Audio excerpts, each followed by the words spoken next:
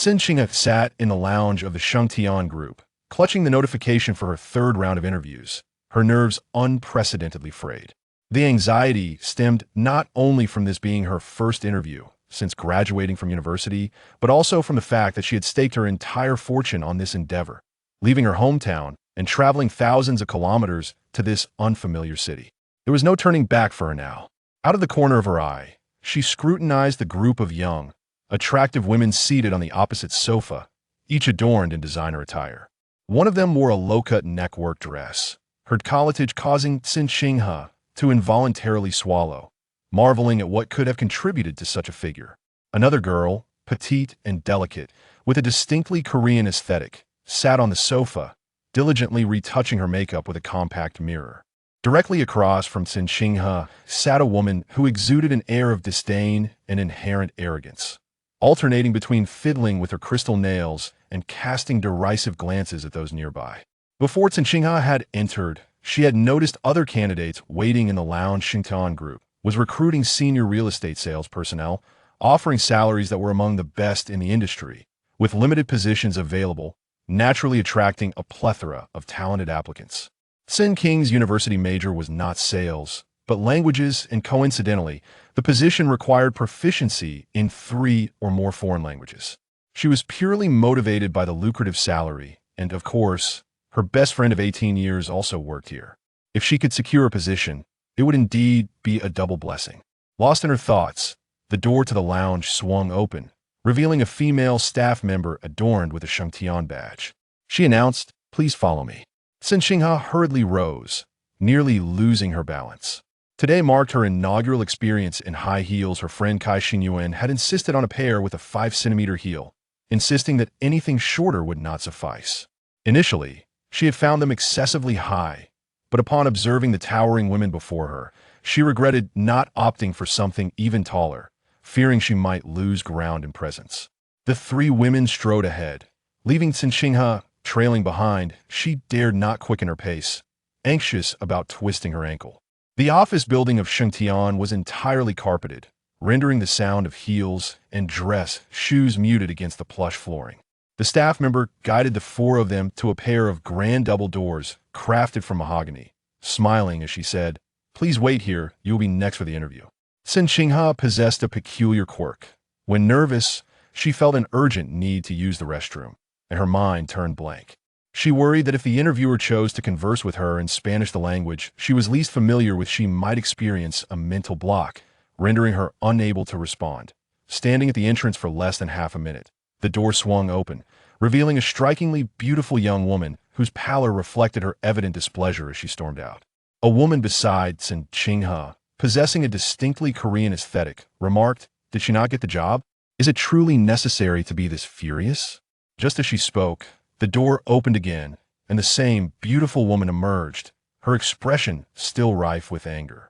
Cen Qinghe, transitioning from anxiety to fear, understood that Shang Shaocheng Group was the largest real estate company in the country and ranked among the top 50 globally. However, the first 2 rounds of interviews had been rather standard. Could it be that the pivotal moment lay within this final round? Within 3 minutes, the door opened once more, and 3 interviewees filed out, each bearing expressions as sour as if they were about to unleash a tirade. One passed by Cen Qinghe and muttered under their breath, "Damn, what a joke." This remark inevitably sparked a torrent of trepidation within Cen Qinghe's mind. What transpired behind that door? What questions would be posed during the interview? There was no time to ponder, as a female staff member signaled for them to enter.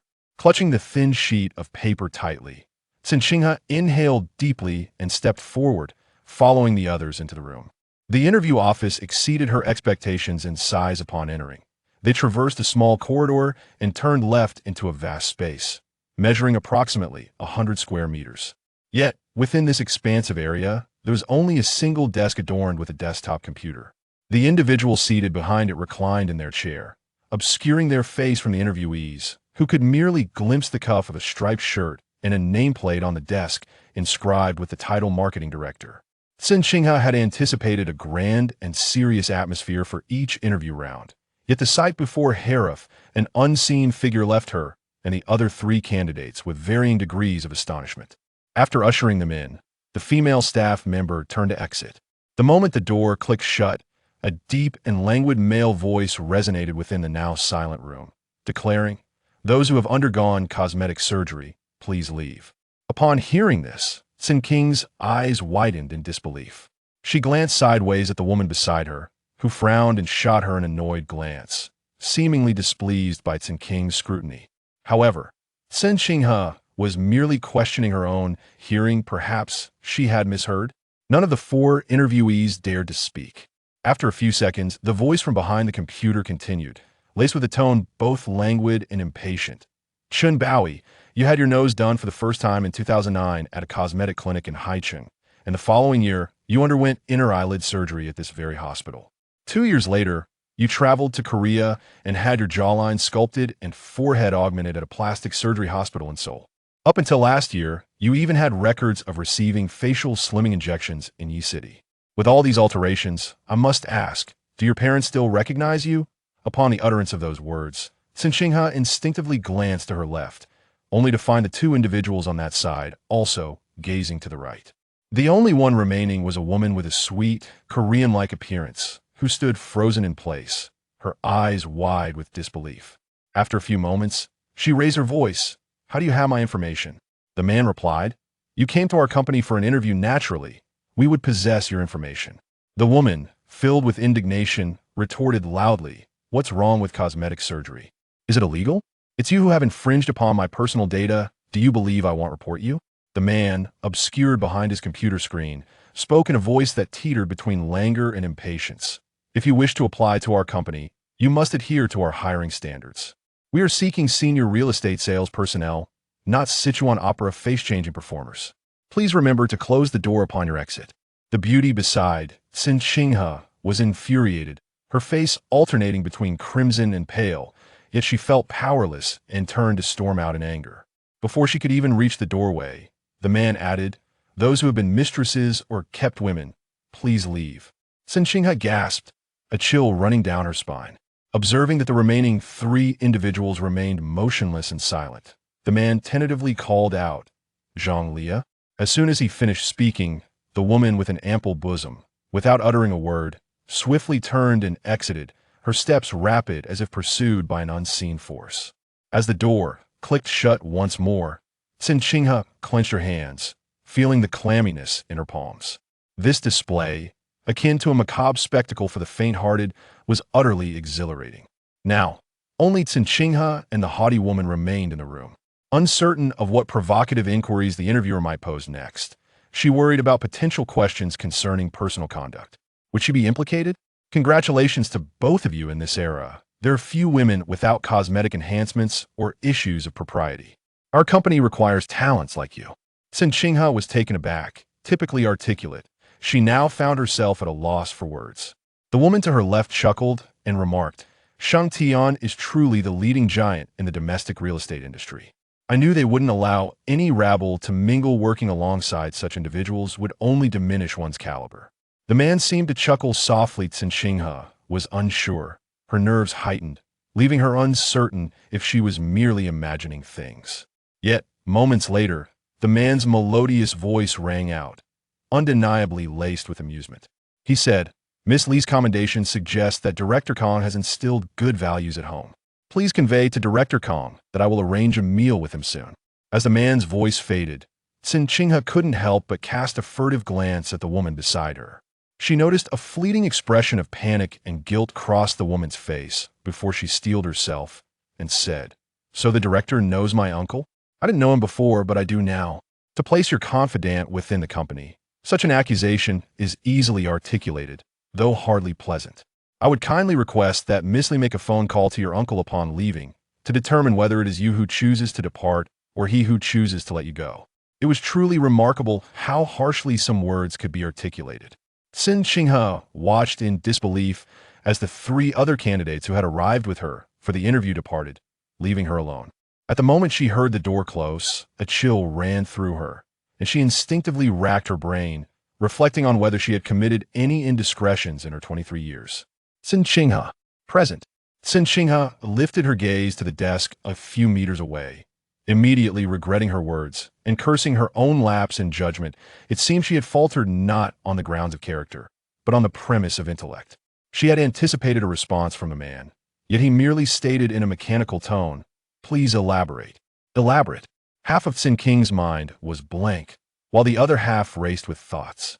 After a few seconds, she replied, "I have never undergone cosmetic surgery, nor have I been a mistress or kept woman. I did have a rebellious phase in middle and high school, during which I got into fights and received disciplinary actions. However, throughout my university years, I consistently earned scholarships and was recognized as an outstanding class officer. Regarding my family, my father holds a modest governmental position, but I have never relied on him to gain unfair advantages. Both my prestigious high school and esteemed university admissions were achieved solely through my own efforts." Cen Qinghe wondered how much the interviewer knew about her background. Surely they were not aware of her petty theft in middle school to buy novels. "Miss Cen, may I interrupt? I merely wish to inquire about your professional expertise. The records indicate that you are proficient in 5 languages. Frankly speaking, your adolescent indiscretions do not pique my interest." Damn! Cen Qinghe inwardly cursed. It seemed he expected her to converse in foreign tongues. With no time for self-reproach, she quickly refocused her thoughts and introduced herself in English, Japanese, French, and Spanish. Upon finishing, she fixed her gaze on the computer before the man, awaiting his response. Soon enough, the man spoke again. "The records show that Miss Cen has a long-term boyfriend back home, who remains in the province. Do you have any intentions of marrying or cohabiting in the near future?" While she had not anticipated the previous queries, this question stirred a tempest within her, causing her expression to shift dramatically. Instinctively averting her gaze, she replied with a tense expression, "We have already broken up." After uttering those words, what felt like mere seconds dragged on for an eternity, until at last, she heard him say, "All right, you may leave now." A shiver coursed through Cen Qinghe, uncertain whether it was in response to the interviewer's inquiry or the verdict of her being dismissed. Chapter 3. Life is full of surprises. Clutching the interview notification tightly, Cen Qinghe nodded towards the computer screen before turning to leave. However, after taking just 3 steps, she heard a man's voice call out from behind, instructing her to visit the Human Resources Department. Cen Qinghe halted in her tracks, turning back towards the desk, her eyes reflecting uncertainty as she inquired, "Have I been accepted?" "Yes," came the man's terse reply, emerging from his throat. Yet, Cen Qinghe was unfazed, for that single yes filled her with an overwhelming sense of joy, akin to discovering a hidden path in a seemingly desolate landscape. Just moments ago, she had felt as if she were attending a funeral, only to be informed that it was all a ruse. Instinctively, she bowed towards the man, expressing her gratitude with, "Thank you, Director." With no further words exchanged, and feeling the thrill of excitement coursing through her, Cen Qinghe hurried out of the office. Outside, a queue of candidates awaited their interviews, and she was the last to exit. The staff, lost in their own thoughts, barely glanced at her, instinctively gesturing for her to take the elevator from that side. Feeling slightly awkward, Cen Qinghe smiled and asked, "Excuse me, could you tell me which floor the Human Resources Department is on?" The staff member momentarily paused, reevaluating the woman before her. Cen Qinghe stood at a respectable height of 167 centimeters, yet many of the other candidates were taller. Her features were striking, with a heart-shaped face, large eyes that tapered alluringly at the edges, a straight yet modestly defined nose, and full, well-shaped lips. She was beautiful, but not overwhelmingly so. The staff member couldn't help but wonder about the source of this unexpected newcomer who had caught the attention of someone so discerning. Sensing the scrutiny, Cen Qinghe felt a twinge of doubt and cautiously remarked, "If you're unsure, I can inquire with someone else." The staff member, as if jolted back to reality, quickly shifted her demeanor, smiling brightly as she responded, "The Human Resources Department is on the 24th floor. You can take the elevator directly from here." Cen Qinghe nodded. "Thank you. You're welcome. Have a good day," the staff member replied. As Cen Qinghe departed, the women waiting for their interviews cast glances of envy and admiration her way. One impatient candidate asked, "Can we go in now?" Still gazing at Cen Qinghe's retreating figure, the staff member turned to them, adopting a more formal expression as she stated, "Please follow me to the next interview location." "What? We're not interviewing here?" Several young women exclaimed in surprise. The staff member smiled gently and replied, "The interviews here have concluded." With that, she offered no further explanation and turned to lead them in another direction. Cen Qinghe emerged from the towering edifice of the Shang Shaocheng group, releasing a long, soothing breath. Glancing at the internship contract and identification in her hand, she felt as if the sunlight outside had become significantly warmer. This marked the most liberating day she had experienced in over half a month of feeling stifled. Reflecting on her escape from Anling City, thousands of kilometers away, just 3 days prior, she realized that with only a few thousand yuan left in her account, she was uncertain how long she could sustain herself in a city where even a bowl of vegetable noodles cost over 20 yuan. Yet, she understood one thing. She needed to survive and establish her roots in this unfamiliar city. Thus, she was fervently determined to find a job, one that was both respectable and glamorous, so that she could uphold the fierce declaration she had made upon leaving. "Even if I die out here, I will not spend a single cent of your money." Now, with the means to secure her footing, Cen Qinghe suddenly grasped that a sense of security is something one must cultivate within oneself, and her heart felt a little lighter. Since that place was rife with sorrow and filth, she resolved never to return. Regulating her breath, she suppressed the tumult within her, instinctively reluctant to conjure memories of the past. The bustling thoroughfare before her was teeming with vehicles, and the skyline was adorned with towering buildings reaching for the clouds. The pedestrians spoke in crisp, standard Mandarin, and everything around her signified the capital's prosperity and advancement. Upon finally entering Xingtian, she felt an irresistible urge to share this good news with Cai Xinyuan. Initially intending to call her directly, she reconsidered and opted to take a taxi instead, instructing the driver to head to Xingxiamingdi. Upon hearing those words, the driver instinctively chuckled, remarking that it was indeed a den of opulence. Cen Qinghe merely smiled in response, and after a 40-minute journey, she stood outside the grand entrance of Xingxiamingdi. Through the intricately carved gates, she first beheld an expansive artificial lake spanning 100 meters, with a series of uniquely designed European-style villas nestled around it. Setting aside other considerations, merely the act of purchasing such a vast expanse of land between the third and fourth rings of the city was a feat few real estate companies could muster. It transcended mere financial capability and ventured into the realm of power. This was Cen Qinghe's second visit here. Her first had been 3 days ago, upon her arrival in Night City, when Cai Xinyuan, on holiday, had driven her to explore the area. Their friendship had blossomed since kindergarten, spanning 18 years. Cen Qinghe had attended university within the province, while Cai Xinyuan had moved to Night City for her studies due to her parents' jobs. She had secured an internship at Shangtian during her senior year, thus working at the sales office for nearly a year. As she stepped forward, intending to surprise Cai Xinyuan, a sudden flurry of honking drew her attention before she could reach the guard station. Looking up, she saw a yellow Lotus sports car halted behind the slowly rising barrier. The driver, a middle-aged woman wearing sunglasses, appeared visibly impatient, her lips pressed tightly as she gripped the steering wheel. Chapter 4. The life she is about to face. Her mind involuntarily conjured images of affluent ladies driving million-dollar sports cars, leaving one to wonder what could possibly dampen their spirits. Could it be that the soaring property prices had reached a point where even they could not afford them? Both the gatekeeper and the security personnel paid their respects to the woman in the sports car, who did not even deign to acknowledge their presence. Once the barrier was raised, the car sped away, disappearing within moments. Cen Qinghe approached the security desk, presented her identification, and, after passing through the security check, she was granted entry. Without a vehicle at her disposal, she relied solely on her feet to traverse the sprawling community. As she walked past the outdoor golf course and several CAFs and restaurants within the enclave, she arrived at the entrance of a 3-story European-style villa. She was grateful that the villa district managed by Cai Xinyuan was not situated across from the artificial lake. Otherwise, she would have had to walk an additional 20 minutes. Standing at the entrance, she cast a glance inside and suddenly caught sight of a familiar figure through the villa's window. Cen Qinghe hurried inside, only to find Cai Xinyuan with her back turned, holding a cigarette between her left index and middle fingers.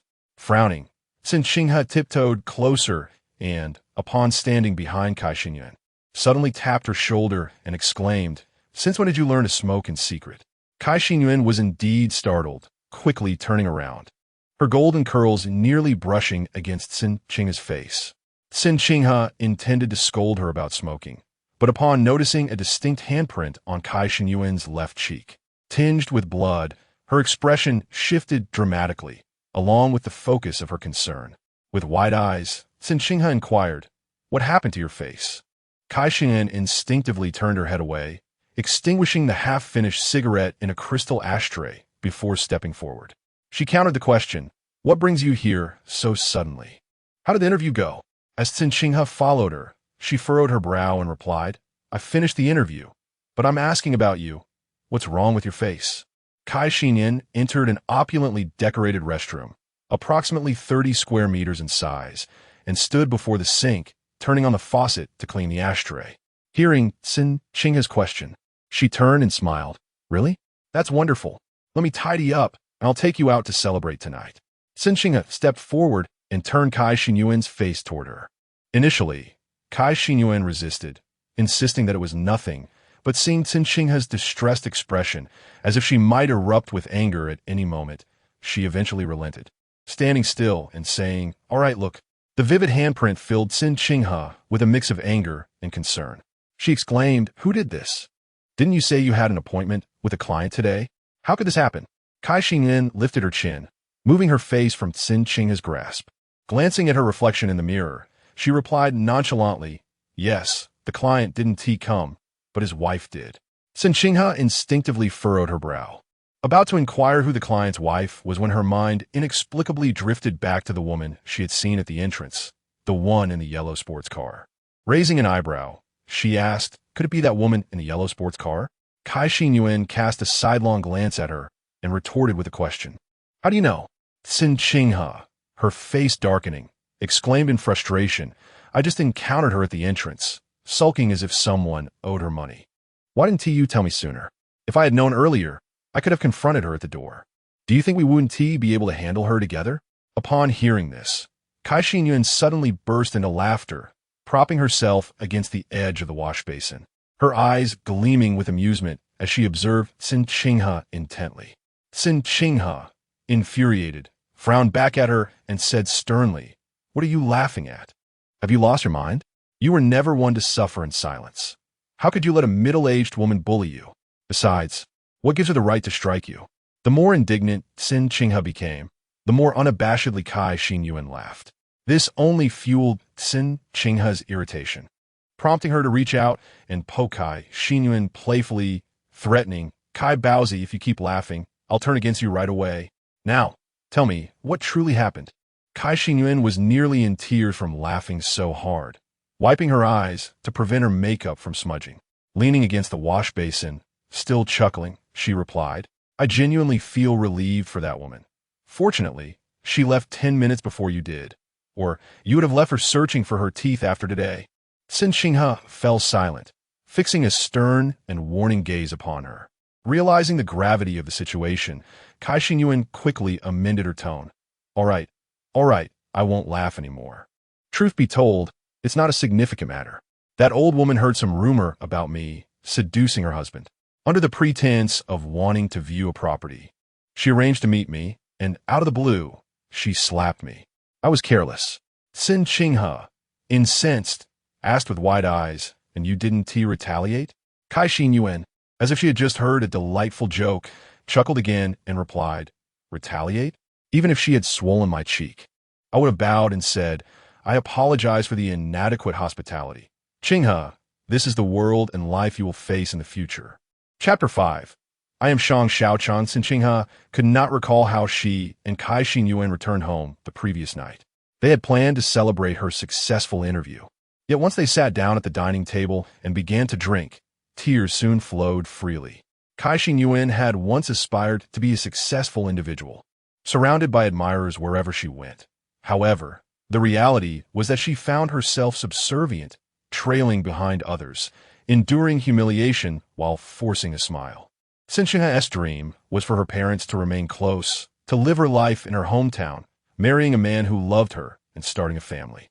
Yet, The stark truth was that she was adrift in a strange city, thousands of kilometers away from home. Cai Xingyuan came from a decent background. Her previous demeanor was vibrant and straightforward, unafraid to take action against wrongdoing. Yet now the vast, bustling city and immense pressures of life had dulled her edges and blunted her brilliance, leaving behind a self that felt both familiar and utterly alien. The current Cai Xingyuan, to put it nicely, could be described as adaptable. Less charitably, she resembled a sycophant. These were traits they had once scorned, yet they had inadvertently become the essence of Cai Xingyuan's present existence, and were poised to define Cen Qinghe's future as well.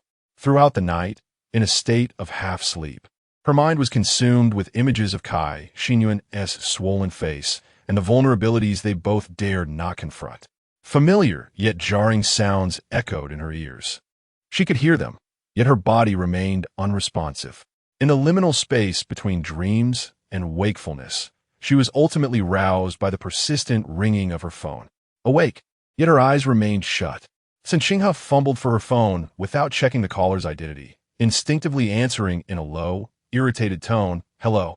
A man's voice emerged from the other end. "I will arrive in 15 minutes. Please come downstairs." Downstairs for what? She thought, her brow furrowing with annoyance. "Who are you?" "Shang Shaocheng. We met yesterday during the interview." At the mention of the interview, Cen Qinghe felt as if cold water had been splashed upon her, instantly shaking off her drowsiness. It was no wonder the voice sounded somewhat familiar. He was the one who had undergone cosmetic procedures and had been involved with various women. Forgetting her hangover, she swiftly tucked her hair behind her ears and adopted a respectful tone, responding, "Hello. May I ask what this is regarding?" "It's a business matter.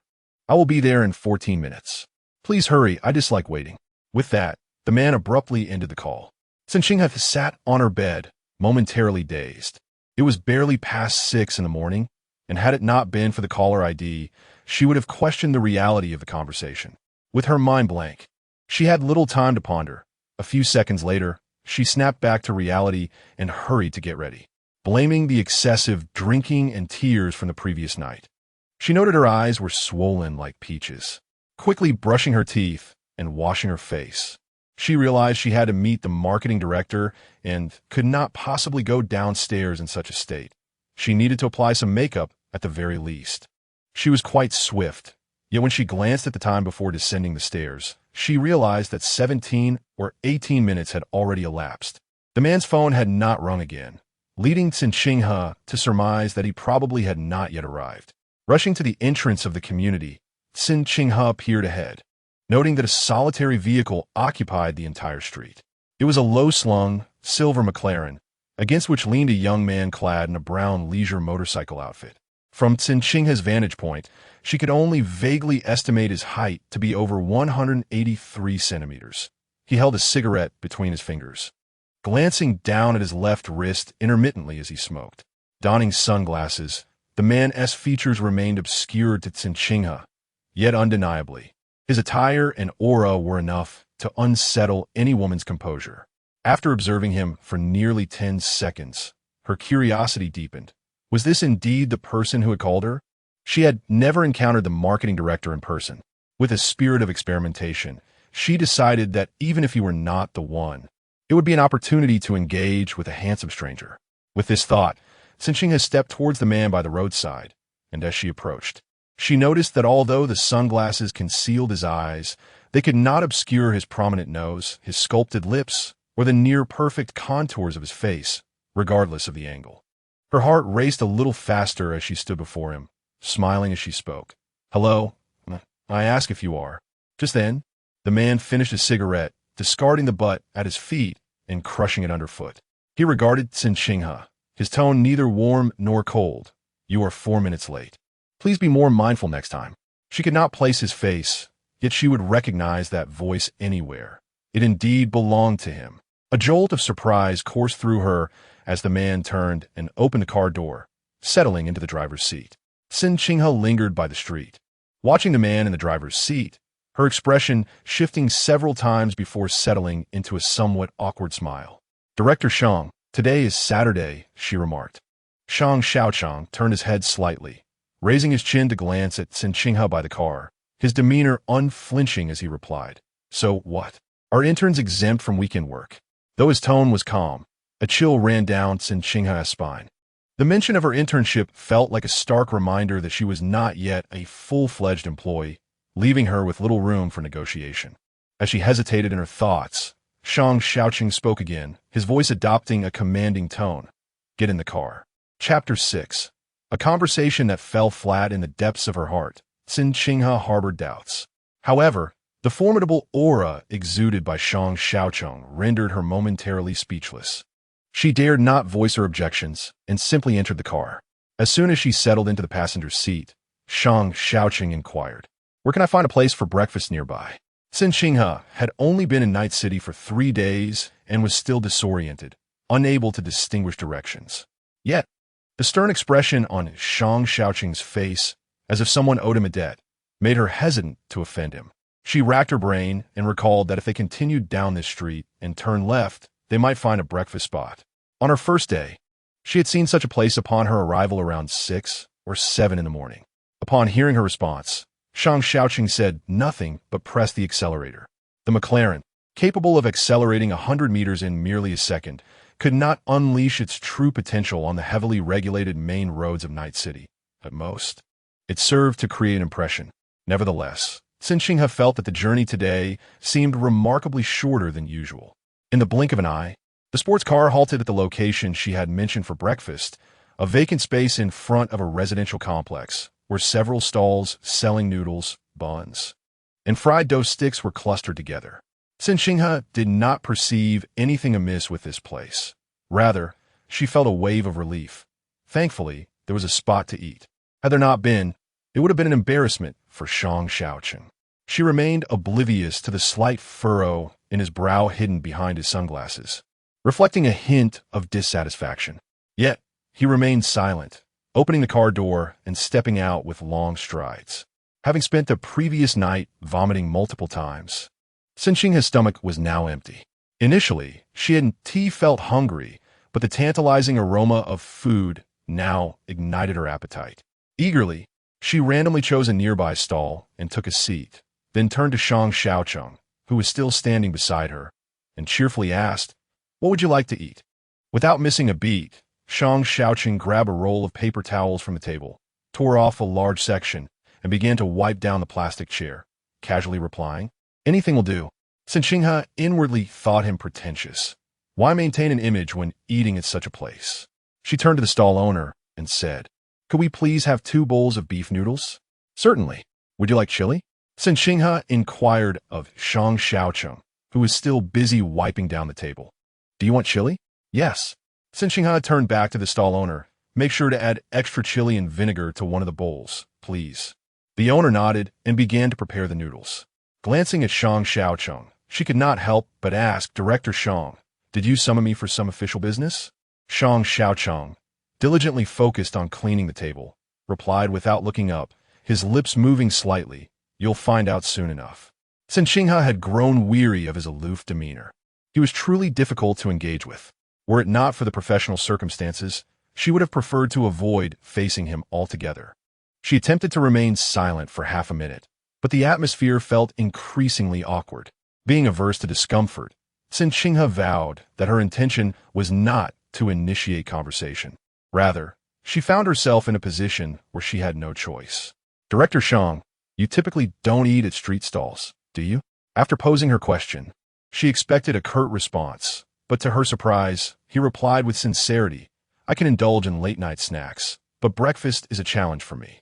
Cen Qinghe observed that the conversation was progressing pleasantly, so she inquired, "What prompted you to rise today?" Shang Shaocheng replied, "I didn't sleep a wink." His tone suggested he was aware of the question's absurdity.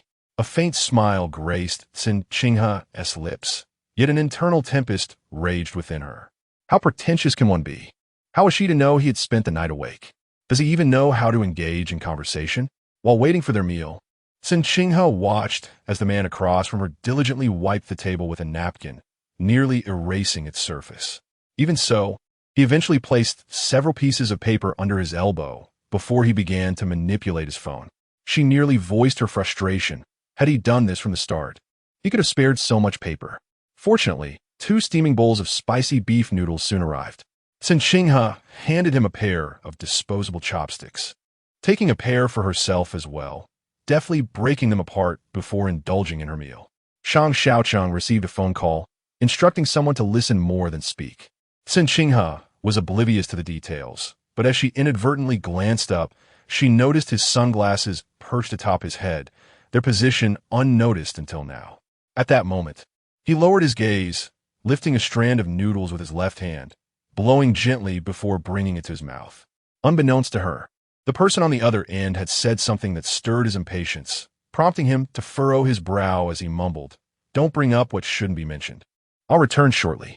Perhaps sensing her gaze upon him, Shang Shaocheng looked up, their eyes locking for a fleeting moment that felt electric. This man, from the timbre of his voice yesterday to his appearance today, resembled a gift box being unwrapped, each layer revealing a delightful surprise. Their eye contact lingered for 3 seconds until a flicker of mild irritation crossed his features, prompting him to avert his gaze. Cen Qinghe, redising a faux pas, quickly bowed her head, her mind racing with embarrassment. Instinctively, she stirred her noodles with her chopsticks to alleviate the awkwardness. She wished she could bury her face in the bowl. Being caught staring was already mortifying, but to be met with disdain was unbearable. Shang Shaocheng took a single bite before setting down his chopsticks and stepping away to take the call. Cen Qinghe unabashedly gazed at his retreating figure, her heart racing. This man ought to keep his sunglasses on. His eyes should remain concealed. As she resumed eating, she suddenly became acutely aware of her attire and makeup. She never anticipated that the marketing director of Shang Qinghe's sales department would be so youthful and strikingly handsome. Now, it dawned on her why he had displayed such arrogance and condescension yesterday. He possessed the allure to warrant it. Lost in her thoughts, a familiar voice broke through. "Have you finished eating?" Startled, she turned to find Shang Shaocheng had mysteriously appeared behind her, having circled around from where he had been on the phone moments before. Instinctively dropping her chopsticks, Cen Qinghe cast a glance at her nearly untouched noodles, feeling a pang of regret. Yet she managed to reply, "I've finished." Chapter 7. His former partner Shang Shaocheng walked towards the street, while Cen Qinghe stood up to pay for the meal. The owner informed her that Shang Shaocheng had already settled the bill. She hurried to catch up with his pace as they both entered the car. Cen Qinghe expressed her gratitude, saying, "Thank you, Director Shang." As Shang Shaocheng fastened his seatbelt, he retrieved a substantial brown paper bag from beside him and handed it to Cen Qinghe, who, upon receiving it, felt its heavy weight. Her immediate thought was that it contained money. Why was he giving her money? What was his intention? While starting the vehicle, Shang Shaocheng instructed, "You will be meeting someone shortly. Whatever means you employ, ensure she accepts the money." A jolt of apprehension surged through Cen Qinghe at his words. She turned to him and inquired, "Who is this person?" Shang Shaocheng replied, "A former partner." An inexplicable sense of unease washed over Cen Qinghe. It felt as though she was being drawn into a conspiracy. The weighty paper bag in her hands must contain no less than 500,000. She had no desire to handle such a hot potato. After a brief silence, she cautiously responded, "Director Shang, I only just joined Xingtian yesterday. I'm still unfamiliar with you and the company's affairs, and I fear I may hinder your business." Shang Shaocheng kept his gaze fixed ahead, his sunglasses obscuring his expression. In a calm tone, he reassured her, "Rest assured, what I am asking you to do is neither illegal nor criminal. I simply prefer not to be directly involved, which is why I am asking for your assistance in passing this along." Despite his words, Cen Qinghe remained uneasy. Could it possibly be illicit funds, with her as the unwitting accomplice? "You know, I work at Xingtian. If I had any intention of engaging in illegal activities, I would not send someone I barely know to do it." Her mind conceded that he had a point.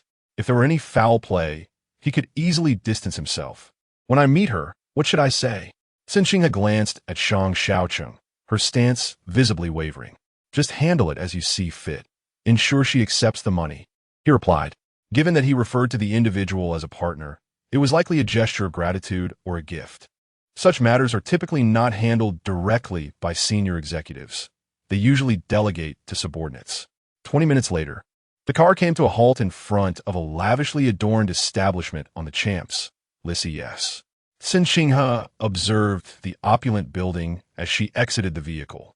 Clutching the brown paper bag, Shang Shaocheng handed her a card, instructing her to proceed to the private room upstairs. Upon being ushered into the room by a staff member, Cen Qinghe found it empty. She settled onto the sofa and ordered an iced coffee. Once the staff member departed, she pondered the correctness of her actions. As a newcomer, could she be walking into a trap? News reports often highlight the plight of young women who fall victim to deceit, including university students and high achievers. However, she quickly reassured herself. Shang Shaocheng, as a prominent marketing director, lacked for nothing and had no need to scheme against her. Regardless, she resolved to remain vigilant and, should anything seem amiss, to employ the age-old strategy of retreat. A person had been seated in the private room for nearly 10 minutes when the door was abruptly pushed open from the outside. Cen Qinghe turned her head to glance, only to find that the newcomer was not the middle-aged man in professional attire she had envisioned, but rather a young, fashionable, and beautiful woman. The woman, adorned with an LV handbag, had been wearing a smile just moments prior, but upon seeing Cen Qinghe seated on the sofa, her expression faltered, revealing a look of surprise. This astonished gaze quickly transformed into a scrutinizing appraisal as she surveyed Cen Qinghe from head to toe before her eyes settled back on her face. As she walked further in, the woman inquired, "Who are you?" To be candid, Cen Qinghe despised the feeling of being appraised, particularly by someone whose demeanor exuded wariness and hostility, as if she were regarded as an adversary. She placed the brown paper bag that had been beside her onto the table and, maintaining a smile, replied, "Hello, I'm here to deliver something on behalf of Mr. Shang." At that moment, the woman had already taken a seat opposite Cen Qinghe. A waiter knocked and entered, placing a glass of orange juice before her.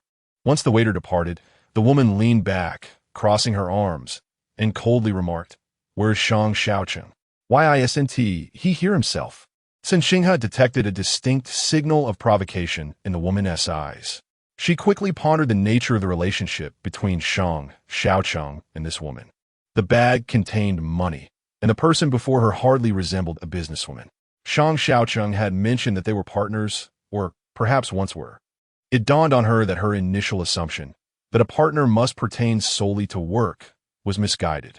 Now, piecing together all the information and words, Cen Qinghe suddenly comprehended the reality.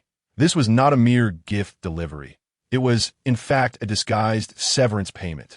The surprise flickered in her eyes, but vanished just as swiftly. Due to her delayed realization, she hesitated to respond immediately, yet this silence inevitably invited speculation. The woman seated across from Cen Qinghe displayed her displeasure, her red lips parting as her tone turned considerably sharper.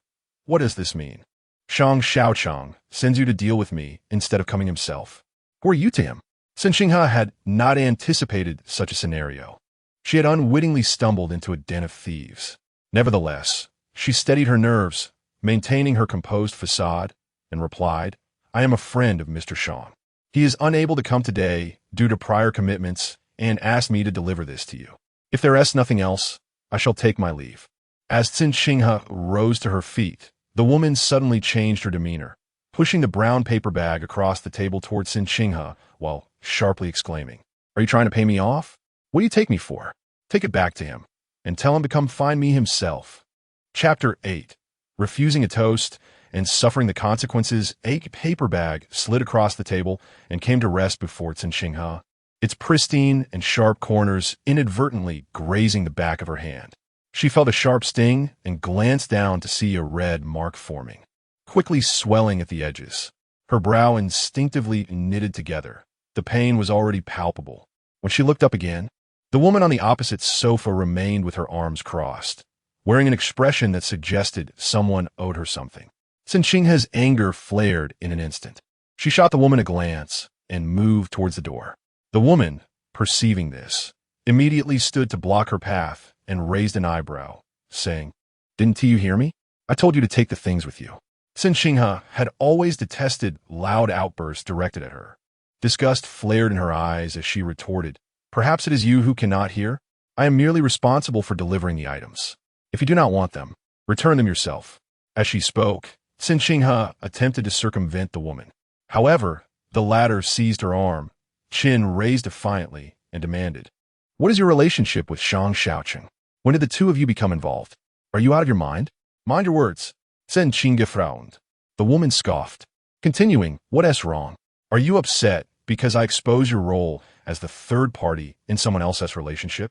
If you're afraid of being talked about, perhaps you shouldn't meddle in others' affairs while pretending to be virtuous." Her words struck a nerve, and Cen Qinghe, in a fit of anger, violently shook off the woman's grip, causing her to stagger back 2 steps. The woman steadied herself against the table, glaring at Cen Qinghe, her gaze darting to the drink atop the table. Grabbing the cup, she lifted it threateningly towards Cen Qinghe. Caught off guard by the sudden move, Cen Qinghe managed to dodge, yet 2/3 of the drink splashed onto her face and clothes. At that moment, all her patience and decorum evaporated. A surge of fury coursed through her, and she stormed towards the woman, startled by Cen Qinghe's fierce demeanor.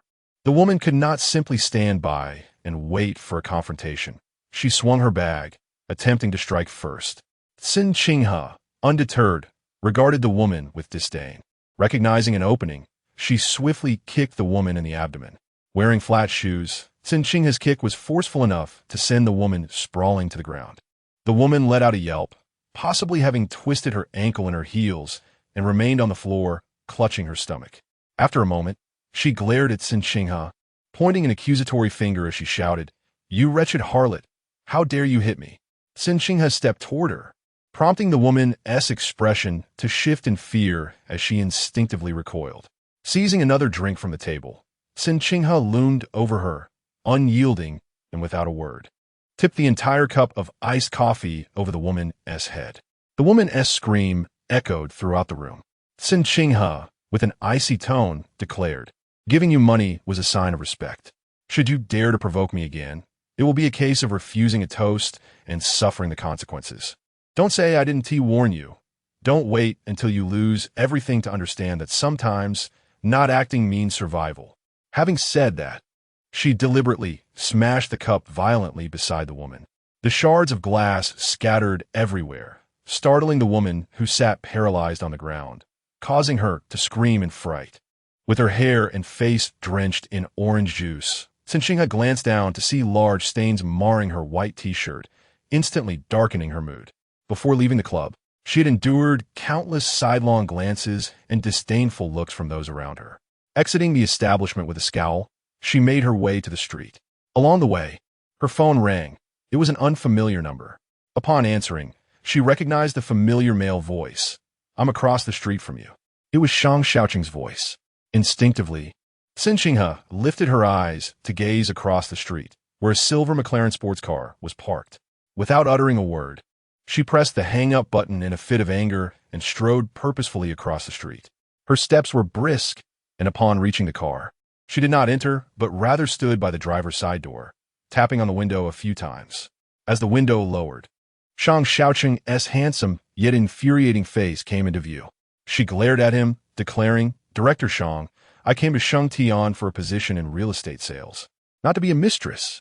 This will also be part of your future work," he interrupted, before she could finish her sentence. Shang Shaocheng unexpectedly extended an A4 sheet containing a bank card through the window. Curiosity piqued, Cen Qinghe momentarily swallowed her unfinished words. Upon taking the paper, she noted that the top prominently displayed the words, "Confidential contract." The content was straightforward. Shang Shaocheng was hiring her as his personal assistant to manage certain private affairs, under the stipulation of confidentiality. In return, he offered a separate salary and guaranteed her security in her formal position at Shangtian, essentially granting her a golden opportunity while also providing a safeguard against dismissal. The text on the paper was minimal, and Cen Qinghe quickly absorbed its meaning. Yet the abruptness of this contract left her momentarily at a loss for a response. Shang Shaocheng, seated in the car, raised his gaze to her and remarked, "Your speed in resolving issues exceeds my expectations. I believe you would be exceptionally suited for this role." "What role?" she thought, feeling a twinge of skepticism about being tasked with managing emotional disputes and bribing people. She couldn't help but scrutinize Shang Shaocheng with a piercing gaze. In response, he revealed the first smile of the day, extending an arm out of the car to offer her a tissue, his lips parting as he spoke. Miss Cen, I need your assistance. Chapter 9. He is a merchant. Cen Qinghe was a woman who responded better to gentleness than harshness. If the man in front of her were to command her with an air of superiority under such circumstances, she would regretfully have to forego any desire for monetary gain in favor of her dignity. However, he chose to smile at her, and indeed, this man's smile was particularly charming. Cen Qinghe found herself softened by the sight of Shang Shaocheng. He extended a tissue closer to her, saying, "Wipe your hands first, and we can discuss further once we are in the car." As the saying goes, one does not strike a smiling face. And Cen Qinghe was well-mannered enough to heed this. Once seated in the passenger seat, she used the tissue to dab at her damp hair, glancing at the contract and bank card in her possession. She spoke up, "Director Shang, I assure you that I will not disclose a single word about today's events." "I am aware," Shang Shaocheng replied. Cen Qinghe was contemplating how to tactfully decline his proposition when she heard the man beside her continue. "Miss Cen, I am not from Yeqing and am new here. The number of people I can trust is scant. However, I have faith in you and believe you possess the capability to manage various tasks effectively. Therefore, I hope you will consider becoming my personal assistant and lend me your assistance." His words conveyed both a sense of vulnerability and appreciation for Cen Qinghe, leaving her momentarily at a loss for how to refuse. After a brief pause, she inquired, "Why choose me? There were so many candidates for the interview, and we only met yesterday. What gives you the confidence to trust me?" Shang Shaocheng's lips curved into an appealing smile as he replied, "Rather than character. It is more about instinct. I feel a strong connection between us. Additionally, as someone from outside Yeqing, it is challenging to navigate here. I can guarantee your formal position at Shangtian, and as long as you wish to remain, no one will displace you. Furthermore, I assure you that this private position will be equally rewarding. If, at any point, you find the tasks I assign to be undesirable or unmanageable, we can discuss it further. After all, more friends lead to more opportunities. Miss Cen, consider this an opportunity to forge a friendship." Initially enchanted by the mellifluous quality of his voice, Cen Qinghe took a moment to absorb his words. Was this man truly enchanting? With his striking appearance and captivating voice, it was difficult for her to flatly refuse his appeal in a society that often placed such value on looks. After a moment of hesitation, she tentatively asked, "Director Shang, our private agreement will not interfere with the company's contracts, correct? Shangtian has clear regulations against holding multiple positions." Shang Shaocheng responded, "That is why we need a confidentiality agreement. If you don't speak of it, and I don't, who else will know?" Cen Qinghe found herself genuinely torn, not solely due to the bank card he presented, but because of his assurance that her formal employment at Shangtian would be secure. The job at the sales office was her stable livelihood. Establishing herself in Yeqing necessitated a high-paying and reliable position. After a brief consideration of the pros and cons, Cen Qinghe finally declared, "Very well, since you trust me, I am willing to consider you a friend." With that, she retrieved a pen from her bag and, in front of Shang Shaocheng, signed her name at the bottom of the contract. Behind the sunglasses of Shang Shaocheng, there flickered a momentary glimmer of surprise. Yet what prevailed was an air of expectation. In this world, profit reigns supreme. With a slight smile, Shang Shaocheng remarked, "The password consists of 6 zeros. There is some money in the card. When I require Miss Cen's assistance in the future, I shall ensure to deposit the funds in advance." Cen Qinghe did not inquire about the exact amount, for the nature of their relationship had evolved, and she merely responded with a smile, "Thank you." Seated in the speeding sports car, Cen Qinghe seized a moment to speak, "Director Shang, please find a suitable spot to drop me off." Shang Shaocheng glanced at her and replied, "Your clothes are stained. I shall take you to change." Upon hearing this, Cen Qinghe quickly interjected, "It's all right. It's not a problem. I can wash them at home." Shang Shaocheng continued, "I too need to change my attire. I will take you back home on the way." Cen Qinghe refrained from further protest, not wanting to appear overly insistent. Fortunately, they were situated in the city center, and within a mere 10 minutes, Shang Shaocheng's vehicle arrived at the most luxurious shopping street in Night City, renowned for its extravagance. The car came to a halt by the roadside, and both Shang Shaocheng and Cen Qinghe exited the sports car in succession. The street was bustling with people, many of whom were merely window shopping despite their inability to afford the luxury items. As the $500,000 sports car parked, it naturally drew attention. And when Shang Shaocheng stepped out, he captivated countless gazes. Donning sunglasses and exuding an air of seriousness, he appeared both aloof and stylish. The woman accompanying such a man inevitably became the center of attention. However, Cen Qinghe suddenly felt rather lowly in comparison. Clad in casual sportswear, she felt outshone by Shang Shaocheng's polished appearance. Though she was not short, and her white sports outfit had initially seemed fresh, the orange juice that had splashed onto her rendered her akin to a beggar. Walking beside Shang Shaocheng, Cen Qinghe found it difficult to lift her gaze. Out of the corner of her eye, she caught the astonished expressions of passers-by, who surely wondered how such a disheveled woman could be in the company of such a distinguished man. As they awkwardly moved forward, Cen Qinghe was too preoccupied with the gazes of onlookers to notice which store Shang Shaocheng was leading her into. It was only when the store attendant welcomed her with "Welcome to DG" that she realized she had already stepped through the threshold. Chapter 10. A brazen exchange of interest. The temperature outside hovered around 25 to 26 degrees, while the store, equipped with a central air conditioning system, maintained a brisk 18 degrees. Cen Qinghe subtly shivered. Observing the luxurious attire of Shang Shaocheng, the store attendant understood he was either affluent or noble. And despite the incongruity of Cen Qinghe's appearance, she greeted them with a smile and inquired, "Are you interested in men's or women's clothing?" "Women's apparel," Shang Shaocheng replied. "It's on the second floor. Please follow me." As Cen Qinghe trailed behind him, she thought that even if they were at a clothing store, she could simply pay for herself. However, upon glancing at the price tags, which often exceeded 10,000 or even several tens of thousands, she realized that her modest funds were insufficient. With this realization, she quickly lowered her voice and urged, "Director Shang, we can just look at men's clothing. There's no need for women's." Climbing the stairs, Shang Shaocheng responded, "Your current outfit is unlikely to be salvageable.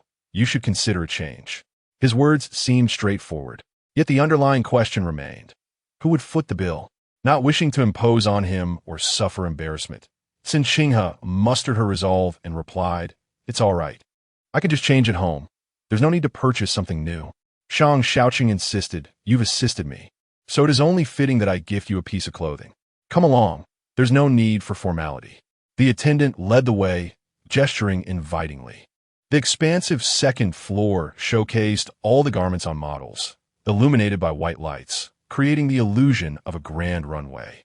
Shang Shaocheng encouraged Cen Qinghe to select something she fancied. Feeling too bashful to accept, she repeatedly declined. The observant attendant then smiled and suggested, "Sir, perhaps you could assist this young lady in her selection." With that, she guided Cen Qinghe and Shang Shaocheng to a sofa, where refreshments were served alongside the latest fashion magazines, featuring the very items available in the store. Shang Shaocheng sat on the sofa, casually flipping through the magazine, while Cen Qinghe occupied the seat opposite him, pretending to sip her drink, though internally she felt a mix of anxiety and awkwardness. Having only met the previous day and now signing such a significant contract, they found themselves here selecting garments. What would this relationship be perceived as in the future? Superior and subordinate, friends, or merely a transactional connection? Lost in thought, she noticed that Shang Shaocheng had made his selections and summoned the attendant to prepare the garments. Soon, Cen Qinghe was invited to the fitting room, where she was handed a vintage ankle-length dress adorned with alternating red and white roses. The dress featured a low neckline, accentuating her delicate collarbones and hinting at her alluring curves. Once dressed, she stepped out of the fitting room, holding the hem of the gown, and was greeted by a full-length mirror reflecting her well-proportioned figure and fair skin, alongside Shang Shaocheng, who stood a short distance behind, observing her intently. The attendants nearby praised her appearance in the gown, and Cen Qinghe mused, at 48,000, how could it not look exquisite? While Shang Shaocheng had initially intended to select a few more pieces, upon seeing Cen Qinghe emerge from the fitting room, he appraised her briefly, closed the magazine in his hand, and instructed the attendant, "Please find her a pair of high heels to complement the dress." Cen Qinghe was still wearing white casual shoes. Upon hearing this, the store attendant selected several pairs from a nearby shelf, and Cen Qinghe tried on a pair of red lace, pointed high heels. The moment she slipped into the heels, her entire demeanor transformed instantly. Gazing at her reflection in the mirror, she couldn't help but marvel at the truth that one's appearance is greatly enhanced by attire. The attendant, recognizing who the true patron was, smiled and suggested, "Miss, turn around so that the gentleman may have a look." For a moment, Cen Qinghe did not think much of it and turned to face Shang Shaocheng, who was seated on the sofa. However, as their eyes met, she felt an undeniable awkwardness. Yet, with the situation already set in motion, she forced herself to maintain a facade of composure. Shang Shaocheng rose and approached her, his hands casually tucked into his pants pockets. He inquired, "Do you like them?" Cen Qinghe could not bring herself to shake her head, so she merely smiled and nodded. "Then wear them," he replied. The attendant was overjoyed, recognizing once again that he was a quintessential wealthy young man, evident from the limited edition AP watch adorning his wrist, worth no less than 400,000. The attendant promptly removed the tags from Cen Qinghe's clothing and shoes, taking them downstairs to settle the bill. Shang Shaocheng, having changed into a simple shirt and casual trousers, looked as though he had just stepped off a high-fashion runway. He paid with a card, and Cen Qinghe did not move forward to assist, silently pondering the immense wealth of the marketing director at Shang Qinghe, who could so casually spend tens of thousands. As the attendant cheerfully bid them farewell, Shang Shaocheng and Cen Qinghe exited the store. After holding back for a while, Cen Qinghe waited until they were alone before saying, "Director Shang, these clothes and shoes are too expensive. Please allow me to repay you once I start my job and receive my salary." Shang Shaocheng walked toward the car, his gaze fixed ahead, casually responding, "I told you they were a gift. No need to be so polite."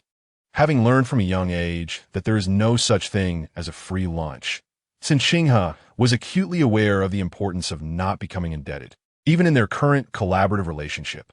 Choosing to refrain from further pleasantries, she added, "Director Shang, unless there is anything else, I'll take my leave now. You needn't see me off. I can return on my own."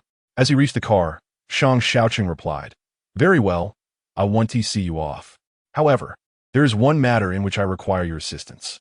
With that, he opened the car door and retrieved an exquisitely crafted invitation. Cen Qinghe looked on in confusion, but Shang Shaocheng, maintaining a composed demeanor, stated, "At 6 this evening, the specific address is written inside. Please attend on my behalf." Upon opening the invitation, Cen Qinghe discovered it was for a charity gala hosted by a children's foundation. Glancing back at Shang Shaocheng, she found him already seated in the car. He politely nodded at her before accelerating away, vanishing from her sight. Cen Qinghe stood still for a full 10 seconds, slowly regaining her senses. It seems that this outfit was not worn in vain. She had just mentioned her reluctance to be indebted to others, and yet, in an instant, Shang Shaocheng requested her to attend the banquet on his behalf. Indeed, he is a true businessman. Every transaction is met with a corresponding cost, an unwavering commitment to fairness that is almost astonishing. Chapter 11.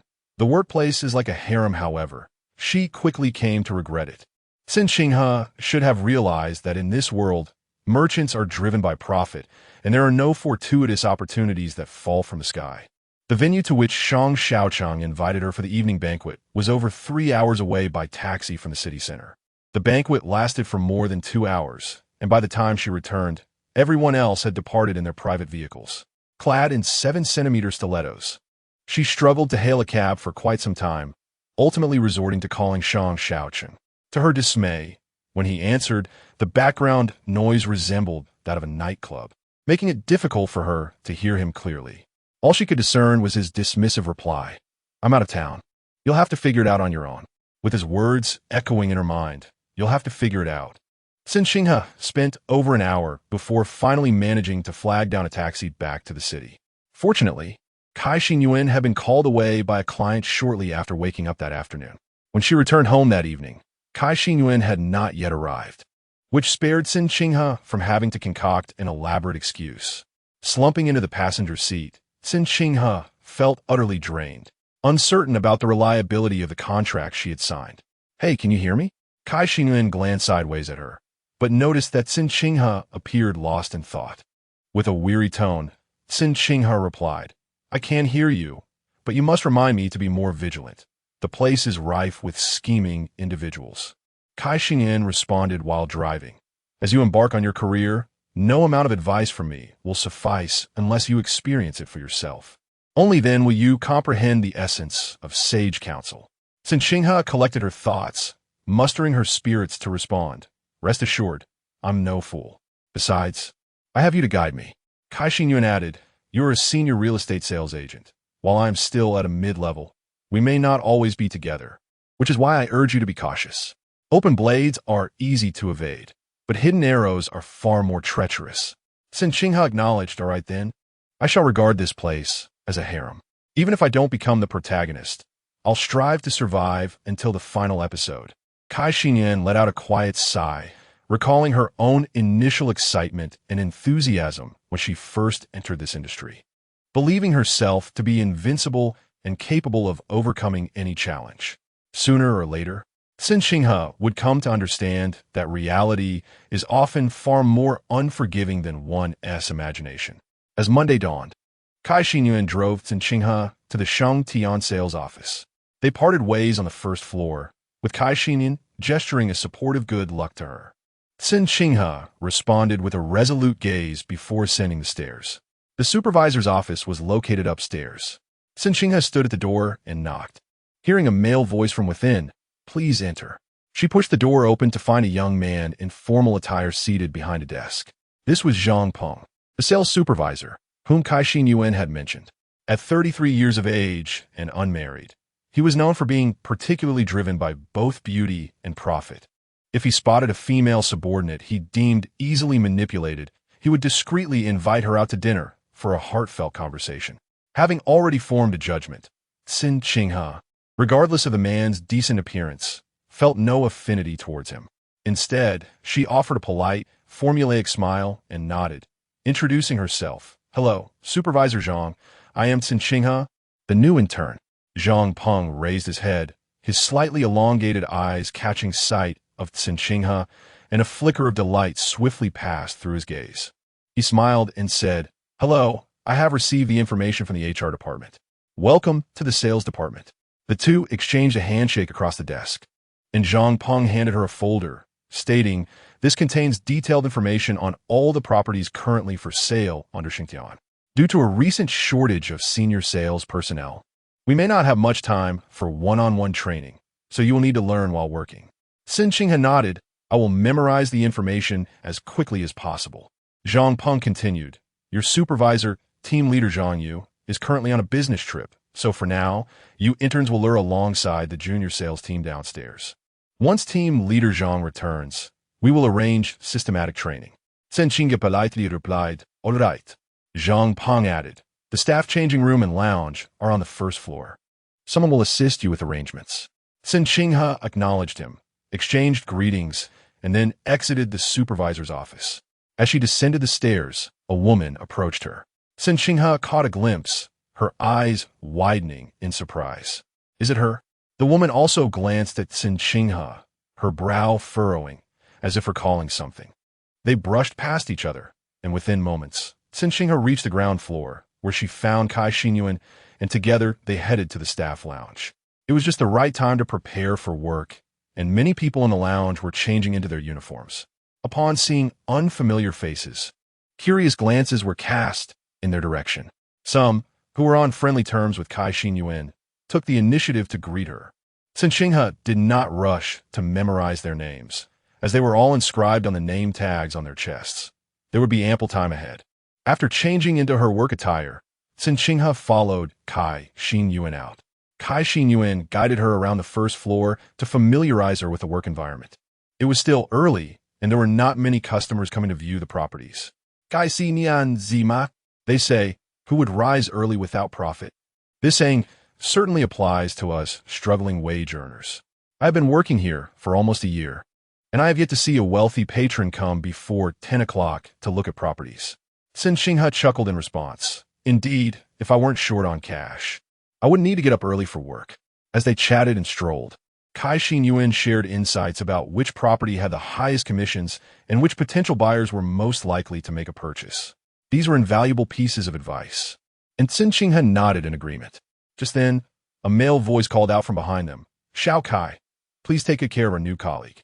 Both Qinghe and Cen Qinghe turned to see Zhang Peng standing behind them, accompanied by a tall woman exuding an air of arrogance. Cen Qinghe glanced at the name tag on the woman, which read Li Huizi. Chapter 12. Deceive. I have always taken care of new colleagues, especially since she is like a sister to me. Qinghe smiled and replied. Zhang Peng glanced at Cen Qinghe and then said with a smile, "That's great. Since the guests haven't arrived yet, why not take the opportunity to familiarize yourself with Shaocheng?" After exchanging a few simple words, Zhang Peng led Li Huizi forward, appearing to personally instruct her. The moment he left, Qinghe lowered her voice and remarked to Cen Qinghe, "Did you see that? The newcomer has already caught his attention." Cen Qinghe observed Li Huizi's retreating figure and replied softly, "She seems to be the niece of Director Kong from our company." "Really? Who told you that?" Qinghe looked at Cen Qinghe in surprise. Cen Qinghe recounted the events of the interview day, and Qinghe immediately understood, exclaiming, "I thought so. What kind of big shot could make the supervisor come down personally? Turns out she came in through the back door." Cen Qinghe still felt puzzled. After all, during the interview, Shang Shaocheng had mentioned Li Huizi's name. How did she still manage to secure a position here? There was no time to dwell on such matters. Time was of the essence. She had a thick stack of property documents to review, and time is money. She aspired to make a good impression on her first day. Perhaps the heavens heard her fervent wish, for shortly after 10:30, a tall, slender foreign man entered the sales hall. He spoke only 3 words in broken Chinese. "Kai, Xian. Yuan." The receptionist pondered for a while before realizing he was looking for Qinghe. When informed that she was unavailable and that another sales assistant would attend to him, the man switched to French, leaving the receptionist bewildered. Noticing Cen Qinghe standing nearby, she quickly called her over to translate. Cen Qinghe, conversing fluently in French, learned that he had been referred by a friend and was indeed seeking Qinghe. With this knowledge, Cen Qinghe felt compelled to assist her colleague in securing a deal. Coincidentally, the property the man inquired about was the very first one Cen Qinghe had reviewed. She guided him to the model area, providing an explanation. Suddenly, a mid-level sales associate tapped her on the back and said, "The supervisor wants to see you." Cen Qinghe glanced at the Frenchman and replied, "I have a client here." "It's fine. You can go ahead. We have someone to cover for you." Thinking it was an urgent matter, Cen Qinghe apologized to the Frenchman and hurried upstairs. Standing before the office door, she knocked a few times and, upon receiving permission, stepped inside. "Supervisor, you called for me?" Zhang Peng, seated behind his desk, smiled upon seeing Cen Qinghe and said, "Shaocheng, come sit." Cen Qinghe settled into the chair opposite him as he handed her 2 documents. "I heard you are proficient in Spanish. I have a contract written entirely in Spanish. Could you help me compare it with the Chinese version and see if there are any discrepancies?" Cen Qinghe first opened the Chinese contract, quickly scanning it, before turning to the other document to compare them meticulously. Zhang Peng rose to pour a cup of coffee and placed it before Cen Qinghe. She expressed her gratitude, while he stood beside her, casually resting a hand on the back of her chair. Out of the corner of her eye, Cen Qinghe caught sight of his waist. He was merely a foot away, close enough that a slight lean back would bring her into contact with him. This proximity had clearly surpassed the comfortable boundaries typically observed between strangers. Unbeknownst to him, Cen Qinghe straightened her posture and shifted a few centimeters forward. Zhang Peng showed no intention of leaving. Sipping his coffee, he remarked, "Team leader Zhang is also proficient in Spanish. I was supposed to meet this Spanish client with her tonight, but she had to attend to an urgent matter. There isn't anyone else in our department who speaks Spanish. Shaocheng, do you have time this evening?" Recalling Qinghe's earlier words, Cen Qinghe instinctively turned to Zhang Peng, her eyes betraying a hint of caution as she replied, "I'm sorry, supervisor. I have some matters to attend to this evening and may not be available." Upon hearing this, Zhang Peng chuckled and patted her shoulder reassuringly. "No worries. I was merely inquiring. If you're unavailable, I'll find a professional translator." Cen Qinghe stiffened at the spot he had touched. She thought to herself that if Zhang Peng were to act inappropriately again, she would not hesitate to sever ties. However, Zhang Peng merely moved around the table to sit opposite her, smiling as he said, "Take your time. There's no rush." Cen Qinghe maintained her vigilance, lowering her gaze back to the contract. This deal was nearly 50 million, merely for a single property. She wondered where all these wealthy individuals came from, poring over the details meticulously, fearful of overlooking anything. After scrutinizing the document for about 15 minutes, she confirmed its accuracy and handed it to Zhang Peng, preparing to leave.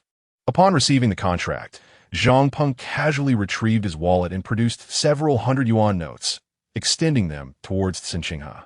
She looked bewildered until he smiled and said, "Shaocheng, could you do me a favor? There's a place called Lingjitang on Beijing Road, famous for their turtle jelly. Please buy some to share with everyone. Consider it your treat." Cen Qinghe instinctively waved her hand in refusal, but Zhang Peng insisted, "Don't be modest. You've just arrived. It's important to build rapport with your colleagues." His words left her with little choice but to comply, and she reluctantly replied, "No need, supervisor. I will treat everyone instead." With that, she hurried towards the door, anxious to avoid any further unwelcome gestures from Zhang Peng.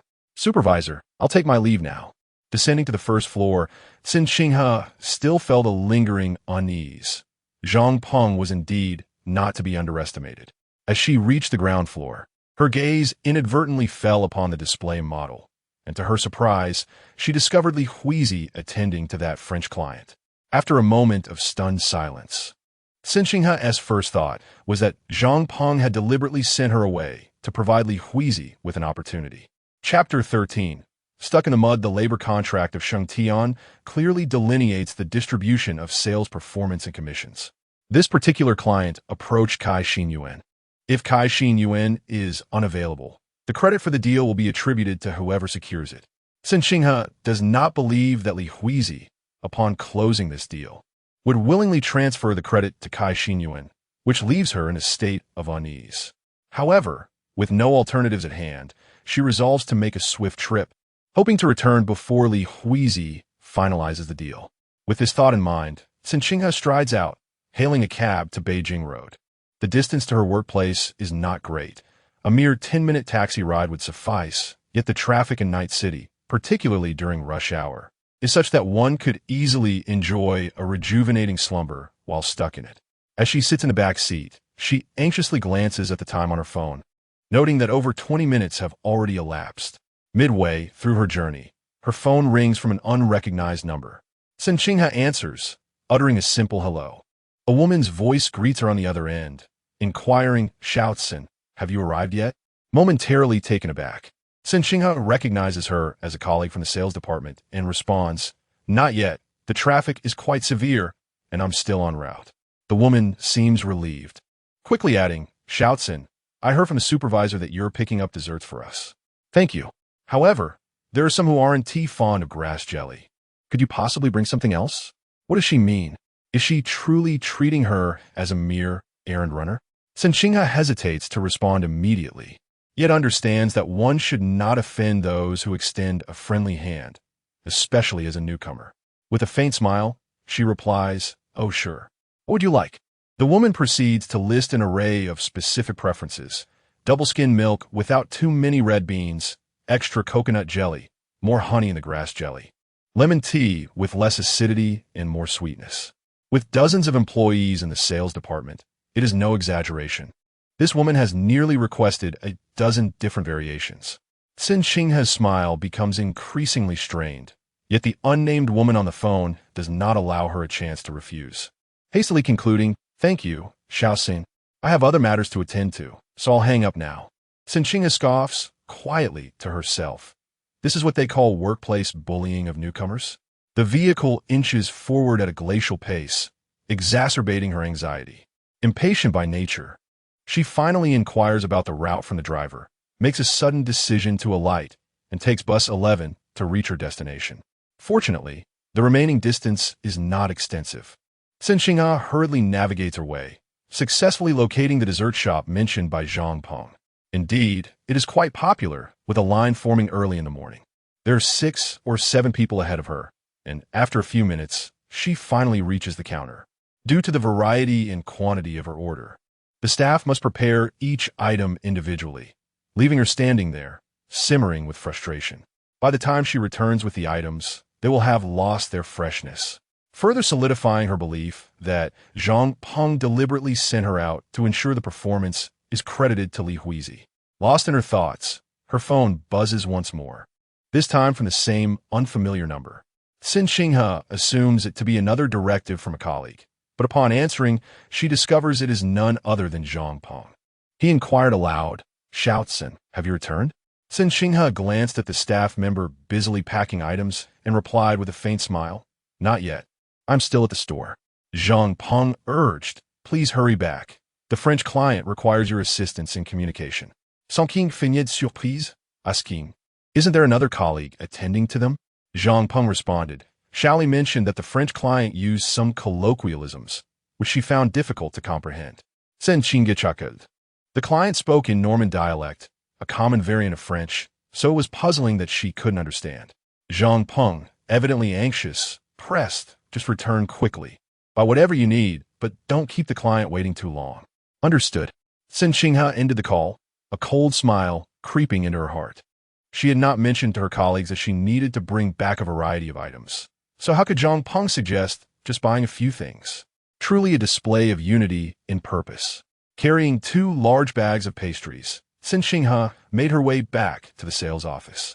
Someone approached her, informing her that the client was in the lounge. She quickly walked to the lounge door, took a breath, and knocked. Inside, Zhang Peng and Li Huizi were present, with the French gentleman seated across from them. The coffee table was laden with desserts and drinks, yet the atmosphere appeared somewhat awkward.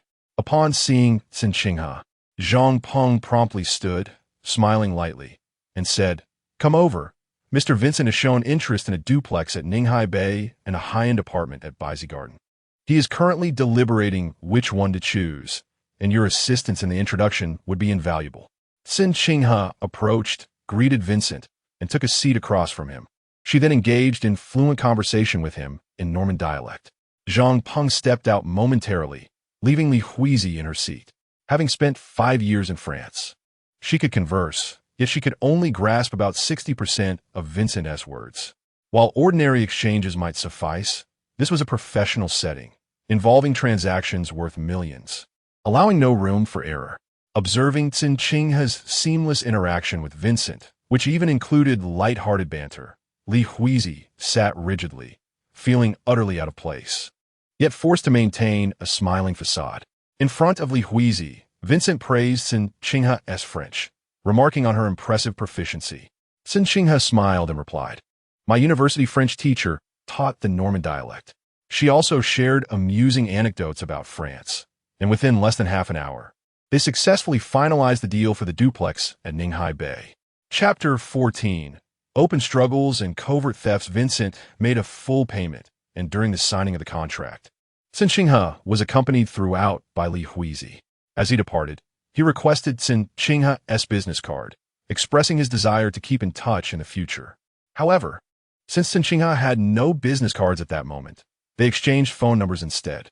While the bystanders could not comprehend their conversation, it was evident to the observant that Cen Qinghe was quite favored by the client, whereas Li Huizi inevitably evoked comparisons to a feeble figure. Cen Qinghe accompanied Li Huizi as they saw Vincent off. Upon their return, Li Huizi wore a blank expression and headed straight for the restroom. The onlookers scrutinized Cen Qinghe with a mix of appraisal and insinuation. A sweet-faced woman was the first to break the silence, exclaiming, "Qinghe, you are truly impressive. You've secured a significant deal on your very first day." Cen Qinghe glanced at the name tag on her chest, identifying her as Fang Yifei. With a slight smile, she replied, "It was merely good fortune, and besides, the client originally sought out Xin, so this deal should rightfully be attributed to her." Fang Yifei raised an eyebrow, seemingly surprised, yet still managed to chuckle. "Your relationship with Kai Xin Yuan is indeed commendable. No wonder she asked us to look after you before leaving." "Look after you?" "When you called someone to purchase items, you didn't seem concerned about troubling her," interjected a woman named El Shuang. who sported a neat bob and held a cup of double-skin milk, her demeanor unbothered. Fang Yifei, upon hearing this, cast a glance at Cen Qinghe before turning back to El Shuang, her expression a mix of dissatisfaction and mild grievance. Did I ever wish to trouble Qinghe? Some individuals are quite particular about their preferences, and no one is eager to make calls. Yet, when I step forward to make the call, it appears I am at fault. El Shuang remained unfazed, retorting with a question of her own. Who is being so troublesome? Someone kindly treats us to food, and you truly expect them to act as a delivery service? Fang Yifei was momentarily silenced by El Shuang's sharp response. Another woman standing beside El Shuang took the initiative to address Cen Qinghe. I apologize. I'm experiencing discomfort due to my menstrual cycle and cannot consume anything cold. Hence, I requested Yifei to make the call, and I hope you don't mind bringing me a warm drink. With the matter laid bare, Cen Qinghe could hardly say otherwise. So she smiled gently and replied, "It's perfectly fine. I am new here, and it is only right that I treat everyone to a little something." Fang Yifei swiftly turned to Cen Qinghe, beaming, "Qinghe, you are truly kind-hearted. We will be working together, so let us look out for one another." During this period, with few clients present, Cen Qinghe had the opportunity to engage closely with these individuals. She was not particularly adept at deciphering the intricacies of human nature. In fact, one might describe her as rather straightforward. Yet, in this sales office, where the dominance of women was starkly apparent, the veiled barbs and insinuations exchanged amongst them made her instinctively aware of the delicate nuances in their relationships. It truly resonated with the saying, "Where women gather, there about matters." As the group convened, they took the time to familiarize themselves with one another over sweet treats. Zhang Peng appeared behind Cen Qinghe, having descended from a building at an unknown moment. The individual across from her called out, "Manager Zhang." Cen Qinghe turned around, and Zhang Peng smiled at her, saying, "Shaocheng, you performed admirably today. Without your assistance, Shaoli would not have been able to secure this deal so smoothly." Cen Qinghe offered a polite smile, yet a flicker of incredulity crossed her eyes. Wait a moment, what did he mean by that? The others present, perceptive as ever, greeted Zhang Peng briefly before dispersing to attend to their own affairs.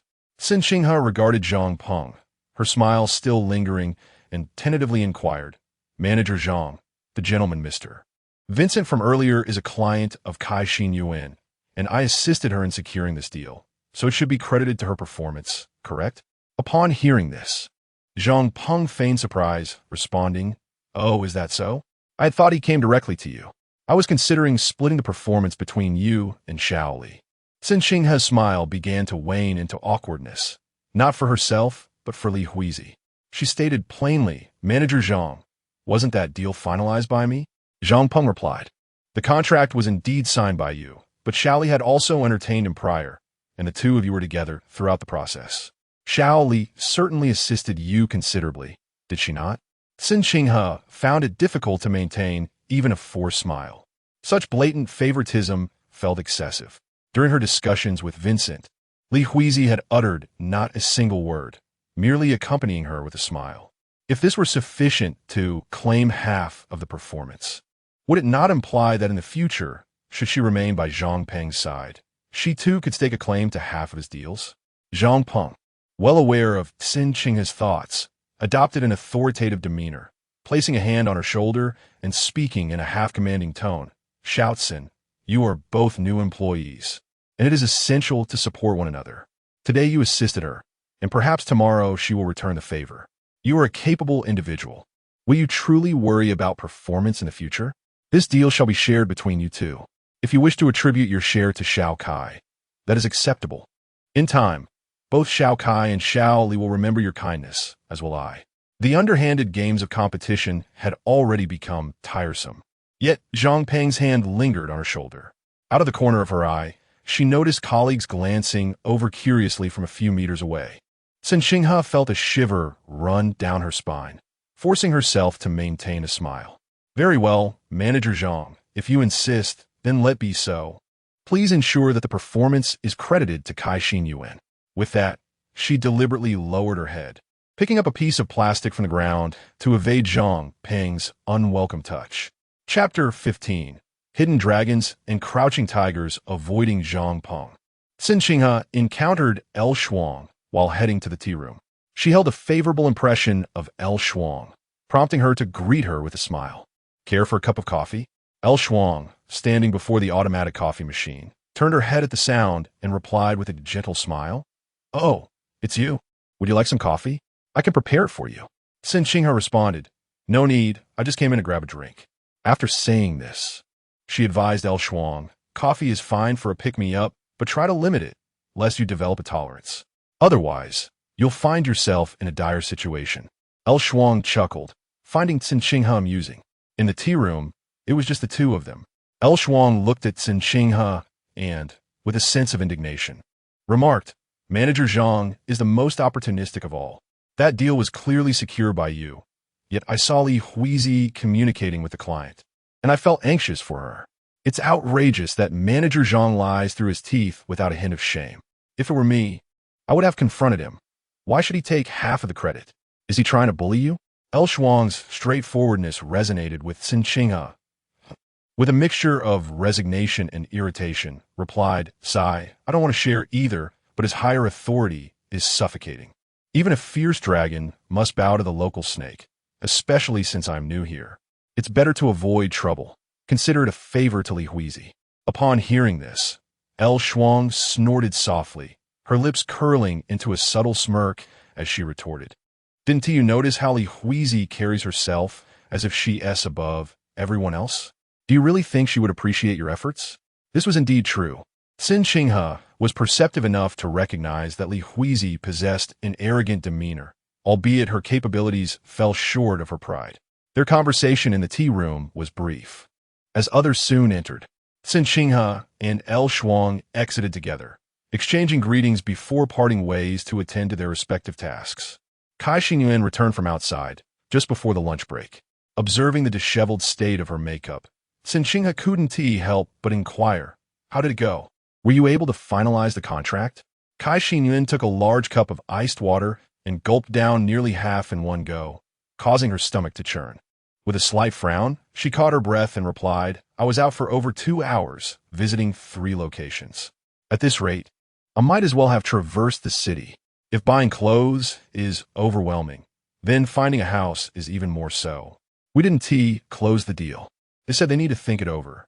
Cen Qinghe handed her a tissue and reassured her, How expensive can clothes be? Here, a house easily costs hundreds of thousands, with larger properties reaching millions or even billions. Even the wealthy must weigh their decisions. Cai Xingyuan understood this logic, yet, given the sweltering heat outside and her perspiration, she felt compelled to voice her complaints. Glancing at Cen Qinghe, she raised an eyebrow and asked, How was your morning? Did you manage to engage the clients in deep conversation? Cen Qinghe rolled her eyes, and with no one else around, she recounted the earlier events to Cai Xingyuan with candor. After listening, Cai Xingyuan furrowed her brows and exclaimed, Zhang Peng is truly despicable. Who knows how many benefits he has received from Li Huizi's uncle, only to turn around and siphon off profit from us. Cen Qinghe, feeling equally agitated, chimed in, Even LV Shuang can no longer tolerate this. She wants me to approach Zhang Peng to reclaim that half. I've been contemplating whether to do so. Upon hearing this, Cai Xingyuan quickly stopped Cen Qinghe, saying, Please do not go. If this were placed in LV Shuang's hands, she could demand it back, but for us, it is simply not feasible.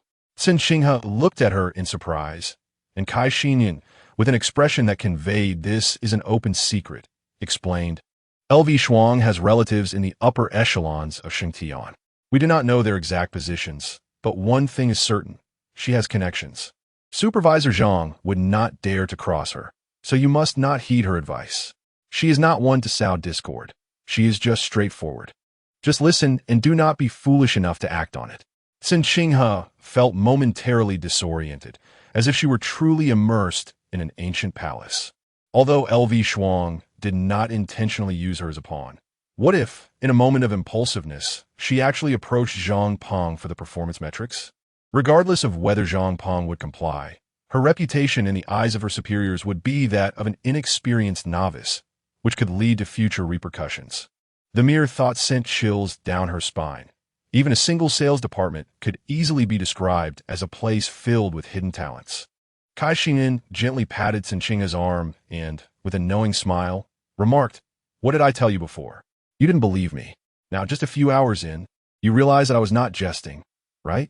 Cen Qinghe swallowed hard and, after a few moments, replied blankly, "Has the lunch break started? We should hurry out to eat. I urgently need food to quell my inner turmoil." Cai Xingyin laughed, and together they exited the break room, striding toward the door. In the parking lot, an array of luxury vehicles gleamed, and Cai Xingyin drove a white BMW 525, valued at nearly $400,000. This was a car she purchased herself after starting her career, and Cen Qinghe admired her greatly. Just before they entered the car, a wine-red Ferrari GT sped past them, with Fang Yifei at the wheel. Cen Qinghe gazed in astonishment as the sports car drove away, before turning to Cai Xingyin. Cai Xingyin tilted her head, signaling her to get in. Once seated inside, Cen Qinghe eagerly inquired, "That car must be over $2 million, right?" Cai Xingyuan's face was adorned with a smirk as she replied, "$220,000. Earlier this year, I accompanied a wealthy businessman on a business trip to the seaside for 7 days, and upon returning, I exchanged for this vehicle." Cen Qinghe's expression was one of sheer astonishment as she exclaimed, "Wow, that's over $30,000 a day. How extravagant." Cai Xingyuan cast a sidelong glance at Cen Qinghe, and after a few moments, they both burst into laughter. Chapter 16. Among peers, there exists barefaced hatred during the lunch hour. Cai Xingyin enlightened Cen Qinghe about the various factions within the sales department, akin to the cliques formed during one's school years. Such behavior is equally applicable in the workplace. Fang Yifei is a cunning individual. She would resort to any means necessary for profit. She ingratiates herself with superiors and entangles herself with clients, leaving her colleagues to bear the brunt of her misdeeds. We can only hope for the day when a client's wife pays her a visit and bestows upon her a few resounding slaps. Perhaps then she would quiet down. As Cai Xingyuan spoke, disdain was evident in her eyes. Cen Qinghe recalled the various difficulties Fang Yifei had imposed upon her over the phone and turned to greet her with a smile. Such a person, who presents one facade while harboring another, is indeed a formidable adversary among the worst. It would be wise to maintain a distance from her. The reason Fang Yifei has managed to establish herself within the sales department is not without justification. She knows how to handle clients and superiors and has a knack for winning hearts. This was evidenced today when Lu Shuang exposed her, only for someone nearby to swiftly come to her defense. Noticing that Cen Qinghe nodded earnestly at every word she spoke, adopting a thoughtful and familiar demeanor, Cai Xingyuan couldn't help but chuckle. "You needn't be so tense. Everyone has their own circles. You are someone I brought in, and even if they wish to bully you, they must weigh their options. Today, their deliberate attempts to provoke you were merely tests of your temperament. After you secured an international client right after returning, called in by Supervisor Zhang himself, they recognize you are not to be trifled with, and they will think twice before ordering you around in the future." Cen Qinghe felt a gnawing hunger in her stomach, yet her heart was heavy, rendering her unable to eat. With a glum expression, she lamented, "I simply seek a straightforward job, earning according to my abilities. Why must it be so difficult? The office is rife with intrigue, concealing layers of complexity. Even if I could evade it, the effort would leave me utterly drained." Cai Xingyuan responded, "In the past, it was said that lust is the root of all evil. I believe that saying warrants revision. It should now be money is the root of all evil. In this day and age, who isn't drawn to the allure of wealth? Shengtian is a lucrative opportunity, yet even the most sumptuous meat must have its specific weight. As the adage goes, where there are many wolves, there is little meat to go around. To satiate one's hunger, one must inevitably eliminate a few companions along the way. As for the brutality of this process, few give much thought." As she spoke, Cen Qinghe was cutting into her steak, perfectly medium rare, devoid of any traces of blood. Yet, inexplicably, she detected a metallic scent of blood that nearly caused her to retch. Looking up at Cai Xingyuan across the table, she observed her sitting upright, her gaze slightly lowered, deftly slicing the steak into small pieces with elegance before bringing them to her lips. In their school days in Dongcheng, Cen Qinghe had once invited Cai Xingyuan to a Western restaurant. At that time, starving and unfamiliar with cutlery, Cai Xingyuan had loudly called out, "Waiter, could you bring me a pair of chopsticks?" The entire restaurant had heard her, and rather than feeling embarrassed, they had laughed about it for 3 months. In their teenage years, Cai Xingyuan envied Cen Qinghe for her Nike apparel, while she herself was relegated to wearing Jordan. Cen Qinghe was troubled over whether to purchase a more expensive electronic dictionary to read novels, while Cai Xingyuan pondered whether to write a love letter to her senior or accept the confession of a junior. In the blink of an eye, they found themselves in their 20s. The topics of their discussions had matured beyond the childish banter of their youth, now laying bare the stark realities of human nature and self-interest. Cai Xingyuan had merely entered this profession a year earlier than Cen Qinghe, and now she had transformed. How shall I put it? Not quite indifferent, but rather matured. Cen Qinghe felt she might suffer from indigestion after their meal. As they exited, Cai Xingyuan teased her. "You left half of that 400 yuan steak untouched. If it weren't for my pride, I would have eaten it for you." Cen Qinghe raised her hand in a gesture to halt the conversation and frowned, replying, "Don't mention the steak. It makes me feel nauseous." It wasn't tea, just the revolting words Cai Xingyuan had uttered that disturbed her. It triggered too many associations in her mind. Throughout the meal, she had only managed to consume the decorative flowers that accompanied the steak. Cai Xingyuan cast her a disdainful glance and remarked, "You lack ambition. With such a fragile mindset, how do you expect to navigate this treacherous world?" As Cen Qinghe fastened her seatbelt, she retorted, "Aren't you supposed to have my back?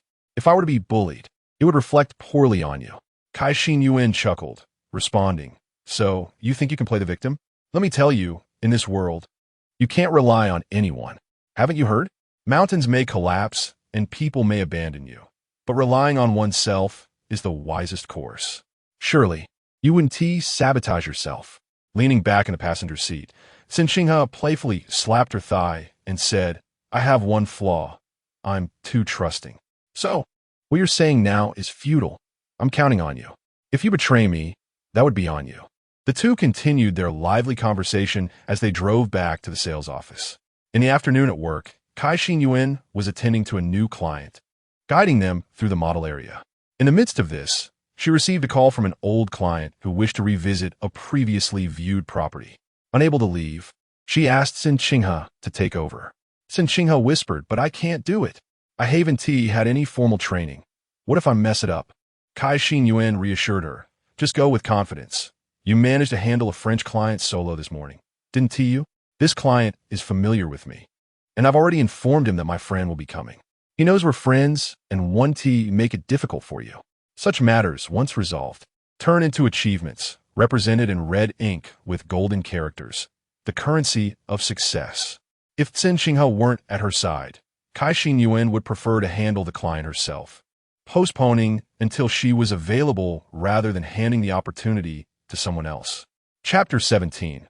The prodigal son. The client was Shui Zhaoan, a director at Vank Group. Cai Xingyuan had passed on Shui Zhaoan's contact number to her, and without delay, she hailed a taxi to rush to the community he wished to view.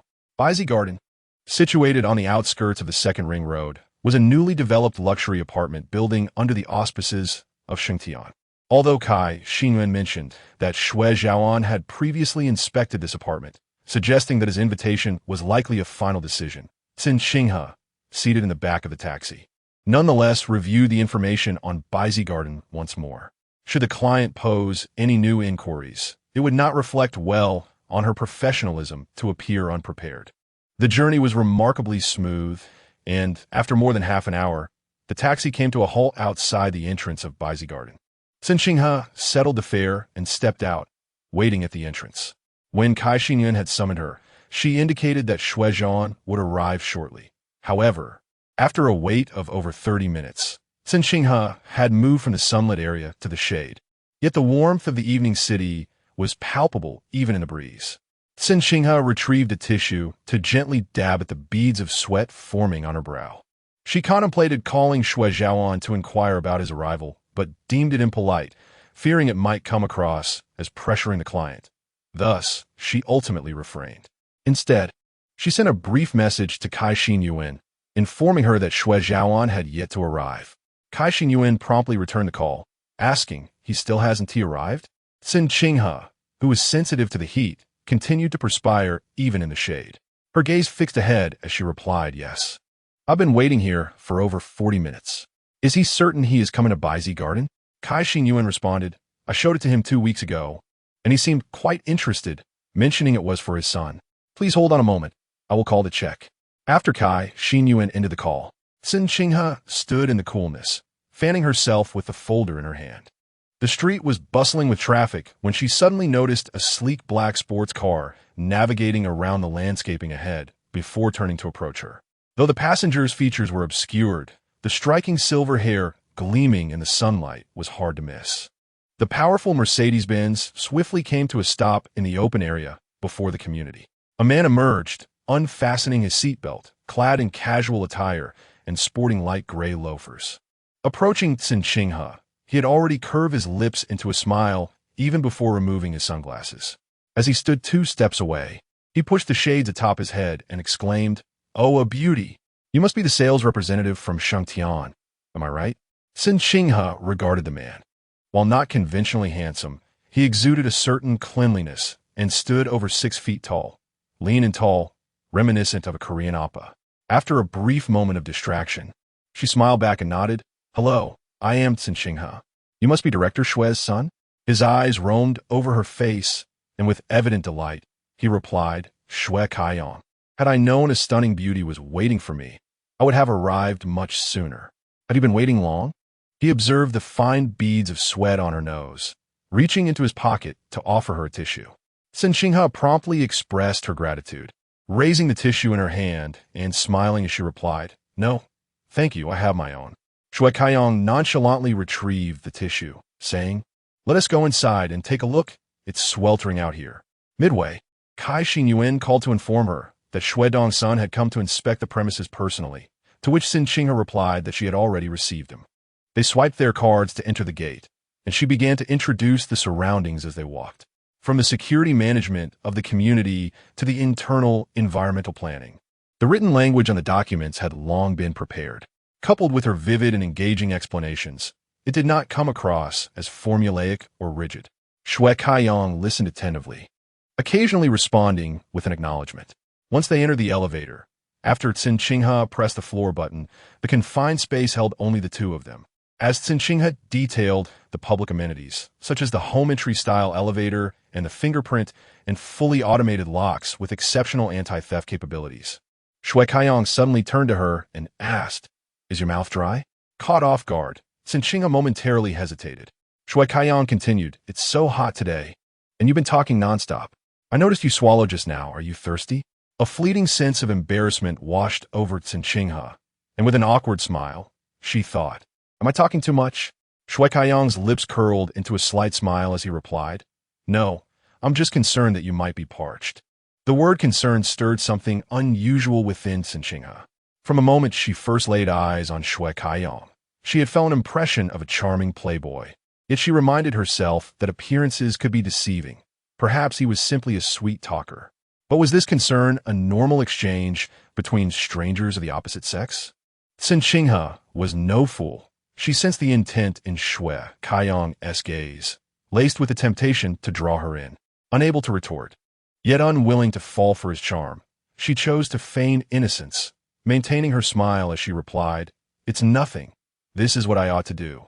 Even in the spacious elevator, the confined area made her feel somewhat uneasy in Xue Kaiyong's presence. Fortunately, the elevator ascended swiftly, and in the blink of an eye, the doors opened. Cen Qinghe gestured for Xue Kaiyong to exit first, and he stepped out, with her following closely behind. Upon reaching the advanced, password-protected fingerprint lock, Cen Qinghe entered the code and swiped her card to gain entry. She remarked, "If a resident moves in, we will assist you in resetting the password and inputting fingerprints. For the convenience of our clients viewing the property, we have not set up the fingerprint option at this time." This was a luxurious 160 square meter apartment, impeccably decorated. From the sofa to the carpet, even the lampshade, every detail was impeccable. Cen Qinghe diligently fulfilled her role as a salesperson, meticulously explaining every nuance to Xue Kaiyong. striving to convince him that the price of 60,000 per square meter was not as exorbitant as it seemed. Chapter 18. She's not a part-time tester. The temperature outside at around 2 or 3 in the afternoon felt as if the sun were a blazing fireball. Upon entering, Shui Kaiyang's first action was to turn on the central air conditioning. The cool air gradually filled the room, and while Cen Qinghe felt a gentle chill, the sweat on her face did not dissipate immediately. As they entered the master bedroom, Cen Qinghe, holding a folder, surveyed the room and remarked, "All the furniture in this entire apartment is sourced from Iceberg, giving the overall design a contemporary yet understated elegance. Each of our apartments features a unique style. For instance, the one downstairs, which shares the same layout, is furnished with CG pieces that lean toward a classical and graceful aesthetic. Personally, I believe this modern design suits young people much better." Shui Kaiyang approached the door of the attached bathroom and glanced inside. Cen Qinghe moved to turn on the lights for him. Suddenly, he turned to her and asked, "Is there water here?" Cen Qinghe nodded, confirming that all utilities were connected, with pure drinking water directly supplied to the kitchen. Shui Kaiyang suggested, "Why don't you take a shower here? After all, I'm in no rush to leave." His demeanor appeared calm, yet Cen Qinghe felt an alarm ringing in her mind. For a fleeting 2 seconds, her smile almost froze in place, suppressing her rising anger. She forced a smile and replied, "No need, it's still working hours." Shui Kaiyang leaned against the bathroom door frame, a knowing smile on his face as he scrutinized Cen Qinghe. "I'm aware it's working hours. Aren't we discussing work right now?" Cen Qinghe distinctly felt a powerful surge within her, sending warmth rushing to her cheeks. Though she could not see her flushed face, she was acutely aware of the heat radiating from her skin. Almost instinctively, she chuckled softly and replied, "Thank you for your understanding, Mr. Shui. The air conditioning is on. I'll be fine shortly. Shall we take a look in the study?" Shui Kaiyang wore a knowing smile, his gaze fixed on Cen Qinghe's rosy cheeks. His voice lowered, laced with an ambiguous tone. "What brand did you say the bed is?" Cen Qinghe took a step back, attempting to distance herself from him as she approached the bed. "All the furniture is from EDRA, and we can provide authentic sourcing documents." Shui Kaiyang smiled lightly. "That's inconsequential. I simply wish to know if the bed is soft enough." Cen Qinghe bent down to press on a mattress, inviting him, "You may try it for yourself." To her surprise, Shui Kaiyang indeed walked over and effortlessly flopped onto the large bed. Moving with such fluidity, it was as if he had returned to his own home. He spread his arms wide and turned his head to look at Cen Qinghe at the foot of the bed, smiling as he asked, "Not bad. Care to come over and give it a try?" The implication in his words was unmistakably clear, to the point that Cen Qinghe felt her composure slipping. Struggling to suppress her urge to scold him, she reined in her smile but maintained a calm tone, replying, "There's no need for you to be so courteous, Mr. Shui. I'm a salesperson, not a part-time tester. If you require assistance, I can call a specialist to serve you." Seeing her beautiful face slightly tense with displeasure only heightened Shui Kaiyang's desire. Leaning to one side, he propped his head up with his right arm and, with an air of curiosity, inquired, "Those of you in sales, aren't you reluctant to share your achievements with others? If you bring someone else in, won't they snatch your commission?"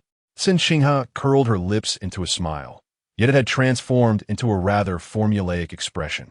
She replied, "Each profession has its own expertise, and Mr. Shui's request seems rather specialized.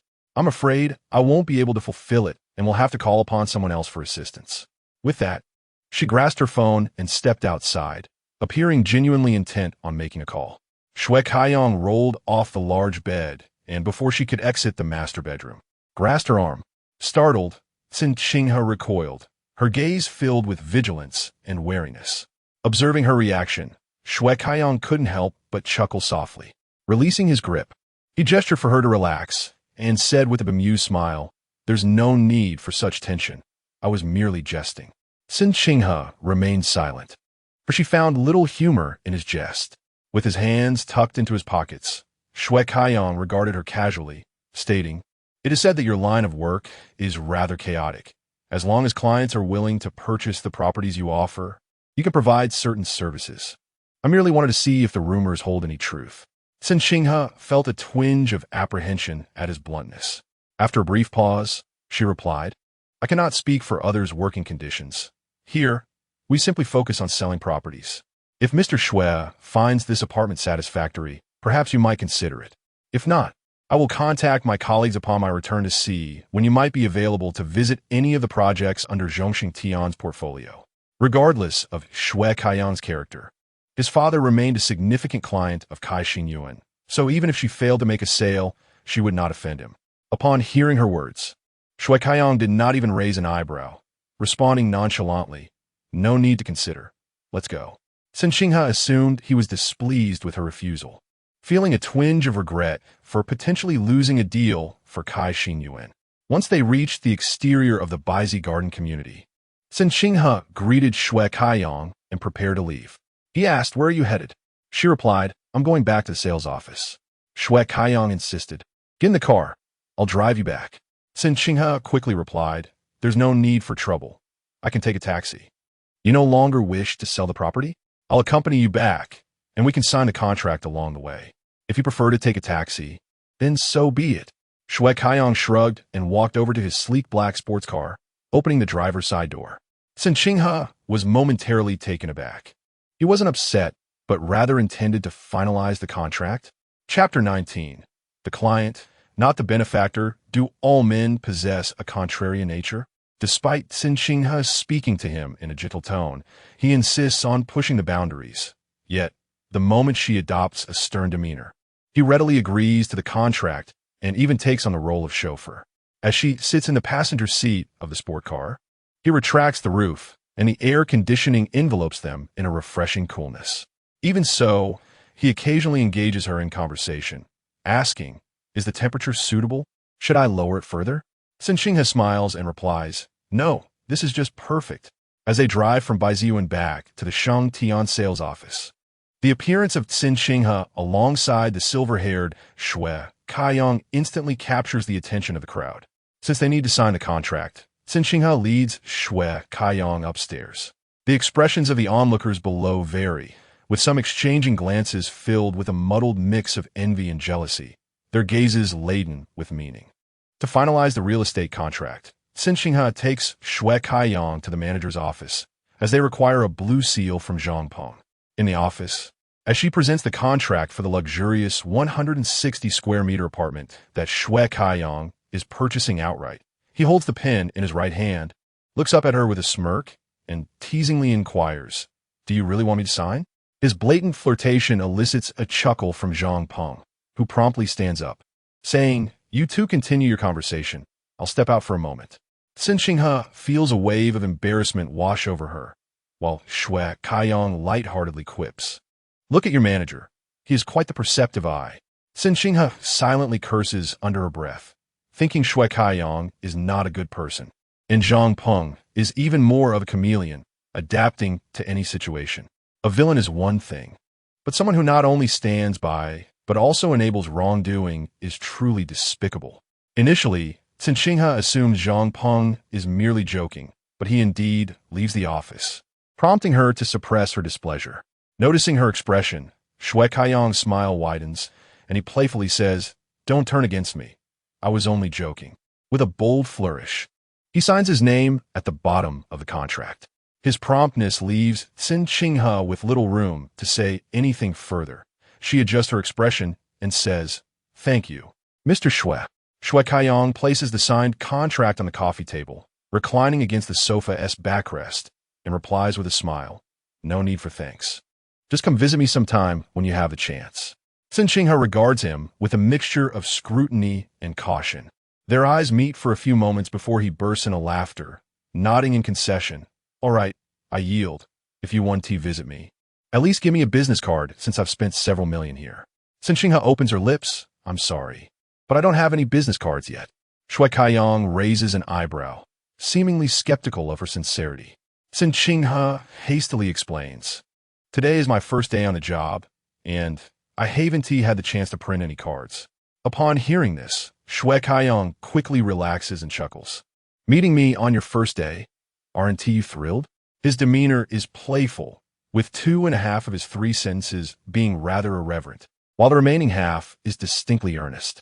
Cen Qinghe, recognizing that he had indeed spent his own hard-earned money, offered a faint smile, expressing her delight. Shang Shaocheng scoffed, questioning her sincerity. Observing that he was relatively young, perhaps just a few years her senior, and not overly sensitive, she responded in a less formulaic manner. If you speak more earnestly, I could consider you a friend. After all, he had already signed the contract and couldn't back out. She had no fear of offending him. Indeed, Shang Shaocheng showed no sign of displeasure, merely raising an eyebrow and replying nonchalantly, "If I didn't say it this way, how would I know if you're a genuine person? I'm quite sincere, and I turned red when I said those things." Cen Qinghe regarded him with skepticism. "Really?" Shang Shaocheng pulled out his phone, looking down as he said, "Give me your number." She shared her phone number, and he promptly sent her a message. As her screen lit up, he said, "Save it. Call me if you need anything. Of course, I'd prefer you to reach out even when there's nothing urgent." Cen Qinghe felt numb, indifferent to his words. He inquired, "Are you free tonight? A friend of mine is opening a new bar." Cen Qinghe replied, "I'm not free. And besides, I can't sing well." Shang Shaocheng grinned mockingly. "Did you think I was taking you there to perform?" With a sincere expression, she maintained her stance of indifference, as if to say she wouldn't be attending. Shang Shaocheng scrutinized her face, meaningfully stating, "All right, just wait. I will eventually persuade you." Cen Qinghe mimicked his earlier gesture, shrugging her shoulders. He chuckled and stood up, saying, "I can't believe a mere housing contract can't entice you out for a bit of fun. You truly are a big deal. I'll take my leave now and get in touch later." Cen Qinghe also rose and offered, "I'll see you off." With a look of pleasant surprise, Shang Shaocheng clicked his tongue and remarked, "I feel somewhat flattered. Shouldn't it be expected for you to see me off?"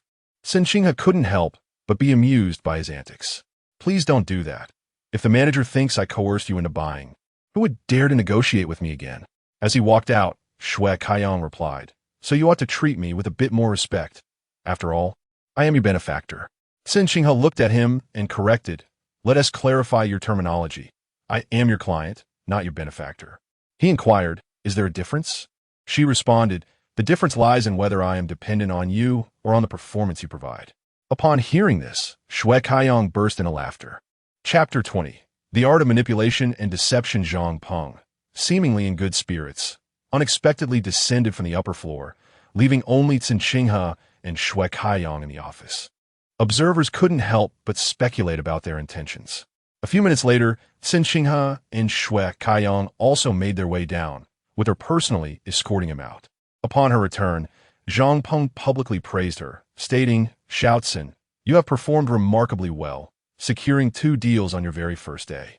Cen Qinghe felt an intense aversion towards Zhang Peng's insincerity, wishing to utter not a single word to him, instead offering only a faint smile.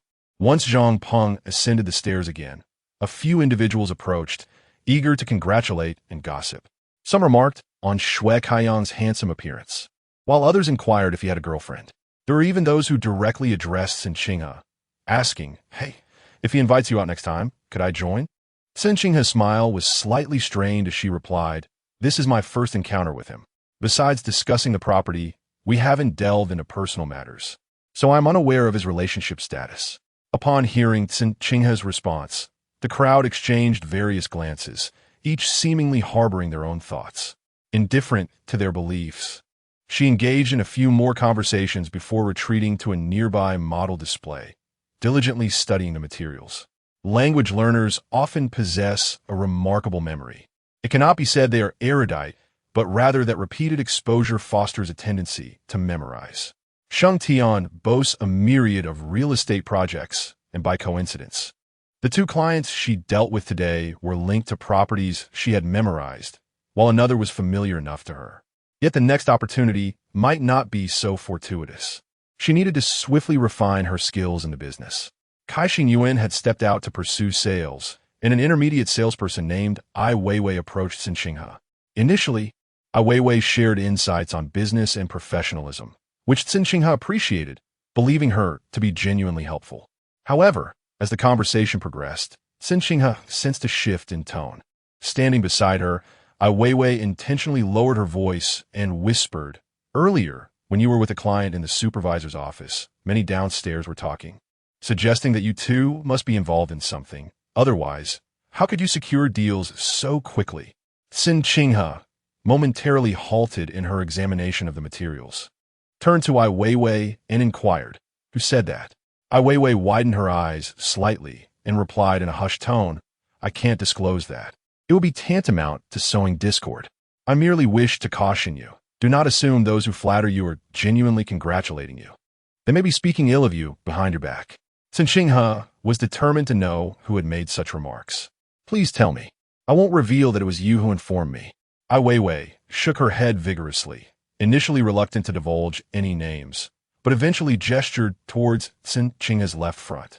Following her gaze, Cen Qinghe spotted 3 women in uniforms standing side by side, with the tallest among them being Li Huizi. A flicker of suspicion crossed Cen Qinghe's eyes. Was it Li Huizi who had spoken? Ai Weiwei deliberately kept her cards close to her chest and replied softly, "Anyway, it's one of those 3. I've said all I need to say. Just look for the one who poses the greatest competition to your interests." Cen Qinghe, possessing a straightforward nature, often found herself unable to navigate the subtleties of social interactions. However, through her many years of education, she had indeed encountered individuals like Ai Weiwei. They excelled at sowing discord behind the scenes, appearing to favor one side while merely using her as a pawn in their schemes. Regardless of whether Li Huizi had actually uttered those words, Cen Qinghe could discern the lack of finesse in Ai Weiwei's manipulative tactics. It was painfully obvious that her words were a blatant attack on Li Huizi, aimed at eliminating her perceived rival. Such petty theatrics might have been tolerable in high school, but to resurrect them now was nothing short of an insult to her intellect. Despite her inner thoughts, Cen Qinghe maintained a calm exterior, concealing her true feelings from Ai Weiwei. When Cai Xinyuan returned from her errands in the afternoon, Cen Qinghe went to fetch her a glass of water. Upon returning, she overheard Ai Weiwei praising her to Cai Xinyuan, saying, "Qinghe is truly remarkable. She secured a deal with a French client during the day and brought back a handsome gentleman to sign a contract in the afternoon. The performance from the morning, she gave it to you. So who gets credit for the afternoon success?" Cai Xinyuan replied, "Since Qinghe was out making the rounds, of course. It's hers." Ai Weiwei rolled her eyes dismissively, retorting, "But that client was still referred to her by you. She can't just claim it all for herself. Have some water." As Cen Qinghe approached from behind Ai Weiwei, she immediately ceased her chatter upon hearing her voice. Turning around, she quickly donned a different expression and smiled, saying, "Qinghe, I was just singing your praises to Xinyuan. Truly, you embody the qualities of a prestigious university graduate, eloquent and beautiful. If you don't close the deal, who will?" Cen Qinghe walked over to Cai Xinyuan, handing her a disposable cup, and then turned to Ai Weiwei with a faint smile, saying, "I suppose my eloquence pales in comparison to yours. I should learn from you." It was unclear whether Ai Weiwei grasped the sarcasm in Cen Qinghe's words, but she continued her monologue unflinchingly until Cai Xinyuan and Cen Qinghe engaged in conversation, at which point she sought an excuse to depart. Watching Ai Weiwei's retreating figure, Cai Xinyuan frowned and murmured, "She's so annoying, constantly spouting insincere platitudes that make me cringe." Cen Qinghe recounted Ai Weiwei's attempts to sow discord between her and Li Huizi, adding, "Just now, she was trying to pit us against each other again, wasn't she?" Cai Xinyuan rolled her eyes in disdain and huffed. "I don't even want to engage with her. She thinks she is so clever, playing both sides, but everyone knows she is duplicitous, swaying wherever the wind blows." Cen Qinghe sighed helplessly, reflecting on the saying that in a vast forest, one encounters all sorts of birds. Today had certainly broadened her horizons. Cai Xinyuan's my now win li. You have much more to learn. First, let us focus on surviving tonight's welcome banquet. Chapter 21, struggling for a stable future. On the same day that Cen Qinghe commenced her role as a senior salesperson at the Shangtian sales department. There were 6 individuals in total, yet only Cen Qinghe and Li Huizi achieved sales that day. It was evident to the astute observer that Li Huizi's performance was largely attributable to the protection of Supervisor Zhang, and her share of the results was, in essence, pilfered.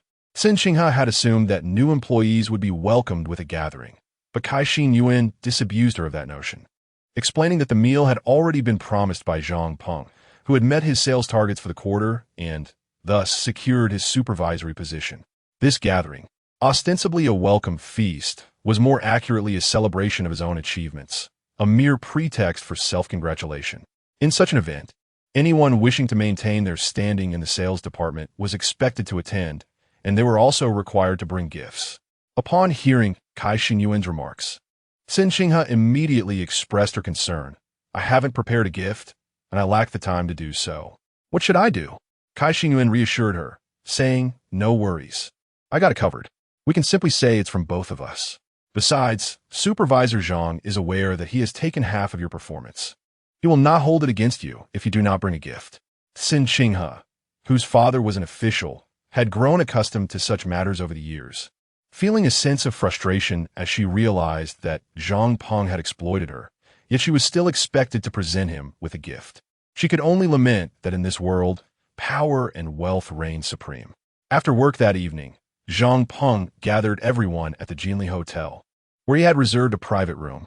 Almost everyone from the sales department owned a car, and they drove to the hotel together. Cen Qinghe sat in the passenger seat, opening the gift that Cai Xingyuan had prepared for Zhang Peng, a colorful teapot, palm-sized, crafted from red satin clay with a golden spout and rim, and a yellow jade base from the Qing dynasty. Cen Qinghe remarked, "This teapot must cost around 40 to 50,000, right?" To which Cai Xingyuan, while driving, replied, "You actually know about this? Zhang Peng enjoys drinking tea, so I selected a teapot of similar value from the Jinbao Pavilion.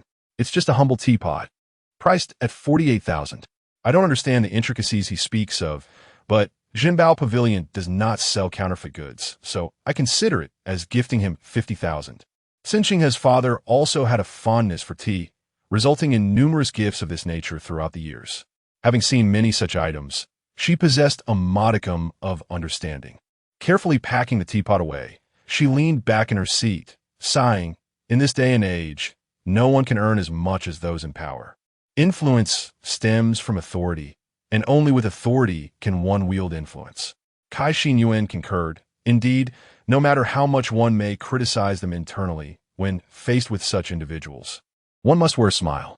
The higher the rank, the more oppressive the authority. To thrive in the sales department, one must appease their superiors. Fortunately, Zhang Peng is not only lecherous but also avaricious. If we cannot appease him with charm, we can at least appease him with wealth, considering it a small price to pay to avert disaster. No one relished the idea of giving gifts. All aspire to earn their rightful rewards through hard work. Yet, once one steps into the professional realm, the first lesson taught by the workplace is the acceptance of certain unwritten rules with equanimity.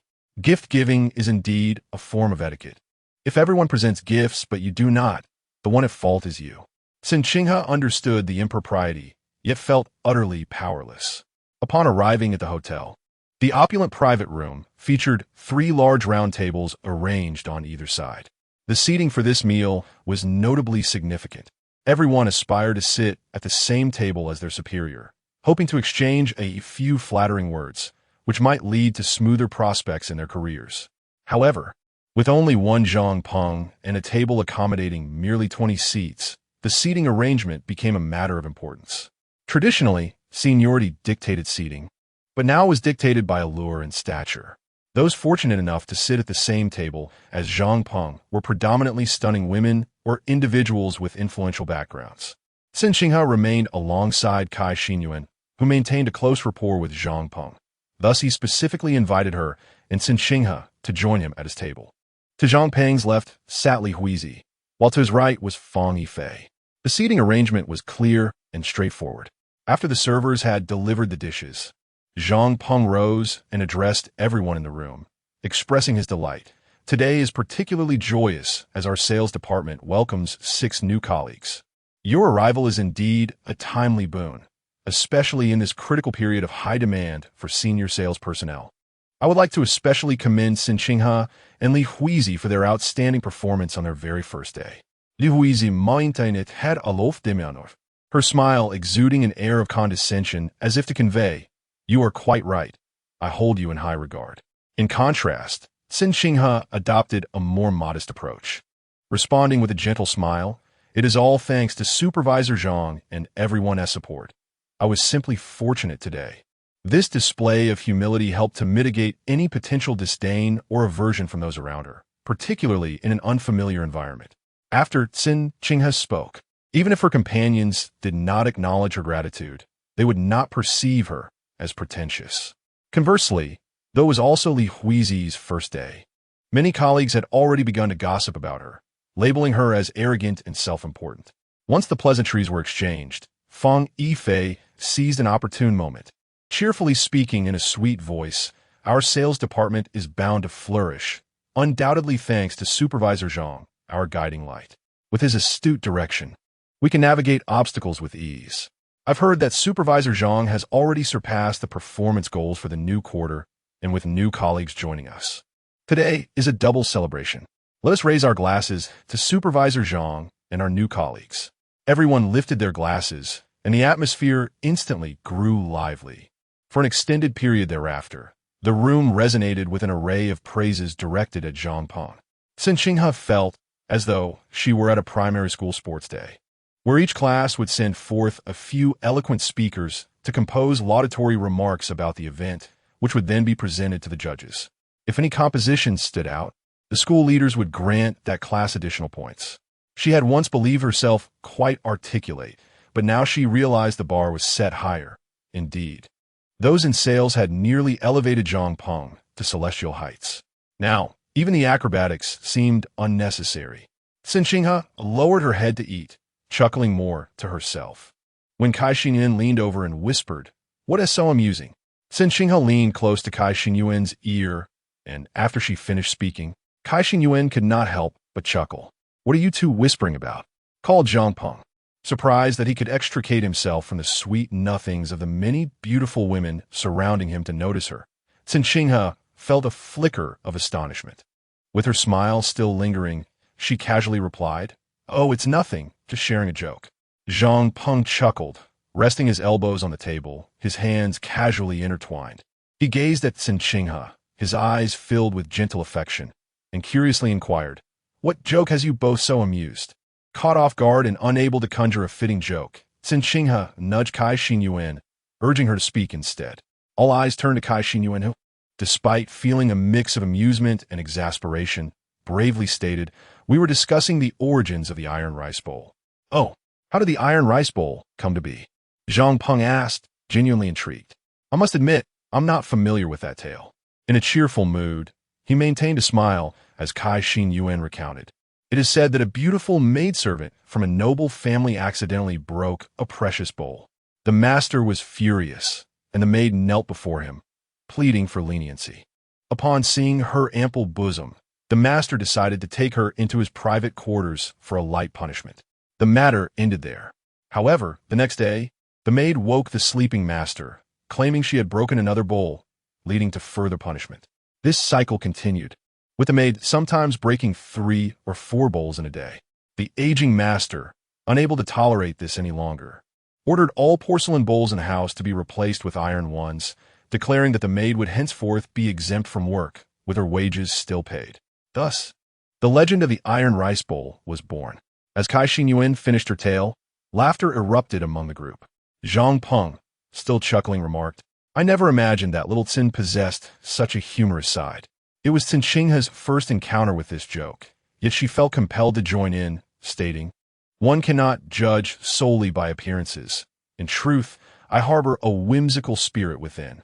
Zhang Peng promptly replied, "A whimsical spirit is delightful. A woman should not only be beautiful, but also understand the essence of enjoyment. Come, to your whimsy, I raise a toast." He lifted his glass, gesturing across the table to Cen Qinghe.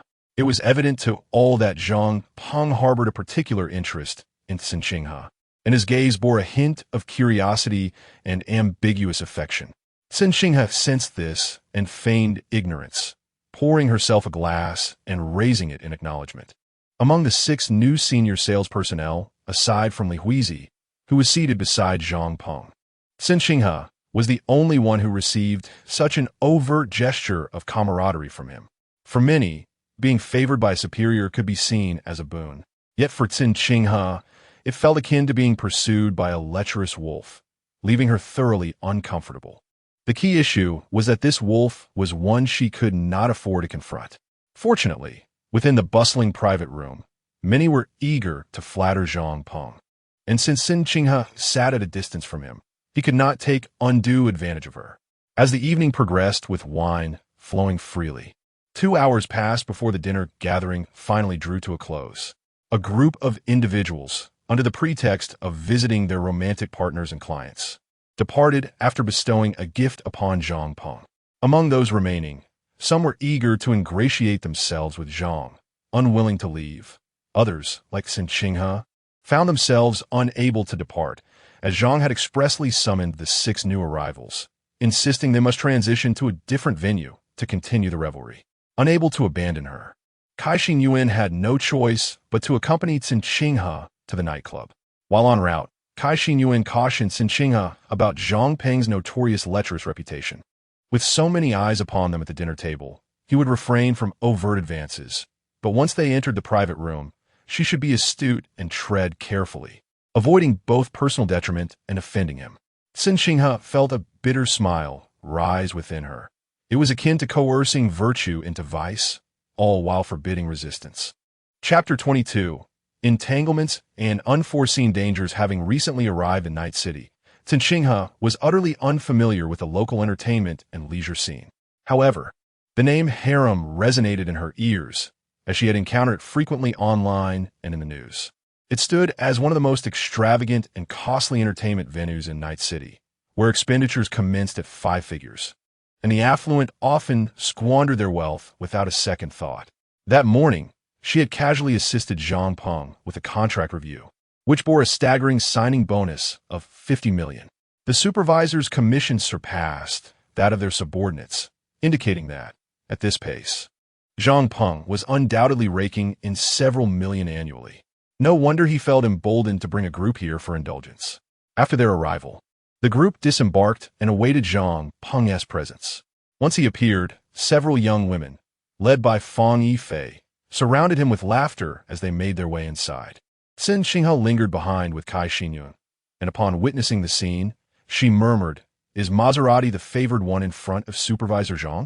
During their meal, the two sat together. Cai Xingyuan responded quietly, "Speak appropriately in front of people and ghosts alike. They may disparage the supervisor in our presence, but once he appears, she rushes to him faster than anyone else. Supervisor Zhang is completely entranced by her." Cen Qinghe could not help but emit a sound of mild astonishment. Such was indeed a remarkable skill. Cai Xingyuan chuckled lightly, a smirk gracing her lips. "Indeed, we cannot afford to act against someone like Supervisor Zhang." As they conversed, they entered the interior, where Zhang Peng had already secured a private room in the lobby. The attendant guided them toward the elevator, assisting in selecting the desired floor. There were 2 elevators. One arrived first, and Zhang Peng, along with Fang Yifei, Li Huizi, and Ai Weiwei, stepped in ahead. A few who feared being left behind hurriedly followed suit. Cen Qinghe had no intention of ingratiating herself with Zhang Peng. Thus, when the elevator could accommodate no more, she and Cai Xingyuan opted to ascend the stairs. After all, they were headed to the 3rd floor, which was not particularly high, and the climb would serve as exercise post-meal. Though there was room for one more in the elevator, LV Shuang chose not to join, instead following Cen Qinghe and Cai Xingyuan up the stairs. As the 3 ascended, Cai Xingyuan inquired, "Aren't you usually averse to climbing stairs? Why not take the elevator with us?" With an unperturbed demeanor, LV Shuang replied coolly, "I'd much rather climb than endure those individuals." Cen Qinghe chuckled at this, prompting LV Shuang to glance at her and remark, "I sense Supervisor Zhang has an interest in you. Be cautious. He is the type of person who seizes any opportunity."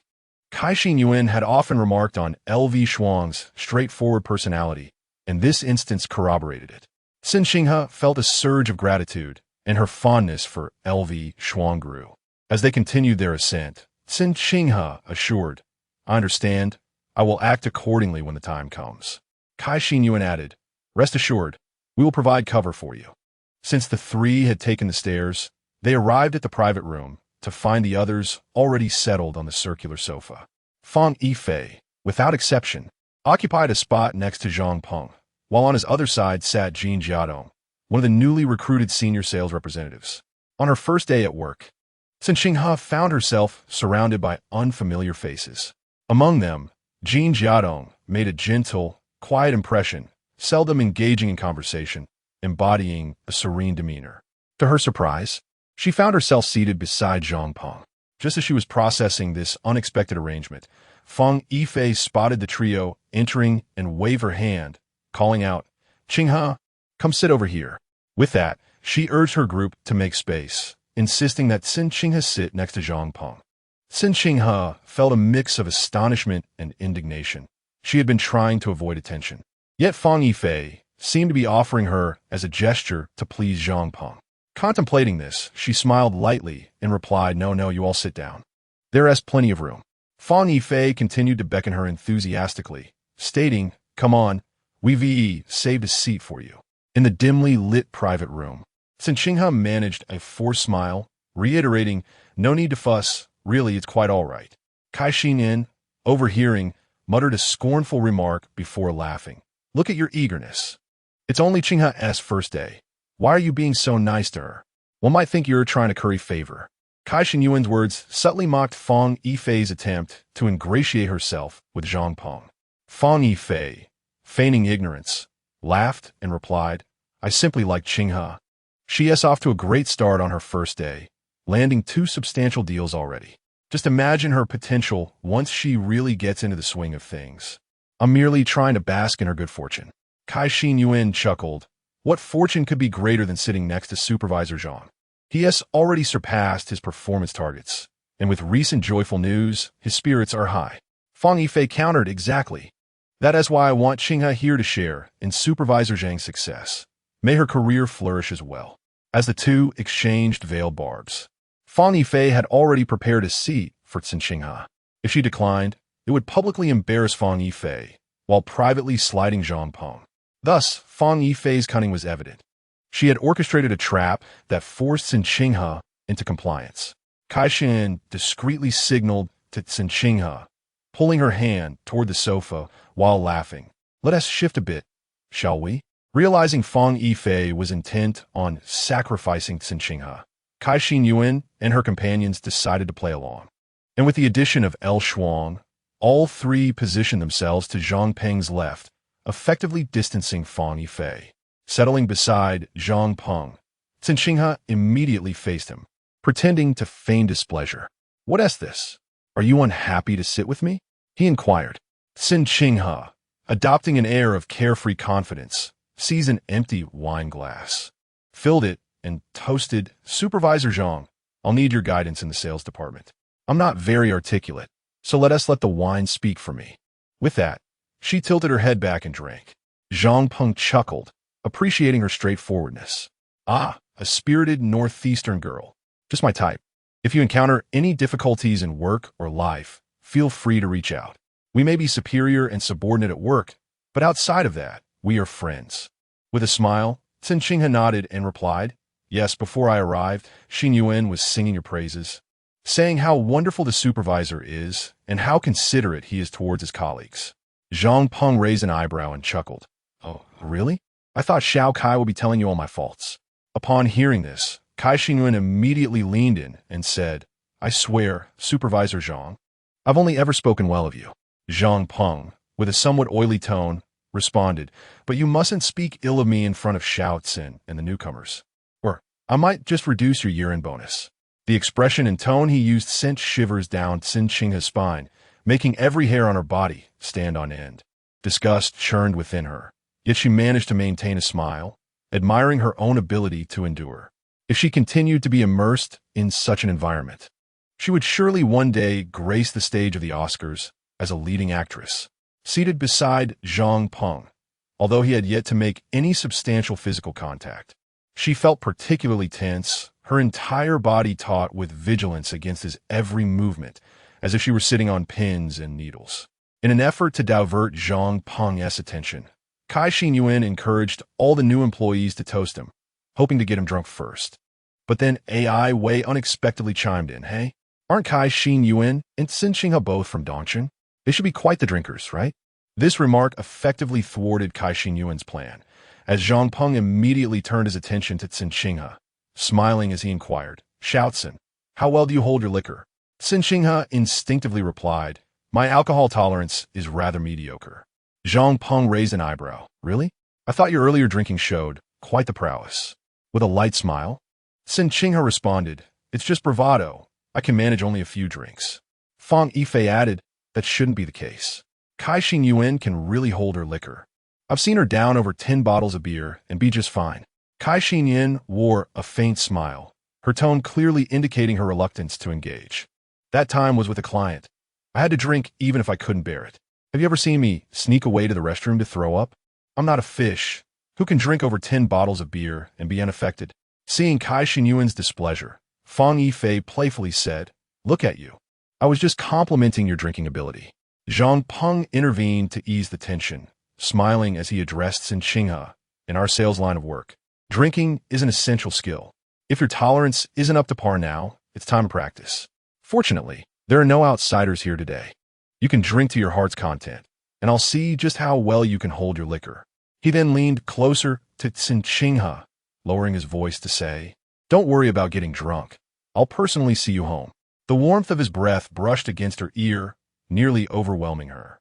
Had it not been for Kai Xingyuan's sudden embrace, pulling her toward herself in a jesting manner, Cen Qinghe might have exploded in anger and pushed Zhang Peng away. With a laugh, Kai Xingyuan held the stiff Cen Qinghe and addressed the group. "Shall we stick to our old tradition?" Someone chimed in, "Count to 7. Or go straight to defuse the bomb." Fang Yifei suggested, "Let us start with defuse the bomb. It's more thrilling." The game of dismantling the bomb, also known as guessing the bomb, involves dice where a predetermined number is established by the participants. Players take turns rolling the dice, and whoever lands on the designated number must drink a glass of liquor. Kai Xingyuan leaned closer to Cen Qinghe's ear, her lips remaining still while her voice emerged, calm and cheerful. Cen Qinghe felt an urge to laugh, yet her lips remained stiff. In such a short time, Zhang Peng had already begun to take liberties with her. The number for the bomb was set by Zhang Peng, who declared, 6. We have 6 new beauties in the sales department, and this number is auspicious. Ai Weiwei chimed in, flattering him. 6 is great. It symbolizes prosperity, just like Director Zhang's career destined for success. Zhang Peng chuckled and said, "All right, let us commence. First, let's clarify the rules.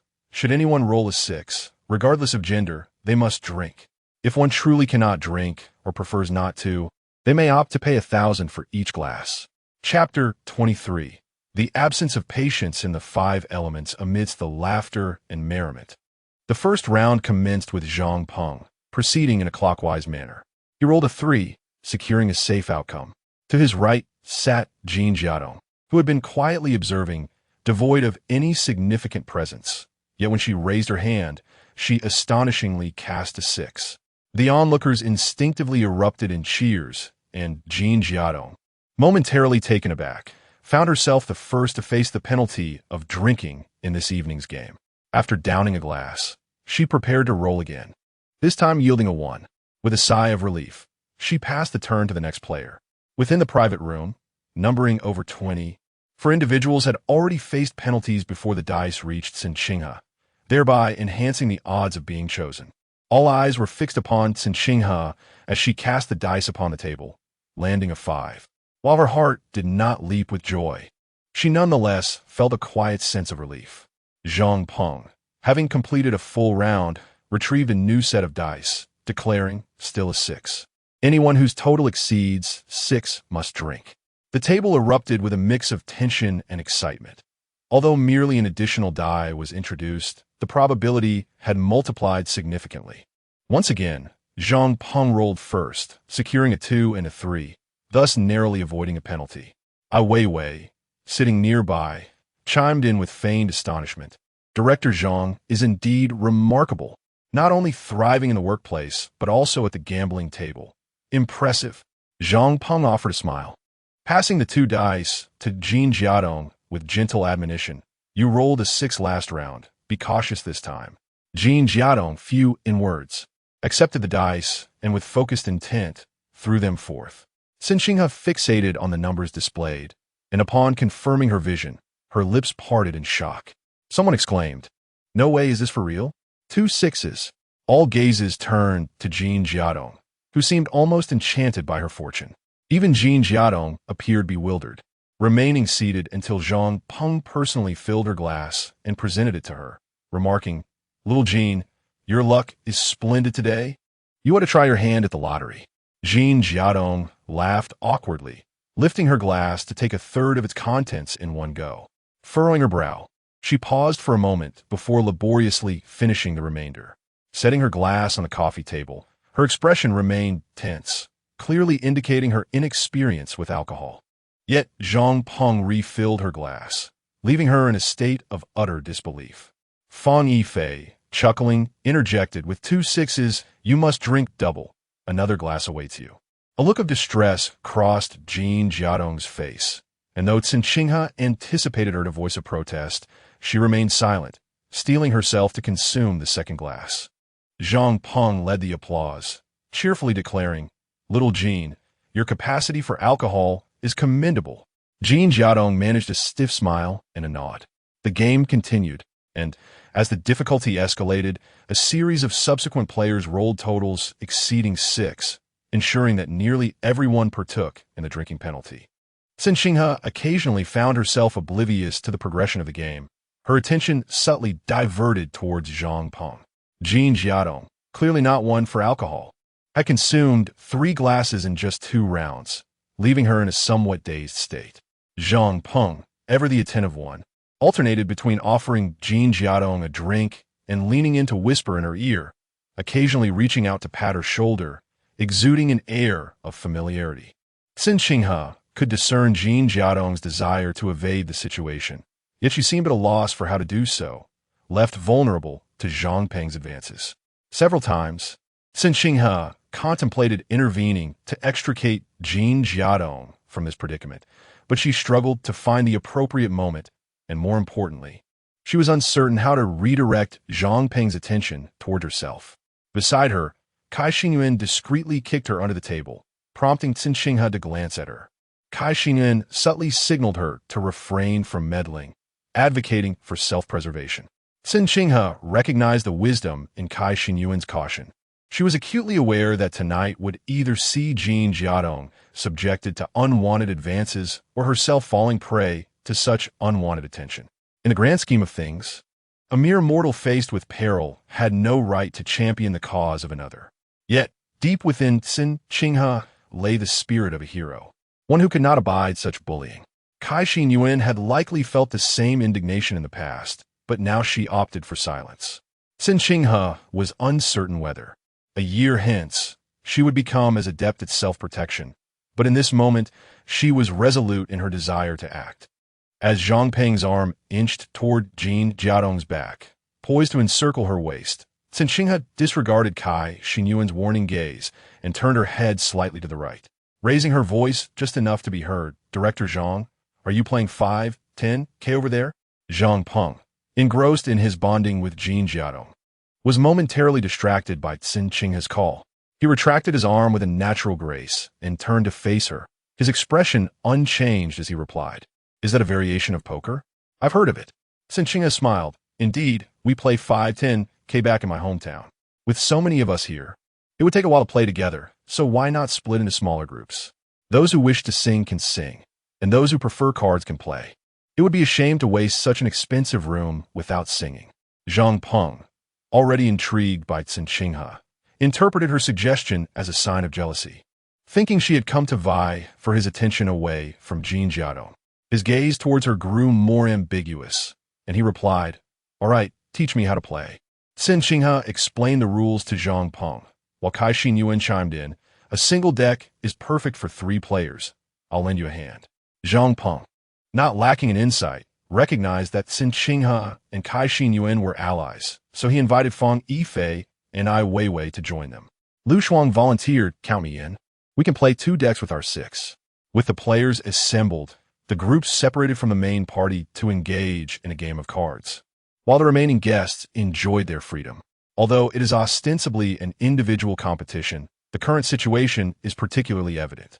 Fang Yifei and Ai Weiwei are naturally supporting Zhang Peng, while Cai Xinyuan and Lu Shuang stand by Cen Qinghe's side. Each round culminates in punishing the last two players with a drink. In the first round, Ai Weiwei and Cai Xinyuan were caught, and both swiftly downed a glass of liquor before moving on to the next round. As the second round commenced, Cen Qinghe began to target Ai Weiwei, for had it not been for her desperate efforts to protect Zhang Peng, Cai Xinyuan would have been spared from drinking. Cen Qinghe held a strong hand and happened to sit directly after Ai Weiwei. Hence, if Ai Weiwei refrained from playing, Cen Qinghe would undoubtedly retaliate. Observing this, Fang Yifei remarked with a smile, "Qinghe's cards are remarkable. No wonder you seem so irate." Cen Qinghe glanced at her with a smirk, replying, "With good cards yet to play, should I wait for inferior ones to emerge and allow you to catch me?" Fang Yifei laughed lightly, while the rest of the table harbored their own thoughts. The adage that 9 out of 10 gamblers lose was well understood by Cen Qinghe. Had she not been incensed by Zhang Peng's bullying of the innocent, she would not have recklessly stepped forward to assert herself. Perhaps she was simply not destined for greatness, lacking the patience essential to endure. After an hour of play, Zhang Peng had lost the least, not due to exceptional skill, but because Fang Yifei and Ai Weiwei acted as his sycophants, willing to sacrifice their own chances to eliminate him first. As for Cen Qinghe, she was the reason Cai Xinyuan and Lu Shuang were drawn into the fray, and thus felt reluctant to let them finish at the bottom. On several occasions, she lifted them up before playing her own cards, leading to her consuming 7 or 8 bottles of beer in the process. During a break, Cen Qinghe stepped out to the restroom. Perhaps it had been too long since she had consumed such a volume of alcohol, as once she bent over in the stall, she promptly vomited. The acidic bile left her throat parched and her stomach churning violently as she hunched over in the restroom, on the verge of expelling her very insides. This ordeal left her even more disoriented. Cen Qinghe leaned against the door frame as she emerged from the stall, her legs unsteady. After finally exiting the restroom, she stood before the public sink, bending down to rinse her mouth with cold water.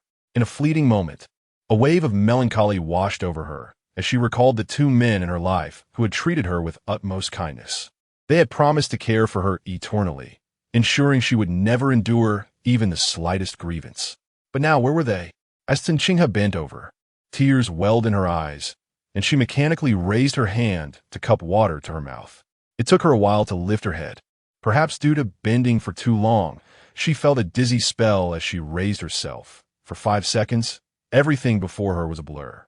She remained still, patiently awaiting the haze to dissipate. Gradually, she discerned her reflection in the mirror, her face pale, accentuated by large, slightly reddened, moist eyes. The alcohol had dulled her senses, and she stood there for several seconds until, in a serendipitous moment, she noticed a man in the mirror. He stood not far behind her, fixated on her intently. A remarkably beautiful face, nearly breathtaking in its allure. Cen Qinghe did not turn around. She merely scrutinized the man's visage through the mirror. At first, she found him striking, then a sense of familiarity washed over her, as if she had encountered him somewhere before. But in that moment, her mind faltered, unable to recall where. Shang Shaocheng wore a white linen shirt paired with dark blue slim-fit trousers, revealing a glimpse of his ankles. And on his feet were black leather shoes. With his hands casually tucked into his pockets, he had been standing behind Cen Qinghe for half a minute. He had initially found her silhouette somewhat familiar, but he never anticipated it was indeed her. Cen Qinghe's eyes were slightly reddened, veiled by a lingering mist of unshed tears. Upon noticing this, Shang Shaocheng's gaze sharpened slightly, and he inquired, "Who has dared to bully you?" Chapter 24. A conversation with you. Shang Shaocheng's voice was a rare blend of deep and melodious among men, causing Cen Qinghe to snap back to reality the moment he spoke. Turning to face him, she unexpectedly exclaimed, "Director Shang?" Shang Shaocheng surveyed her face, his gaze lingering on her eyes for a few seconds. He inquired, "Have you been crying?" Cen Qinghe instinctively lowered her eyes, awkwardly wiping her tears before raising her head to offer a slight smile, responding, "No, I just had a bit too much to drink. I might have felt nauseous." Shang Shaocheng pressed further, "With a client?" Cen Qinghe clarified, "I came with my colleagues. It's the department's welcome banquet tonight." With a hint of amusement, Shang Shaocheng remarked, Is it a welcome or a reform? Cen Qinghe was momentarily taken aback, unsure of how to respond. She watched as he approached her, yet he did not linger, instead passing by her to wash his hands at the sink. Keeping her gaze lowered, he continued, "Don't tell me you were moved to tears by the enthusiasm of your new colleagues? Having consumed a bit too much alcohol." Cen Qinghe recognized the sarcasm in his words, but struggled to formulate an appropriate reply, softly saying, "Isn't the workplace like this nowadays? For survival, for establishing oneself. How many things do we willingly do? Aren't we all just forced by circumstance?" After washing his hands, Shang Shaocheng moved to the paper towel dispenser and pulled out a few sheets. Glancing at Cen Qinghe, his expression revealed nothing of his thoughts as he asked, "Were you bullied by your new colleagues?" Cen Qinghe lowered her gaze, her eyelids concealing the blend of frustration and grievance within, and replied quietly, "No." Shang Shaocheng's voice returned, offering her a solitary opportunity to report her grievances, urging her to seize it. At his words, Cen Qinghe lifted her eyes to meet his just in time to see him toss the used paper towel accurately into the nearby trash can. Standing 2 meters away from her, he was without sunglasses today, his captivating eyes now fixed on her. The expression in his gaze seemed to encourage her to speak freely, igniting an inexplicable impulse within Cen Qinghe. As the marketing director, Shang Shaocheng held a position far superior to Zhang Peng's. And he was right. This was indeed her singular chance to voice her concerns. Having bottled up her frustrations all day, she nearly blurted out Zhang Peng's misdeeds. Yet, just as the words were on the tip of her tongue, she hesitated. During her school days, everyone despised those who reported to teachers, commonly labeled as bootlickers. Although she had no intention of leveraging a disclosure for personal gain, it felt inappropriate to lodge a complaint against her superior on her very first day at work. Thus, she quickly quelled the impulse. Parting her lips, she replied, "No, everyone has been quite nice to me." "Is that so?" Shang Shaocheng regarded her with a knowing look, asking meaningfully, "Then why are you hiding here, shedding tears alone?" Cen Qinghe, half-truthfully, responded, "I miss home." Shang Shaocheng appeared somewhat surprised by her answer, eliciting a soft laugh. This marked the third encounter for Cen Qinghe with him. In their previous meetings, the first had been so fleeting that she had not even glimpsed his face. During the second, she had indeed seen it, as he had used that visage to beguile her in assigning a part-time job beyond her primary responsibilities. She still vividly recalled the sensation of trudging for an hour in high heels that elevated her by 7 or 8 centimeters. Now, in this third meeting, he seemed intent on extracting some revelation from her. Cen Qinghe, her mind dulled by alcohol, struggled to think swiftly, fearful of unwittingly stepping into another trap. Meanwhile, Shang Shaocheng merely wore a faint smile, as if he had anticipated this moment, his gaze devoid of surprise. He parted his lips and softly inquired, "Feeling homesick? I am as well. Let us find a place to converse." He turned and walked towards a restroom, with Cen Qinghe trailing a few paces behind. After a short distance, he veered toward a private room. Just as Cen Qinghe hesitated on whether to call out to him, Shang Shaocheng had already pushed the door open and entered. Standing at the threshold, Cen Qinghe raised her eyes and surveyed the expansive, opulent room, where a row of men and women lounged on a large sofa. Shang Shaocheng moved to the center of the room, only to notice the light behind him. Turning, he saw that Cen Qinghe remained at the entrance, seemingly reluctant to step inside. He tilted his chin slightly in her direction, urging her to enter. Cen Qinghe had not anticipated that the place he referred to for their discussion would be here. The room was filled with unfamiliar faces, and upon seeing Shang Shaocheng accompany a woman, all eyes converged on her. A young man, roughly the same age as Shang Shaocheng, was the first to voice his curiosity. "Who is this?" To which Shang Shaocheng replied, "Just continue with your fun." The private room was spacious, divided by a beaded curtain that segmented the area into 2 parts. Shang Shaocheng guided Cen Qinghe to the other side of the curtain, only to be met with the sight of a couple passionately entwined on the sofa, engaged in an ardent kiss, oblivious to their public surroundings. The moment Cen Qinghe beheld this scene, a rush of blood surged to her face, rendering her acutely aware of her embarrassment as she averted her gaze, unsure where to direct her eyes. Shang Shaocheng, however, remained unfazed. He approached the man, delivering a light kick to his foot. The man paused, turning his head to meet Shang Shaocheng's gaze, questioning, "What is up?" Shang Shaocheng inclined his head towards the adjacent area, whispering, "Move over there." Just as the man was about to inquire further, he caught sight of Cen Qinghe nearby, his eyes lighting up as he jovially exclaimed, "Hey, who asked this beautiful lady?" Shang Shaocheng settled onto the sofa, his demeanor composed as he replied, "Stop dawdling. Go over there. We have matters to discuss." The man, grinning playfully, stood up with the woman beside him, and as they passed by Cen Qinghe, he cheerfully remarked, "Where do you work, beautiful? How do you know Shaocheng?" Fortunately, the dim lighting of the room concealed Cen Qinghe's flushed cheeks. Just as she prepared to respond, Shang Shaocheng interjected, "Ignore him. Come and sit." Cen Qinghe approached the circular sofa, taking a seat diagonally across from Shang Shaocheng. The marble coffee table was adorned with an array of various liquor bottles. Shang Shaocheng casually picked up a wine bottle shaped like a woman's figure and poured himself half a glass of dark red liquid. He then raised his gaze and asked her, "Would you like some?" Cen Qinghe shook her head as the sounds of laughter and merriment echoed behind her. She struggled to clear her mind, trying to maintain a relaxed posture while seated. After taking a sip of his drink, Shang Shaocheng leaned back on the leather sofa. His voice languid as he inquired, "So, who's been bothering you?" Cen Qinghe initially thought that Shang Shaocheng had forgotten about the matter, yet to her surprise, he brought it up again. A sense of astonishment flickered within her, and instinctively, she made a gesture as if to speak but hesitated. After a brief pause, she finally replied, "Thank you, Director Shang. Truly, no one is bothering me.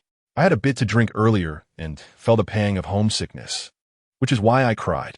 Shang Shaocheng's tall figure reclined against the back of the genuine leather sofa, his handsome features obscured in the dim light, rendering his expression indistinguishable.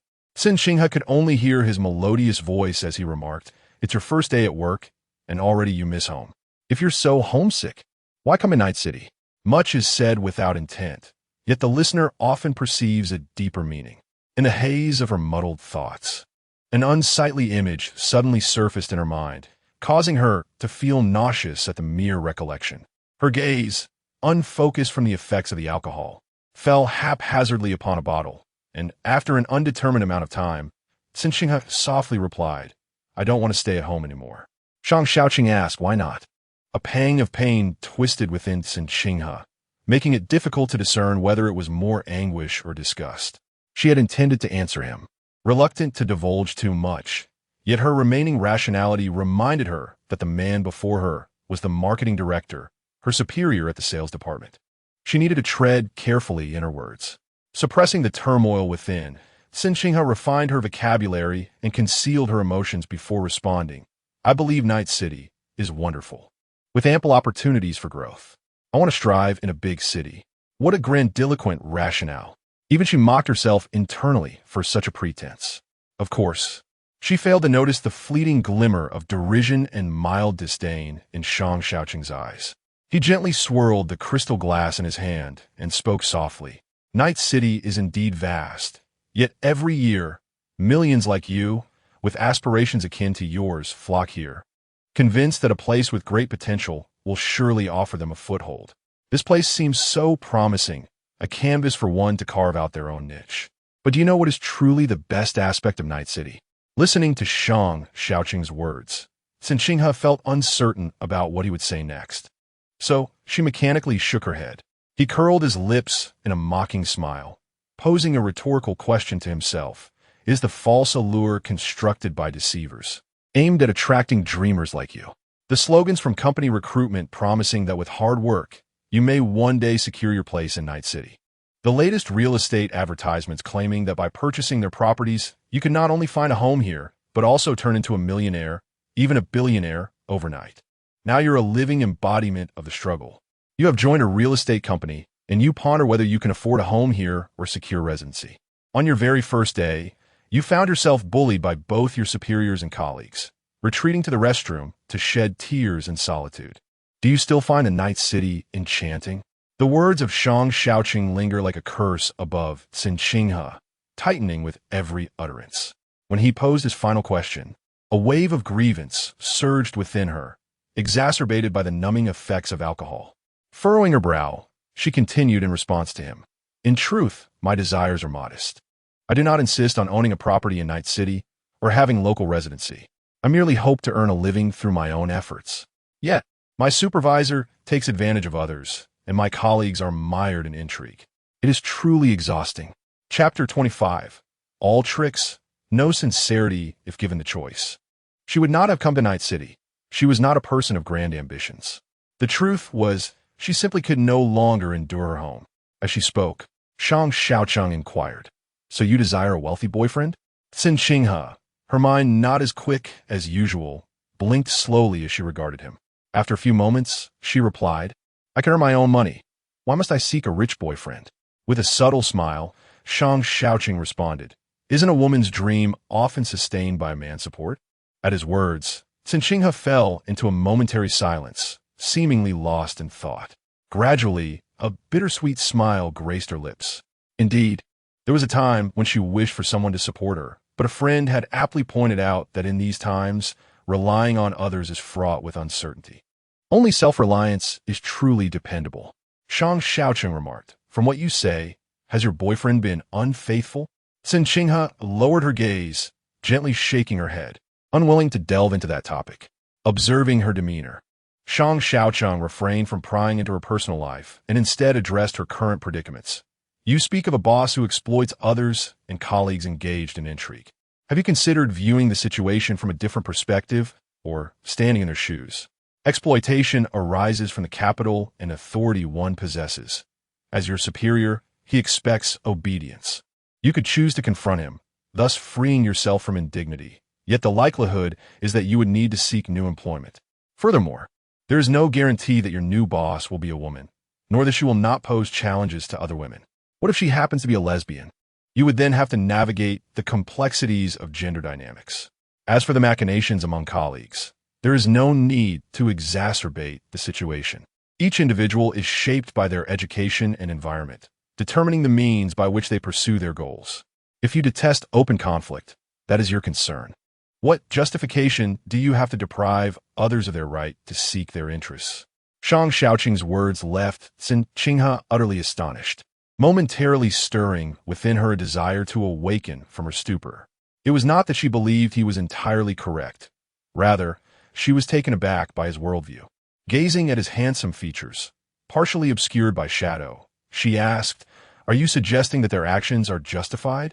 Reclining languidly on the plush sofa, Shang Shaocheng's tone remained unperturbed as he replied, I do not assert that their actions are justified. I merely state that choosing kindness and fairness is the hallmark of a moral individual, one who holds themselves to certain standards. Yet, who can consistently adhere to morality as a guiding principle in their daily affairs? You cannot, nor can others. If your boss and colleagues have indeed transgressed to the point of illegality, you are free to report them to the police rather than suffer in solitude. Deep down, you recognize that such unwritten rules are a common and often inevitable aspect of professional life. The reason for your grievances ultimately lies in your inability to resist, leaving you with no choice but to endure, rather than attributing fault to their absurd actions. Cen Qinghe had always believed that such logical and irrefutable arguments could only emerge from the mouths of debate champions or law scholars. Yet, when Shang Shaocheng articulated these words, he did so with such calmness that it made her feel as though this was simply how things ought to be. In that moment, Cen Qinghe found herself questioning her own perspective. Could it be that she was being overly sensitive? As she pondered this, Shang Shaocheng suddenly leaned forward, shifting from a relaxed posture on the sofa to a more casual demeanor with his arm resting on his leg. His profoundly sculpted features emerged from shadows, drawing closer to Cen Qinghe. Noticing the absence of displeasure on his face, replaced instead by a hint of a benevolent smile, he spoke softly. Han Han once said, Only children concern themselves with right and wrong. In the world of adults, only interests and benefits matter. She gazed deeply into his eyes, unsure if it was the influence of alcohol or the innate allure of his gaze, but she felt herself being pulled into the depths of his dark eyes. Unable to escape, Until, at last, Shang Shaocheng's lips parted, his voice low and tantalizing as he inquired, "Do you want me to assist you?" His words cut through the clamor and revelry behind her, penetrating directly to her heart. In an instant, a jolt of realization struck her, and she snapped back to awareness. With a slightly flustered demeanor, she averted her gaze, yet remained unwavering in her response. "No, thank you, Director Shang." A fleeting glimmer danced in Shang Shaocheng's eyes upon hearing her words, prompting him to reassure her. "Rest assured, I have promised to safeguard your position in the sales department, and I will honor that commitment. As for your interactions with superiors and colleagues, that is a matter for you to navigate. One need not take everything too seriously. The workplace has its own set of rules. You are merely starting out, and there is ample time to learn." For reasons unbeknownst to her, Cen Qinghe found herself swayed by Shang Shaocheng's words. She had always considered herself to be quite principled, convinced that Zhang Peng and the likes of Fang Yifei and Ai Weiwei were in the wrong.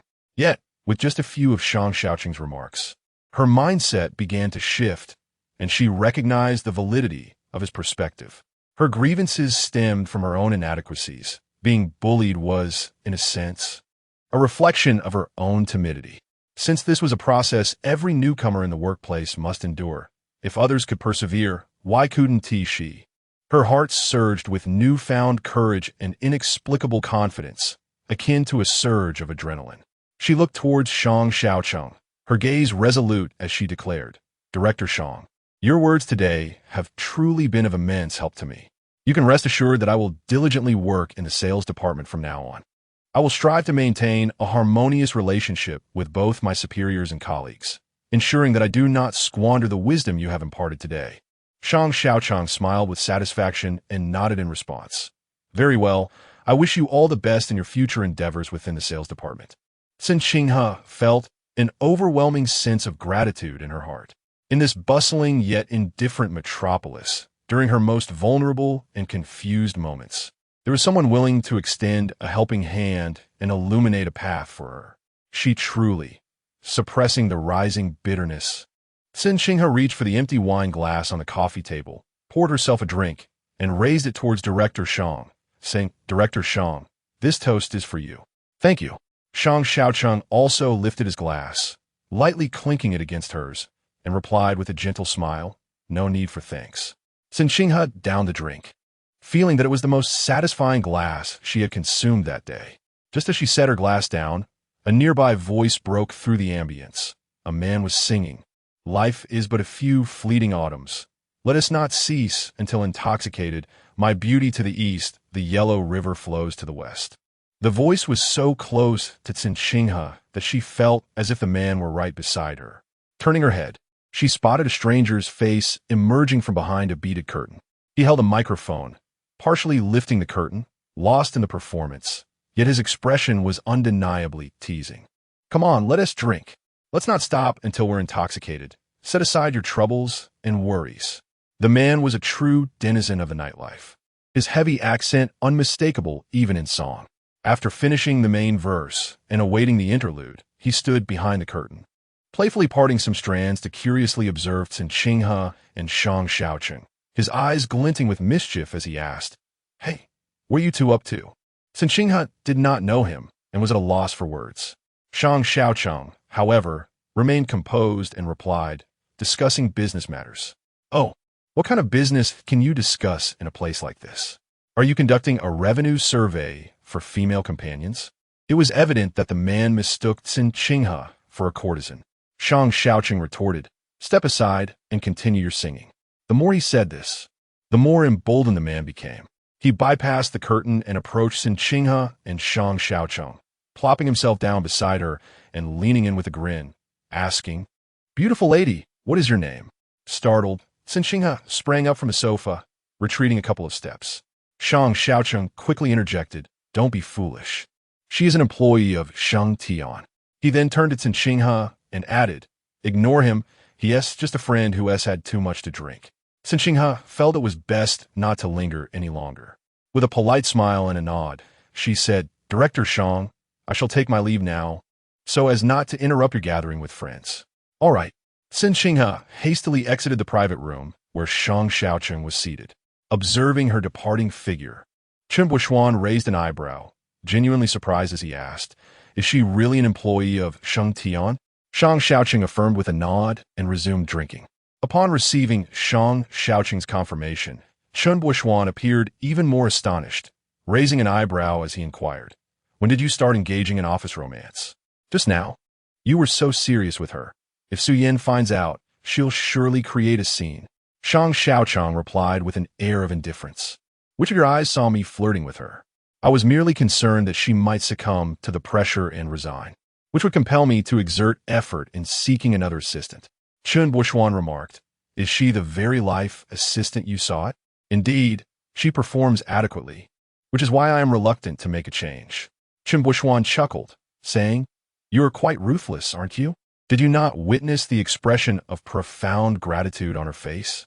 She likely regarded your words as pearls of wisdom, unaware that you merely view her as a tool for tidying up your mess." TSK. One can only imagine how disheartening that must be. Shang Shaocheng scoffed derisively and responded, "Disheartening? I speak the truth, which is ultimately beneficial for her. Otherwise, she would face the same fate wherever she goes. Moreover, our relationship is fundamentally transactional. Her continued presence at Shang Tian is advantageous for both of us. Why not embrace it?" Cen Qinghe then inquired, "So you harbor no feelings for her? Shall I pursue her instead?" Shang Shaocheng promptly retorted, "Absolutely not." Cen Qinghe widened his eyes and exclaimed, Then, how can you claim to have no interest? I maintain that in the presence of beauty, who remains unmoved, there are countless employees under Shang Tian. I have yet to see you offer guidance to anyone else face to face. Chapter 26. Feigning madness with wine. Killing two birds with one stone, Cen Qinghe hurriedly exited the private room where Shang Shaocheng was situated. Upon reaching the doorway, she finally released her tension and exhaled deeply. Though her head was slightly muddled from the alcohol, her mind remained as clear as a mirror. She couldn't help but ponder how Shang Shaocheng could attain such a lofty position as a director. Indeed, he possessed profound insights. Many matters, when viewed from a different perspective, lose their capacity to entangle one in a web of confusion. The morality of others is their own choice, yet how to respond to their immorality is hers to decide. As she stepped back into her own private room, Cen Qinghe took a few deep breaths before pushing the door open. In one corner of the room, Cai Xinyuan and El Shuang remained seated, while Zhang Peng leaned against the sofa. To his left sat Fang Yifei, and to his right was Ai Weiwei. He held a microphone, singing, while one woman poured him a drink, and the other sat nearby, utterly enchanted. Cen Qinghe approached and plopped down heavily between Cai Xinyuan and El Shuang, her movements somewhat clumsy. Both Cai Xinyuan and El Shuang immediately turned to her, their eyes filled with concern. Zhang Peng set down the microphone and leaned forward, inquiring, "Has Xiaocen had too much to drink?" Cai Xinyuan replied on her behalf, "Yes. She's probably had enough fun for the night." Fang Yifei suggested, "Then let us not continue playing. Come over and sing a bit to sober up." Ai Weiwei added, "Indeed. Manager Zhang always enters the KTV seeking a perfect match, but has yet to find a suitable companion. It's clear that Qinghe has a lovely singing voice." As she spoke, Ai Weiwei stood up and switched seats with Zhang Peng, who now sat beside Cai Xinyuan, allowing him a clear view of Cen Qinghe. Leaning back against the sofa, Cen Qinghe appeared to be inebriated. Zhang Peng, across from Cai Xinyuan, asked her, "Can Xiaocen sing?" The arrangement of seats was so transparent that even a blind person could see Zhang Peng's intentions toward Cen Qinghe. If Cai Xinyuan had any wit, she would surely shift her position. However, Cai Xinyuan remained steadfast, showing no desire to yield her place. She was determined to protect Cen Qinghe, even at the risk of offending Zhang Peng. Just as she contemplated how to navigate the situation, she suddenly felt a light push from behind her waist, causing her to glance at Cen Qinghe in surprise. Cen Qinghe's face bore a veil of intoxication, and she did not look at Cai Xinyuan. Instead, she nodded in response to Zhang Peng, saying, "I can sing fairly well. I don't go off-key. What does Manager Zhang want to sing? I could duet with you." Given Cen Qinghe's readiness, both Cai Xinyuan and El Shuang initially thought she was merely tipsy and subtly tugged at her clothing. Cen Qinghe placed her hands on their legs and discreetly squeezed, prompting both to realize she was quite sober and merely pretending.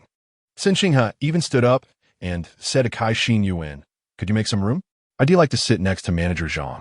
Cen Qinghe's initiative won Zhang Peng's favor instantly. He flashed a broad smile and asked Fang Yifei, who was sitting at the edge, to pass another microphone.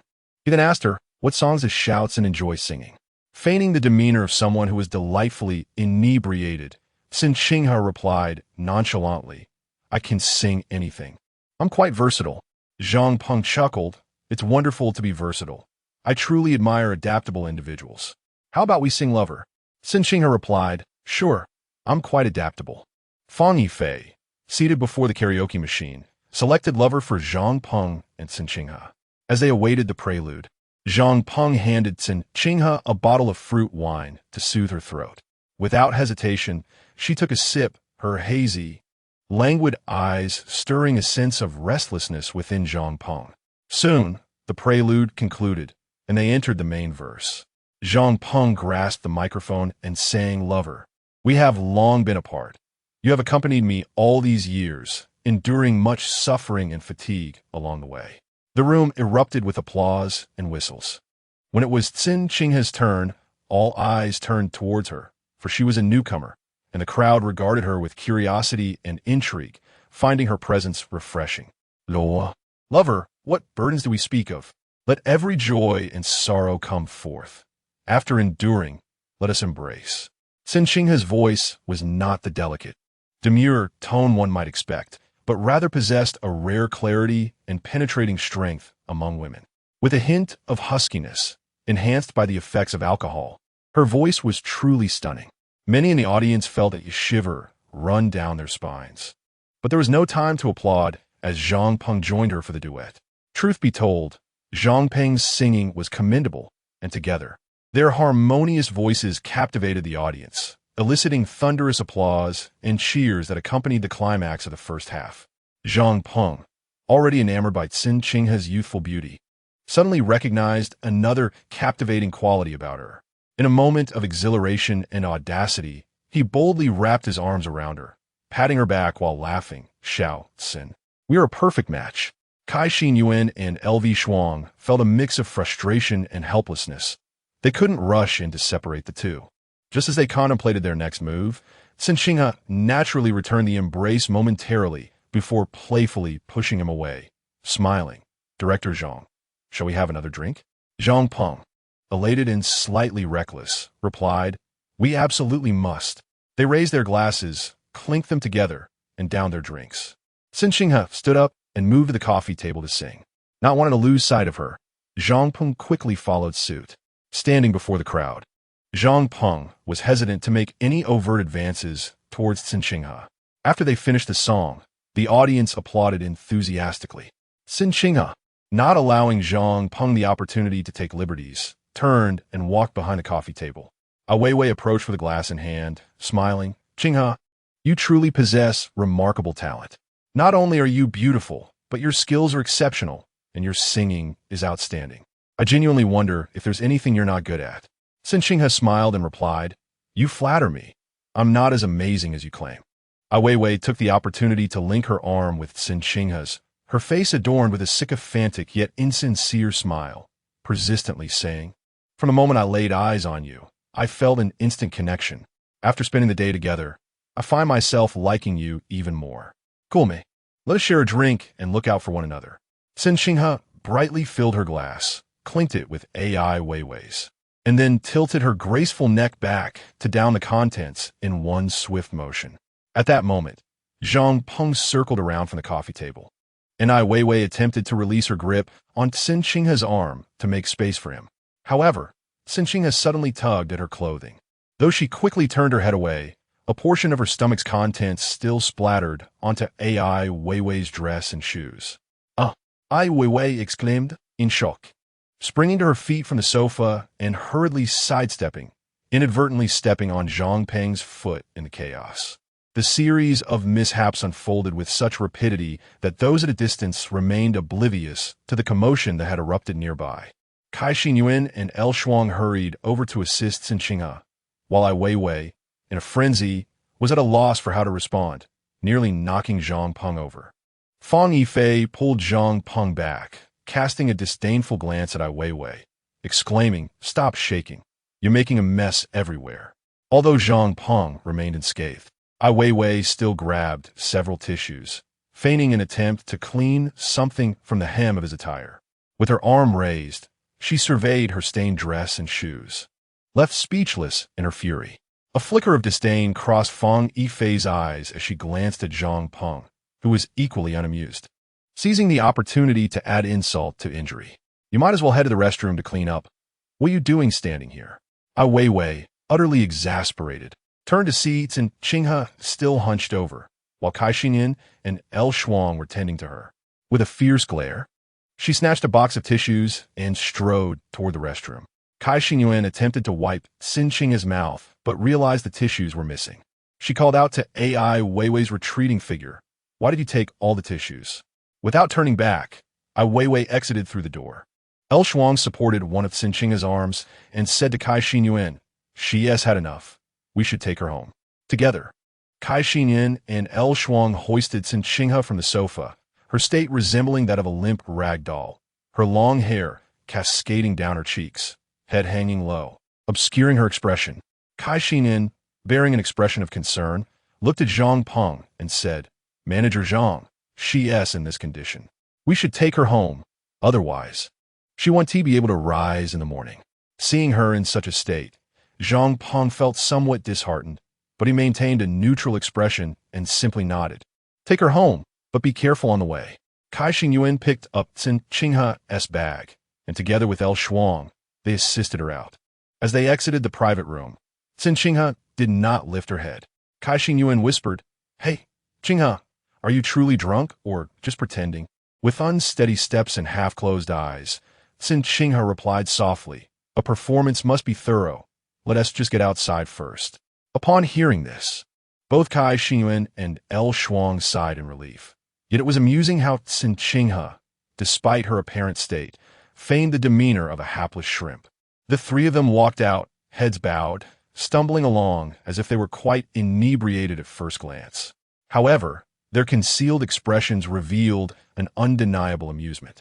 After assisting Cen Qinghe into Cai Xinyan's car, El Shuang inquired, "Can you two make it home on your own?" Cai Xinyan replied, "No worries. We'll call for a designated driver. Just be cautious on your own." In the back seat, Cen Qinghe opened her eyes and looked at El Shuang, saying, "Call us when you get home." El Shuang glanced down at Cen Qinghe, noticing her clarity of tone, and couldn't help but smile. "Understood. I'll get in touch once I arrive."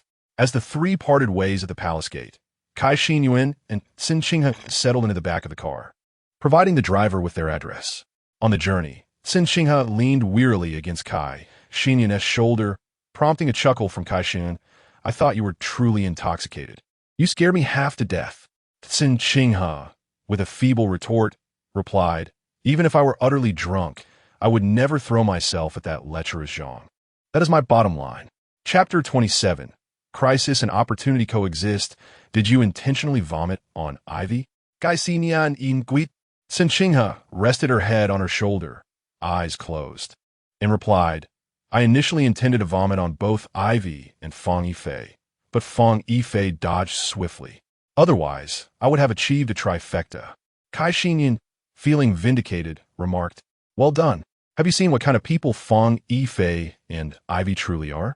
I told you, but you wouldn't believe me. This is the raw human nature. They care for nothing in their quest for advancement. If it weren't for your quick reaction tonight, Zhang Peng might have taken considerable advantage." Cen Qinghe felt drowsy, but amidst her haze, she recalled the visage of Shang Shaocheng. Had she not fortuitously encountered him tonight, and had he not shared those words with her, she might have struggled to regain her composure and could have faced Zhang Peng head-on. In that case, it would have been as he said, with a high likelihood of needing to seek a new employer. In life, one often encounters more disappointments than not. One cannot harbor fantasies of everything going smoothly. After all, not every person one meets is as indulgent as one's mother. A mother may coddle her child, but once outside, it is a matter of relying on one's own abilities. Cen Qinghe dozed off in the car, only to be awakened by Cai Xinyuan. Upon opening her eyes, she realized they had arrived home. The two exited the vehicle, linking arms as they ascended the stairs. "Are you all right?" Cai Xinyuan asked. "Once we return, I shall brew something to help with your hangover." Cen Qinghe staggered as she walked, but couldn't help teasing. "You actually know how to make a hangover remedy? I remember you can't even make egg drop soup." With an air of calm, Cai Xinyuan replied, "I merely dissolve the hangover medicine in hot water. I'm afraid if I only give you the medicine, you might think it lacks sophistication." Unable to contain herself, Cen Qinghe exclaimed, "Damn." The moment after, they both burst into raucous laughter. Finally back home, Cen Qinghe was too exhausted to even bathe. She struggled to remove her clothes and collapsed onto the bed, unaware of when she fell asleep. When she next opened her eyes, it was not a gentle awakening, but a sudden jolt. Cai Xinyuan, with no trace of gentleness, vigorously shook her awake, exclaiming, get up, it's urgent." Cen Qinghe had been dreaming moments before, and now she saw Cai Xinyuan clad in a lace nightgown, rushing out the door with disheveled hair, resembling someone fleeing from a phantom. After a few moments of bewilderment on the bed, Cen Qinghe slowly turned her head to glance at the wall clock. The hour hand pointed to 8, while the minute hand had strayed from 12, nearing 1. Just as she opened her eyes, her consciousness had yet to fully align with her mind. Thus, she sat there dazed for a few seconds before her eyes widened in realization, and she sprang upright. It was 8:05. Throwing off the covers, she slipped on her slippers and rushed out, announcing, "Why did you wake me so late?" They were supposed to start work at 8:30, typically rising by 7:30. Cai Xinyuan, in the bathroom brushing her teeth and changing clothes, frowned at the remark and mumbled back, "You're blaming me? My alarm went off at 7:40. Didn't you say you'd set yours for 7:30 and call me each morning? I was waiting for you, only to doze off." Cen Qinghe instinctively replied, "I didn't hear the alarm go off." Cai Xinyuan hastily rinsed her mouth, turned on the faucet to wash her face, and urged, "Hurry up. It doesn't matter if I'm late. At worst, they'll deduct my bonus. But you're still in your probation period, and this could affect the overall performance." Upon hearing this, Cen Qinghe felt an overwhelming desire to transform into Neza, summoning a multitude of arms to assist her. There was simply no time for makeup. The two merely completed their basic hygiene routines before rushing toward the entrance. Noticing her phone was missing from her bag, Cen Qinghe called out, "Xinyuan, have you seen my phone?" As Cai Xinyuan slipped on a high heel, she urged, "I haven't even opened your bag. We really must leave now. There's no time."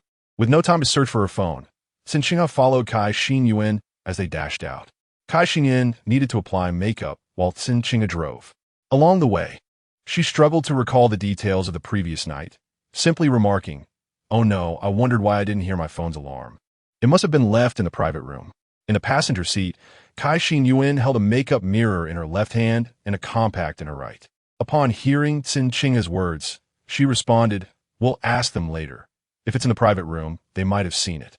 Cen Qinghe pressed the accelerator, frowning as she muttered, "Troubles truly come in waves." They hurriedly arrived at the Shang sales office just as the clock struck 8:30. Cai Xinyuan let out a sigh of relief.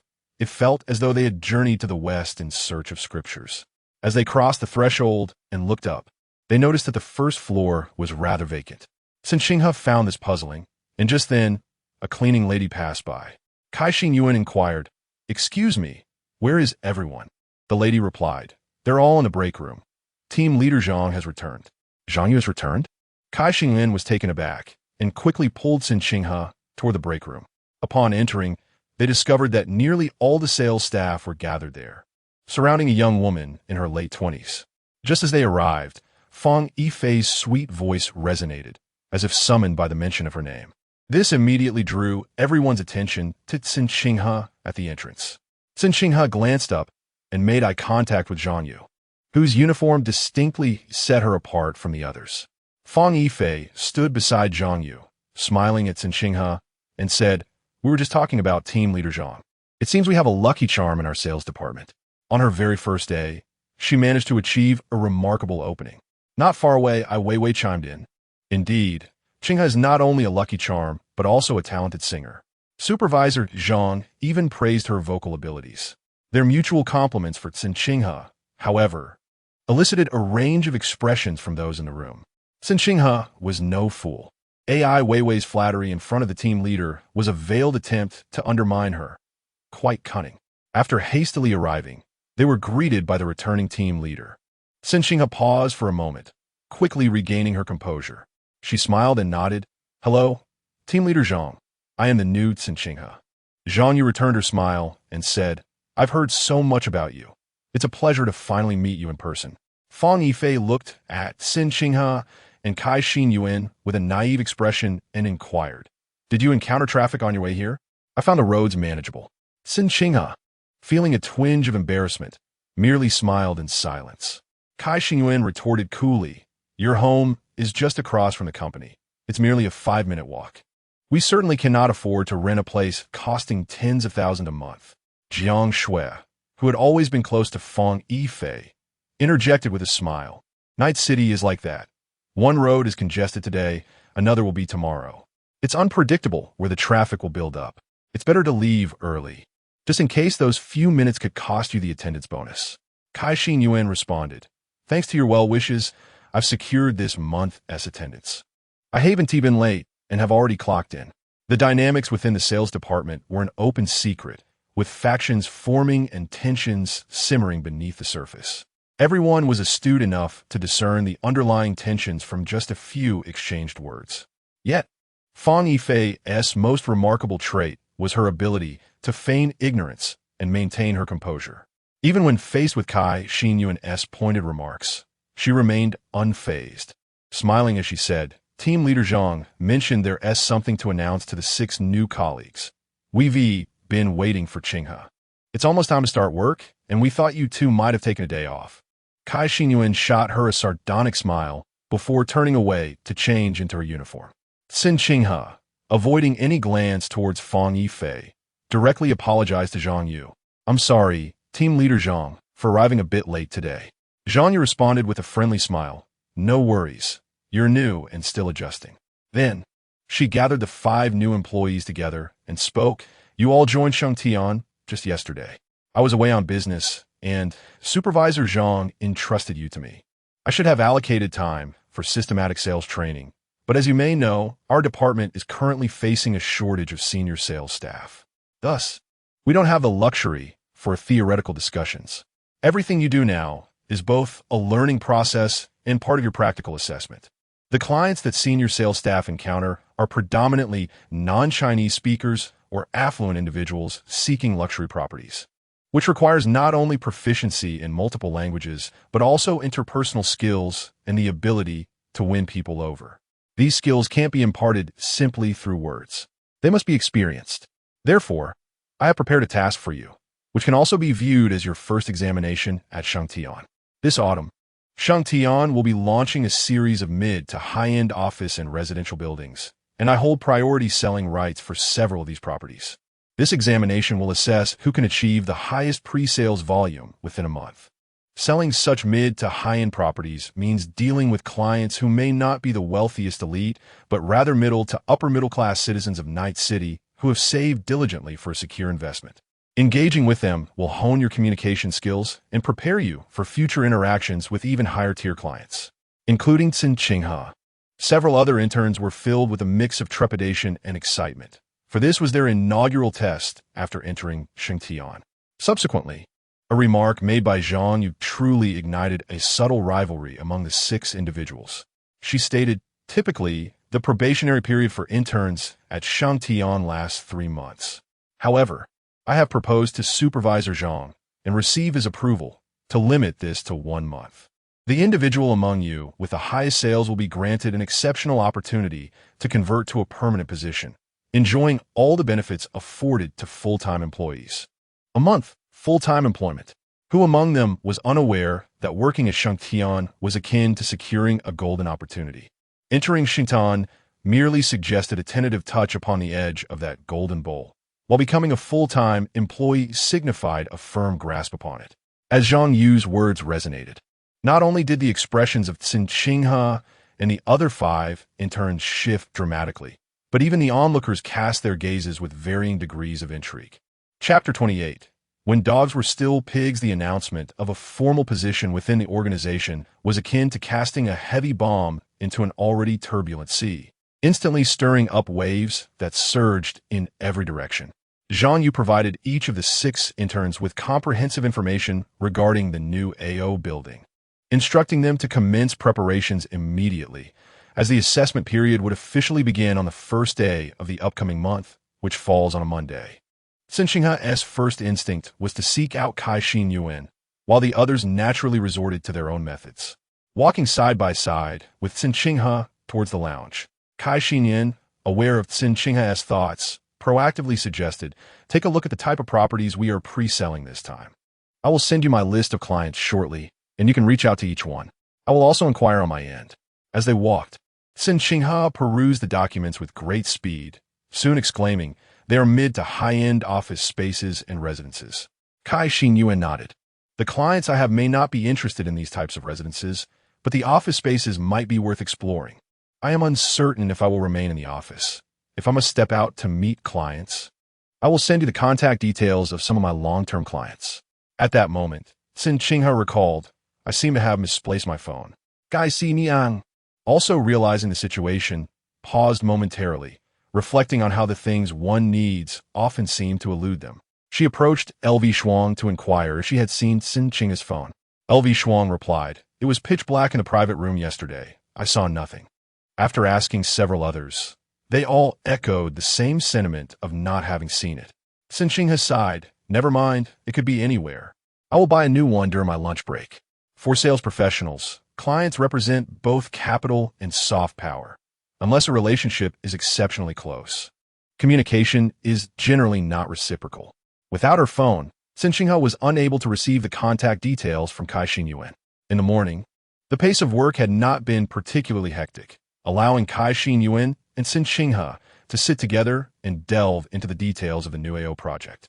Cai Xinyuan, possessing significantly more industry knowledge than Cen Qinghe, quickly assessed the documents and remarked, "The residences are priced between 30,000 to 50,000 per square meter, with the smallest unit being 88 square meters, which amounts to a minimum of 260,000. The down payment is 30%, totaling 80,000. For individuals in Night City with a modest financial background, 80,000 is not an insurmountable challenge. Therefore, I suggest that you do not target the exceedingly wealthy this time. Instead, focus on the middle-class citizens of Night City with mid to high-end incomes." Cen Qinghe inquired, "Are there any industry promotional channels available? I cannot simply distribute flyers on the street, can I?"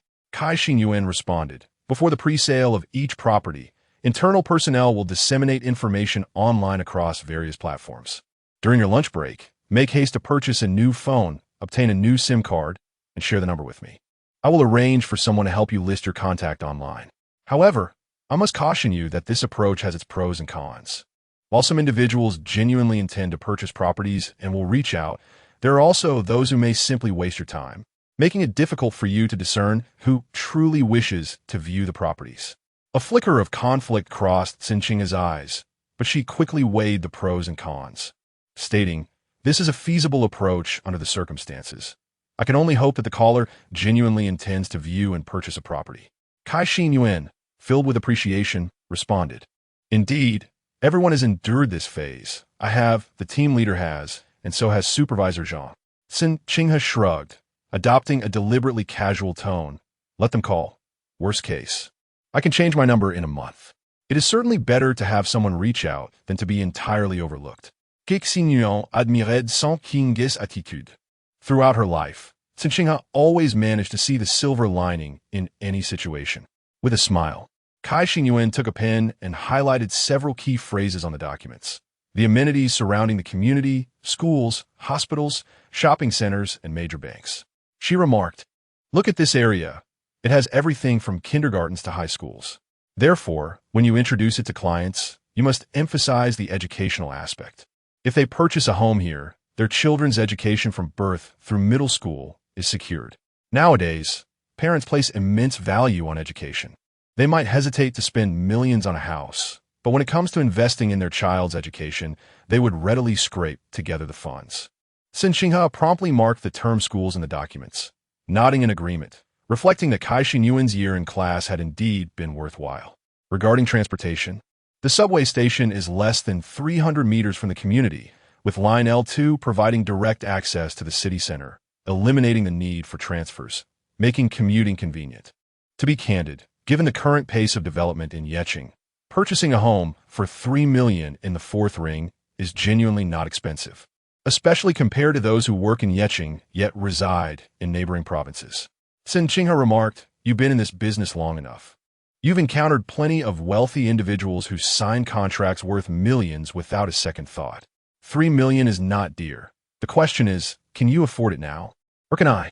While Yeqing's income surpasses that of other provinces and cities, the expenses are also substantial. I increasingly wonder why so many individuals are determined to remain in Yeqing.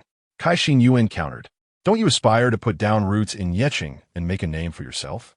A jolt ran through Cen Qinghe. Her intention to establish herself in Yeqing stemmed from the fact that she had no path back. Whether in Yeqing or elsewhere, she would not return to Dongcheng. This city appeared enchanted, radiant by night and bustling by day, yet those who arrived sought to extract every last drop of their labor, all for the fleeting illusion and inexplicable sense of belonging that came from lying in a rented room, gazing out at the dazzling nightscape. Cen Qinghe could not claim that others remained here for vanity, for she too shared that sentiment. Yeqing, beneath the emperor's feet, being able to stand here felt akin to reaching the pinnacle of a pyramid. This was why so many, despite working themselves to exhaustion, preferred not to return home to live comfortably as pigs. After a few moments of silence, she quietly marked the word traffic with a pen. She had even prepared a script for introducing the property to clients. Envisioning herself smiling sincerely as she would say, "You might think that the fourth ring is somewhat distant from the city center, but given the current development trends in Night City, it is quite possible that in a few years, the fourth ring will be considered part of the city center. Buying a home now can be seen as an investment, and having your child reside in a property under the Shang Shaocheng brand adds prestige. Think of it as securing a desirable home for your child. Truly, this price is quite reasonable." Just the thought made Cen Qinghe find it amusing. Wealth can move mountains, and vanity can drive ambition.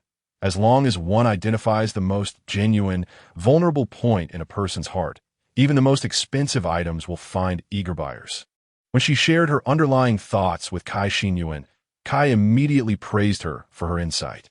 Cen Qinghe, half laughing, replied, "Perhaps it's more about being a cunning merchant?"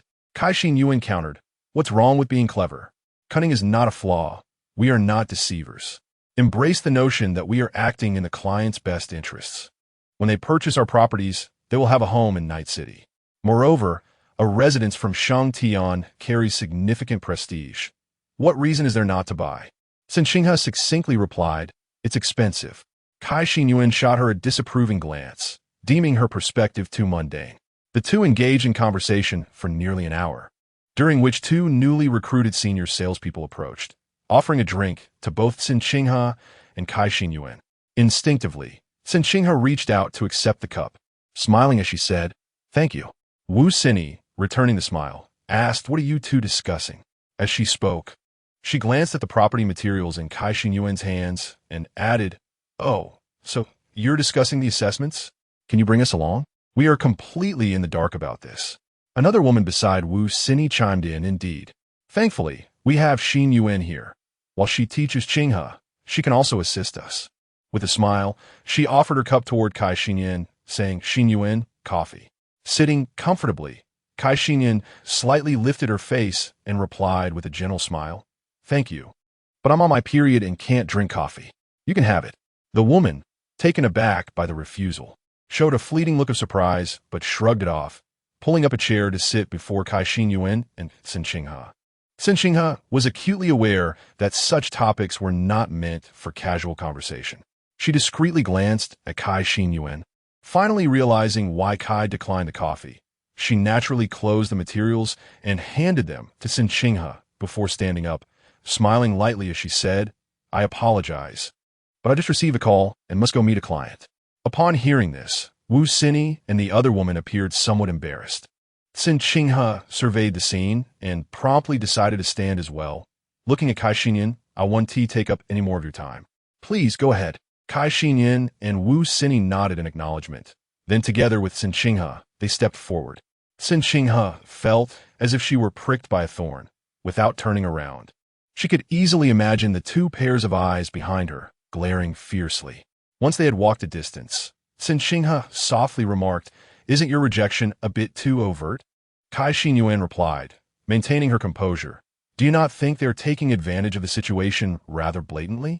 They expect to sit down after just 2 drinks and have me offer them guidance. Are they mocking my overly compassionate nature or belittling my lack of resources?" Cen Qinghe nearly burst into laughter.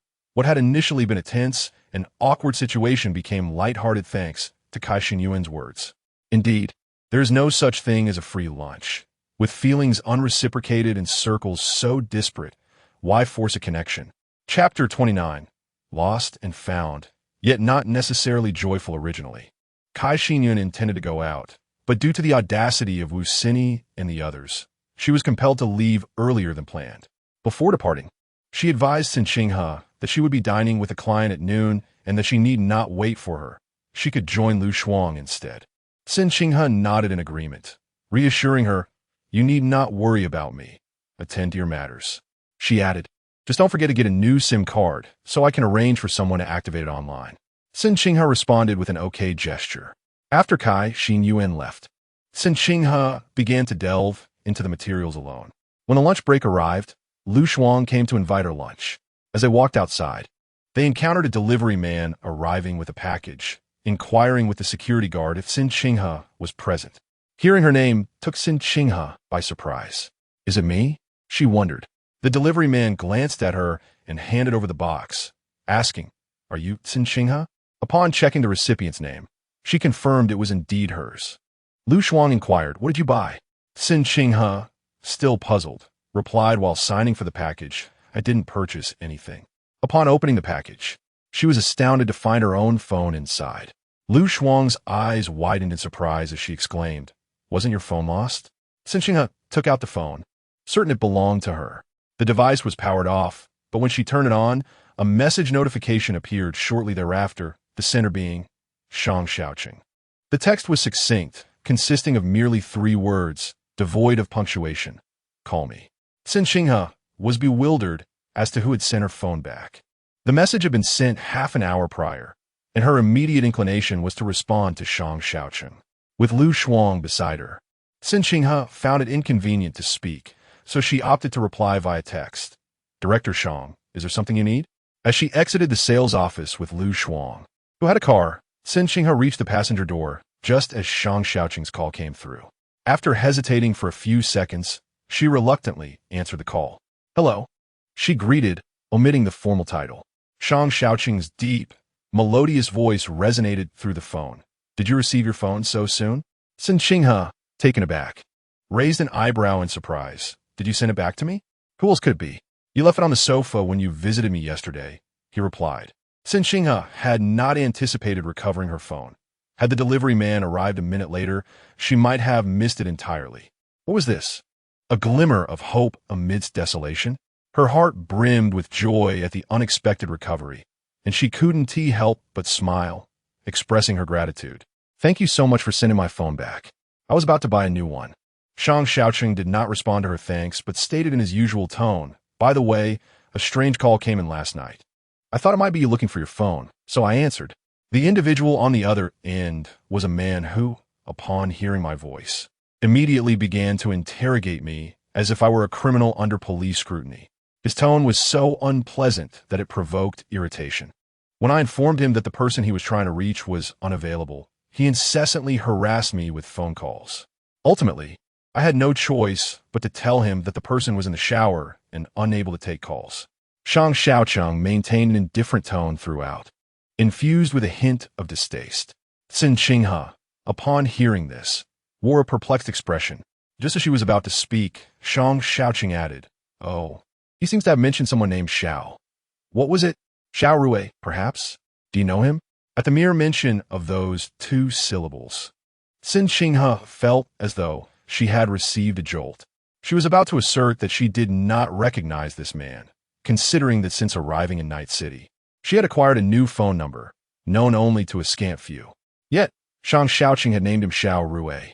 Her expression darkened considerably as she sat in the passenger seat, feeling as if a lump had lodged in her throat. Even a nearby El Shuang sensed something amiss. Noticing that Cen Qinghe had suddenly lapsed into silence while clutching her phone, Shang Shaocheng did not rush her. Instead, they both fell into silence. After a brief 5 seconds, he remarked knowingly from the other end, "So it's someone you know? You two can sort it out yourselves." With that, he shifted the subject. "By the way, could you attend a gathering at Yinshan Winery for me this Saturday? I will have someone deliver the invitation to you shortly." In that fleeting moment, Cen Qinghe felt as though her heart had momentarily stopped, but now, after a considerable pause, it stirred back to life. She finally regained her composure and unconsciously tightened her grip on the phone, softly responding, "I might be busy with work this Saturday." "Is Yinshan Winery far from the city center?" Her inquiry stemmed from a lingering wariness, born from a prior experience with Shang Shaocheng that had taken her on an arduous 6 to 7 hour journey across the city, leading her to believe she was about to leave Night City altogether. Shang Shaocheng replied, "It's not far at all. It takes a little over an hour to get there from your location. I'll send your phone back to you, so no need for verbal gratitude. I'll take it as understood." His words felt like a moral coercion to Cen Qinghe. Nevertheless, even without his insistence, she found little reason to refuse, as she had privately entered into a contract with Shang Shaocheng, allowing him to request her assistance on her days off within reasonable parameters. Conflicted feelings of bitterness and exhaustion bubbled within her as she sighed inwardly and softly conceded, "All right, I understand." Shang Shaocheng, quicker than before, hung up without another word. As if all prior conversation had been inconsequential, he had merely awaited her agreement. Cen Qinghe set down her phone, and El Shuang turned to her with a concerned expression, asking, "Is everything all right?" Cen Qinghe forced a smile, replying lightly, "It's nothing. Luckily, I ran into someone I know last night in the palace, and I left my phone with him. He asked sending it back to me." El Shuang, with a tone of exasperation, remarked, "Look at your memory. How could you misplace your phone and not even know whose hands it fell into?" Cen Qinghe lowered her gaze, remaining silent with a smile. But her mind was consumed with thoughts of Xiao Rui. How had he suddenly called her? How did he know her new number? A tumultuous ache surged within her, as if a tempest were unleashed in her heart. Cen Qinghe found herself on the brink of tears, her throat tightening with emotion. And it was only by clenching her fists that she could suppress the urge to weep. In this moment, she regretted that her phone had been found by Shang Shaocheng. It would have been preferable had it been lost altogether, rather than endure the reminder of Xiao Rui's name. The pressures of work, compounded by the resurgence of past memories, rendered her incapable of enjoying her meal. After returning to the sales department with El Shuang, she retreated to the restroom, clutching her phone. With a mere 10 contacts in her phone book, she swiftly dialed one. Before long, the call connected, and a man's voice resonated with delight. "Qinghe, what wind has blown you my way?" Cen Qinghe maintained a composed visage, devoid of any embellishments, and directly inquired, "Did you inform Xiao Rui of my new number?" The man paused, momentarily taken aback, before responding innocently, "Not at all. I didn't say a word. Has Xiao Rui contacted you?" Cen Qinghe felt her face flush with anger as she retorted, "You're among the few who know my new number. You're closest to Xiao Rui, if it wasn't you." "Then who?" The man, nearly in tears, exclaimed, "Sister, please don't wrong me. I truly haven't been in touch with Xiao Rui lately." "I swear," Cen Qinghe declared sternly. "Then go tell them that if anyone mentions me to Xiao Rui again, they will no longer be my friends, and I shall cease all contact." With that, she furiously ended the call. Alone in the restroom's solitary stall, staring at the white partition, a wave of emotion washed over her, and tears brimmed in her eyes. She felt utterly helpless, unsure of how to navigate her feelings, which led her to unjustly unleash her frustration upon a longtime friend. Confronting Xiao Rui felt insurmountable, and thus she transformed her inner turmoil, bitterness, and pain into an unwavering resolve to avoid him. Hearing the restroom door creak open, Cen Qinghe instinctively held her breath, remaining silent. Once the newcomer entered a stall, she emerged and approached the sink to wash her face. As as she bent down to wipe away her tears. A familiar voice called out, "Qinghe, is that you?" She turned to see Ai Weiwei. A polite smile graced her lips before she returned to her task. Standing beside Cen Qinghe, Ai Weiwei washed her hands, glancing sideways with concern. "What's wrong? Have you been crying?" Cen Qinghe replied nonchalantly, "No. My eyes are just a bit uncomfortable."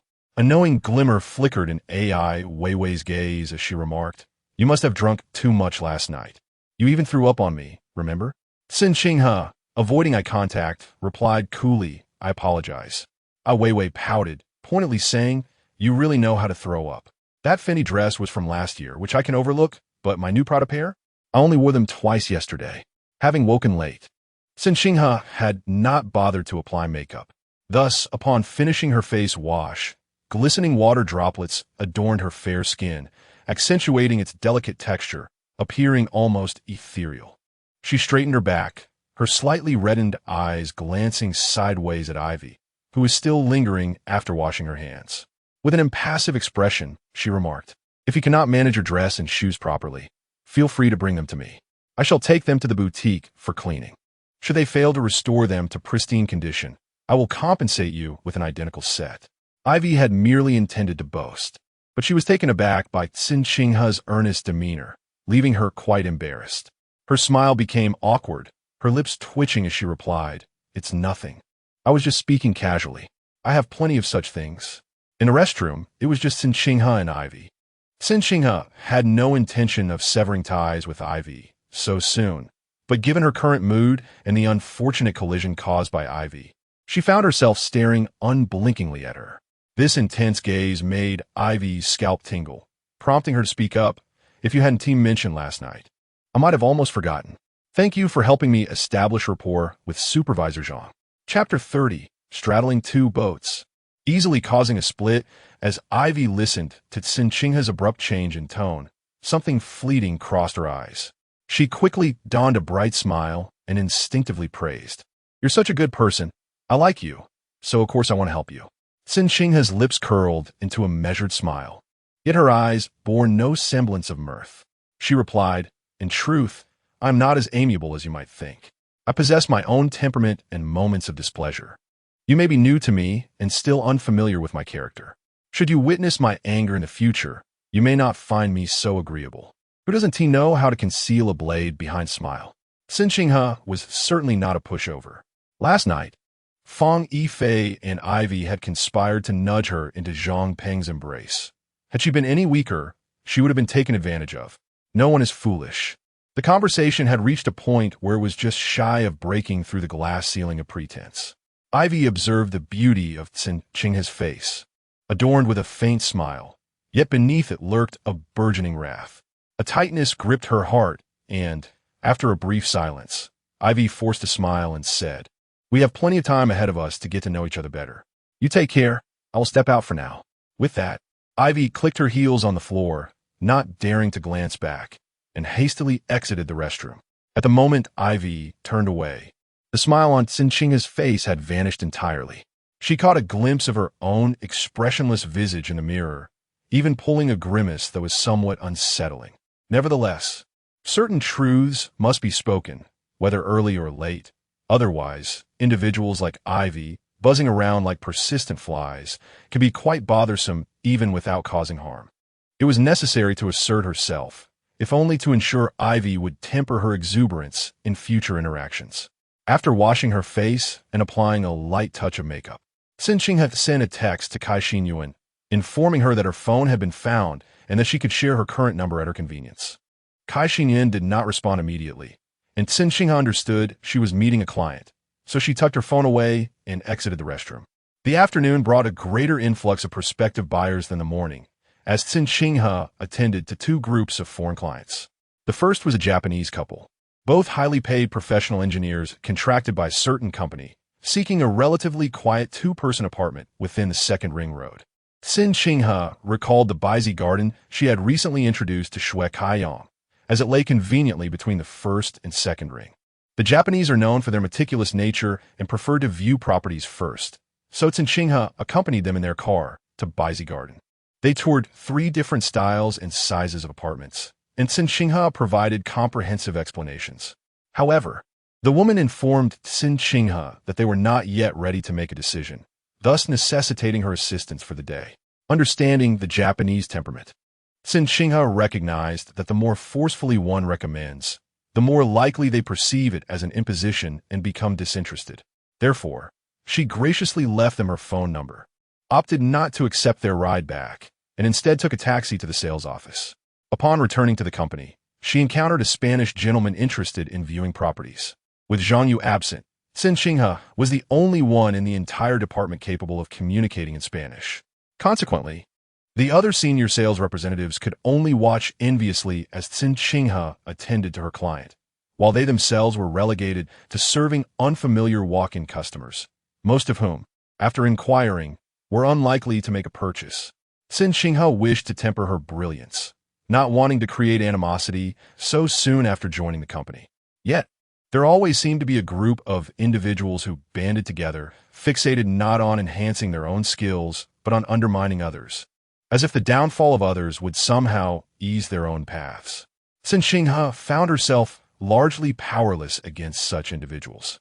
She could not concern herself with everyone's feelings and could only focus on performing her duties well. The Spanish client expressed a particular interest in the standalone villas at Shishan Maple Forest, nodding frequently while examining the model. Noticing his purchasing intent, Cen Qinghe seized the opportunity to inquire, "When might you have time? I can take you to see it at your convenience." The gentleman replied, "It's a bit late today. Would tomorrow work?" Cen Qinghe smiled and nodded, "Certainly.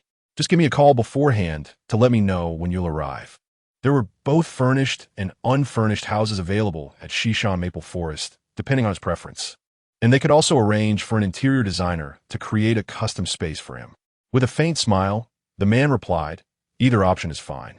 I'll know more after I see them tomorrow." Then, looking at Cen Qinghe, he asked, "Miss Cen, do you have time this evening? I would like to invite you to dinner."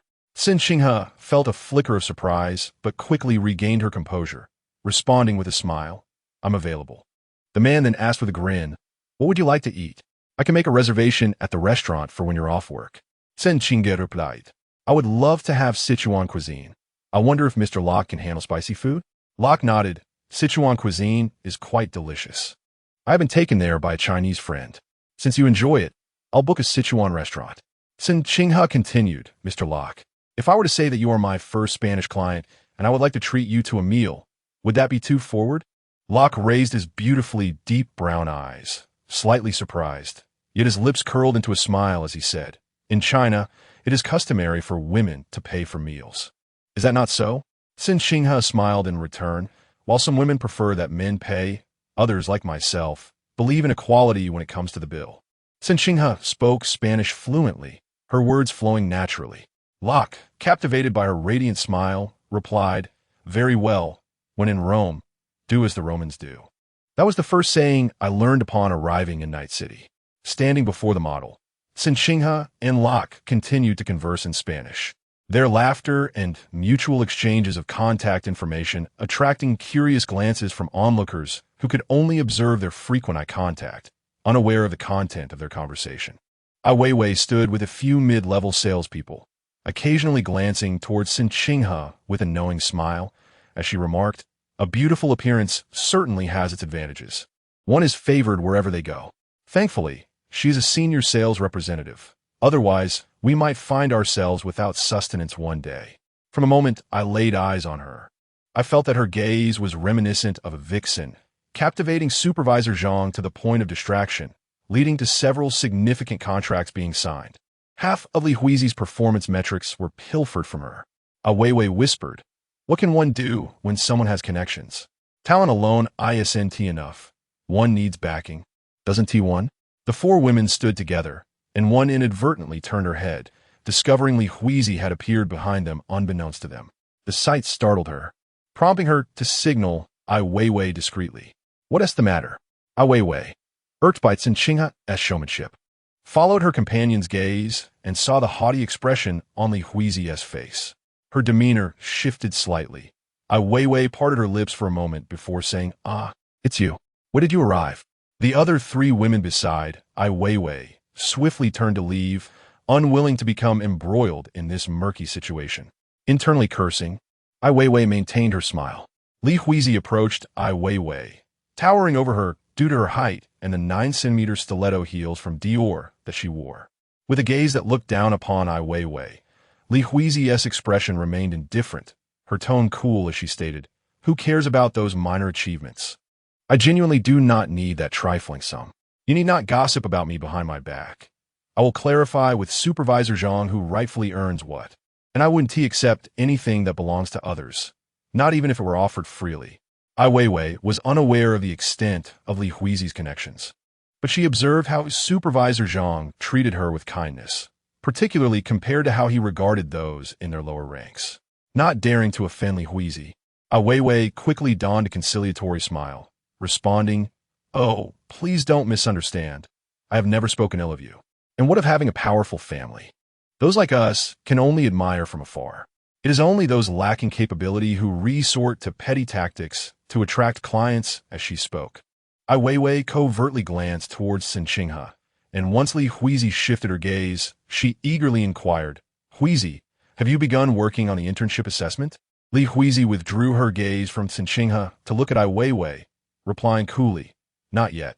In truth, Zhang Peng had already sent her an email privately, offering numerous suggestions and secretly assisting her preparations. However, Li Huizi would never divulge this to Ai Weiwei, who was nothing more than a fickle ally, currying favor with Cen Qinghe one day and attempting to win her over the next. One must ponder the fate of someone who straddles two boats. Should they drift apart, would she not find herself in a precarious predicament? Ai Weiwei remained oblivious to the thoughts swirling in Li Huizi's mind as she busily sought to ingratiate herself. She remarked, "I must tell you, the new sales representative lacks connections. The only way to broaden the client base is through online promotion. Alternatively, you might consider consulting Supervisor Zhang, who possesses a wide network and could potentially assist you." She deliberately lowered her voice for the latter part of her statement. Upon hearing this, Li Huizi's lips curled into a smile devoid of warmth, and she replied in a nonchalant manner, "Thank you." Ai Weiwei responded, "What are you thanking me for? We are colleagues after all. Should you require any assistance in the future, feel free to approach me. I will certainly do my utmost to help." Li Huizi immediately countered, "Then could you introduce me to a few of your clients? I am currently in dire need of clientele." Ai Weiwei, taken aback, hesitated momentarily before forcing a somewhat stiff smile and replied, "Allow me to inquire. If I come across anyone interested in purchasing, I shall inform you." Li Huizi's smile was one of feigned amusement. She had intended to retort further, but a glance revealed Cen Qinghe sending off a client and turning back towards her. Without a second thought, she stepped forward to greet Cen Qinghe, disregarding Ai Weiwei entirely. Cen Qinghe, upon hearing the commotion, lifted her gaze and, upon spotting Li Huizi approaching, instinctively sensed that the encounter would bear no pleasant tidings. Chapter 31. Confrontation. Cen Qinghe gazed at Li Huizi before her, reflecting that they had never engaged in a one-on-one conversation since entering the company. A flicker of surprise crossed her eyes as she inquired, "Is there something you wish to discuss?" Standing 2 steps away, Li Huizi regarded her with a stoic expression and, with her crimson lips parting, countered with a question. "Are you dissatisfied with the deal from yesterday with the French client? Do you want to share the credit with me?" Cen Qinghe felt a slight tremor within. Li Huizi was indeed quite forthright. After a moment of stunned silence, she replied with an air of indifference, "How could that be?" Li Huizi continued, "You believe that the deal from yesterday should entirely be credited to you, and thus Supervisor Zhang allocated half to me, which has left you feeling disgruntled, hasn't it?" Cen Qinghe was at a loss for Li Huizi's motives, her eyes now betraying a mix of scrutiny and restrained displeasure. She was not fond of Li Huizi's aggressive conversational style. Who did she think she was? Cen Qinghe initially thought to dismiss the matter lightly, but seeing Li Huizi's earnest demeanor, she decided to adopt a more unyielding stance. With a subtle smile, she retorted, "And what is your view? Should yesterday's deal be attributed solely to me, or should we both share the credit? After all, one must play games of give and take." Cen Qinghe was aware of Li Huizi's background, yet there was no reason to feel intimidated. They had both joined the company together, and moving forward, they would rely on their own capabilities. It was prudent to lower one's stance now, but how would one survive later? Li Huizi's makeup, already leaning towards cooler tones, accentuated the air of superiority she exuded. With an inscrutable glint in her eyes, she scrutinized Cen Qinghe for a moment before stating, "The decision regarding the distribution of credit was made by Supervisor Zhang, not of my own volition. If you harbor any grievances, feel free to express them directly instead of gossiping behind my back. I truly do not require a few measly dollars." Cen Qinghe remained composed, though her mind raced. She had only shared her dissatisfaction regarding the credit distribution with Cai Xinyuan and El Shuang. Cai Xinyuan would certainly keep it confidential, and as for El Shuang, she likely would not disclose it either. After a brief pause of contemplation, Cen Qinghe furrowed her brow and replied, somewhat perplexed and discontented, "Who is gossiping behind your back?" Li Huizi's eyes glimmered with a cold mockery as she retorted disdainfully, "I have always relied on my own capabilities to obtain what I desire. I find no interest in squabbling over scraps. Rest assured, I will clarify with Supervisor Zhang that the entire credit for yesterday's deal belongs to you. So, I kindly ask you to refrain from spreading tales. Sometimes, it is more crucial to watch one's words than to accomplish tasks." Cen Qinghe knitted her brows, her beautiful eyes narrowing slightly. She looked at Li Huizi, bemused, and remarked, "The matter of credit distribution can be significant or trivial. Since Supervisor Zhang deemed it appropriate for you to receive half of yesterday's deal, then I am perfectly fine with that. After all, we are colleagues, and lending each other a hand is not a bother. However, when you come to me discussing matters of character, I must clarify, which of your ears caught wind of me speaking ill of others behind their backs? If someone informed you, then have them step forward so we may confront each other directly and clarify the matter. Concerns regarding performance are trivial. When you attempt to place such an unmerited label upon me, I must apologize, for my neck is slender, and I fear I cannot bear the weight. To suggest that one could attribute such slanderous accusations to her based on mere half-hearted performance is a folly. Cen Qinghe has encountered wealth before and is certainly not one to be easily swayed. Li Huizi does not concern herself with trifles, neither does she. She did not lower her voice intentionally, but rather spoke with a verve that attracted the attention of those nearby. Several sales personnel turned their heads, witnessing Cen Qinghe and Li Huizi standing at the entrance. While it wasn't overtly hostile, the tension between two women poised for confrontation was palpable. Li Huizi furrowed her brow, her expression betraying surprise and displeasure. Was Cen Qinghe truly being ungrateful? Upon reflecting on the whispers behind her back, including Ivy Wei's insinuations of her connections, Li Huizi finally recalled her encounter with Cen Qinghe during the interview at Shangtian. At that moment, she had been expelled by the interviewer, leaving Cen Qinghe as the last one remaining. If it were not for the falsehoods she had spread, how could the staff have so swiftly learned of her background? A surge of indignation welled up within Li Huizi, causing her voice to sharpen. Are there not enough words to be spoken without others relaying them? Do you not know in your heart whether you've spoken ill of me or not? Upon hearing Li Huizi raise her voice, Cen Qinghe, unwilling to yield, elevated her own tone in response. You truly are amusing. One must see the evidence when catching a thief. If you indeed heard me speaking ill of you, then tell me when, where, and to whom I spoke such words. If it was relayed to you, then promptly bring that person forth. For I wish to see who stirs discord without reason. Thus, the two confronted each other publicly, leaving the onlookers momentarily speechless, unsure of how to react. Li Huizi glared at Cen Qinghe, who met her gaze with equal defiance, embodying the stance of bring your best, but if not, then depart. The onlookers, realizing the tension, quickly gathered around, not to intervene, but rather to observe. Fang Yifei stood between Cen Qinghe and Li Huizi, her voice sweet yet tinged with timidity, gently urging, "Oh, why quarrel so? We are all colleagues. Let us speak amicably." Yet beneath her words lay a glimmer of anticipation, reveling in the potential for chaos. Li Huizi rolled her eyes, pressing forward aggressively. To even enter Shangtian, one must possess at least a bachelor's degree. Yet here you are, merely 2 days into your employment, already spreading baseless rumors. What kind of quality is that? The crowd regarded Cen Qinghe with varied expressions, while she, seething with anger, retorted with raised brows.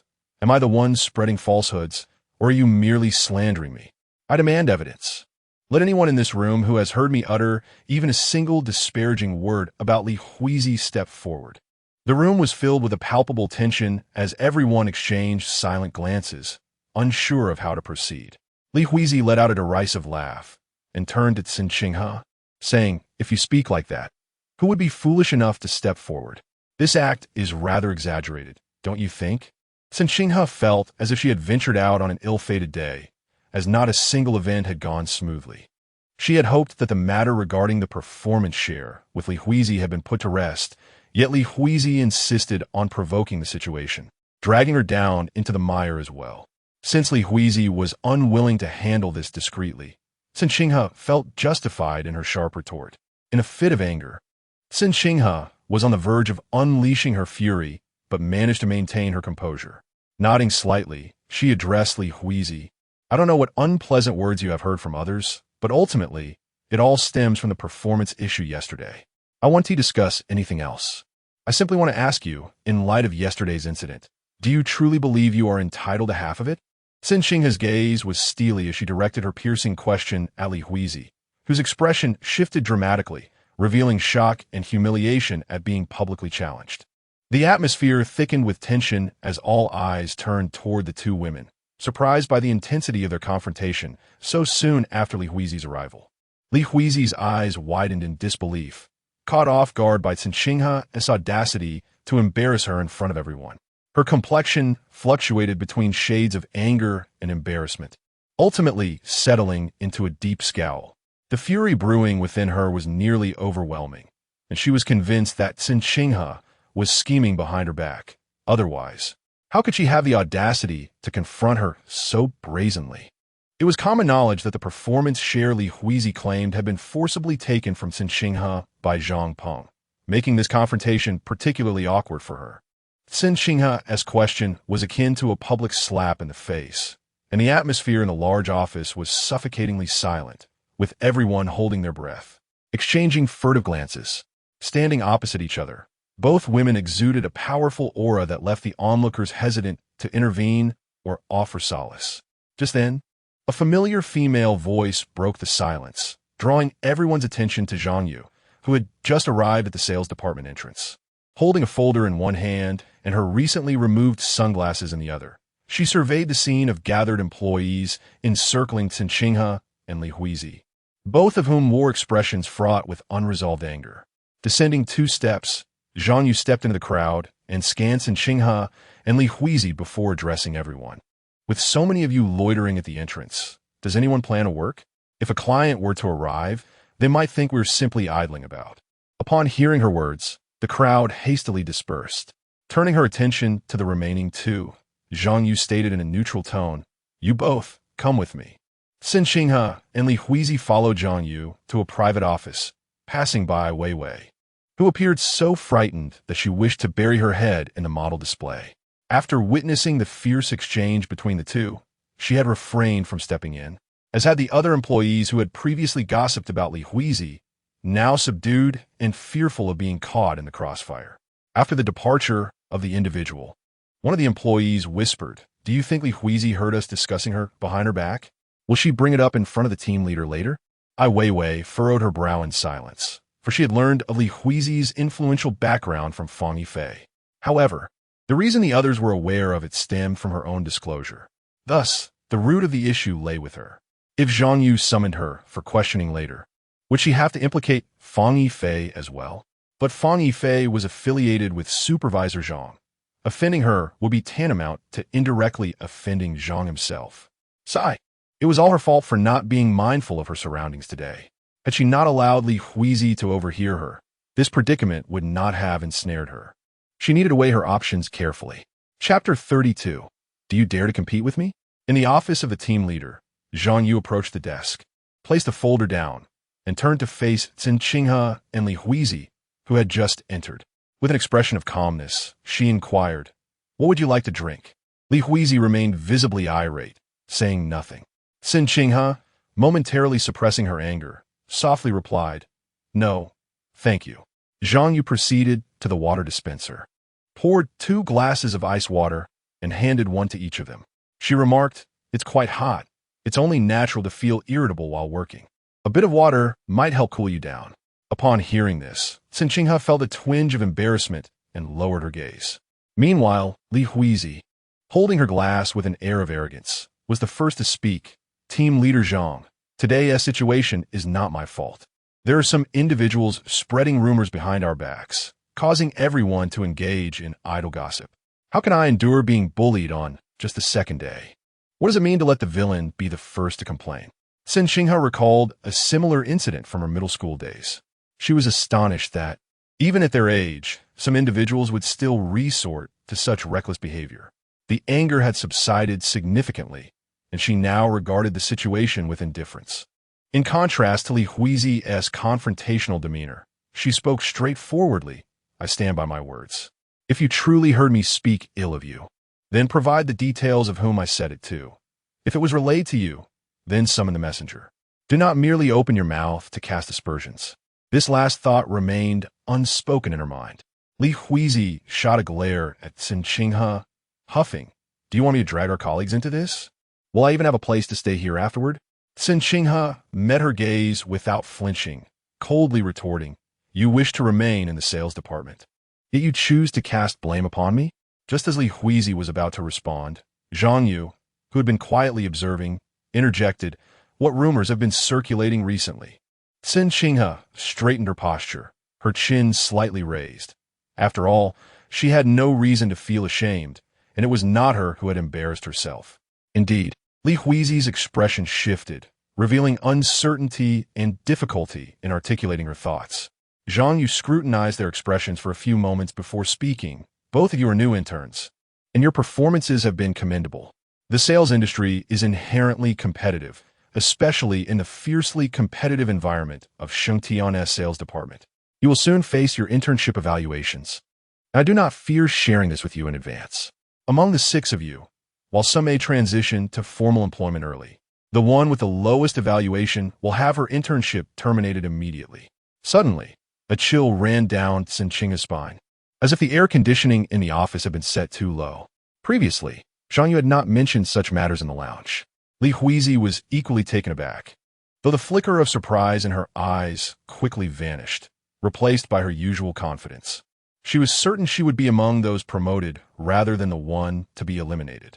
Zhang Yu sat at her desk, arms crossed, her expression devoid of anger, yet imbued with seriousness as she addressed her colleagues. "In such tense moments, what I wish to witness is your diligent pursuit of a promising future, rather than witnessing you both causing a ruckus at the doorway over trivial rumors. Fortunately, I returned first today. What if a guest had entered before me? Who among you could bear the weight of a guest's negative perception of Shang Qian?" Her voice, though not loud, pierced the hearts of those present with each word. Cen Qinghe felt an overwhelming sense of déjà vu, reminiscent of being summoned by a stern teacher in high school for a misstep, where the embarrassment often overshadowed the actual incident's implications. Both Li Huizi and Cen Qinghe remained silent, and after a brief moment of contemplation, Zhang Yu softened her tone, speaking earnestly. "Among this new cohort, I have the highest hopes for both of you. I aspire to select one of you for the sole permanent position available, so please do not let me down, nor provide fodder for the other staff to ridicule. We will all be working together in the same department, and while initial misunderstandings may arise, open communication can resolve any significant misinterpretations." Upon concluding her remarks, both Cen Qinghe and Li Huizi remained quiet, expecting a scathing reprimand from their team leader. They were instead met with a subtle yet cutting critique that left Cen Qinghe feeling somewhat embarrassed.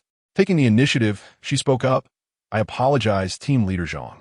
Such an incident will not occur again." Zhang Yu replied with an affirming hum, nodding in acknowledgement. "You both need to focus entirely on your internship evaluations in the coming days. Should you encounter any difficulties, do not hesitate to approach me." Cen Qinghe and Li Huizi responded affirmatively. After imparting a few more words of guidance, Zhang Yu dismissed them to resume their duties. As Cen Qinghe and Li Huizi exited the office in succession, Cen Qinghe moved forward, only to be called back by Li Huizi, stopping in her tracks. Cen Qinghe turned to face Li Huizi. Initially believing that their earlier confrontation had been resolved, she quickly discerned from Li Huizi's expression that the tension had not dissipated. Indeed, Li Huizi regarded Cen Qinghe with a cold stare and enunciated each word deliberately. Do not think that because you clinched the deal with a French client yesterday, gaining some fleeting glory, you can overshadow me. There is but one opportunity for a permanent position, and we shall see whose capabilities will prevail in a month's time. Who will be established, and who will remain in turn? Is this ever going to end? Cen Qinghe furrowed her brow. The anger she had managed to suppress now surged forth. Returning Li Huizi's gaze with equal intensity, she retorted, Are you out of your mind? Li Huizi stepped closer to Cen Qinghe, standing directly in front of her, though they were approximately the same height. Li Huizi's towering heels granted her a slight advantage in stature. Utilizing this height difference, she deliberately lowered her gaze, looking down at Cen Qinghe, her voice low yet laced with arrogance. I cannot abide those who play petty tricks behind the scenes, destined for mediocrity. I am confident that the permanent position is already mine. Do you dare challenge me for it? Cen Qinghe, filled with fury, could only laugh bitterly, raising an eyebrow in disdain as she retorted, Is it based on strength? Or perhaps relying on your uncle? The moment these words escaped her lips, Li Huizi's expression shifted dramatically, as if she were about to erupt, but she quickly composed herself. After a moment of deep breathing, she scoffed in response. What does it matter to you how I achieve my position? Even if I have connections, it is because I possess them. Are you envious and resentful? Maintaining her mocking demeanor, Cen Qinghe parted her lips to reply, I must admit, I am rather envious. Having an uncle on the board as a support, even if one struggles with the French language, can still secure a position in Shang as a senior sales representative. Why not simply ask your uncle to formalize your position immediately? Why go through all this trouble? As Cen Qinghe continued her satire, her eyes remained unblinking. The pride on Li Huizi's face dissipated entirely, and she finally darkened her expression, coldly stating, Cen Qinghe, just you wait. As long as I, Li Huizi, am in the sales department, I will never allow you to trample over me. The more agitated her opponent became, the more serene Cen Qinghe appeared, even nodding with a smile. All right, I shall await your success. If you manage to secure your position, I will gift you a book on the French language, specifically focusing on the Norman dialect. With that, she disregarded the furious flush on Li Huizi's face and turned away, striding forward and leaving behind a silhouette filled with bitterness. Upon reaching the lobby on the first floor, a few sales representatives glanced at her curiously, their eyes filled with scrutiny. Cen Qinghe remained unfazed, heading directly toward the break room. After arguing with Li Huizi for so long, her throat felt parched. Pushing open the door to the break room, she found it occupied by Wei Wei and several familiar sales colleagues. Upon seeing Cen Qinghe enter, Wei Wei instinctively averted her gaze, while the others seemed taken aback. One cautiously inquiring, Qinghe, are you all right? Approaching the beverage dispenser, Cen Qinghe took a cup and poured herself a cold glass of lemonade. Hearing the question, she turned her head slightly, replying with a faint smile, Everything is fine. Didn't T-Team leader Zhang mention anything to you? Downing nearly half the cup in one go, she maintained a calm demeanor as she said, A few criticisms were made, advising us not to repeat the mistakes. The women's expressions varied upon hearing this. Wei Wei smirked softly, saying, Indeed, we are all colleagues, seeing each other daily. There is no need to argue so fiercely. If there are misunderstandings, it's best to resolve them openly. Cen Qinghe regarded Wei Wei with a knowing look and remarked, Li Huizi insists that I am speaking ill of her behind her back, but she is merely repeating what others have said. I know whether I have spoken ill or not. Clearly, someone is trying to set me up. I hope I don't find out who that person is.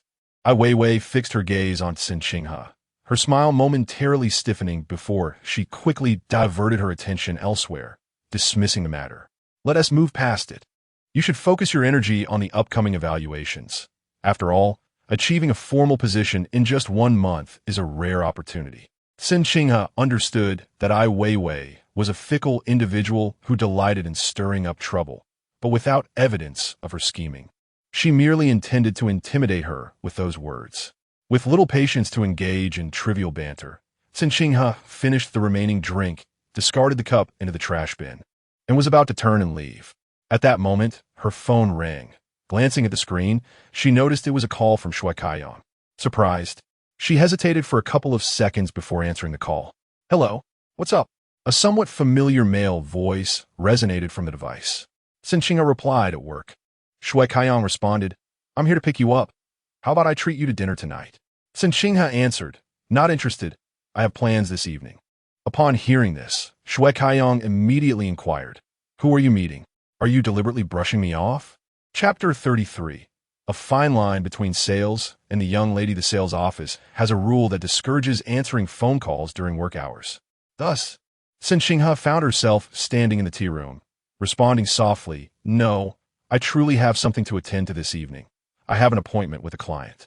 Not far away, Ai Weiwei and several other sales representatives were present, so Cen Qinghe refrained from elaborating on her conversation with Shue Kaiyang, choosing instead to maintain a courteous demeanor. However, Shue Kaiyang perceived her indifference and deliberately remarked with a hint of sarcasm, "Is this a case of unloading the donkey after the millstone is removed? I am also your client. Why don't you arrange a meeting with me?" Holding her phone and standing before the coffee machine, Cen Qinghe lowered her gaze, her expression unchanging, and replied softly, "I understand you seek me for no pressing matter. I've been quite busy with work lately." Shue Kaiyang immediately responded, "Oh, are you hinting at something? If I were to discuss work and contracts with you, would you have time?" Ai Weiwei and the others, unable to hear the conversation, could only speculate about the identity of the caller based on Cen Qinghe's reactions. She realized that the more she spoke with Shue Kaiyang, the more the others would fabricate stories about her relationship with the person on the other end of the line. Thus, she decisively interjected, "My phone is about to die. Please wait for me to call you back later. For now, I must end this conversation. Goodbye." She hung up abruptly, not allowing Shue Kaiyang to say anything further, without glancing at the expressions on Ai Weiwei and the others' faces. Cen Qinghe opened the door and stepped outside. Once out, she resumed her work as if the earlier altercation with Li Huizi had been forgotten. Initially, many were eager to witness the unfolding drama, yet the situation dissipated with little consequence. Later in the day, Cen Qinghe received a call from Kai Yuan, who informed her that her phone number had been posted online and she should expect some inquiries from potential clients in the coming days. "How was your day? I will be dining out with a client tonight, so I cannot join you for dinner. You'll have to manage on your own," Kai Yuan said. Cen Qinghe stood beside an empty model display, ensuring no one was around before she whispered, "A Spanish client came in this afternoon. I believe he is interested in the villas at Shishan Maple Forest. There's a 60 to 70% chance he might buy, and I have arranged to dine with him this evening." Kai Yuan immediately queried, "Did you invite him? Or did he invite you?" Cen Qinghe replied, "He suggested dinner, and I accepted, but I told him I would treat him." Kai Yuan commended her, saying, "Well done. You're not taking advantage of him, avoiding the risk of being led by the nose over a mere meal. You may treat him. He won't miss the cost of your dinner, but he will certainly appreciate your gesture." I thought about declining, but then I realized I cannot jeopardize my financial prospects, Cen Qinghe confessed. Kai Yuan added, "In our line of work, one must strike a delicate balance. If you come off as too aloof, you risk losing every client. Yet if you go too far, you may find yourself in undesirable situations. Every client must be treated with care. Just look at Maserati. We often regard her as a young lady. But what does it matter if we earn substantial sums? It is said that she has entertained every wealthy businessman in the Night City. Still dreaming of marrying a wealthy man, I hesitated to inform her that which affluent individual would desire someone like her, deemed as worthless." Kai Yuan was sounding a warning bell for Cen Qinghe, urging her not to lose her way due to the allure of money. Cen Qinghe gazed at the exquisitely crafted villa model before her, a reflection of her current existence in the Night City. What she could touch and see was merely a facade of hollow opulence. Those who could lavish tens of millions or even billions on a house stood far above her. Perhaps some might lose themselves in the chase for wealth, akin to the tangible model. Yet no matter how beautiful its contents were, they remained illusory, neither for sale nor habitation. Thus, Cen Qinghe possessed a clear understanding of her desires, or rather, her possibilities. With her phone in hand, she replied with a faint smile. Rest assured, I have plans to take that Spanish client out for Sichuan cuisine. The place is bustling. Later, I shall share a drink of baijiu with him. Do you think such an atmosphere could facilitate anything beyond formalities? Cai Xinyuan chuckled heartily in response. Well then, my concerns for you are unnecessary. Just make sure you don't get him drunk, lest you find yourself needing to escort him home afterward. Joking aside, Cai Xinyuan earnestly advised Cen Qinghe to remain at the dining table during the meal, ensuring the waiter opened the alcohol in their presence, and to avoid consuming anything offered privately by the client. Cen Qinghe felt a twinge of anxiety at her words, prompting Cai Xinyuan to clarify, don't think I'm trying to scare you. There have been instances where female sales agents faced unfortunate outcomes while meeting clients. These wealthy individuals are capable of the most unscrupulous deeds, often resolving matters with money. It's simply not worth the risk. Better to exercise caution. Cen Qinghe acknowledged her words, and after some further conversation, Cai Xinyuan stated, I must end our chat for now. I'm off to pick up a client. Whoever finishes first tonight should call the other. All right, take care and drink sparingly. No worries, I have a hangover remedy ready. After their conversation, Cen Qinghe felt considerably uplifted. Once she hung up, she noted that it was nearly time to finish work, prompting her to head to the lounge to change her attire. While in the midst of changing, Jin Jiadong approached her. Cen Qinghe turned her head slightly, smiling as she inquired, What is the matter? Is there something you need? The sales department was a microcosm of society, filled with various personalities. Opportunistic, profit-driven, some outspoken, while others indulged in gossip, and a few maintained a low profile. Recently, Cen Qinghe had experienced firsthand the truth behind the adage that in a vast forest, one encounters all sorts of birds. However, Jin Jiadong seemed an exception among this multitude, as she was notably honest, not only speaking little, but also radiating a gentle and amiable demeanor, evident from that night at the KTV when she nearly fell prey to Zhang Peng's advances. Cen Qinghe harbored an innate sense of justice. Thus, she was particularly considerate towards someone as gentle as Jin Jiadong. The latter looked at Cen Qinghe, a hint of shyness on her face. Yet her eyes were filled with sincerity as she expressed, Thank you.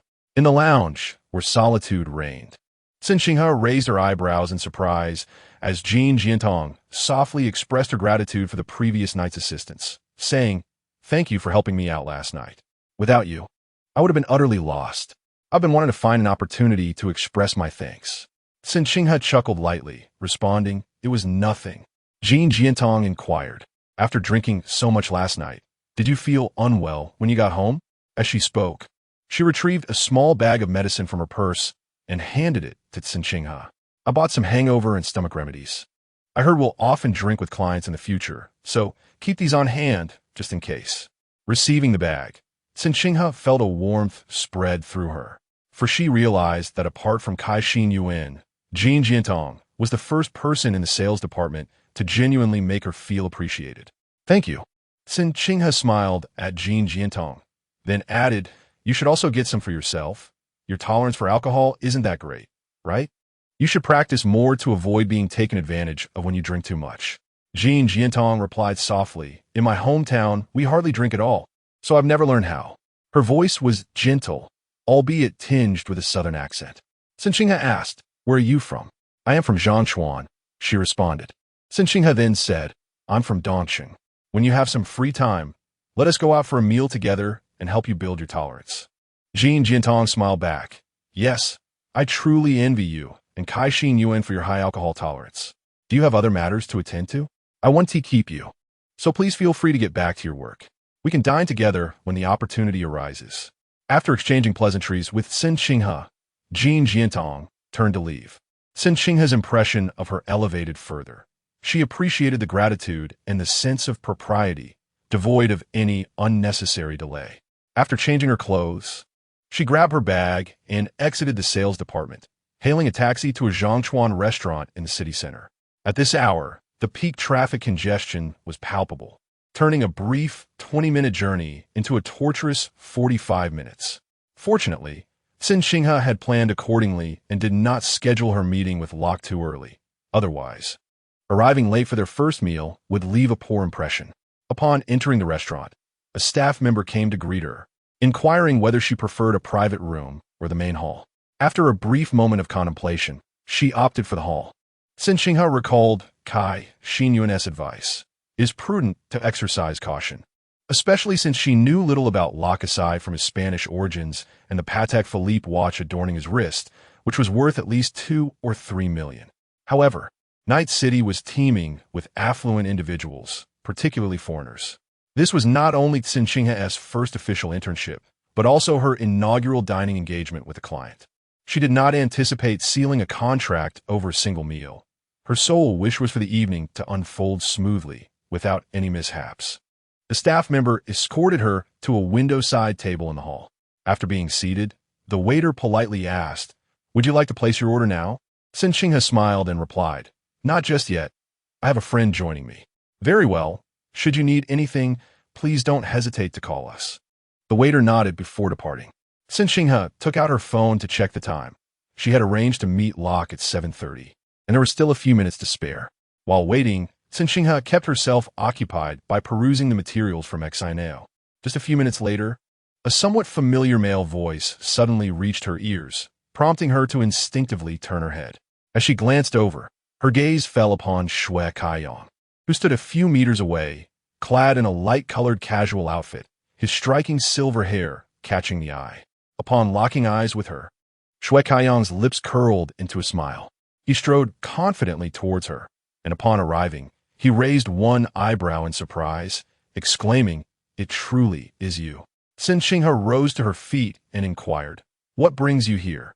With his hands tucked into his pockets, Shui Kaiyong replied with a grin, "I knew you were here, so I made a special trip to find you." Just then, a group of 6 or 7 elegantly dressed men and women approached him. One young man, catching sight of Cen Qinghe, suddenly brightened and remarked, "No wonder you insisted on dining here. It seems a beauty awaits." Chapter 34. Who is lying? They were all friends who had come with Shui Kaiyong, who coincidentally encountered Cen Qinghe here. Someone laughed and urged Shui Kaiyong to make an introduction. With his hands in his pockets and a faint smile, Shui Kaiyong said, "Cen Qinghe." The men beside them all nodded at Cen Qinghe with cheerful expressions, while some even took the initiative to shake her hand.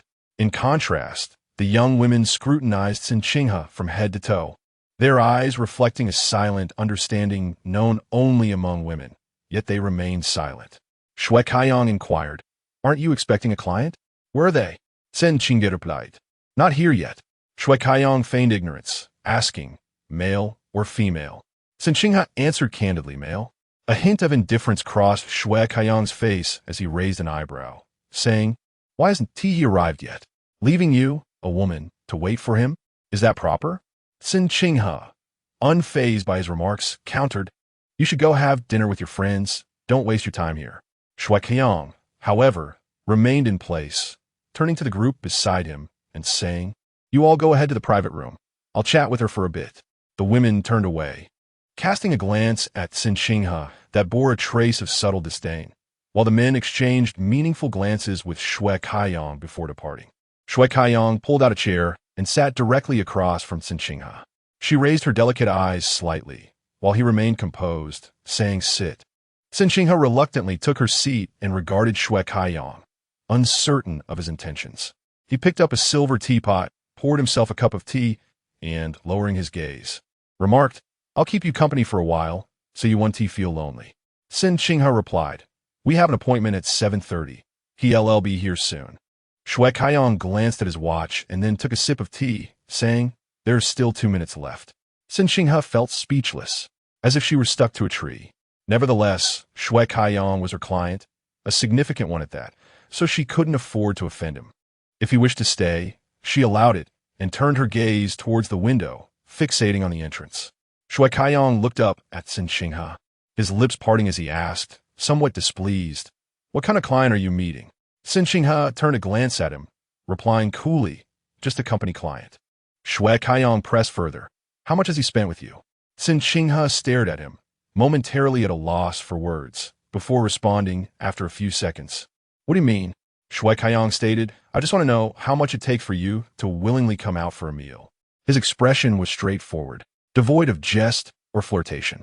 Cen Qinghe found his question rather hurtful, yet his demeanor was so earnest that she couldn't muster any anger. She merely inhaled deeply and replied, "P.S. Just here to look at properties. Nothing is decided yet."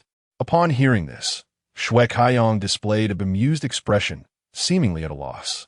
He gazed at Cen Qinghe and, after a pause of 3 to 5 seconds, asked, "Just looking? Then tell me, has he been viewing properties worth over 100 million? Cen Qinghe furrowed her brows and spoke up, "Please refrain from being cryptic. Just say what you mean." Shue Kaiyong replied, "Miss, I placed an order worth over 10 million yesterday. While 10 million may not seem substantial to you, it is still a considerable amount, isn't it? Why is it that my genuine investment is overshadowed by someone merely viewing a property?" Cen Qinghe, feeling somewhat sensitive, retorted, "Who are you calling, miss?" Shue Kaiyong was momentarily taken aback, seemingly surprised that she would be concerned about such a detail. Noticing the displeasure etched on her beautiful face, he quickly clarified, "Oh, please don't misunderstand. I meant no offense. I was merely being polite. If you dislike that term, how about I call you Qinghe?" He wore an apologetic smile, which softened Cen Qinghe's irritation somewhat.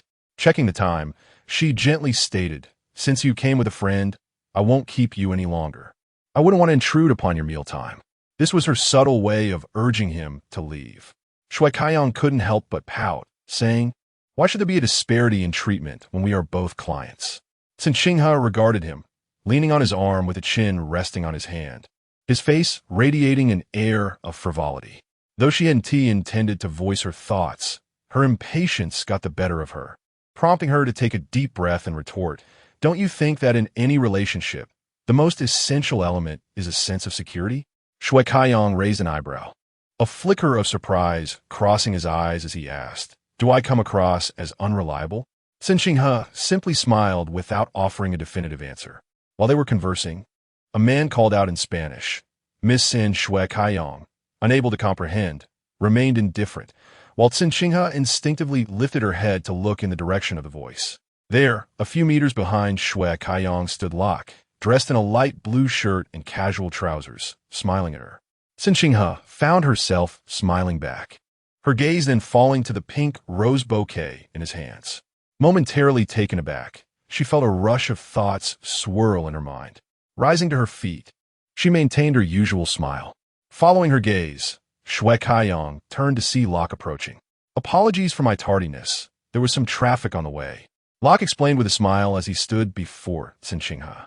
She replied fluently in Spanish, "No worries. I just arrived as well. Traffic in Night City at this hour is quite common." Locke then turned his attention to Shue Kaiyong, asking, "And who might this be?" Cen Qinghe smiled and replied, "He's a friend of mine who happened to be dining here." Locke smiled and nodded at Shue Kaiyong, who stood up, casually acknowledging him with a nod before casting a glance at Cen Qinghe and saying lightly, "You two enjoy your meal." As he walked past her, he whispered, "Check your phone." Cen Qinghe heard him but was puzzled by his meaning. Before she could ponder it further, Locke immediately presented the beautifully packaged pink rose bouquet to her, saying with a smile, "For you. I hope you don't mind my lateness." Cen Qinghe hesitated momentarily, uncertain of the significance of the pink roses. However, Locke's hand was already extended towards her, and with the bustling activity in the restaurant lobby, declining would have been impolite. Thus, she accepted them with a smile, uttering a simple thank you. The two took their seats and engaged in casual conversation before Cen Qinghe summoned a staff member to allow Locke to order. During the ordering process, she attempted to introduce the menu to Locke while simultaneously translating for the waiter. Suddenly, her phone, nestled in her bag, chimed. Under normal circumstances, she might have ignored it, but recalling Shue Kaiyong's reminder just before his departure, she retrieved it to find a message from him. The text read, "This foreigner is my friend's boyfriend." Those few words caused a sudden flutter in Cen Qinghe's heart. It seemed that Shue Kaiyong shared her sentiments, both perceiving Locke's gesture of presenting roses as enigmatic. If it were merely an act of courtesy or the exuberance typical of foreigners, there were countless alternatives. Why choose such a potentially ambiguous flower? Cen Qinghe felt a twinge of unease but wished to avoid any misunderstandings. So she replied discreetly under the table, "He is my client. I just met him this afternoon." This implied to Shue Kaiyong that there was nothing untoward between her and Locke. Shue Kaiyong quickly responded, "My friend is sitting right next to me. Just a heads up, she has quite a temper." Cen Qinghe felt a surge of irritation, pondering why her normal workday felt akin to that of a clandestine mistress. She considered crafting another reply, but Locke, seemingly sensing her distraction, lifted his gaze and gently inquired, "Miss Cen, do you have work to attend to?" Instinctively, Cen Qinghe looked up, stowed her phone away, and smiled as she responded, "I apologize. A friend has some matters to discuss." Locke replied, "No worries. I feared that dining with me might impede your responsibilities." Cen Qinghe smiled back, assuring him, "Not at all. It's after office hours." Locke smiled slightly and remarked, "That must be your boyfriend reaching out?" Cen Qinghe clarified, "No, I do not have a boyfriend." With a gentle demeanor and an elegant presence, Locke smiled and asked, "How is that possible?" "Miss Cen, you are so beautiful and accomplished." Cen Qinghe chuckled softly, replying, "Please do not flatter me. I am quite ordinary. Not to mention in the sales department, many surpass me." Having finalized his order, Locke closed the menu and nodded subtly to the staff. Once they departed, he leaned back in his chair, gazing at Cen Qinghe with a smile, stating, "Yet from the moment I entered the sales office, it was you I noticed. Miss Cen, you are truly remarkable and unforgettable." Foreigners are often forthright in their expressions. So Cen Qinghe took his words lightly and reciprocated with a compliment. "Mr. Locke, you are also quite exceptional. I cannot fathom what kind of girl is fortunate enough to be your girlfriend." Locke smiled faintly and remarked, "I wonder if it's because I am not favored by domestic girls. Having spent 3 years in Night City, I have yet to experience a romantic relationship." As he finished speaking, a flicker of surprise nearly extinguished the smile on Cen Qinghe's face. Shue Kaiyong claimed to have a girlfriend, yet Locke insisted he had never been in love. Who among them was being deceitful? A glint of suspicion and scrutiny swiftly crossed her eyes. But Cen Qinghe remained composed and continued, "That cannot be true, Mr. Locke. You are a young and accomplished man, and your appearance aligns with the preferences of many domestic girls. Surely, it is your standards that are too lofty." Locke, displaying a sense of helplessness, shrugged lightly and replied, slightly aggrieved, "I truly do not have a girlfriend. If the girls around me were as wonderful as Miss Cen and shared your sentiments, I would certainly not be single at this moment." The more Cen Qinghe listened, the more unsettled she became, compounded by Shue Kaiyong's comment, "My friend is sitting right beside me," which instilled in her a prickling discomfort. Chapter 35. Scoundrels know no nationality. Perhaps it is a woman's sixth sense, or perhaps a cautionary reminder from Kai Xingyuan before leaving. Be careful, and you shall navigate the treacherous waters. In any case, Cen Qinghe felt that Shue Kaiyong's words were more credible than not. Before the dishes were served, Cen Qinghe seized an opportunity to feign a trip to the restroom. Instead, she discreetly withdrew to a secluded spot to call Shue Kaiyong. He answered promptly, greeting her with a casual hello. Cen Qinghe inquired, "Are you certain he has a girlfriend?" Shue Kaiyong let out a derisive snort, questioning whether she was regretting or simply afraid. Cen Qinghe furrowed her brow and replied softly, "I had no idea he would bring me roses. I tested him earlier, and he claimed he was single. My intention was purely professional in inviting him out.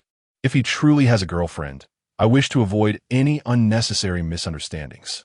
Shue Kaiyong countered, "If he is interested in you, why would he admit to having a girlfriend in your presence?" After pausing for a moment, he suggested, "How about this? I will have a friend call him, and you can observe his reaction to the ringing phone and his demeanor. That will reveal his true character." Cen Qinghe, not wishing to be inadvertently entangled in someone else's romantic affairs, consented to Shue Kaiyong's proposal. After ending the call, she returned to her seat.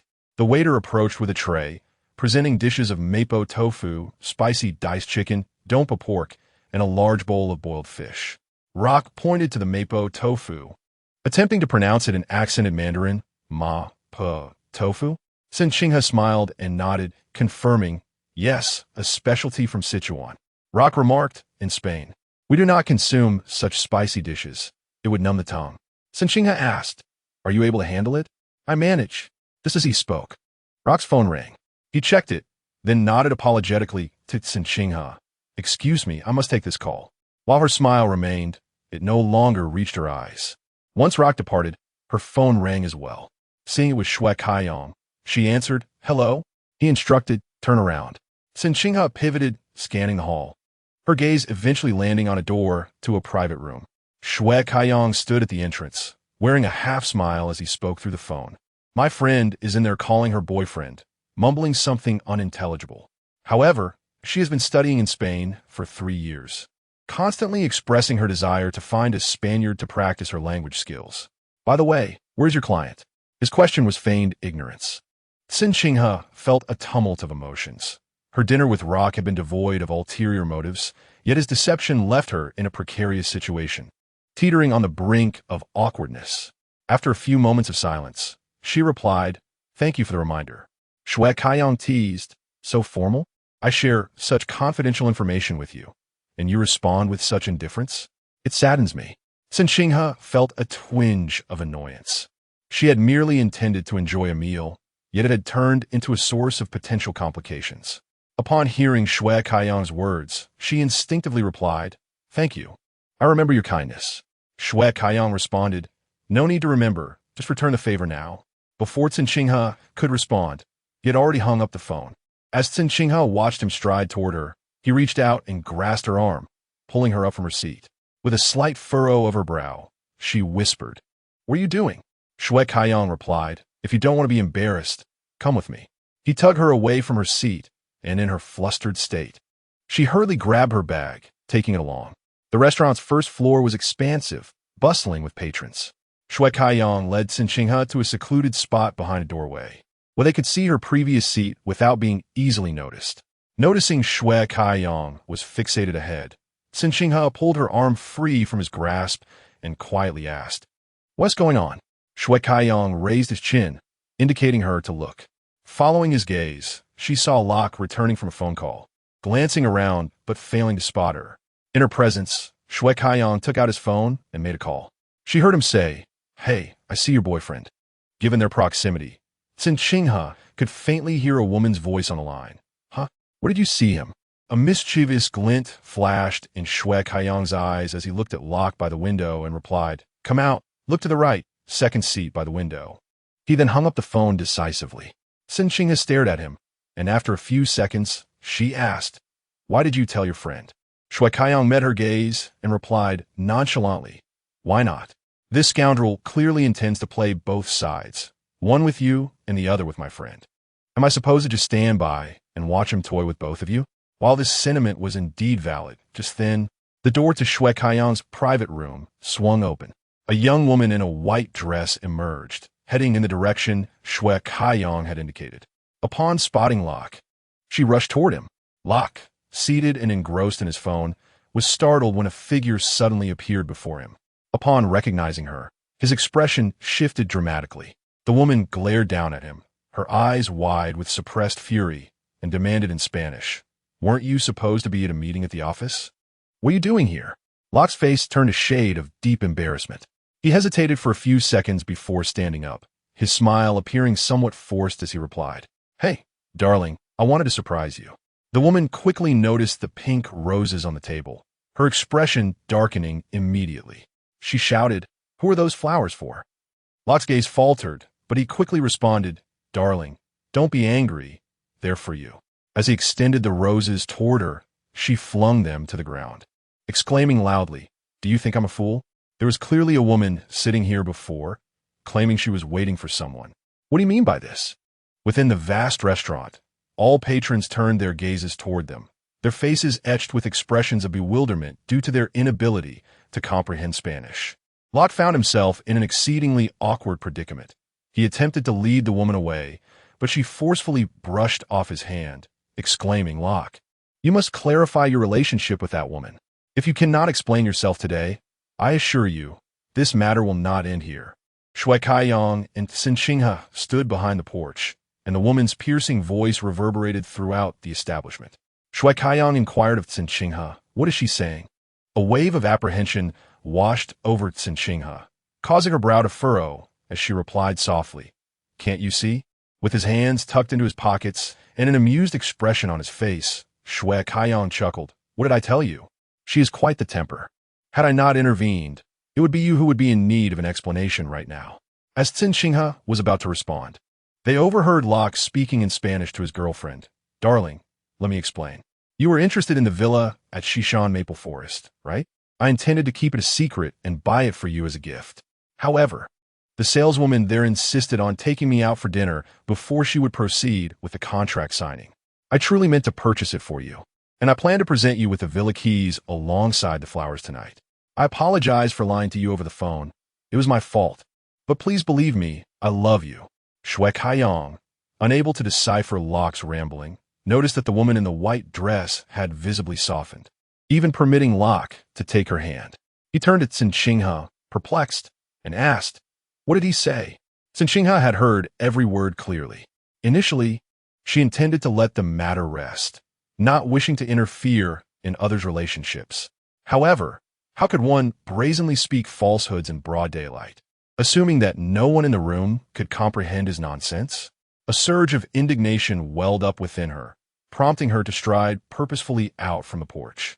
Shue Kaiyong, caught off guard, could not stop her. She had already moved a meter away, and he hurriedly followed. Locke was still attempting to placate his girlfriend, who had her back to Cen Qinghe. Locke inadvertently glanced up and was met with the sight of a furious Cen Qinghe approaching him. His expression shifted, revealing a palpable sense of guilt and surprise. "Excuse me," Cen Qinghe addressed the woman in the white dress, gently tapping her on the shoulder. Speaking in Chinese, her words were clear not only to the woman, but also to those nearby. Upon turning to face Cen Qinghe, the woman's eyes flickered with anger and displeasure. Before she could utter a word, Cen Qinghe continued resolutely, "Do not believe his lies. He visited the sales office this afternoon, indeed looking at the villa at Shishan Maple Forest. However, he never claimed it was for his girlfriend. In fact, during our conversation, he explicitly stated that since arriving in Night City 3 years ago, he has never been in a relationship nor dated anyone. Our meeting here was solely because I intended to treat him to a meal, as I consider him a potential client, and it is essential to maintain necessary social relations.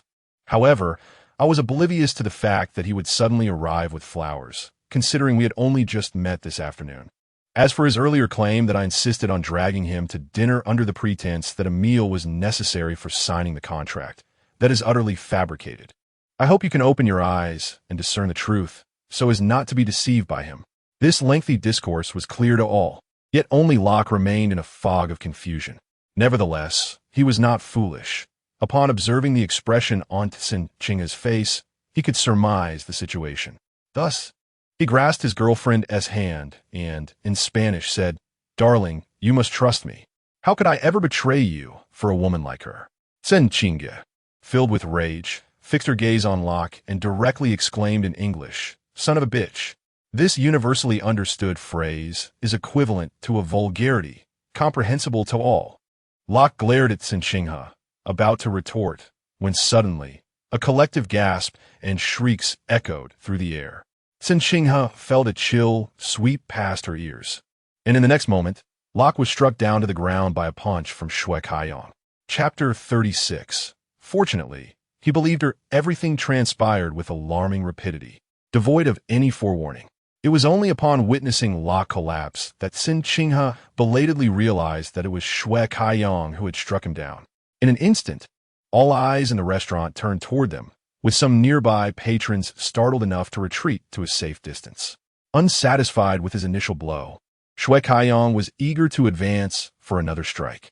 The woman in the white dress appeared bewildered, but Cen Qinghe quickly grasped his arm, urgently imploring, "Shue Kaiyong, stop fighting." Seizing the moment, Locke rose from the floor, his deep brown eyes ablaze with anger and incredulity. Standing beside Cen Qinghe, Shue Kaiyong felt her tight grip on his arm, restraining him from advancing. Instead, he pointed an accusatory finger at Locke, cursing in Chinese, "What the hell are you? Playing both sides, are you?" Locke furrowed his brow in confusion, responding to the woman in the white dress in Spanish. "You're insane. I don't even know him. Come, darling, let us leave." He reached for her hand, but Shue Kaiyong shot him a fierce glare, pulling the woman closer to himself, his eyes brimming with a readiness to fight as he barked at Locke, "Get your hands off her, you creep." Locke, observing the standoff between Cen Qinghe and the woman in white, seemed to realize something. He turned to the woman, explaining in Spanish, "Darling, you must believe me. It was that woman who invited me here. I have no idea how it turned into this." The woman instinctively glanced at Cen Qinghe, her gaze laden with ambiguity, both suspicion and suppressed anger. Shue Kaiyong queried Cen Qinghe, "What is he babbling about?" Cen Qinghe, incensed, thought to herself that this insolent fool was still attempting to pin the blame on her at such a critical moment. He had shown no compassion, and she would not be blamed for her lack of loyalty. Parting her lips, she replied steadily, "He insists that I seduced him." Upon hearing this, Shue Kaiyong immediately prepared to charge forward, causing Locke to instinctively retreat, bracing himself defensively.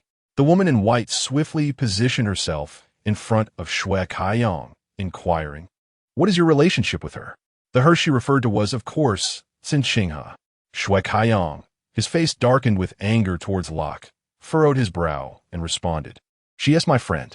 The woman unexpectedly smiled, though her expression carried an air of dismissiveness and a barely perceptible disdain. After a few seconds, she spoke again. "What kind of friend? What sort of relationship do you have? Do you really believe what he says?" Cen Qinghe could distinctly sense the underlying aggression in her words. Just as she was about to respond, Shue Kaiyong interjected, "I only met her yesterday, but I can tell what kind of person she is. As for you, look at the company you keep. You brought this scoundrel here and are still chattering away." As he spoke, Shue Kaiyong cast a look of disgust at Locke. Locke, unable to comprehend Chinese, feigned a look of bewilderment and helplessness, further infuriating Shue Kaiyong, who was itching to confront him. The woman in the white dress, Shue Kaiyong, appeared rather displeased, especially with a throng of onlookers nearby. She frowned and remarked, "I have known Locke for over a month, while you have only known her for a few hours. How can you take her word so readily?" Before Shue Kaiyong could respond, Cen Qinghe interjected calmly.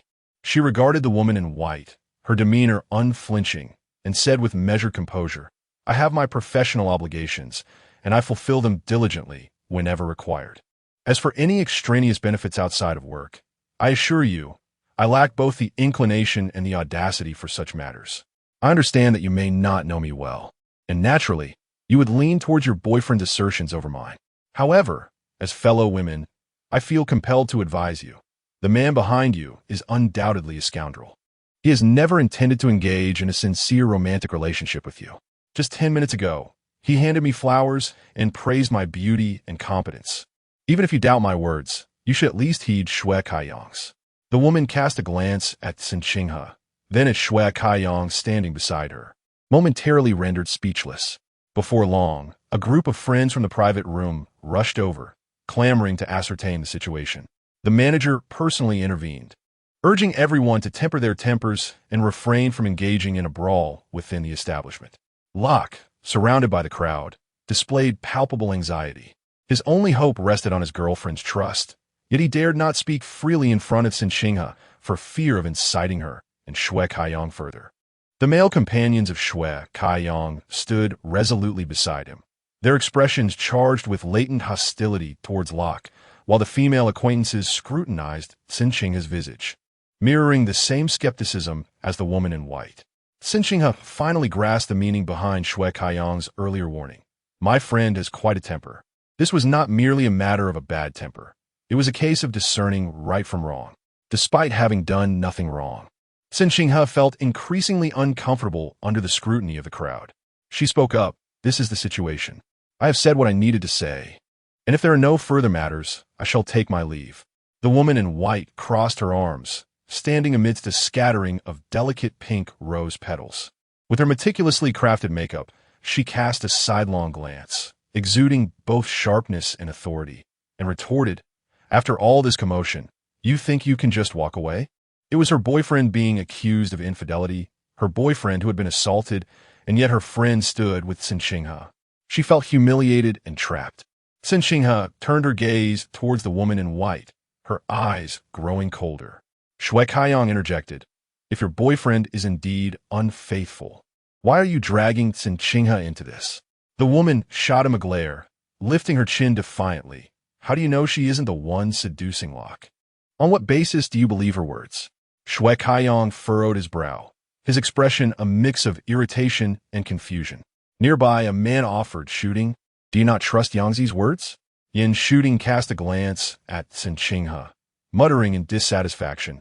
I fear he might be led astray, unsure of who is right or wrong. Her voice was not at all low, easily audible to anyone within a 2-meter radius.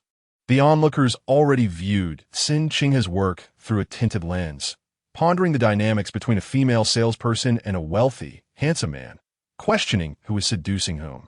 With Yin Shooting's remarks, suspicion and disdain grew in the gazes directed at Cen Qinghe. A flush crept onto Cen Qinghe's face. She had never been publicly humiliated before. Even during her previous argument with Li Huizi, it had merely been a verbal spat, as Li Huizi had failed to present any evidence of her gossiping, leaving Cen Qinghe unperturbed. Yet now, in this public spectacle, where both she and Locke held opposing narratives, Yin Shooting's words felt like a public smear against her character. Anger surged within her, and she furrowed her brows, defiantly retorting, "What is your problem? Can't you distinguish right from wrong? Or has your so-called love blinded you?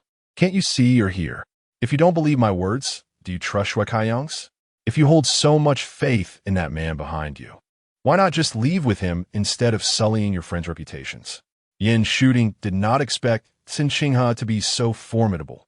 Confronted publicly, her eyes widened as she retorted loudly, "I haven't even addressed you yet, and here you are, getting all worked up. What's your name? I do like to see the caliber of your colleagues at Shang Tian, dragging clients out for meals behind closed doors. I am Cen Qinghe, employed at Shang Tian. If you have any grievances, feel free to lodge a complaint at the company. I await your arrival," Cen Qinghe replied, standing tall and composed. Shue Kaiyong wore a frustrated expression, furrowing his brows at the domineering Yin Shooting, and spoke up, "You've truly had enough. For such a scoundrel, you don't mind embarrassing yourself while dragging everyone else down with you. Fine, today I'll take it upon myself to meddle in your affairs. Whether you found a fool or not is your business. If you wish to play the fool, do so alone. We have no time to indulge your theatrics." With that, he grasped Cen Qinghe's wrist, leading her toward the exit. "Hey, Yangzi, Kaiyong." Several men attempted to stop him, but they were unsuccessful, left only to watch as he pulled Cen Qinghe out of the restaurant. The remaining group exchanged glances, their expressions varied. Shue Kaiyong's sports car was parked outside, and he escorted Cen Qinghe to the passenger side, personally opening the door for her. At this moment, Cen Qinghe could say nothing else and stepped inside. Shue Kaiyong rounded the front of the car and took his place in the driver's seat, pressing the accelerator and swiftly departing from the restaurant's entrance. This farce concluded with their early exit. Inside the car, Shue Kaiyong maintained a stoic expression, perhaps accentuated by his silver hair, which lent him an air of indifference. Cen Qinghe, accustomed to his playful demeanor over the past few days, found his anger unfamiliar and disconcerting. She remained silent as he drove on. The traffic conditions in Night City were undeniably frustrating. Shue Kaiyong, in a fit of anger, pressed the accelerator deeply. Although the traffic light had yet to turn red from yellow, a car ahead of them came to an abrupt stop before the crosswalk, forcing Shue Kaiyong to slam on the brakes, leaving less than 20 centimeters between his vehicle and the rear of the car in front. Cen Qinghe was caught off guard, her body flung forward like a sandbag. Fortunately, she was secured by her seatbelt and sustained no injuries. However, the sudden jolt caused a sharp discomfort, prompting her to furrow her brow. Shue Kaiyong quickly turned his head to look at her, concern etched across his face as he asked urgently, "Are you all right?" Cen Qinghe's heart raced as she grasped the car door, taking a few moments before shaking her head in response. "I'm fine." Frustrated, Shue Kaiyong honked the horn 3 times, his demeanor suggesting he was on the verge of confronting the driver ahead. Chapter 37, The Embarrassment of Choosing the Wrong Door upon witnessing the scene. Cen Qinghe quickly turned her head and said, "Let it be." Shue Kaiyong, his agitation palpable, slammed the steering wheel, his expression darkening. Cen Qinghe remarked, "Women can be quite blind in love. There is no need for you to be so angry. In time, she will discern the truth, whether it is good or ill." At her words, Shue Kaiyong turned to look at Cen Qinghe, countering with a question, "Aren't you angry?" Cen Qinghe paused momentarily before replying, "I was a little angry just now, but I'm fine now." Shui Kaiyang cautioned, don't be like her. She has a tendency to overreact. Cen Qinghe smiled faintly, then sighed and replied, I'm all right. As for you, don't hold a grudge against her. After all, she is a woman. In front of so many people, it's difficult for her to save face. Let us try to understand each other. Shui Kaiyang gazed at Cen Qinghe, seemingly surprised that she not only didn't blame Yin's shooting, but also defended her. After a moment of silence, he softly said, it seems my judgment was indeed astute. Cen Qinghe glanced at Shui Kaiyang, who now appeared more relaxed, his lips curling into a gentle smile. With the red light lasting a full 99 seconds, all vehicles were at a standstill. Inside the car, Shui Kaiyang asked, what would you like to eat? Cen Qinghe replied, no need, just drop me off at any street corner. Shui Kaiyang, one hand on the steering wheel, turned to her with a raised eyebrow. Are you meeting someone else? Before Cen Qinghe could respond, he added, I was just standing by your side, and you acknowledged the favor I did for you. Favors shouldn't be forgotten. You must repay them. Cen Qinghe found herself both amused and exasperated, ultimately defeated by Shui Kaiyang's insistence. With a resigned smile, she said, all right then, what do you want to eat? I'll treat you.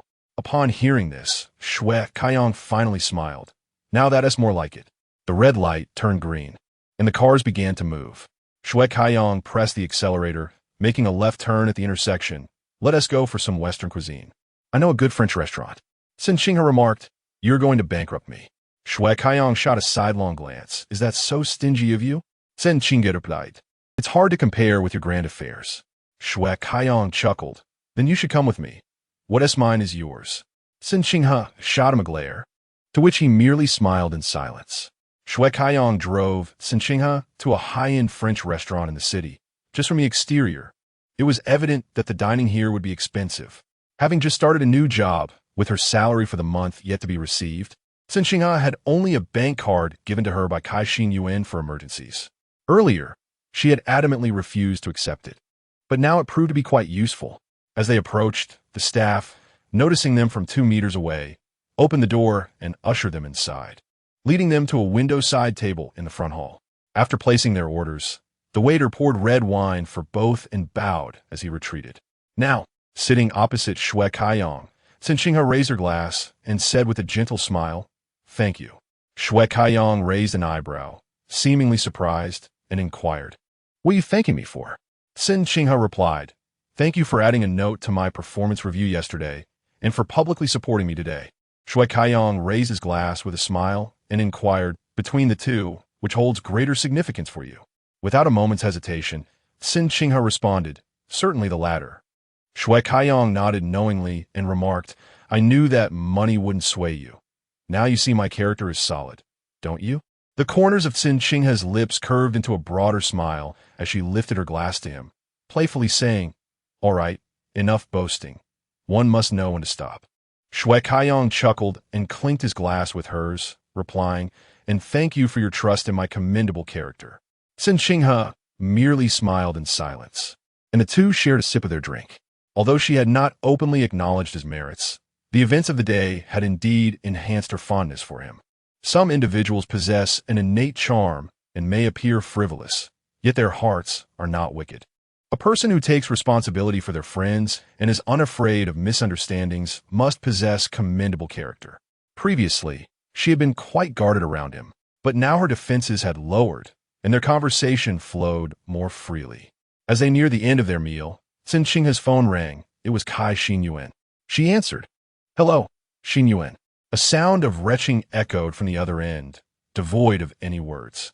Instantly, Cen Qinghe envisioned Cai Yuan hunched over the toilet, retching. For a moment, she felt no disgust, only instinctively tightened her grip on the phone. Her delicate brows furrowed as she urgently asked, Xing, what is wrong? Where are you? After a pause of approximately 6 or 7 seconds, Cai Yuan's hoarse voice responded, are you done over there? Cen Qinghe, lacking the time to detail the series of mishaps, quickly replied, I'm finished. Where are you? How did you end up like this? Cai Yuan muttered, those assistants can really drink. They mixed beer with white liquor and poured it down like water. I'm at wrong, Yuan.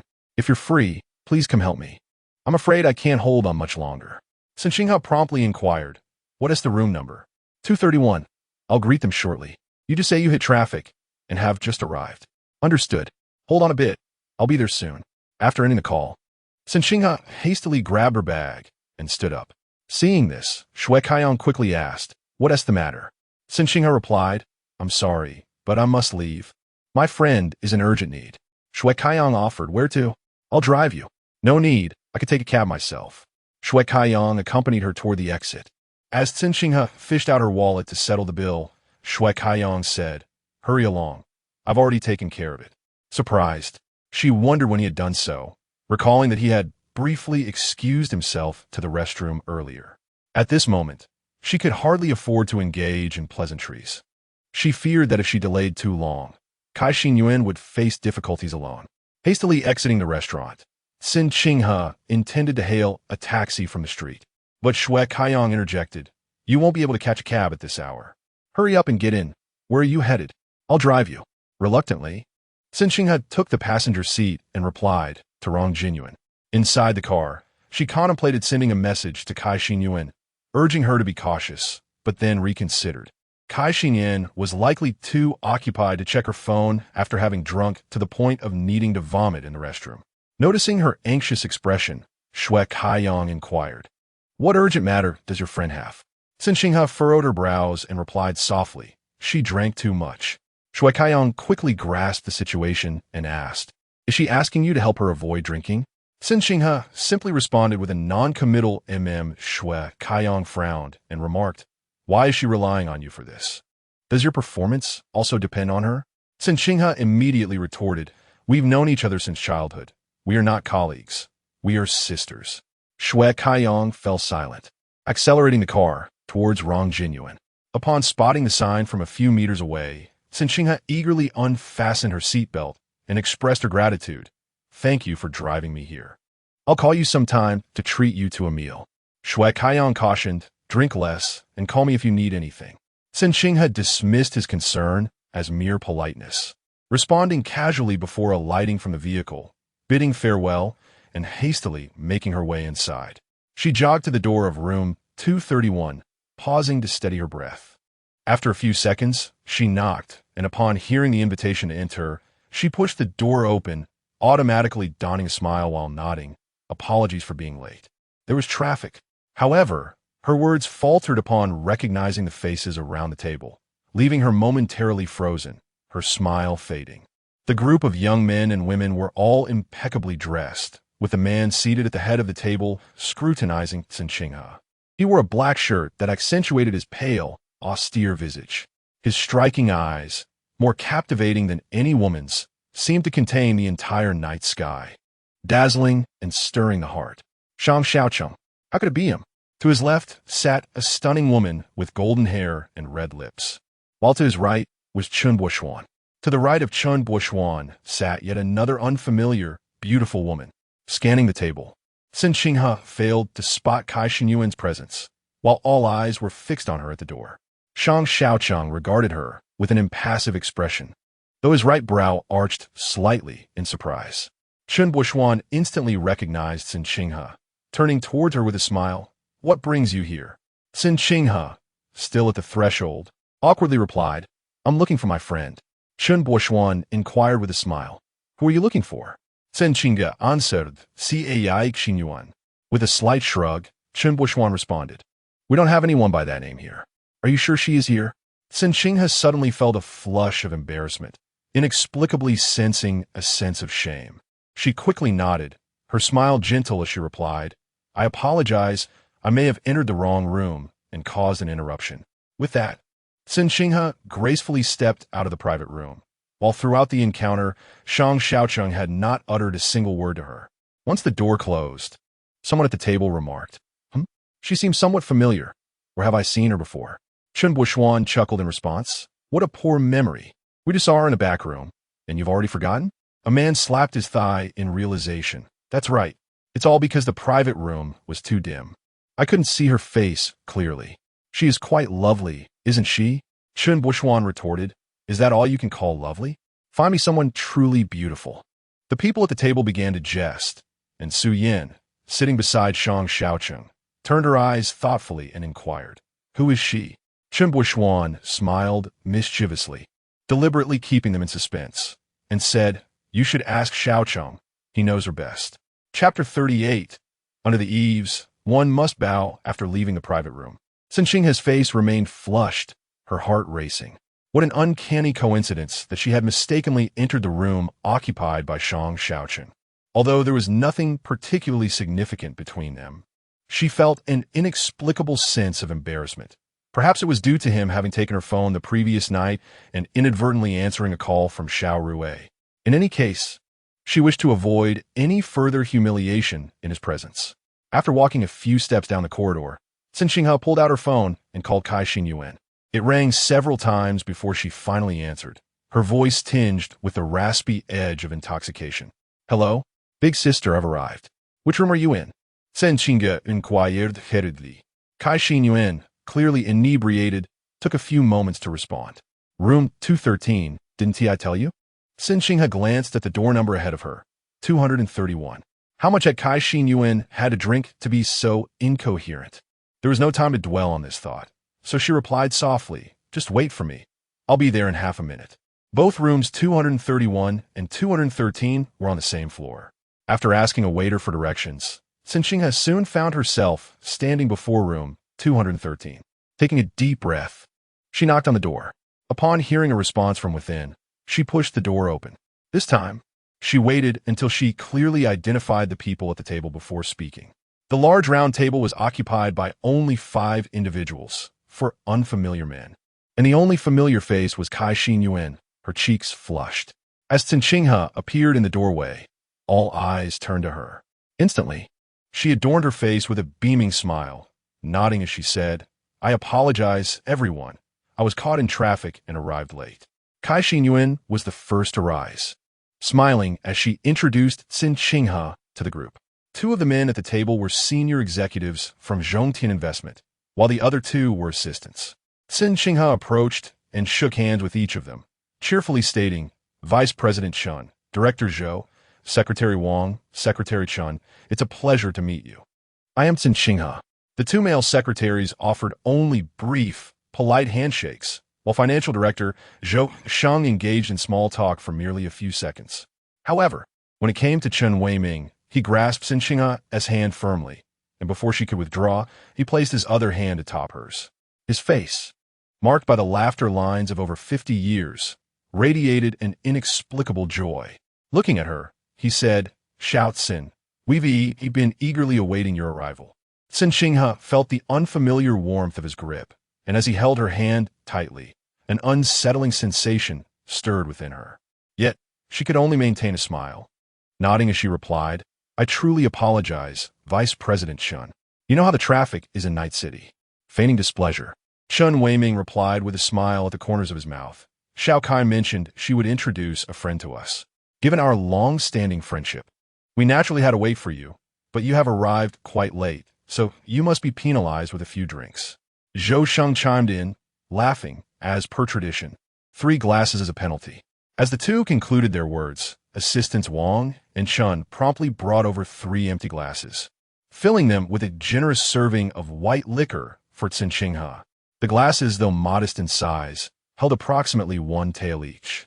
Cen Qinghe discreetly cast a glance at Cai Xinyuan, who stood up with a smile and remarked, "Vice President Chen, you and Director Zhou cannot bully us like this. 3 glasses of beer is one thing, but to be greeted with 3 glasses of white liquor upon entry is quite another." Zhou Zheng responded with a chuckle, "Come now. Kai, you mentioned that Cen is also from Winter City. Is there anyone from Winter City who cannot hold their liquor?" Chen Weiming chimed in, "Indeed. I recall our first meeting when you single-handedly consumed a staggering 1.5 gin of white liquor, leaving us all astounded." Cai Xinyuan laughed, her expression a blend of charm and feigned helplessness as she playfully retorted, "Well, I had my reasons for that. Regardless, I speak plainly. You cannot take advantage of my sister here. She is merely here to make friends and has no ulterior motives." Assistant Wang interjected, "Miss Kai, one cannot say that. Miss Cen is also in the real estate business. Who knows when she might require the assistance of Vice President Chen and Director Zhou." Cai Xinyuan let out a soft "oh," as if recalling something. She turned to Cen Qinghe and inquired, "How has your performance been today?" Cen Qinghe looked at Cen Qinghe, attempting to discern any hints in her eyes. Having known each other for many years, a mere glance allowed Cen Qinghe to surmise Cen Qinghe's thoughts. Following the thread of conversation, she lamented, "Oh, those foreign clients are exceedingly challenging. I spent the entire day without achieving anything." After exchanging a few casual remarks, Chen Weiming indeed turned to Cen Qinghe and asked, "Have you been busy with your performance lately?" Cen Qinghe replied, "Yes, as I just began my internship at Shangtian. There is pressure to achieve results for conversion. If I fail, I might lose my job." Cen Qinghe chimed in, "Vice President Chen, ISN, your company planning to establish a branch soon?" Cen has access to some excellent properties, including high-end office buildings near the second ring road. She can secure the pre-sale numbers at prices that will surely satisfy you. Perhaps you could send someone to take a look. Being seasoned players in the business arena, Chen Weiming could easily perceive the underlying implications of Cen Qinghe's and Cen Qinghe's conversation. Ultimately, they were here to discuss business. He raised a hand, gesturing toward Cen Qinghe, and both shared a knowing glance.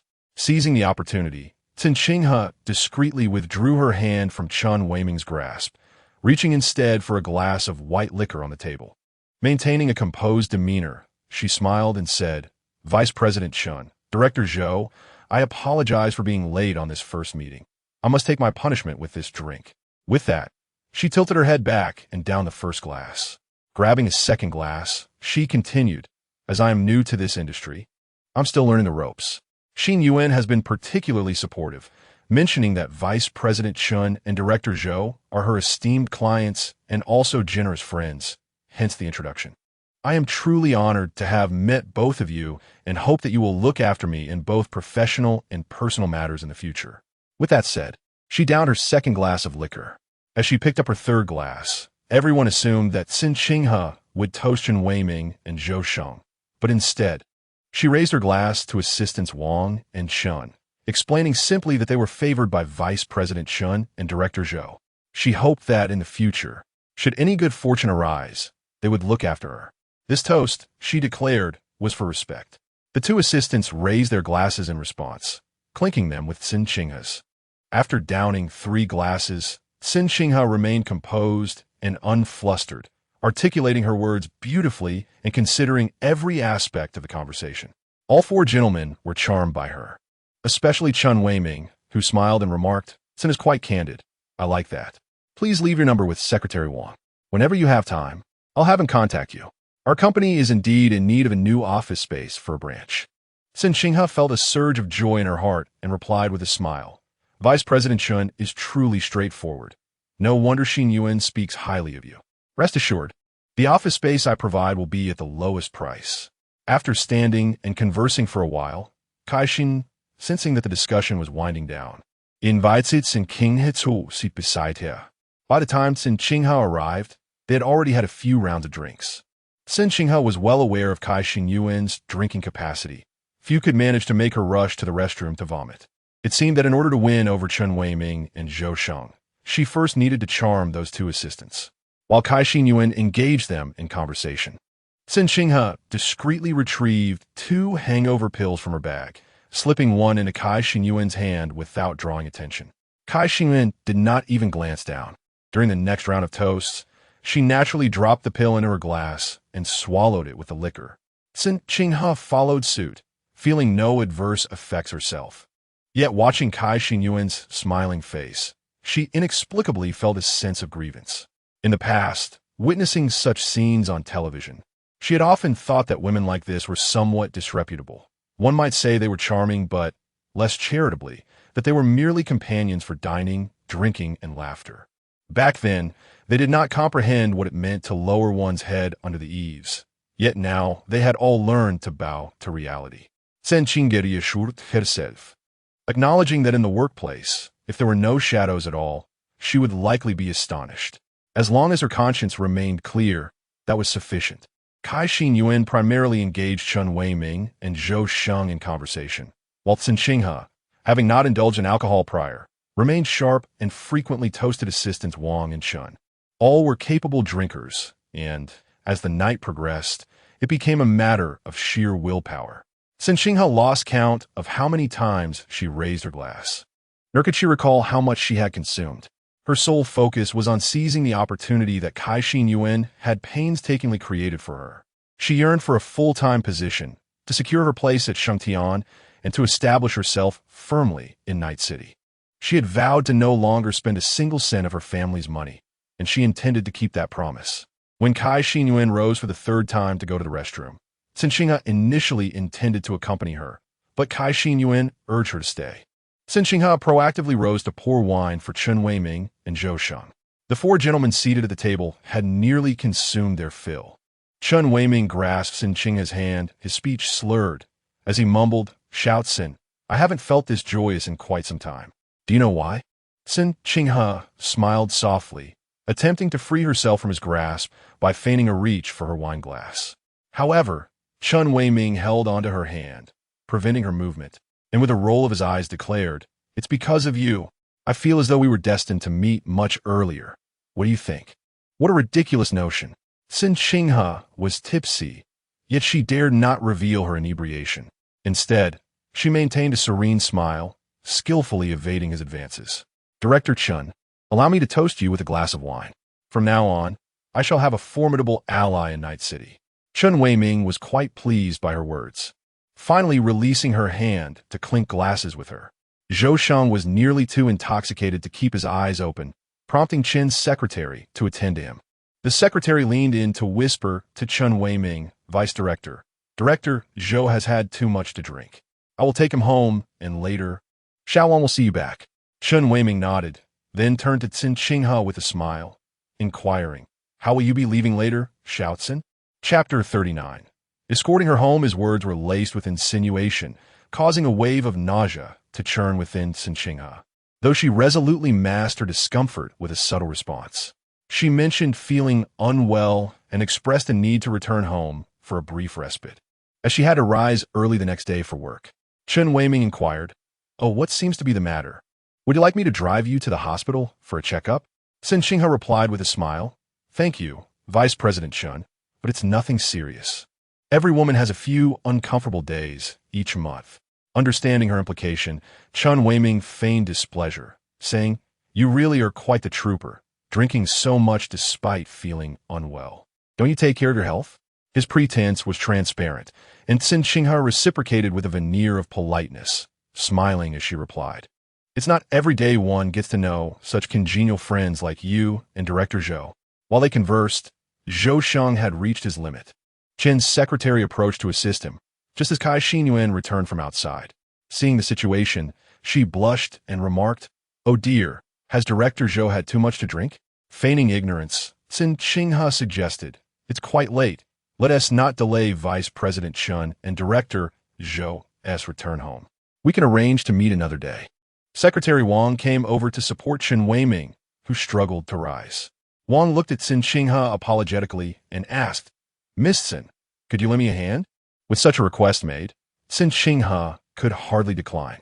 Cen Qinghe intended to intervene, but was called by Secretary Chen to assist Zhou Sheng instead.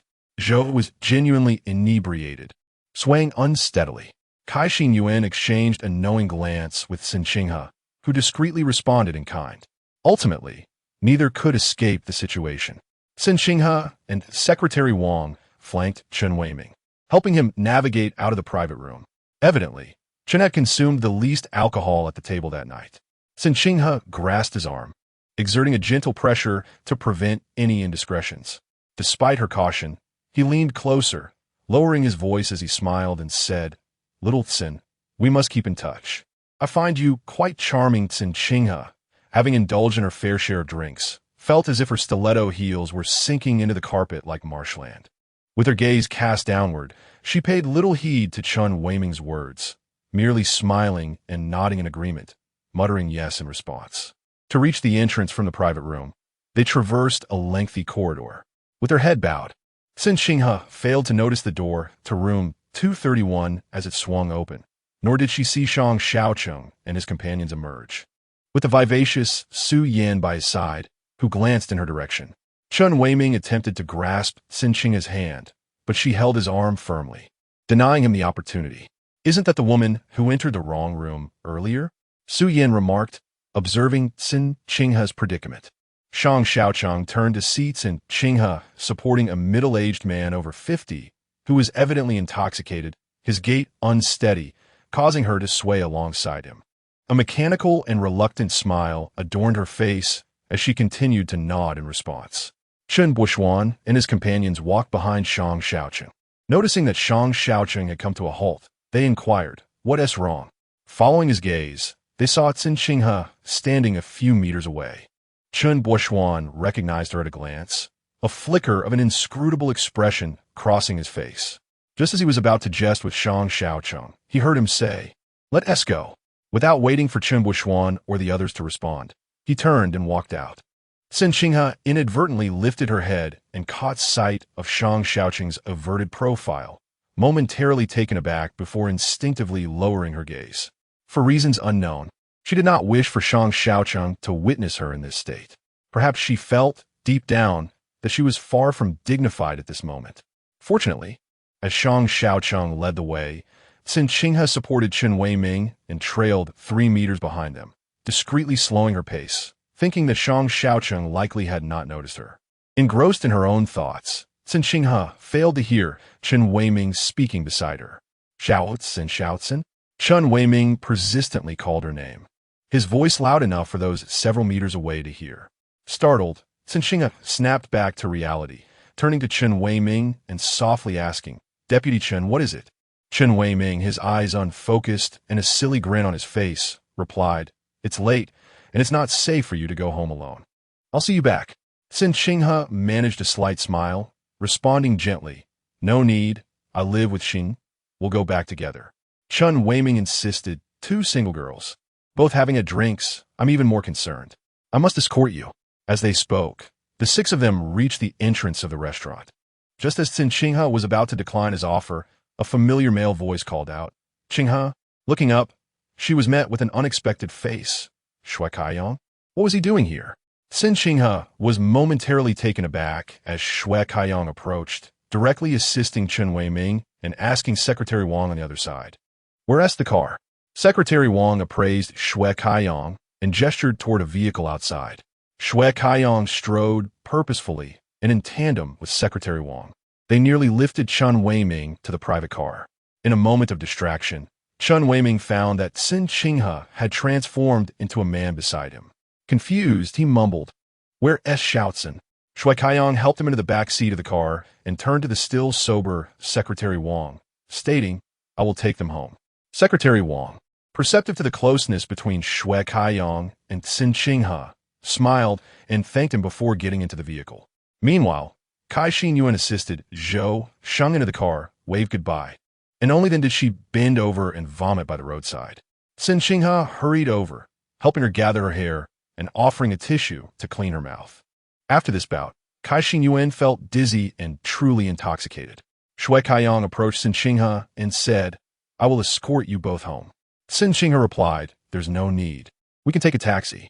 Shui Kaiyong insisted, "Given her state of inebriation and your own consumption, it would be unsafe for you both to return alone." As he spoke, he stood by the roadside and flagged down a taxi. He assisted Kai Xinyuan into the passenger seat, then opened the rear door for Cen Qinghe, saying, "Please get in." Cen Qinghe entered the vehicle, followed closely by him as he shut the door behind them. Not far away, Shang Shaocheng and others stood at the entrance of the restaurant, deliberating on their next destination for entertainment. Shang Shaocheng had a partially smoked cigarette dangling from his lips. The flickering light illuminated the golden tip, reflecting the brilliance in his eyes. He noticed Cen Qinghe entering the car with an unfamiliar young man. "Hey, Shaocheng, where are we heading next?" Chen Buishuan called out to him. Shang Shaocheng took a puff of his cigarette, extinguished the remainder at his feet, and exhaled a cloud of white smoke. As he descended the steps, he replied, "You all decide. I have something to attend to." Upon seeing him about to leave, Su Yin raised her eyebrows but refrained from calling him back. Chen Buishuan inquired loudly, "Where are you going?" Shang Shaocheng had already walked a few meters away. Not glancing back as he responded, "I forgot something."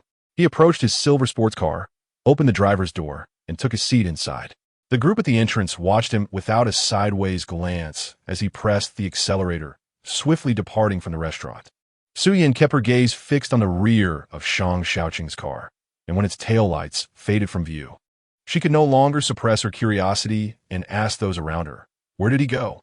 Everyone shrugged in ignorance, except for Chen Buishuan, who smiled knowingly, his grin laden with meaning. Su Yin turned to Chen Buishuan, her eyes filled with suspicion, and asked, "Do you know?" Chen Buishuan raised an eyebrow, responding, "Didn't you see that I, too, am puzzled about his whereabouts? How could I possibly know?" Shang Shaocheng did not recall the taxi's license plate number that Cen Qinghe had taken. Even if he did, navigating the traffic of Night City would render him unable to locate it. He simply pressed the accelerator, arriving at Tianfu Garden in no time. Rolling down the window, he sat in his car smoking. After finishing one cigarette and waiting approximately 5 more minutes, a taxi across the street illuminated its headlights and gradually came to a stop at the curb. A man and a woman emerged from the back seat. The man was unfamiliar to Shang Shaocheng, but the woman was Cen Qinghe.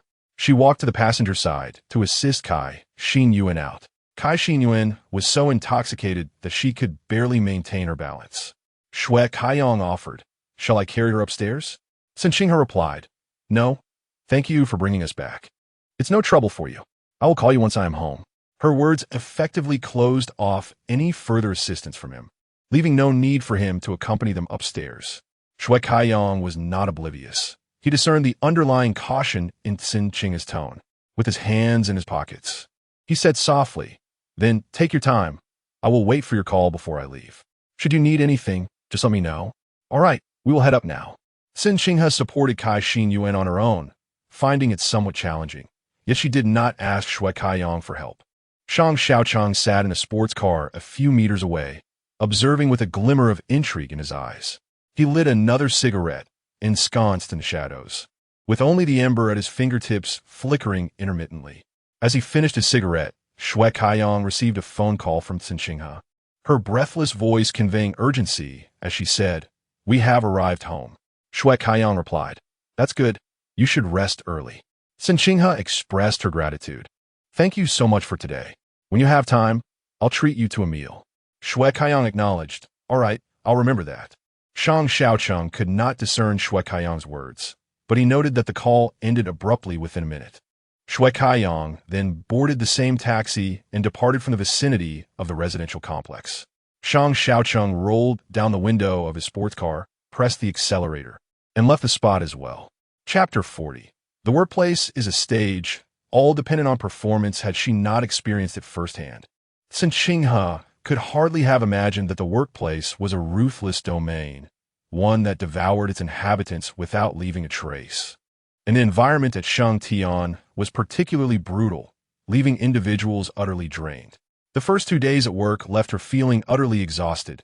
Each second weighed heavily upon her, as if she were on the verge of collapse. Yet, in the next moment, new challenges emerged, reshaping her understanding of the previous second. Fortunately, the days that followed were relatively tranquil. On Friday afternoon, she received a package containing an invitation, which detailed an event scheduled for Saturday at 11:30 in the morning at Yinshan Vineyard. Previously, Shang Shaocheng had given her a heads up, so upon seeing the invitation, Cen Qinghe extracted her phone and sent him a brief message. Invitation received. Soon after, Shang Shaocheng replied with an even more succinct message. Funds have been transferred. This marked the second occasion Cen Qinghe had assisted Shang Shaocheng. He had previously provided her with a bank card, which she had checked at an ATM, revealing a balance of 100,000 yuan.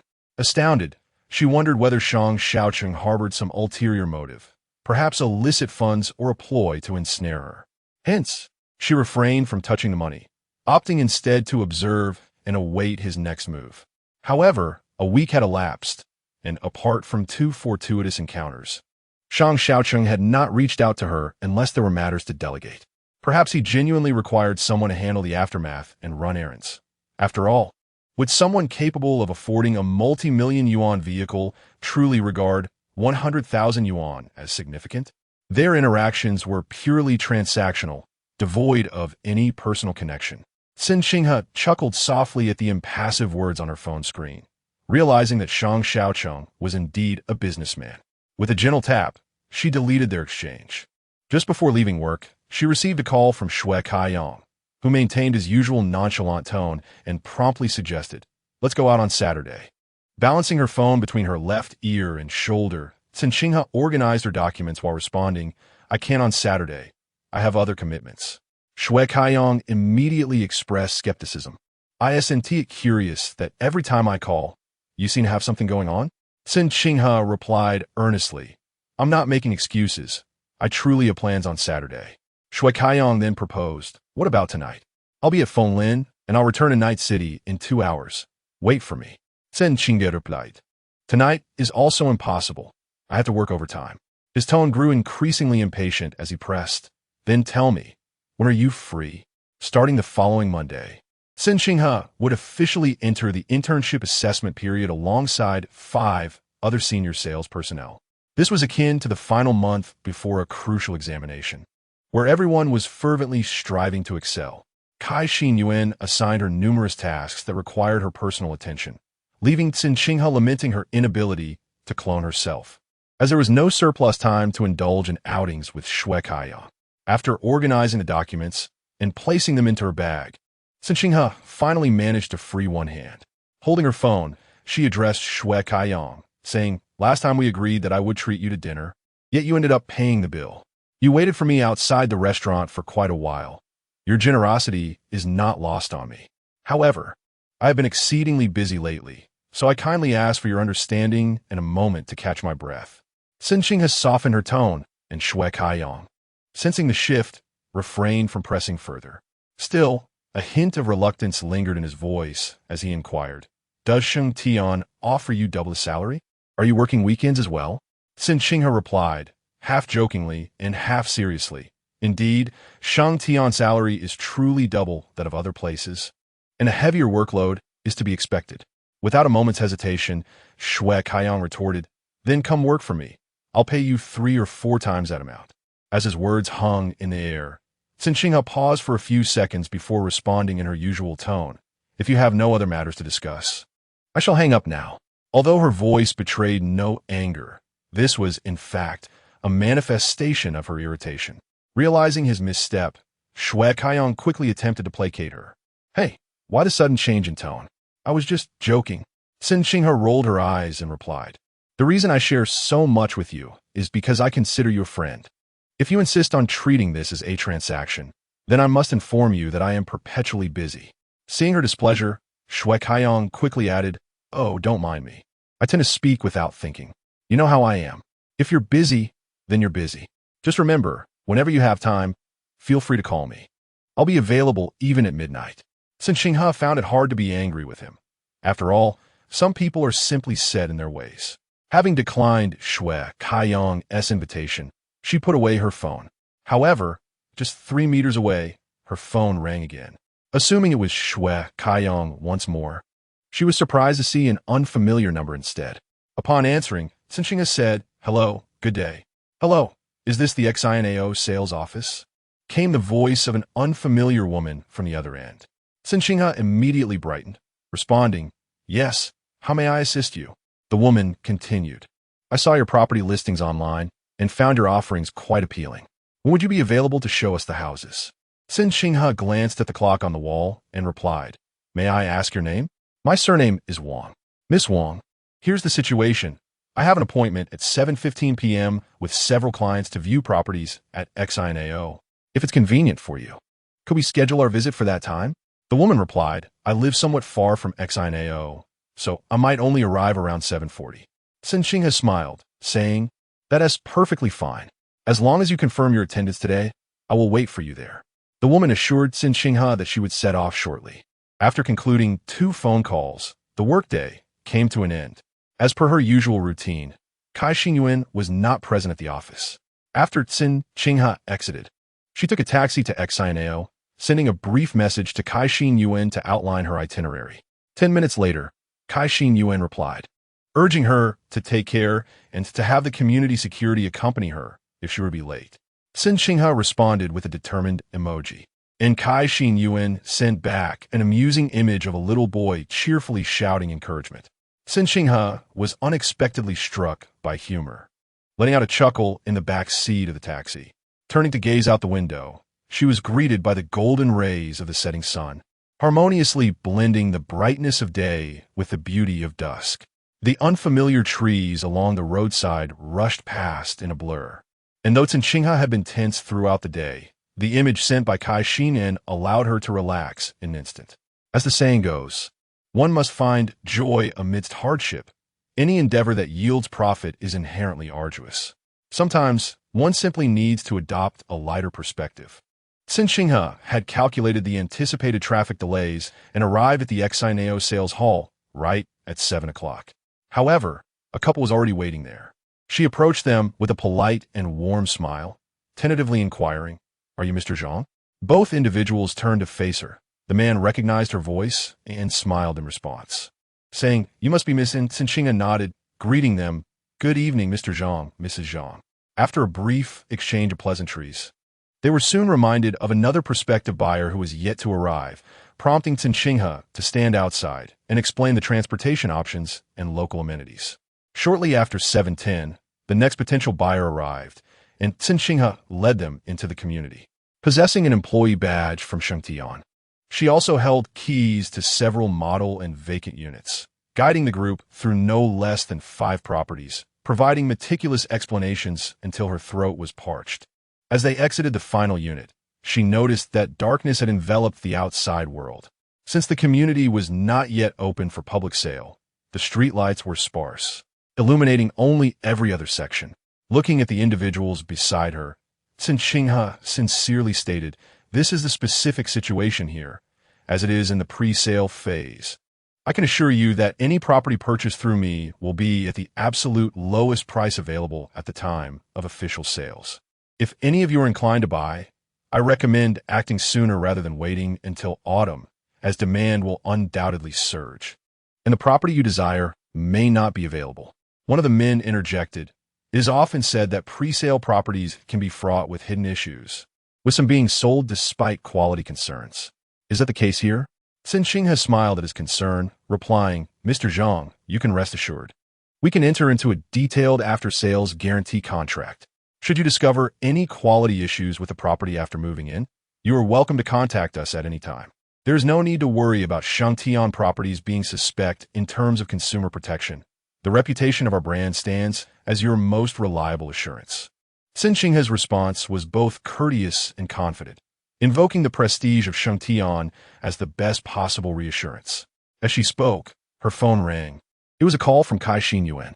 After apologizing, Cen Qinghe stepped aside to take the call. Cai Xinyuan inquired, "How is it going? Have you finished reviewing?" Cen Qinghe replied softly, "I just exited. I have yet to decide." Cai Xinyuan suggested, "Treat me as if I am interested in purchasing a property, and give them a little nudge." Cen Qinghe comprehended instantly and subtly elevated her voice, feigning casualness as she said, "Miss Cai, you viewed Unit 701 in Building 1 yesterday, correct?" She smiled while speaking, her tone remarkably natural. "It is still available. Coincidentally, I am bringing a client to view it today. If you're certain about this unit, I can reserve it for you for a day. I want to bring anyone else to see it tomorrow." Just then, she felt a gentle tap on her arm. Turning, she saw Mrs. Zhang. Mrs. Zhang gestured and whispered, indicating that they intended to purchase the property and urged her not to sell it to anyone else. Cen Qinghe's eyes sparkled with intrigue as she held her phone. After a brief pause, she said, "Miss Cai, please hold for a moment. I have some matters to attend to. I will call you back shortly." After terminating the call, the man identified as Zhang approached her.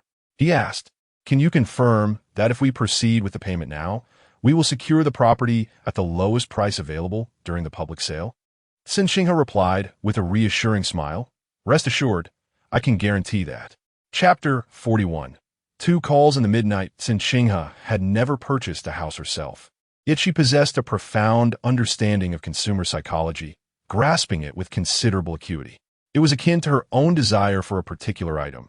If unchallenged, she might hesitate on whether to proceed with the purchase, but the moment another showed interest, she would undoubtedly act, fearing that her coveted treasure might be snatched away by someone else.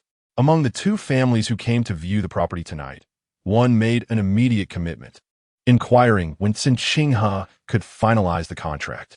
Initially, She contemplated suggesting Monday, but reconsidered, wary of potential complications arising from delay, and thus scheduled it for the following morning. In these urgent times, one ought not to entertain thoughts of a weekend. The early hours demanded her to chase after performance metrics. As she escorted a few individuals out of the community, Cen Qinghe glanced at the time. It was already 8:30 in the evening. The community enforced a strict no-entry policy for outsiders after 9 o'clock. She attempted to contact Miss Wang, who had previously expressed interest in viewing the property, only to discover that the line was disconnected. Surprised, she sent a text message explaining the situation before hailing a cab back to the city center. Upon her return home, it was well past 9, and Cai Xingyuan had yet to arrive. Alone, Cen Qinghe headed to the bathroom for a shower. Concerned that she might miss an important call, she brought her phone with her. Midway through washing her hair, her phone indeed rang. With her head bowed, she turned off the shower, stepped out, and hurriedly dried her hands before answering the call. The screen illuminated with Shang Shaocheng as the caller. Cen Qinghe stared at the display, momentarily taken aback, pondering what business Shang Shaocheng could have at such a late hour. The phone had already been ringing for nearly 10 seconds, without the luxury of time to ponder further. She answered, holding the phone a few centimeters from her ear, and greeted Director Shang. The line was unusually quiet, and Shang Shaocheng's voice came through, low and melodious as ever. He first uttered a soft followed by, "What you up to?" Cen Qinghe instinctively replied, "Taking a shower." Yet, as the words left her lips, she sensed an odd discomfort. For some inexplicable reason, the phrase "taking a shower" had become imbued with implications beyond its literal meaning. If it were anyone else, it might suffice, but Shang Shaocheng was her superior, her male superior with whom she lacked familiarity. Cen Qinghe grimaced, mentally cursing her lack of discretion. Lowering her head, with droplets still cascading from her hair, she sought to dissipate the awkwardness by quickly inquiring, "Is there something you need?" On the other end, the silence lingered, and he responded, "Nothing in particular. Just wanted to check in on what you were doing and see if you'd like to step out for a bit." Cen Qinghe's heart skipped a beat. It was already past 9. Although this hour marked the onset of nightlife in a bustling city, she remained quite conservative. Her mother had always cautioned her against returning home after 8 in the evening, with Shang Shaocheng calling her out at such a late hour. She could not shake the feeling that his intentions were less than innocent. However, she felt no need to escalate the situation. With a calm and steady voice, she replied, "I'm sorry, Director Shang, but I've had a long day at work and I'm about to go to sleep." It was not a tone of provocation, but rather a straightforward refusal. If Shang Shaocheng harbored ulterior motives, she could simply return his money and cease all future contact. Cen Qinghe felt a sense of liberation in her heart, which gave her words a firm conviction. She anticipated that Shang Shaocheng might respond with further politeness, but to her surprise, he quickly replied, "All right, then rest well. I won't disturb you." His tone was devoid of any discernible emotion, and before Cen Qinghe could utter another word, he had already hung up. Holding her phone, Cen Qinghe found herself momentarily stunned, wondering if she had inadvertently offended her superior. Setting the phone aside, she continued with her bath. After showering and drying her hair, she emerged from the bathroom with a facial mask on. Cai Xingyuan had returned at some point, slumped on the sofa in her professional attire, her long curls nearly brushing the floor, her arms hanging limply, resembling someone who had been knocked out and discarded. Observing this, Cen Qinghe raised an eyebrow and hurried over, asking, "Have you had too much to drink again?" Reaching the sofa, she helped the inebriated Cai Xingyuan sit up against the backrest and poured her a glass of chilled lemonade. With her gaze cast downward, Cai Xingyuan took a few sips before weakly responding, "I'm utterly exhausted." Cen Qinghe, dressed in a cartoon-patterned cotton nightgown, sat cross-legged beside Cai Xingyuan and inquired, "How did it go today? Did you seal the deal?" Leaning against the corner of the sofa like a limp doll, Cai Xingyuan replied in a low voice, "Damn it. It was only our second meeting, and he asked if I wanted to spend the night with him." Cen Qinghe's eyes widened in shock as she exclaimed, "What did you say?" Cai Xin, equally furious, raised an eyebrow and retorted, "What else could I say? I can't offend him, so I had to play the fool, laugh along, and drink with him." Cen Qinghe frowned and asked, "Who is so shameless? Does he really think we are just playthings?" Cai Xingyuan scoffed indeed. He told me directly that 2 other sales centers are still in contact with him, implying that if I went home with him tonight, he would purchase a property from me. I truly want to curse his entire family. Had it been in the past, when Cen Qinghe was not in this line of work, she would have encouraged Cai Xinyuan to vent her frustrations, questioning why she should endure such indignities. Yet, only a week had passed, and such words felt inappropriate now, for both of them understood all too well the unwritten rules they would have to navigate in their careers. All Cen Qinghe could do was assist Cai Xinyuan to the bathroom for a shower, promising to help her apply a facial mask afterward. The following day was Saturday, and with no early work obligations, Cai Xinyuan turned off her phone alarm, flopping down to sleep and instructing Cen Qinghe not to worry about her. Returning to her own room, Cen Qinghe set an alarm for 6:30 the next morning, as she needed to stop by the office at 7:30 to finalize a contract. Once one enters this profession, it is as if plunging into a vast ocean, rising earlier than the rooster, laboring harder than a donkey, and being more industrious than a dog, only to be treated with utter disdain. In the midst of a deep slumber, Cen Qinghe's phone, resting beside her pillow, rang. She felt utterly languid, taking a moment to lift her arm. Squinting to see the screen clearly, she answered the call directly. "Hello." Her voice was barely above a whisper, clearly disrupted from sleep. A stranger's voice emerged from the phone, inquiring, "Are you in real estate?" Upon hearing this, Cen Qinghe forced herself to awaken a bit more. "Yes. How may I assist you? What is the price? Are you interested in residential properties or commercial offices? Aren't you selling both? Is there really a difference?" Cen Qinghe momentarily faltered, yet replied, "The prices for residential and commercial properties vary. It depends on your specific needs, so I can provide a detailed explanation." The man maintained a steady tone, neither loud nor soft. "Do you have any photos?" I need to see the photos before we discuss pricing. Or perhaps you could meet me in person." Still groggy from sleep, Cen Qinghe struggled to comprehend. Furrowing her brow, she tentatively asked, "Sir, what do you mean?" Unfazed, he responded, "Aren't you a lady? Residential and commercial properties. Is that not your jargon? I need to see what you look like to quote a price. If you are decent looking and your services are exceptional, I might be willing to pay a premium." At this, Cen Qinghe was utterly bewildered, sitting in her darkened room at such an hour, clutching her phone. Infuriated, she scoffed after a few seconds, "Are you out of your mind? How did you get my number? I sell properties, not myself." The man chuckled derisively. "What are you pretending for? Which real estate agent doesn't offer herself? You want to be a prostitute while maintaining a facade?" Cen Qinghe's anger flared, her eyes wide with indignation. She retorted vehemently, "Get lost. Have you lost your mind? Control your urges elsewhere. Don't disgust me here."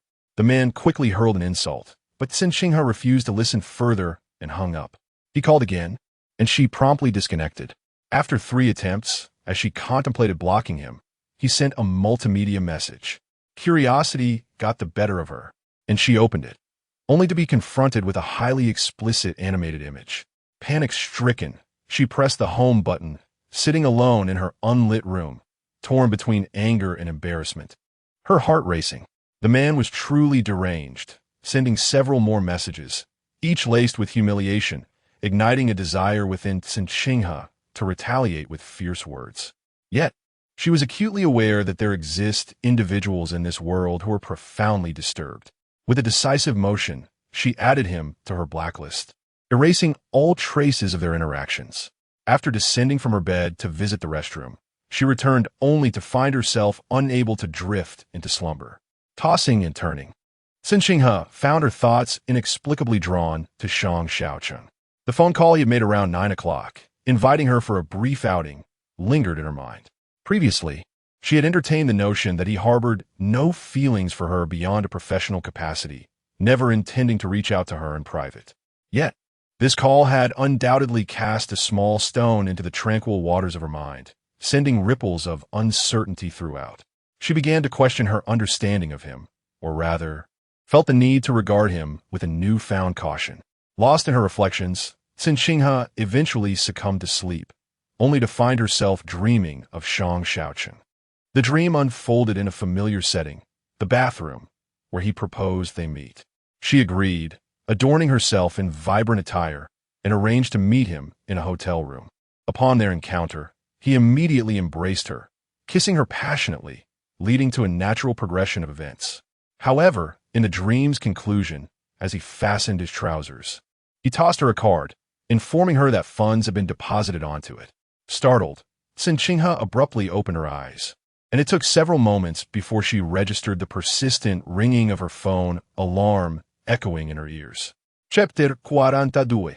Flowers bloom in diverse colors. Humans vary in nature regarding the spring dream from last night. Cen Qinghe chose to regard it as a manifestation of daytime thoughts leading to nighttime dreams. Of course, the object of her fantasies was not Shang Shaocheng. It was merely the coincidental events of the previous day that led her to unconsciously incorporate him into her dream. Rising early, Cen Qinghe completed her morning routine and adorned herself with an exquisite makeup look. She then donned a crisp white shirt paired with a beige high-waisted pencil skirt. This attire exuded professionalism while retaining an air of elegance, making it suitable for both work and the afternoon banquet, thus saving her the hassle of changing outfits midway. Upon leaving her home, Cen Qinghe hailed a taxi directly to the Shang Shaocheng sales office. It was barely 7:10 in the morning, and the office was nearly deserted. As she walked in, a cleaning lady passed by, greeting her with a smile. "Why are you here so early on Saturday?"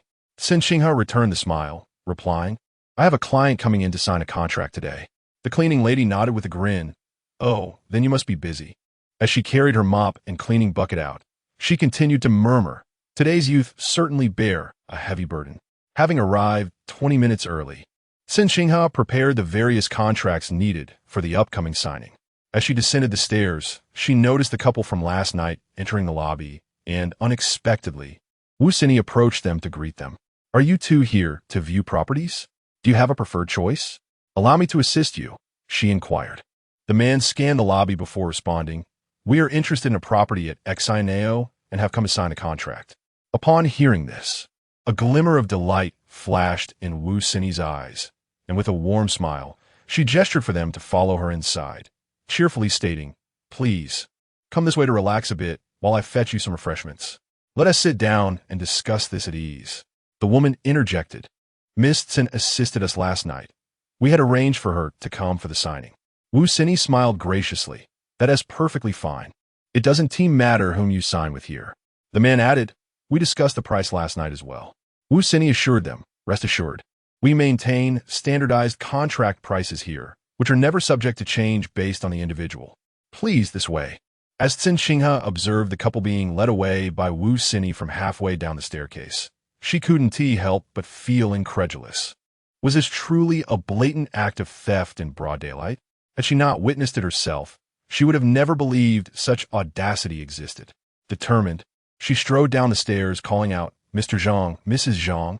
Hearing her voice, the couple turned, along with Wu Xinyi, who immediately displayed a look of embarrassment upon seeing the elegantly dressed Cen Qinghe approaching with a smile. Cen Qinghe cheerfully addressed the couple, "Mr. Zhang, Mrs. Zhang, you're quite punctual. I assumed you might arrive a bit later. I just prepared the purchase agreement and contracts upstairs," holding several documents in her hands. The woman responded with a smile, "We just arrived and didn't see you. Your colleague came to greet us and mentioned it was the same regardless of whom we signed with." Upon hearing the words, Cen Qinghe casually glanced at the side where Wu Xinyi wore a stiff smile, feigning nonchalance as she inquired, "You arrived quite early, didn't you?" Wu Xinyi was taken aback to find Cen Qinghe present, and caught in the act, it was impossible for her not to feel awkward. She could only muster a forced smile and respond, "Ah, I had an appointment with a client to view a property later, and I happened to encounter your client. I assumed you were absent, so I thought I would greet them on your behalf." Cen Qinghe maintained her composure, smiling as she replied, "Thank you. I arranged for the client to come and sign the agreement. How could I possibly not be here?" It only took a moment. There was no need for further elaboration, as Wu Xinyi's face flushed with embarrassment, rendering her unable to stand her ground. She hastily said, "As long as you're here, I'll let you get back to your work. I'll just step over there for a moment." Turning on her heel, Wu Xinyi departed, her back rigid, her steps betraying a sense of panic. Cen Qinghe scoffed internally. Had she arrived just a few minutes later, it was likely that the deal would have been credited to Wu Xinyi. This sales department was not only fraught with hidden dangers, but one also had to be wary of overt competition. Once in the private meeting room with the clients, the process of finalizing the contract proceeded smoothly. This marked Cen Qinghe's first successful transaction with Xianeo. As she escorted the two individuals to the exit, the woman smiled and said, "Thank you, Miss Cen." Cen Qinghe nodded with a smile, responding, "I should be the one thanking you both. To be candid, this is my first sale of a Xianeo property during my internship at the company. When you and Mr. Zhang move into your new home, please do give me a call so that I can prepare a gift to celebrate your housewarming." The woman beamed with delight and remarked that she would refer anyone looking to purchase a property to Cen Qinghe. Naturally, Cen Qinghe was elated and continued to see them off until they drove away. On Saturday, with Zhang Peng absent from the office, Cen Qinghe returned to the lounge to secure her backup contract in her cabinet. In the lounge, she encountered Wu Sini once more, who was whispering to another newly appointed senior salesperson. Upon noticing Cen Qinghe's entrance, her expression once again turned uneasy. Cen Qinghe had no intention of creating trouble. She simply bypassed them and approached her cabinet to lock away the contract. Seeing this, Wu Sini rolled her eyes and ultimately approached, saying, "Qinghe, please don't misunderstand the clients from earlier. I genuinely thought you weren't here, and I was just trying to help you greet them. Otherwise, if the clients grew impatient and left, that would have been your loss." Cen Qinghe turned her head to regard Wu Sini, responding with a faint smile. "I harbor no misunderstandings. The situation is quite clear, and there's no need for you to explain. Everyone can see it for themselves." Her deliberately ambiguous words were intended to leave Wu Sini feeling exposed. Indeed, Wu Sini's complexion shifted multiple times, unable to articulate a thorough explanation. Yet fearing that Cen Qinghe might use her words against her in the future, she appeared caught in a dilemma of unspoken words. Cen Qinghe, however, had no time to squander on her, securing her cabinet before politely greeting the others in the lounge and stepping outside. As she reached the entrance, Jin Jiaodong happened to push the door open. The two exchanged glances, and Cen Qinghe immediately smiled. "Oh, you're here so early too?" Jin Jiaodong replied with a grin. "Yes, I have a meeting with a client. Are you heading out?" Cen Qinghe nodded. "I need to take care of some matters." Jin Jiaodong urged, "Then you should hurry. Don't let it delay you." They merely exchanged a few casual words before Cen Qinghe stepped out of the lounge. Jin Jiaodong entered, standing in front of her locker to gather her belongings. Not far away, Wu Sini whispered to another woman, "What do you think she meant by that? I was just trying to help her with a client, and she thinks I'm trying to poach her people? It's truly a case of a petty mind judging a noble heart." The other woman replied softly, "Look at how she's dressed, all flamboyant. Is she here to work or attend a party?" Wu Sini scoffed. "For some, their job might just be to socialize. Besides, we all came in together. Does she possess some extraordinary charm that makes her more appealing than us? Why does she keep landing one deal after another?" The other woman chimed in, "Right? On her first day at work, she brings back a rich and handsome guy, as if she's desperate for everyone to notice her ability to flirt." Jin Jiaodong quietly listened behind the locker door, becoming increasingly certain that they were speaking about Cen Qinghe. With a resounding bang, she closed the locker door and walked past them, her expression betraying neither joy nor anger. She calmly reminded them, "We are all colleagues here, and, just starting out, it would be best not to speak ill of others behind their backs, as it doesn't reflect well on us." Wu Sini and the other woman looked up at her in surprise. Wu Sini was the first to respond. "What have we said?" Jin Jiaodong retorted. "Whether or not one can secure a deal depends on individual capability. Why must we resort to slandering others for their achievements?" The other woman replied, "We were discussing our own friends, not someone you know. Don't project your assumptions onto others." Wu Sini raised an eyebrow, casting a condescending gaze at Jin Jiaodong, and said, "Why are you defending someone else? They're earning without sharing their fortune with you." Jin Jiaodong responded, "Our relationship isn't that close. Why should anyone be obligated to include you in their success?" Her words silenced Wu Sini and turned the other woman's face from red to green in an instant. Initially, they had aimed to curry favor with Cen Qinghe and Kai Xinyuan, but their efforts were met with indifference, forcing them to retreat awkwardly. Wu Sini had hoped to sow discord between Cen Qinghe and Jin Jiaodong, only to be thwarted once again by Jin Jiaodong's retort. Everyone had presumed Jin Jiaodong to be a pushover, Yet no one anticipated her willingness to defend Cen Qinghe. However, each person possesses a unique disposition, or perhaps a different set of principles. Jin Jiadong always remembered the night when Cen Qinghe stood up for her. After Cen Qinghe left the sales office, she took a taxi to an old neighborhood in the 3rd Ring Road. Cai Xingyuan had mentioned that the neighborhood had received a demolition notice and would likely need to vacate before the year ended.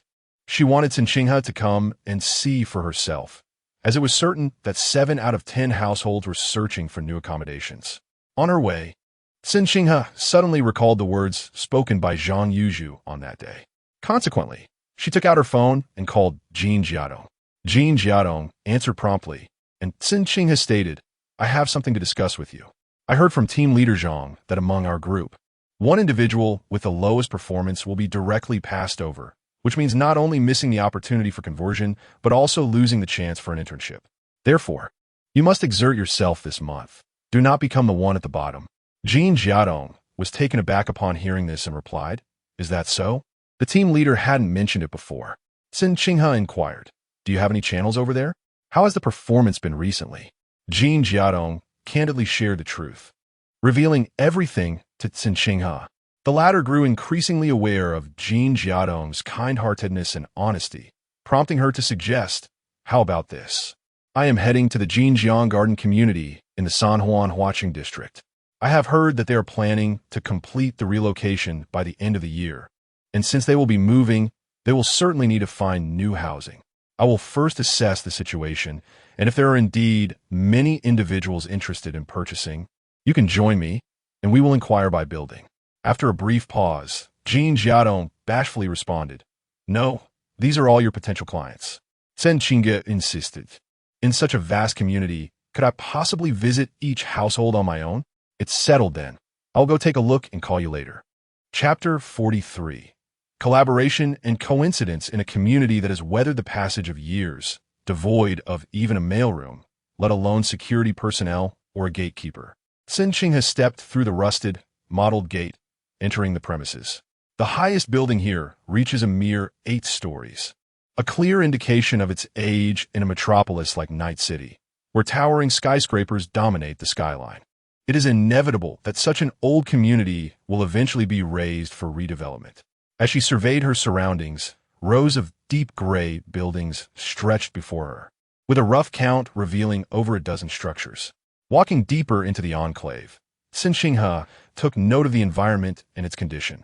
Passing by a rudimentary outdoor gym, she observed 4 or 5 middle-aged women, each carrying bags of groceries, engaged in conversation while several children, around 5 or 6 years old, frolicked on the equipment. With keen ears, she caught snippets of their dialogue as she strolled past. One woman inquired, "Hey, have you found a place to live yet?" The response came, "Not yet. We haven't decided whether to buy a new home or rent. We're waiting for the relocation." "How long will that take? A year and a half or 2? Another interjected, "What about your son's schooling? Will you rent near the school?" Still undecided. "If we buy, the prices are outrageous right now. If we rent, it just feels wrong. My husband has been keeping an eye on new developments. Properties near the 3rd Ring are going for 30 to 40,000 per square meter. It's outrageous. How many square meters do you have? What will the compensation be for relocation?" The women's chatter revolved around shopping, gossip, and economics. Cen Qinghe listened intently, realizing that their conversation was indeed pertinent to relocation and housing choices. Cai Xingyuan's information had arrived just in time. As she contemplated how to seamlessly integrate herself into their midst, 2 children came racing towards her in joyous play. One child, unaware of her presence, collided directly into her. Cen Qinghe instinctively caught him, preventing his fall, but he inadvertently stepped on her foot. "Hey there, little gentleman. Are you all right?" Cen Qinghe inquired with a warm smile as she steadied the child. Observing this, the child's parent hurried over, pulling the child close and looking at Cen Qinghe with concern. "Did he hurt you?" "Not at all," she replied with a smile. The woman exchanged a few words with her child, then apologized to Cen Qinghe with a grateful smile. Children at this age are so lively and energetic, just like my little nephew.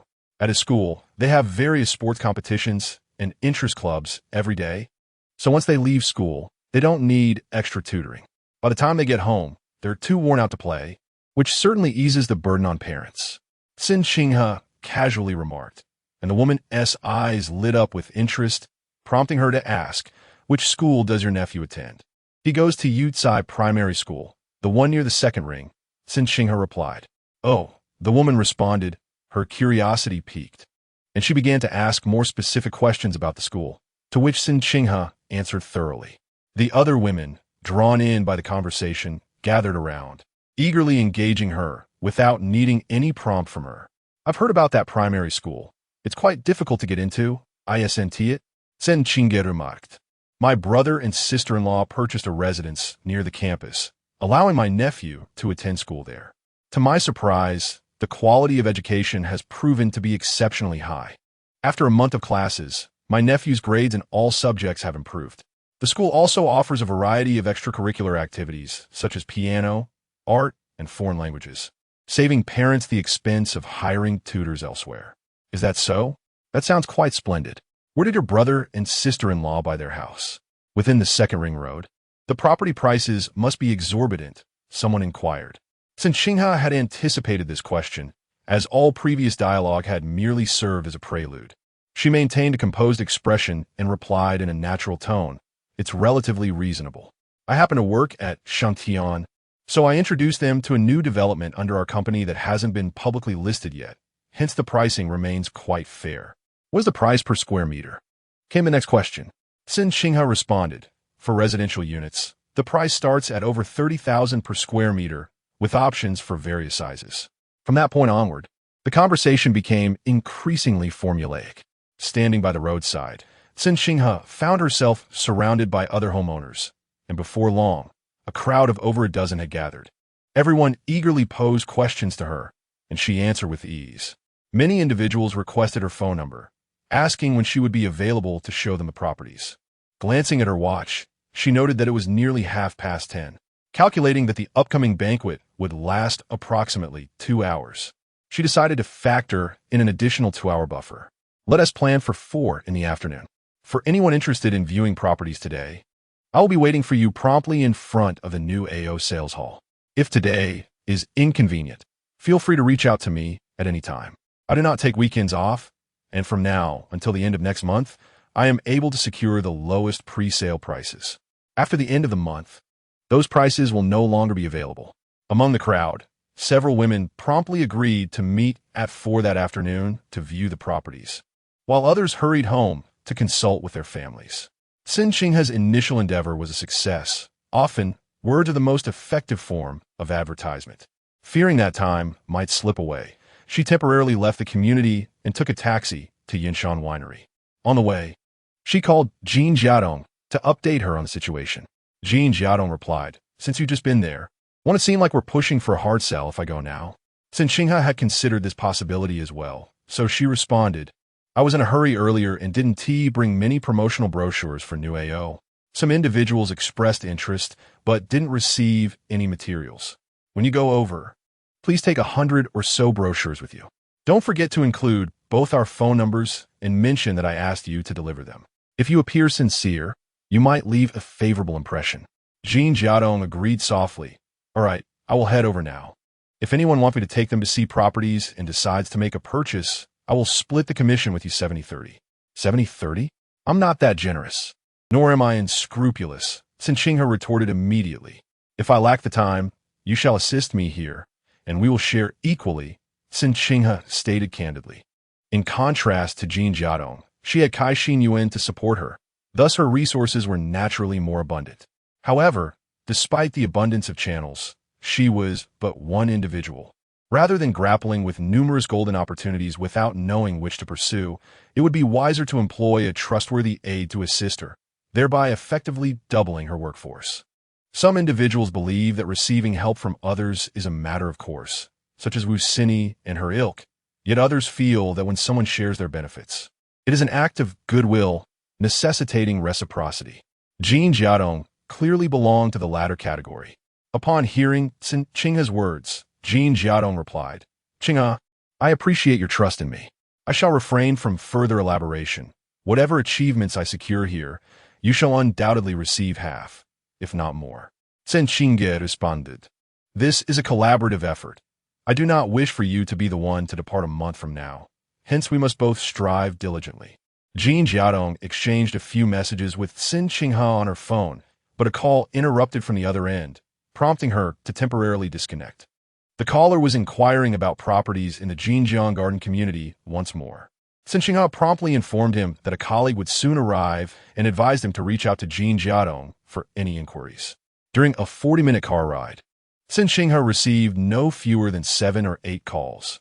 With such momentum, her prospects for a successful start appeared increasingly promising. Around 11:15, the taxi came to a halt before the Yinshan winery. Cen Qinghe paid the fare and, wary of her phone ringing and disturbing others, switched it to vibrate mode. Traversing the lengthy white stone pathway, she arrived at the ornate European-style entrance. A server clad in a black uniform greeted each guest with a smile as they presented their invitations. Cen Qinghe showcased the invitation from Shang Shaocheng and was politely ushered inside. Having recently arrived in Night City, she was unfamiliar with the locale and was entering the winery for the first time.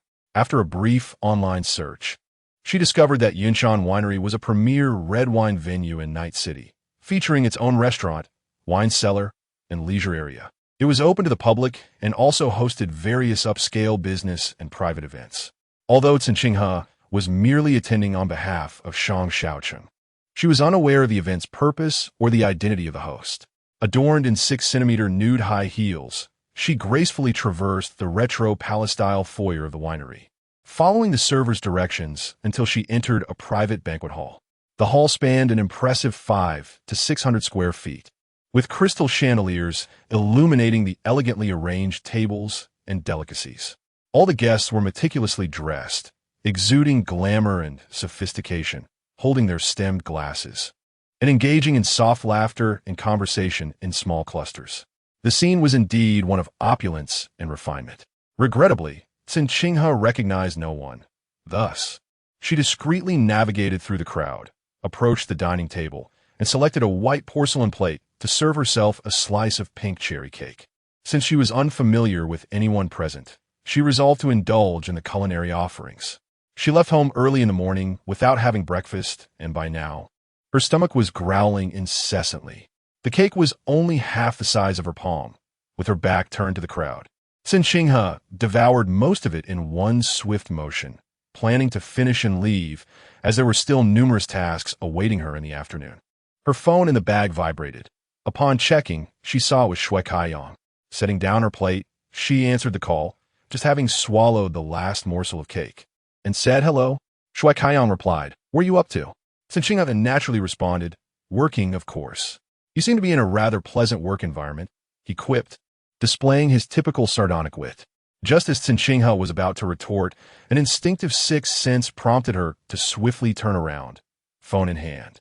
Her gaze swept through the crowd and quickly landed on a familiar face.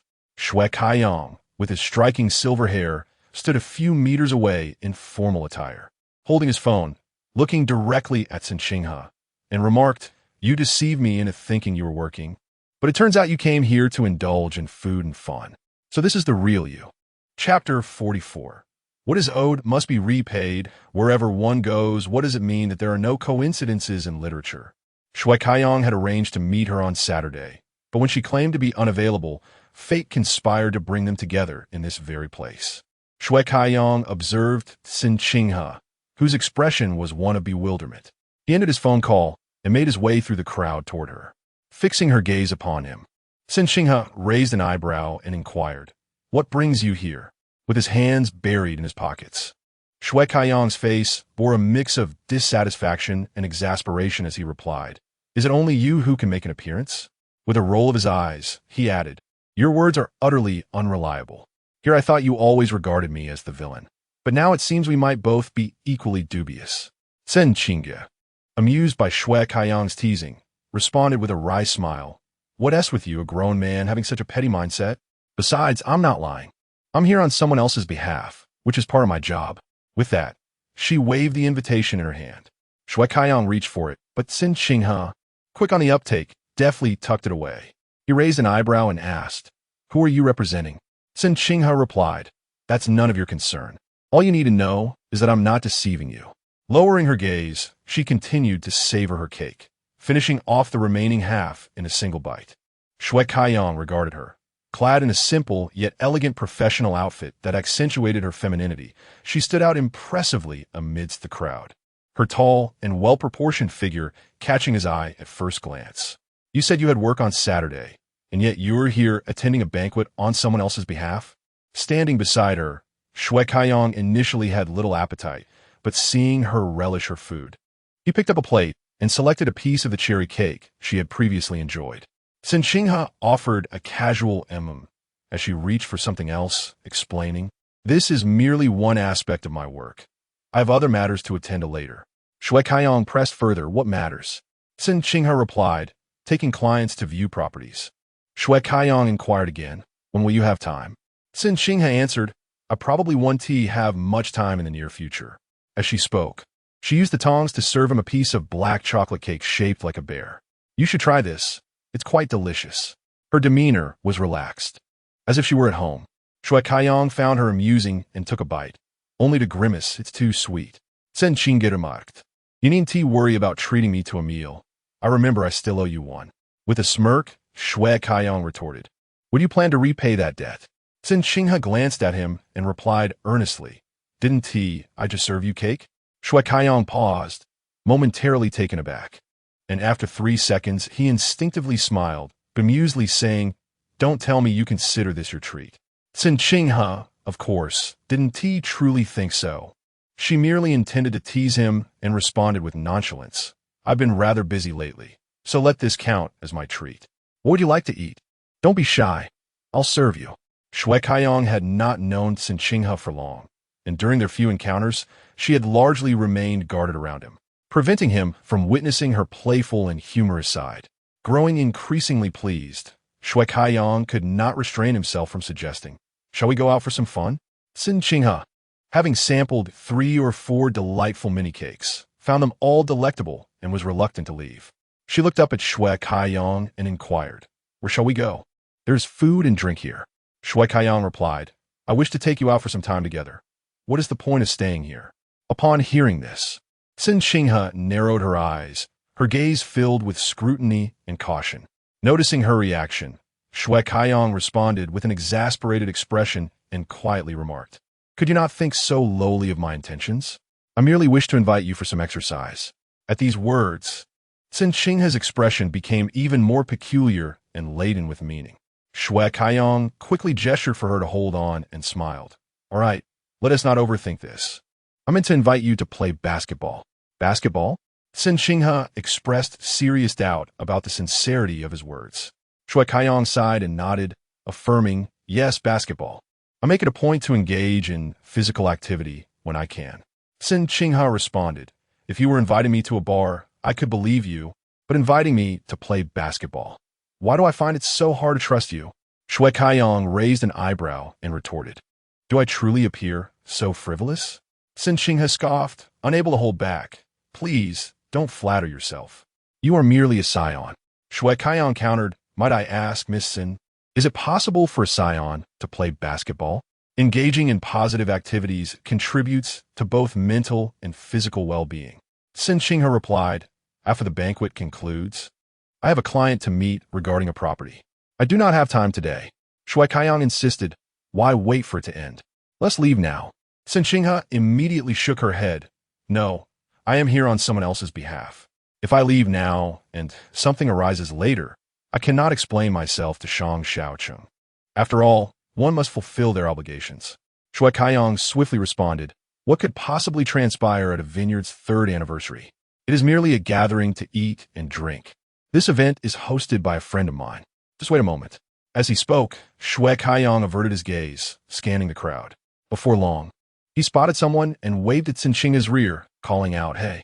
Cen Qinghe turned to see a young man in formal attire striding towards them, a high-stem glass in hand. Upon noticing Shue Kaiyang and Cen Qinghe together, he smiled and remarked, "Friends?" Shue Kaiyang introduced the two and then added, "I have been trying to persuade her to join me, but now I find her in your domain. Please tell her that this banquet is hosted by you, so I may take her away." Hearing this, the man's smile widened, and he jokingly urged Cen Qinghe, You should hurry and go with him. Otherwise, if you leave him here, I fear I shall be unable to continue my third anniversary celebration. Shui Kaiyang tilted his head to glance at Cen Qinghe, wearing an expression that seemed to convey, "This time you cannot refuse," eagerly awaiting her response.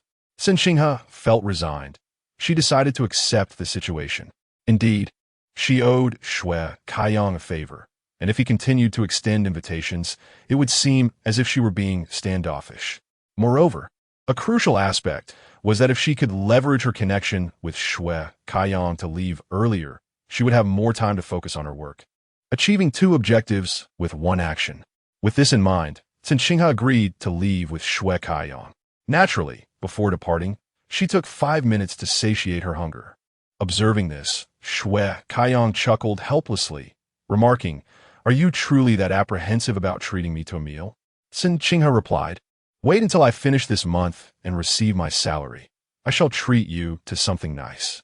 Shui Kaiyang clicked his tongue and shook his head, saying, "Seeing how you're living, I genuinely feel for you." Cen Qinghe had grown accustomed to his playful teasing and had become somewhat indifferent. Knowing that Shui Kaiyang was acquainted with the young master of the winery, she felt at ease as they departed from the banquet together. Once they were in Shui Kaiyang's car, Cen Qinghe glanced at the time. It was only 11:50. She inquired, "Isn't 2 hours of basketball sufficient?" Shui Kaiyang asked, "What time did you schedule with the client?" Cen Qinghe deftly sidestepped the question, responding, "Around 2, as long as you let me out." Shui Kaiyang sighed, somewhat wistful. To think that a first date requires such haste. Cen Qinghe held her phone, contemplating whether to contact Jin Jiadong, which caused her to momentarily delay her response. She quickly corrected herself, stating, "It's not a date. It's merely a gathering." As Shui Kaiyang drove, he turned to Cen Qinghe with curiosity, asking, by the way, "Do you have a boyfriend?" Cen Qinghe's heart skipped a beat, but she maintained her composure. Lowering her gaze, she feigned interest in her phone, responding in a neutral tone. "I do." Shui Kaiyang raised an eyebrow, seemingly surprised. "Where does your boyfriend work? I've never heard you mention him." Cen Qinghe took a deep breath, then put away her phone and turned to Shui Kaiyang, retorting, "Shouldn't the focal point of your concern be that I have a boyfriend?" Shui Kaiyang laughed, unabashed and dismissive, saying, "So what if you have a boyfriend? You're not married. If you like someone, you could always steal them away." Cen Qinghe's face darkened at his words, and she muttered under her breath, "That's immoral." Shui Kaiyang chuckled, "I was just teasing. It's obvious you don't have a boyfriend." Cen Qinghe's expression remained stoic as she asked, "How did you deduce that?" Shui Kaiyang replied candidly, "Last time your friend called you to cover for drinks, you both got utterly wasted. If you had a boyfriend, wouldn't he come to pick you up?" Having spoken, without waiting for Cen Qinghe's response, he added, "Do not speak of being busy with work. A boyfriend who neglects to pick up his girlfriend when she has had too much to drink is simply a scoundrel. And do not tell me that you two are in a long-distance relationship. If that were the case, why would you allow such a stunning beauty as yourself to toil alone in a distant place? You could easily dismiss him. You are more than capable of supporting yourself." Shui Kaiyang's words struck Cen Qinghe like a soft hammer, piercing deeply into her heart. Although she understood the situation, she could not help but feel a pang of pain. A bittersweet wave washed over her, prompting her to avert her gaze. Noticing her reaction, Shui Kaiyang turned to her and inquired, "Hey, what is the matter?" Cen Qinghe pressed her lips together, making a concerted effort to swallow her grievances and the sting of her emotions. After 10 seconds, her expression had returned to calmness. Slowly, she turned her head back, a smile that danced between jest and sincerity gracing her lips as she replied, "It seems you are not merely a decorative pillow. Your thoughts are quite intricate." Seeing Cen Qinghe smile, Shui Kaiyang's lips curled into a grin as he responded, "Is it not true that the more you interact with me, the more you discover my charm?" Chapter 45. Familiar faces everywhere. Cen Qinghe realized that being in the company of someone as glib and flippant as Shui Kaiyang could provoke an urge to lose her temper. Yet her frustration dissipated within mere seconds. His ability to charm was as potent as his knack for annoyance. He drove her to a large indoor fitness center near the second ring road, and upon entering, Cen Qinghe instinctively reached for her bag. Seeing her retrieve her bank card, Shui Kaiyang raised an eyebrow in uncertainty and inquired, "What are you planning to do?" "I am treating you." Cen Qinghe replied. His eyes widened in surprise, as if he had just heard a jest. Cen Qinghe shot him a dismissive glance, challenging him. Are you looking down on me? Do you think only you can afford this place? We wage earners can't even have the privilege of treating someone? Shui Kaiyang, captivated by her striking features even amidst her provocation, could not suppress his smile. With a resigned sigh, he said, all right, you treat me. As they approached the front desk, the receptionist smiled and greeted him, Mr. Shui. Shui Kaiyang returned the gesture with a polite nod, indicating familiarity with the establishment. Cen Qinghe noted that he was indeed a regular here. Without a membership card, the charges were hourly, and she ended up swiping just over 2,000 yuan, enough for a mere 2 hours of fun. While lamenting the extravagant lifestyle of the affluent, she changed into a sports outfit in the women's locker room, led by a staff member. After donning her athletic wear, she met Shui Kaiyang in the lobby. He handed her a squash racket, asking her to join him. Cen Qinghe raised an eyebrow. Squash? Indeed, he confirmed. I don't know how to play squash, she confessed. Not to worry. I shall teach you, he replied cheerfully. They ascended to the 3rd floor, where a third of the space was occupied by independent squash courts. He led her into one, starting with some basic theories before demonstrating the game himself. Cen Qinghe exhibited remarkable athleticism, having once climbed trees and scaled walls in her youth. Within 10 minutes, she was already rallying against the wall with impressive skill. Shui Kaiyang watched her with admiration, praising her talent. Well done. I thought you were going to play basketball. I could have joined you for a couple of games, she remarked. Playing basketball here seems like overkill, don't you think? He replied with a smile. Cen Qinghe rolled her eyes. Indeed, one could find a basketball court outside without such exorbitant expenses. You're being stingy. I offered to pay. Yet you insist on footing the bill, he teased. Maintaining her composure, she countered, I want to take advantage of you, lest others claim I'm courting a wealthy patron. Shui Kaiyang burst into laughter, asking, so now that I'm spending your money, does that make me your kept man? With a straight face, Cen Qinghe replied, strangely enough, you do have quite a fair complexion. After all, who else would dare to dye their hair silver? Certainly, one's appearance must meet certain standards. Otherwise, one risks being ridiculed like the infamous Dong, sure imitating the frown of a beauty. The two stood in the squash court, exchanging a few words before donning their protective goggles. Let us begin, said Shui Kaiyang. With a few lively hops, and having already warmed up, Cen Qinghe grasped her squash racket and replied, I'm ready. Cen Qinghe had just recently acquired the skill, and being a girl of slight strength, Shui Kaiyang naturally did not intend to play seriously with her. Thus, he served with only half his strength. However, he was taken aback when Cen Qinghe showed no intention of holding back. She swung her racket with considerable force, sending the ball ricocheting off the wall at great speed toward him. Shui Kaiyang instinctively returned the shot, still reeling from the surprise, and couldn't help but say, take it easy. Cen Qinghe, while playing, retorted, I don't need you to hold back. Their exchanges continued.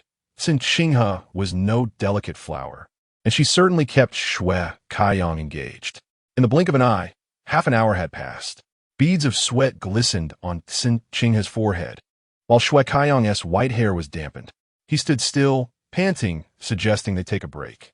Cen Qinghe, unaccustomed to such intense exertion, felt her heart racing and her cheeks flushed. Despite the fatigue, she felt invigorated. Holding her racket, she nodded, too breathless to speak. As they exited the squash court and made their way to the lounge area, Cen Qinghe sank into a soft, light green fabric sofa, feeling somewhat languid. A waiter approached to inquire about their drink preferences. Shui Kaiyang rose to go to the restroom, asking Cen Qinghe to order for him. Unsure of his tastes, she decided to choose for herself and ordered 2 glasses of chilled sour plum juice. The waiter promptly returned with a tray, and Cen Qinghe expressed her gratitude. Seated by the window on the 3rd floor, she held a glass of icy sour plum juice, gazing down at the parking lot below. The lot was filled with an array of luxury vehicles, with dozens of colorful sports cars lined up in view. Though Dongsheng was a provincial capital, it paled in comparison to Yecheng. Previously, she had been perplexed by the multitude of people eager to flock to Yecheng. Now, she understood that one's horizons determine how far one can soar in life. Had it not been for that incident, had she not stumbled upon the truth. She might have remained in Dongcheng forever, content to be a little sparrow, neither soaring high nor venturing far. Hi. Just as Cen Qinghe was lost in her thoughts, she suddenly heard someone greeting her. Instinctively, she turned her head to see a tall man clad in a striped athletic shirt and shorts standing 2 meters away. Upon seeing her face, the man approached with a smile. Is it really you? Cen Qinghe's eyes widened in surprise. Cen Qinghe, it is indeed you, the man said, not only approaching but also seating himself directly across from her. Noticing the 2 drinks on the table, he inquired with a smile, "Who are you with?" Cen Qinghe recognized the man. She had seen him twice before, once in a private room where he had stood behind her singing "Love the Country, Love the Beauty," and the second time when she had mistakenly entered the wrong room, finding him seated beside Shang Shaocheng. Perhaps sensing the astonishment and skepticism in her gaze, he smiled and introduced himself, Chen Buishuan. Hearing this, Cen Qinghe smiled and nodded, then replied, "I came with friends." Chen Buishuan suddenly inquired, "Why didn't you come out last night?" Huh? Cen Qinghe was momentarily taken aback. Chen Buishuan continued, "Last night we were with Shaocheng, and we said that whoever lost would call the 7th person in their phone book. Shaocheng called you, and you actually rejected him. We laughed for quite some time, never expecting that he too could be turned down by a woman." Chen Buishuan sat before Cen Qinghe, chuckling to himself. Cen Qinghe, however, slowly grasped the situation, feeling a twinge of realization. It dawned on her that Shaocheng had merely lost a game and happened to call her. She had foolishly entertained the notion that he might be interested in her. Yet, such thoughts were fleeting, and Cen Qinghe felt more relieved than anything else. Thankfully, Shaocheng held no romantic inclinations towards her, allowing their collaborative relationship to proceed smoothly. She had no desire for any personal entanglements with her superior. "I went to bed early last night, so I didn't come out," Cen Qinghe said with a light laugh. While the 2 conversed, Shue Kaiyang returned, approaching the table. He glanced at Chen Buishuan before addressing Cen Qinghe. "Did you encounter a friend?" Cen Qinghe nodded in response. Chen Buishuan looked at Shue Kaiyang, and they exchanged a brief nod, their names unspoken. Chen Buishuan then stood up, smiling at Cen Qinghe. "You two enjoy yourselves. I'll take my leave." Although Cen Qinghe was not particularly familiar with Chen Buishuan, his constant smile prompted her to respond with a smile of her own. After Chen Buishuan departed, Shue Kaiyang took the seat previously occupied by him, sipped some sour plum soup, and then asked, "Your client?" Cen Qinghe raised her gaze to him, momentarily pausing before responding, a questioning look in her eyes as if to inquire why he said that. Shue Kaiyang, maintaining a composed demeanor, replied, "You've not been in Yecheng for long, have you? Your acquaintances are limited, primarily clients." Cen Qinghe clarified, "Not a client, just a friend of someone I know." Shue Kaiyang nodded slightly, as if contemplating. Observing his demeanor, Cen Qinghe inquired, "What else on your mind? Any issues?" Shue Kaiyang replied with a gentle smile, "Nothing, just a casual question." Meanwhile, Chen Buishuan arrived at a nearby water bar, where few patrons lingered. In the center, dressed in a white t-shirt and shorts, Shaocheng sat engrossed in his phone. Beside him, a striking woman with blonde hair and red lips, clad in a revealing athletic tank top, was Su Yin, also preoccupied with her phone. Another young and beautiful woman, Chen Buishuan's girlfriend, sat at the table. Chen Buishuan approached and took a seat, and the woman promptly offered him a drink. Chen Buishuan casually remarked, "Aren't you and Su Yin supposed to play billiards? Why haven't you gone yet?" The woman replied, "We just finished playing tennis. Taking a short break." Chen Buishuan then playfully patted her thigh and said, "You and Su Yin go ahead. I'll chat with Shaocheng for a bit." Upon hearing this, both the woman and Su Yin stood up and exited the water bar. Shaocheng lifted his handsome face to look at Chen Buishuan, his voice low and melodious as he asked, "What is the matter?" Chen Buishuan wore a sly smile on his face. "Can you guess who I just saw?"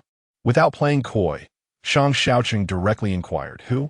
Chen Buishuan smirked, "The one who turned you down last night." A subtle frown creased Shang Shaocheng's brow as the visage of Cen Qinghe immediately surfaced in his mind. After a brief pause, he parted his thin lips and asked, "Are you certain you saw her?" Without a moment's hesitation, Chen Buishuan nodded, "I'm not blind, and I even chatted with her for a while." Shang Shaocheng inhaled subtly. tossing his phone onto the table. He had invited her to the banquet at Yunshan Winery, yet she had found the time to come here for leisure. Unaware of Shang Shaocheng's thoughts, Chen Boishuan continued to tease. Can you guess who she came with? Shang Shaocheng, his eyes as dark as night, fixed his gaze on Chen Boishuan, his lips pressed together in silence. Chapter 46. Caught in the act, Cen Qinghe pondered how vast Night City was, and yet one could unexpectedly encounter familiar faces at any turn. She had seen Chen Boishuan twice, both times in the company of Shang Shaocheng, which led her to wonder about this instance. Suddenly, her phone in the bag vibrated, startling her and instilling an inexplicable sense of foreboding. Upon checking, the screen displayed Shang Shaocheng calling. It was as if she had summoned him by thought. Instinctively rising to her feet, Cen Qinghe stepped a few meters away before answering. Hello, Director Shang. She greeted in a tone that was as usual, formal and polite. Everything is proceeding smoothly at Yunshan Winery, I trust. The deep, melodious voice of Shang Shaocheng resonated through the phone, lacking even a casual salutation, quite typical of him. Cen Qinghe's heart involuntarily skipped a beat. She had no intention of deceiving Shang Shaocheng, and having just encountered Chen Boishuan, she felt that feigning ignorance in front of him would be tantamount to digging her own grave. With this in mind, her lips parted, and she replied candidly, I apologize, Director Shang, but I'm not at Yunshan Winery at the moment. However, rest assured, I did visit and spoke with the host of today's event before leaving. Earlier, as she departed, a nagging unease had settled within her. Having accepted payment without completing her task felt like a betrayal towards Shang Shaocheng. Yet, under Shui Kaiyang's persistent encouragement, and having received the host's approval, she had reluctantly acquiesced. Now, with Shang Shaocheng's call, her guilt surged. Sure enough, his voice followed. Did you have some pressing matter that necessitated your departure? Cen Qinghe weighed the implications of his words, yet without the clarity of his expression or tone. She found herself unable to decipher his true feelings. Regret washed over her for leaving the winery. Indeed, accepting favors made one vulnerable. A bead of sweat formed on her forehead as she attempted to downplay the situation. I ran into a client who is also a friend. I owed him a favor, and coincidentally, he knows the host of the winery, so he invited me out. Cen Qinghe was capable of deceit, yet before certain individuals, she hesitated to lie. For instance, with Shang Shaocheng, despite their brief acquaintance, her instinct urged her against attempting any clever tricks. Honesty would serve her better. Thus, after her explanation, she quickly added, I hope I haven't delayed you in any way, Director Shang.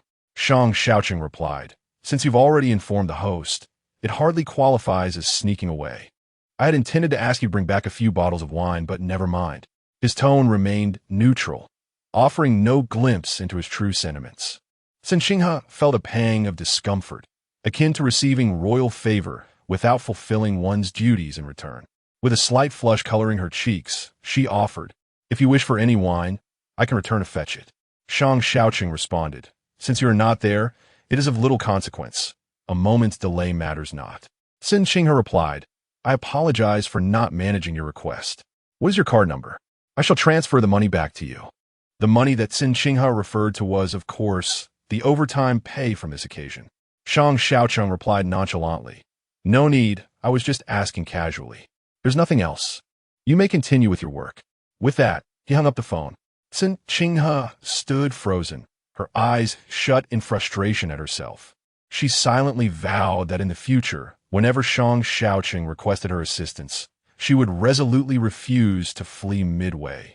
Not for any other reason, but to attain a sense of peace. After the call lasted a few minutes, Cen Qinghe turned and returned to her seat by the window. Shui Kaiyang was there, sipping on some sour plum soup.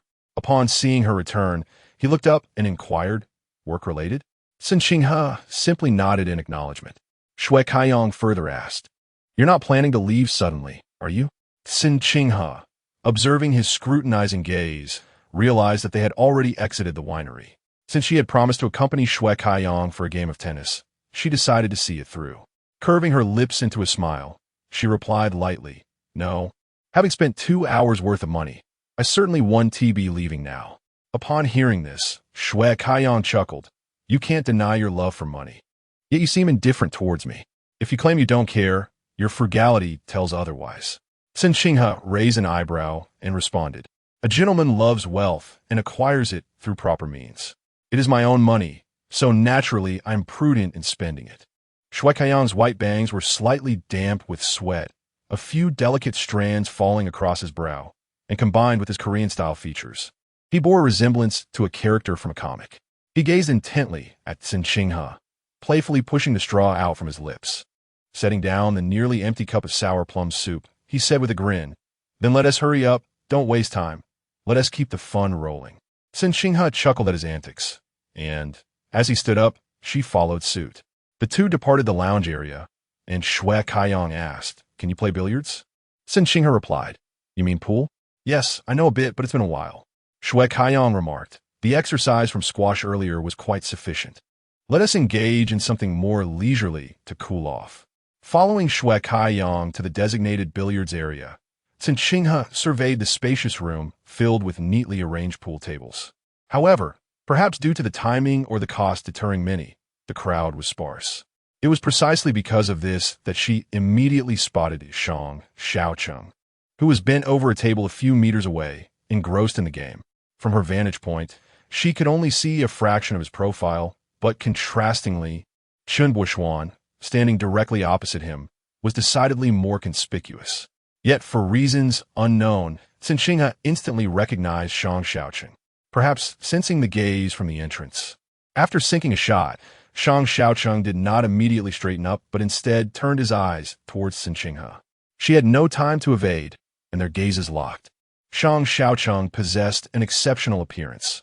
Some are striking at first glance, yet upon closer inspection, their features may falter. However, Shang Shaocheng was different. His features were exquisitely handsome, and when combined in one visage, it was impossible not to be captivated, especially his eyes. Every time Cen Qinghe met his gaze, she felt an inexplicable flutter in her heart. As a sudden jolt coursed through Cen Qinghe's heart, her immediate reaction was a sigh of relief that she had not deceived Shang Shaocheng. Indeed, Chen Buishuan was with him. Following Shang Shaocheng's gaze, Chen Buishuan spotted Cen Qinghe and Shui Kaiyang by the entrance. Leaning casually on his cue, he waved and cheerfully exclaimed, "Hi, what a coincidence. Are you here to play billiards as well?" His words bore no intention of mockery, for this indoor leisure and fitness center was the largest in the entire night city, sprawling across an area comparable to a medium-sized community, with dozens of indoor tennis courts alone. Thus, encountering one another in such a venue was indeed a stroke of fate. Chen Buishuan's voice drew the attention of two striking women at the adjacent table, who turned their heads towards Cen Qinghe. Recognizing Su Yan, who had sat beside Shang Shaocheng on a previous occasion, Cen Qinghe quickly forced a smile, responding, "Yes, what a coincidence." She had initially intended to greet Shang Shaocheng, but he merely glanced at her, turning away before she could utter a word, continuing his game on the opposite side. Feeling somewhat disappointed, Cen Qinghe followed Shui Kaiyang to a nearby table, preparing to play. Standing before the rack, she casually picked up a cue. Shui Kaiyang, standing a short distance away, turned to her and remarked, "There are ladies' cues available." Cen Qinghe replied, "No need, I prefer this one. I'm not accustomed to the ladies' cues." Shui Kaiyang chuckled. "A seasoned player, I see." Cen Qinghe smiled lightly, retorting, "I wouldn't dare boast." As they selected their cues and positioned themselves by the table, Shui Kaiyang casually glanced across to the opposite side and inquired, "Are they all your friends?" Cen Qinghe, oblivious to the direction of his gaze, turned to look at him. He tilted his chin slightly, gesturing towards Su Yan's table, then asked, "Do you know her?" Cen Qinghe shook her head, indicating she did not. She then posed a question to Shui Kaiyang. "Do you know her?"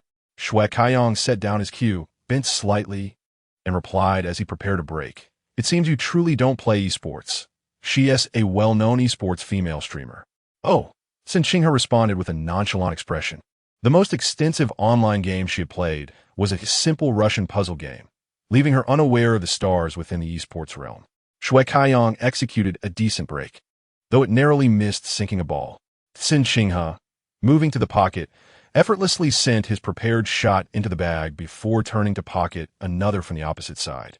Noticing her confident stance and skillful execution, Shue Kaiyong realized she was not only competent but quite adept. Indeed, within the next minute, Cen Qinghe maneuvered around the table, sinking 5 consecutive balls. Shue Kaiyong raised his eyebrows in surprise, chuckling, "Ah, you're quite the hidden talent." Cen Qinghe had always been under her mother's strict watch, allowing no extracurricular activities beyond studies and essential gatherings. The only game she could indulge in was billiards, as her uncle owned a billiards hall. Every weekend, and during the summer and winter breaks, she would invariably spend a few hours honing her skills. Coupled with her uncle and Ling Qing's meticulous guidance, her technique was undoubtedly commendable. After potting 5 consecutive balls, when it came to the 6th, Cen Qinghe's stroke was slightly too gentle, causing the ball to teeter at the edge of the pocket, yet it stubbornly refused to drop. Cen Qinghe merely curled her lips in a faint smirk, her expression devoid of any disappointment or regret. Shue Kaiyong approached her with a smile, bent down, and effortlessly pocketed the ball, expressing his gratitude. Cen Qinghe responded with a grin, "No need to thank me. I benefited from you on my first shot, so consider it even." Shue Kaiyong inquired, "Just how reluctant are you to owe someone?" Cen Qinghe sighed deeply, then remarked, "One should never owe a favor. The intricacies of human debt are difficult to repay." Chapter 47. Opposing him, perhaps spurred by Cen Qinghe's influence, Shue Kaiyong subsequently scored 4 consecutive goals, one of which was so challenging that even Cen Qinghe found it difficult. Nevertheless, Shue Kaiyong managed to sink it. Standing beside him, she generously praised his skills, acknowledging that even a wayward son possesses a talent. Shue Kaiyong remarked, "Is this how salespeople flatter these days?"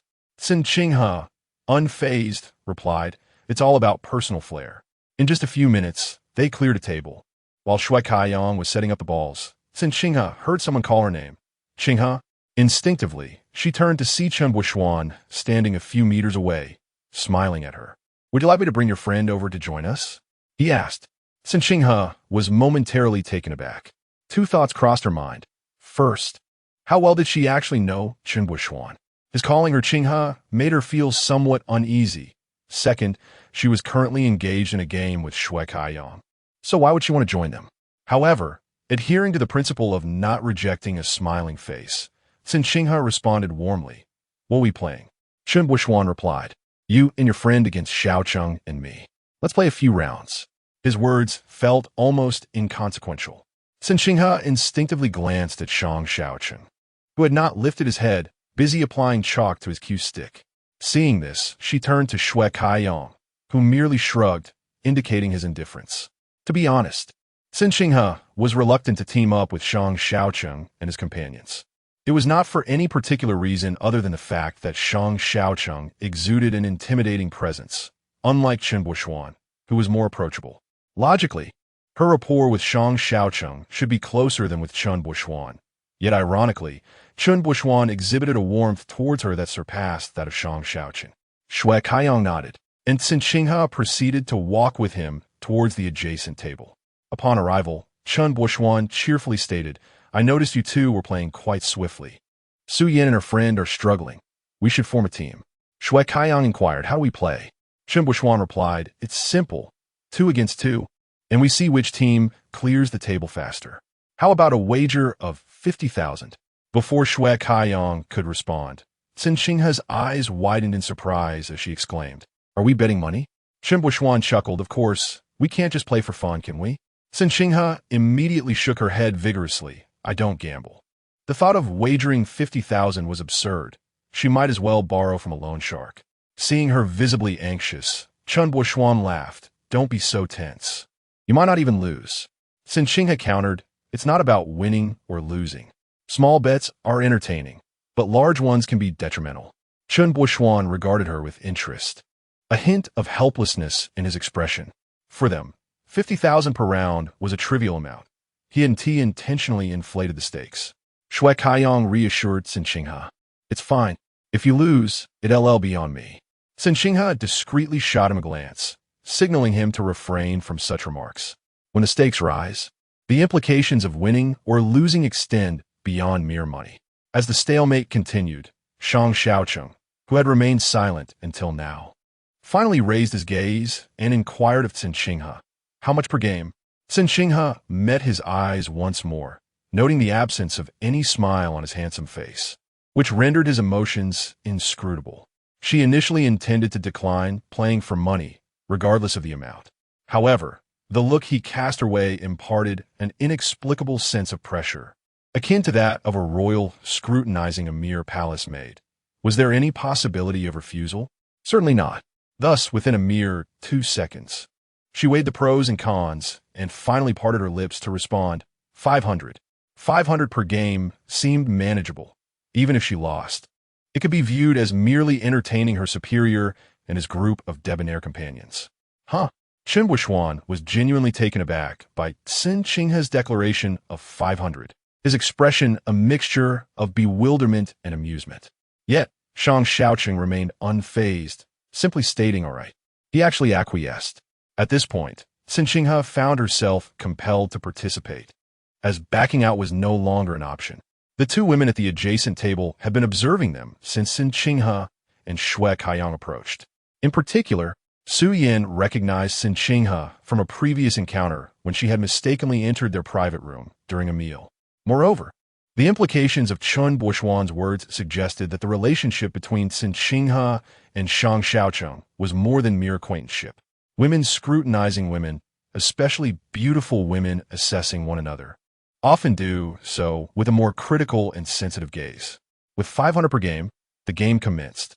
Cen Qinghe had assumed she would naturally team up with Shue Kaiyang, but instead, Chen Buishuan produced 4 colored chips, 2 red and 2 blue. Holding one in his palm, he revealed it to be blue and then extended his hand towards Cen Qinghe. She casually selected one from his grasp, and to her surprise, it was also blue.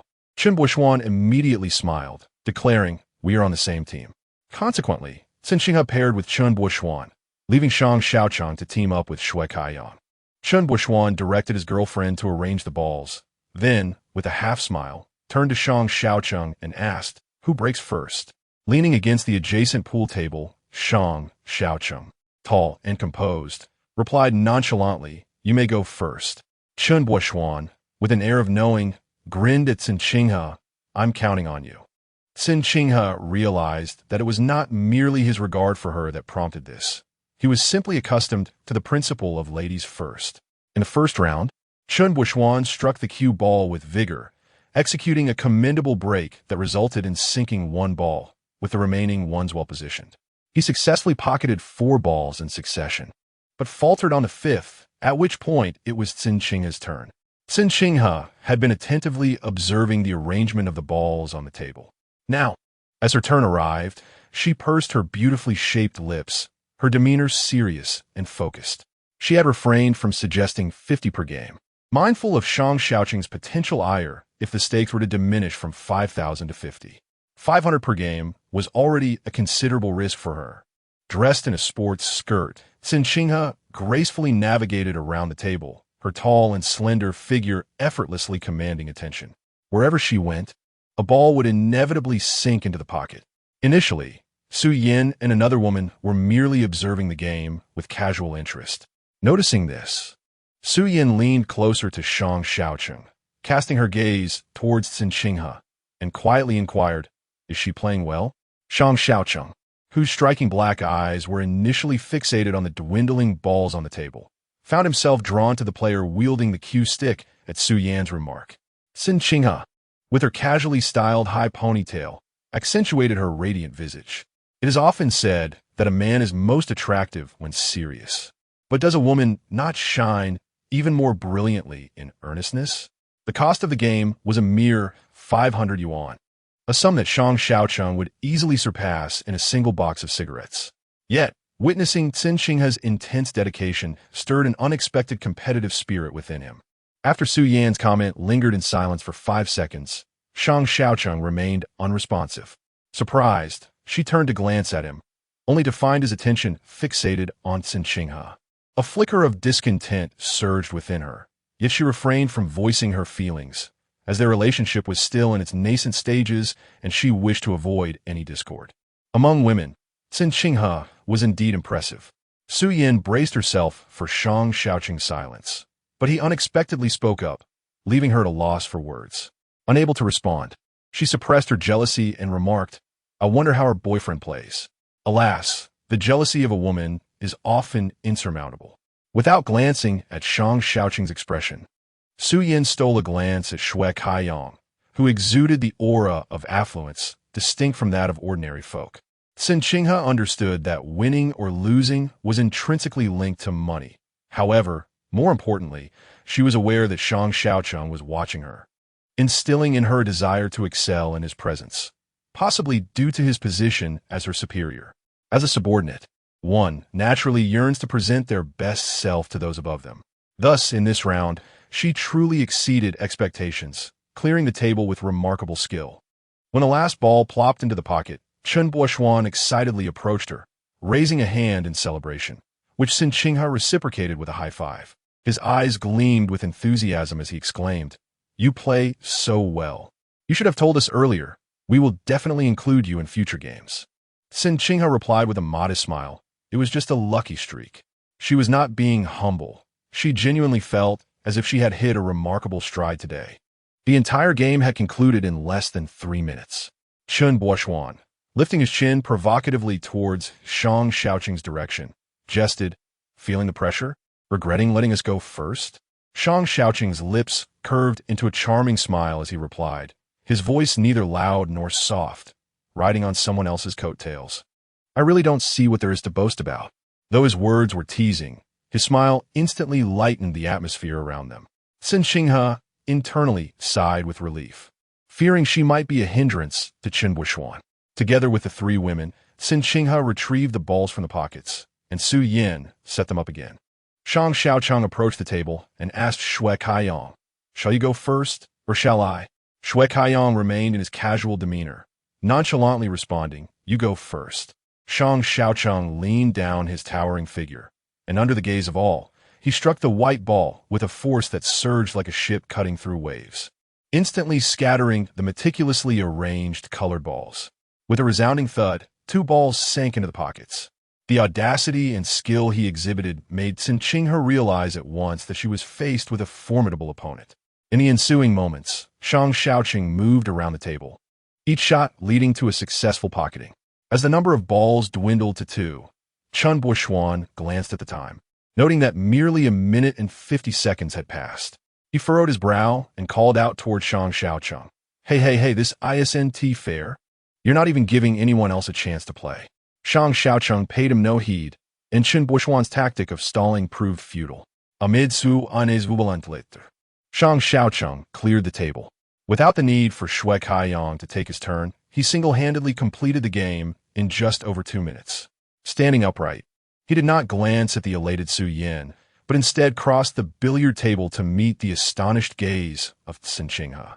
Chapter 48. The Seduction of Beauty. Disturbing her heart, Cen Qinghe gazed at the man across the table, a smirk of 3 parts pride and 3 parts provocation curling at the corners of his lips. His strikingly beautiful black eyes sparkled with an elusive light. Was Shang Shaocheng deliberately treating her as an enemy? Just as Cen Qinghe was inwardly astonished, Shang Shaocheng averted his gaze and, amidst Cen Qinghe's incessant chatter, strode over to the scoreboard against the wall, lowering a number to signify their victory in the first round. Su Yin, observing the silent exchange between Shang Shaocheng and Cen Qinghe, felt a flicker of calculation in her eyes. However, she concealed it well, instead engaging with another woman as they began to retrieve the balls and set them up. Cen Qinghe approached Cen Qinghe with a half-smile, remarking, "If you can win over Shaocheng today, all the money is yours, and I shall triple it." Cen Qinghe lifted her gaze to Cen Qinghe, her expression calm as she replied, "At this point, we are in this together. It is not merely about whether I can win him over, but whether we can triumph over them." After a brief pause, she added, "Of course, if you could defeat him in singles, all the money will be yours. And I 1T triple it for you." Cen Qinghe let out a soft laugh at her words. Cen Qinghe had always detested when others attempted to use money to undermine her. Was wealth truly a measure of worth? Did she appear impoverished in any way? Cen Qinghe, having received a subtle rebuff from Cen Qinghe, was not angered. Rather, His gaze towards her was infused with intrigue and consideration. He chuckled. I wish to be on the same level as you, but alas, our wastes do not align. Cen Qinghe responded with a nonchalant heh, momentarily at a loss for words. The second round commenced, and Chen Buishuan called for Cen Qinghe to break. She leaned over the table, her form low, executing a beautiful shot that sent a ball smoothly into the pocket. However, before she could shift to the other side, she suddenly heard a voice behind her say, "Hey." Instinctively, Cen Qinghe turned her head, only to find Shang Shaocheng standing not far behind, holding a gentleman's shirt that appeared to belong to the staff. Upon seeing her turn, Shang Shaocheng said nothing, merely tossing the shirt in her direction. Cen Qinghe caught it, puzzled, but noticed Shang Shaocheng's gaze flicker to her skirt. His silent reminder struck her. The athletic skirt she wore was quite short, and if she leaned too low, those behind her might catch an unintended glimpse. A wave of embarrassment washed over her, and she fought to suppress her flushed cheeks and racing heart. Quickly setting down her cue, she tied the shirt around her waist. She was uncertain whether Shang Shaocheng had seen anything while standing behind her. The others watched as Cen Qinghe adjusted the shirt, her eyes refusing to meet theirs, as an air of subtle tension enveloped the room. After a brief pause, once she had secured the shirt, she promptly picked up her cue and, feigning composure, moved to the side of the table to take her shot. Yet, whether from nerves or some other reason, she miscalculated, sending what should have been a straightforward shot astray. In the previous round, everyone had witnessed Cen Qinghe's prowess, and now, in this round, her performance was less than stellar. Instantly, Cen Qinghe felt an acute embarrassment. When Shang Shaocheng had tossed her a shirt earlier, she had valiantly suppressed the heat rising to her cheeks. But this time, having missed the shot, she was suddenly flushed with anxiety. It felt as though she were a thief caught red-handed. Her expression stiffened, and after a brief pause, Cen Qinghe awkwardly straightened up. Mumbling softly, "I missed." Chen Buishuan, holding the cue, stood opposite her. Upon hearing her words, he flashed her a teasing smile, bending slightly as he remarked, "You see, your composure falters easily. A mere charm from that handsome fellow has thrown you into disarray." With that, he made a swift shot, sinking the yellow ball into the pocket. Cen Qinghe remained rooted to the spot, casting glances at a few individuals nearby. Shui Kaiyang was observing her. She could not discern whether he was focused on her or the balls on the table. Shang Shaocheng stood to her right, and she dared not meet his gaze, opting instead to look away. As for Su Yin and another woman, they were positioned less than 2 meters to her left, their attention fixed on her, making Cen Qinghe feel the weight of their scrutiny. In this round, Chen Buishuan played exceptionally well, sinking several balls in succession until only 4 remained on the table. He turned to Cen Qinghe and said, "It's your turn to clear the table." She attempted to relax, but it was futile. She had never felt such pressure, even during her college entrance exams. She chose her position, bent down, held her breath, and with precision pocketed the first ball, then the second, and the third, until the table was cleared. With a beaming smile, Chen Buishuan remarked, "Now this is your true strength. Don't let the presence of Shaocheng fluster you." Cen Qinghe wished she could find a needle to sew his mouth shut. Why was he so verbose? Did he not see that Shang Shaocheng's girlfriend was present? Was he deliberately stirring trouble? Though her thoughts were tumultuous, Cen Qinghe maintained a smile and replied, "One must show some courtesy to their superior." She hoped this would subtly convey to Su Yin that her relationship with Shang Shaocheng was purely professional, nothing more. As for Su Yin's interpretation, that was beyond her concern. After the round concluded, someone arranged the balls. Shang Shaocheng stood at the edge of the table, and upon hearing the chatter, he revealed no excess expression on his handsome face, simply stating, "Victory or defeat relies solely on one's own abilities. Do not seek to save face." Cen Qinghe pondered whether he was serious or jesting. Just then, Shang Shaocheng suddenly grinned, chuckling to himself, 500 for a round, it's all about the money. At this statement, not only did Chen Buishuan stifle a laugh, but even Shui Kaiyang, Su Yin, and the other woman joined in. However, the men laughed in jest, while the women's laughter bore a hint of mockery. Cen Qinghe finally realized that Shang Shaocheng could indeed be humorous, albeit at her expense. Unsure of how to respond, she could only force a smile in return. In the subsequent game, it was Shue Kaiyang who broke, his shots matching those of Cen Qinghe. And after sinking several balls in succession, the remainder was left for Shang Shaocheng. Cen Qinghe could not help but admire Shang Shaocheng's prowess. Every time he executed a shot with deft precision, the cue ball would obediently find its way into the pocket, a truly exhilarating sight. Coupled with his strikingly handsome visage, which radiated charm wherever he went, it was indeed a boon for women. Once Shang Shaocheng cleared the table, he would habitually glance at Cen Qinghe, his gaze seemingly challenging her to a duel.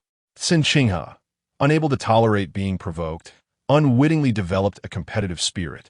After all, since Shang Shaocheng had no financial concerns and had assured her that she need not feel obliged, she felt justified in unleashing her full potential in this match. The exchanges between the two were intense, with each side enjoying their victories and losses, the score remaining tightly contested. However, as the game progressed, Cen Qinghe suddenly noticed Shue Kaiyang casting furtive glances in her direction. Initially perplexed, she soon grasped the situation as he made a series of errors on purpose, revealing his intent to play the role of an undercover agent on Shang Shaocheng's team, all in a bid to facilitate her victory by deliberately complicating the game for him. It was one thing for him to miss his own shots, but he was intentionally placing the balls in difficult positions, thereby indirectly raising the stakes for Shang Shaocheng. While Su Yin and the others were oblivious, both Shang Shaocheng and Cen Qinghe, seasoned players, recognized the ploy. Cen Qinghe felt a twinge of embarrassment. It wasn't as if she couldn't afford to lose. After all, she could easily part with a sum of 1,000 or 2,000 yuan. Yet, Shue Kaiyang appeared unfazed, content to embrace his role as a diligent informant, indifferent to how others perceived him. The dynamics on the table became clear. A 3-on-1 scenario emerged. No matter how skilled Shang Shaocheng was, he struggled against the impediments posed by his own teammate, resulting in a noticeable decline in his performance in the subsequent rounds. Cen Qinghe, too, became engrossed in the game, losing track of time until a server approached, reminding her that her allotted time had expired and inquiring whether she wished to extend her stay. Cen Qinghe, sitting closest to her, chimed in, "Let us extend," and put on my tab.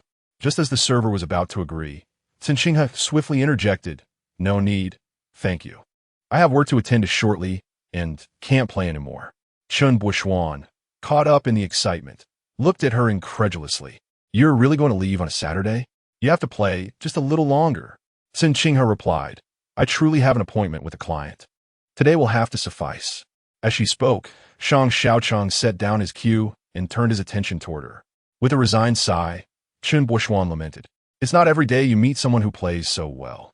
Cen Qinghe responded with a gentle smile, "Let us schedule another game when you're free." Upon hearing this, Cen Qinghe's eyes lit up. "It's a promise then." Cen Qinghe nodded in agreement. Su Yin tallied the scores and announced, "Shang Shaocheng's team has won 2 rounds." Upon hearing this, Cen Qinghe instinctively reached into her pocket, retrieving 1,000 yuan and placing it on the table. Cen Qinghe, amused yet exasperated, remarked, "You really are paying up?" Cen Qinghe maintained a matter-of-fact expression. "Of course, we agreed on 500 per round, didn't we?" Cen Qinghe smiled as he looked at Shang Shaocheng, who, rare for him, returned a smile. "Take it back," he said. Cen Qinghe chimed in, "If we win, I will also ask you for money." Though her words were playful, she was not one to evade her debts, hence the jest. Seeing her insistence, Cen Qinghe grew animated. "Then you should give 500, as that would be half of mine." However, Cen Qinghe replied, "Forget it, this time it's on me." Ah, she truly was generous. Cen Qinghe's eyes widened in astonishment and delight. Shue Kaiyang approached Cen Qinghe's side, saying, "Let's go, I'll escort you." Cen Qinghe bid farewell to Cen Qinghe and Shang Shaocheng before turning to leave. As she glanced at the 1,000 yuan on the table, Cen Qinghe counted out 500 and presented it to Shang Shaocheng, who cast him a cool glance. "Take it," Cen Qinghe insisted. "It's money." Shang Shaocheng replied, "Keep it all. Take it home and buy some snacks." Chapter 49. Born to sell after changing clothes with Shue Kaiyang, Cen Qinghe emerged from the gym. He inquired, "Where to? Allow me to give you a ride." Cen Qinghe replied, "No need, you may go. I still have to contact a colleague." Shue Kaiyang insisted, "You contact them. I have no plans for a while anyway, so let me take you. Cen Qinghe countered, if you drive me to my workplace, others might speculate. It would be proper for a client to escort an employee. Kindly consider my position. I would rather bear some expense than create unnecessary animosity among the women. Is that agreeable? Shang Shaocheng, bemused by her reasoning, remarked, I'm saving you cab fare, yet you are displeased? Cen Qinghe responded, I would prefer to part with a little money rather than attract annoyance.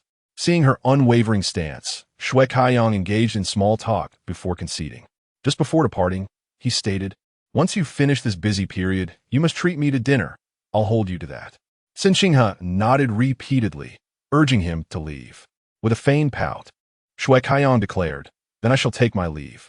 Call me if you need anything. All right, goodbye. Cen Qinghe waved as he drove away. Once he was out of sight, she pulled out her phone and called Cen Jiadong.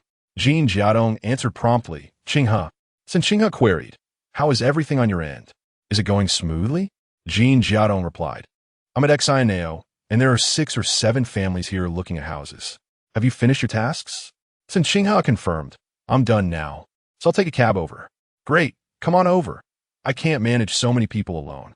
The 2 women aligned their plans, and Cen Qinghe promptly hailed a taxi to Xinhe. The distance was not far, and she arrived in less than 20 minutes. After contacting Cen Jiadong, Cen Qinghe waited at the entrance of Building 3. Soon, Cen Jiadong emerged with a group of people who were all engaged in lively conversation, to which Cen Jiadong responded to each query. Cen Qinghe approached, and upon seeing her, Cen Jiadong smiled broadly and said, let me introduce everyone. This is my colleague, Cen Qinghe. It would be more efficient to view the houses separately. Among the crowd, someone recognized Cen Qinghe and exclaimed, aren't you the one who visited our community before? Cen Qinghe recognized the woman as well and smiled in response. Indeed, you mentioned your son is about to start elementary school. If you relocate to Xinhe, he could enroll in Iceberg primary school by spring next year. The woman approached Cen Qinghe and said, then I'll follow you. Please help me with the introductions. The group, comprised of neighbors from the old community, quickly divided into 2 factions, one following Cen Qinghe and the other Cen Jiadong. The 2 women exchanged encouraging glances before parting ways. With ample time before the next scheduled viewing at 4 in the afternoon, Cen Qinghe was in no rush to lead her clients upstairs. Instead, she took a leisurely stroll through the garden below. With a few months remaining before the official launch of the community's sales, the construction within the area has reached a commendable level of completion, boasting an array of necessary amenities. Accompanying me are several individuals in their 30s and early 40s, a stage in life where they bear the responsibilities of both aging parents and young children. With a smile, I pointed towards a slender pavilion nearby and remarked, for those with elderly family members, the environment here is truly pleasant. It offers a nice space for inviting elders to take a stroll, engage in a game of chess, or simply enjoy a leisurely chat. As for the surrounding facilities of our community, they align perfectly with what is detailed in your brochures. Hospitals, banks, shopping malls, supermarkets. Particularly schools. Though I am yet to marry, as a parent, who wouldn't wish for their child to attend a reputable school from an early age? Education is paramount. One cannot afford to lag behind from the very start. Iceberg Primary School excels in this regard, drawing many parents to enroll their children there. However, due to the lack of proximity to our district, it does pose some challenges. Therefore, when a new project launches, it is bound to be in high demand. Rather than waiting and competing with others at that time, leading to higher prices, it is far wiser to act decisively during the pre-sale period. Prior to entering this profession, I had never sold anything, yet I adhered to a guiding principle: sincerity. By genuinely introducing the offerings to others, there will always be those whose hearts will be touched. Middle-aged individuals primarily concern themselves with the well-being of their parents and the success of their children. I emphasize these 2 pivotal factors, prompting nods of agreement from those around me. At one point, a woman inquired, is the minimum price really $32,000 per square meter? Are there no additional discounts? I noticed her wearing a simple white knit top and light green cropped pants, neither of which appeared to be designer labels. Her hands, slightly tense and clasped together, were the marks of years spent washing and cooking, resulting in a somewhat rugged appearance. She embodied the essence of a typical homemaker. It was evident that she harbored a strong desire to purchase a home here, as her eyes shimmered with earnest hope. Perhaps the price was still too steep. As she pressed her lips together, caught in indecision. Observing her, I responded with a smile. Although we are part of the same community, there are indeed varying prices for different units. In addition to factors like floor level and size, the orientation of the building also plays a role. For instance, one building offers an optimal view from the 1st to the 26th floor, overlooking the central garden, hence the starting price is $33,000 per square meter. Conversely, the 8th building has a less favorable view, lacking a complete sight of the garden, which has prompted the company to adjust the pricing accordingly. I can offer you a minimum price of $31,500 per square meter for that unit. Upon hearing this, the woman eagerly asked, "Could you show me the 8th building now?" I nodded in agreement. Of course, I will be delighted to. Others could benefit from this as well. Aside from the garden view, the other features remain consistent. If one would compare prices when purchasing clothing, how much more prudent it is to do so when acquiring a home. I led the group through the various buildings of the community, facilitating their exploration. During this period, she received several phone calls, all from individuals wishing to schedule viewings. Cen Qinghe encouraged them to come at their convenience, inadvertently creating a sense of pressure for those currently viewing properties. Before long, the clock struck 3:50. Cen Qinghe had shown them no fewer than 10 houses, and her throat had grown hoarse without her realizing it.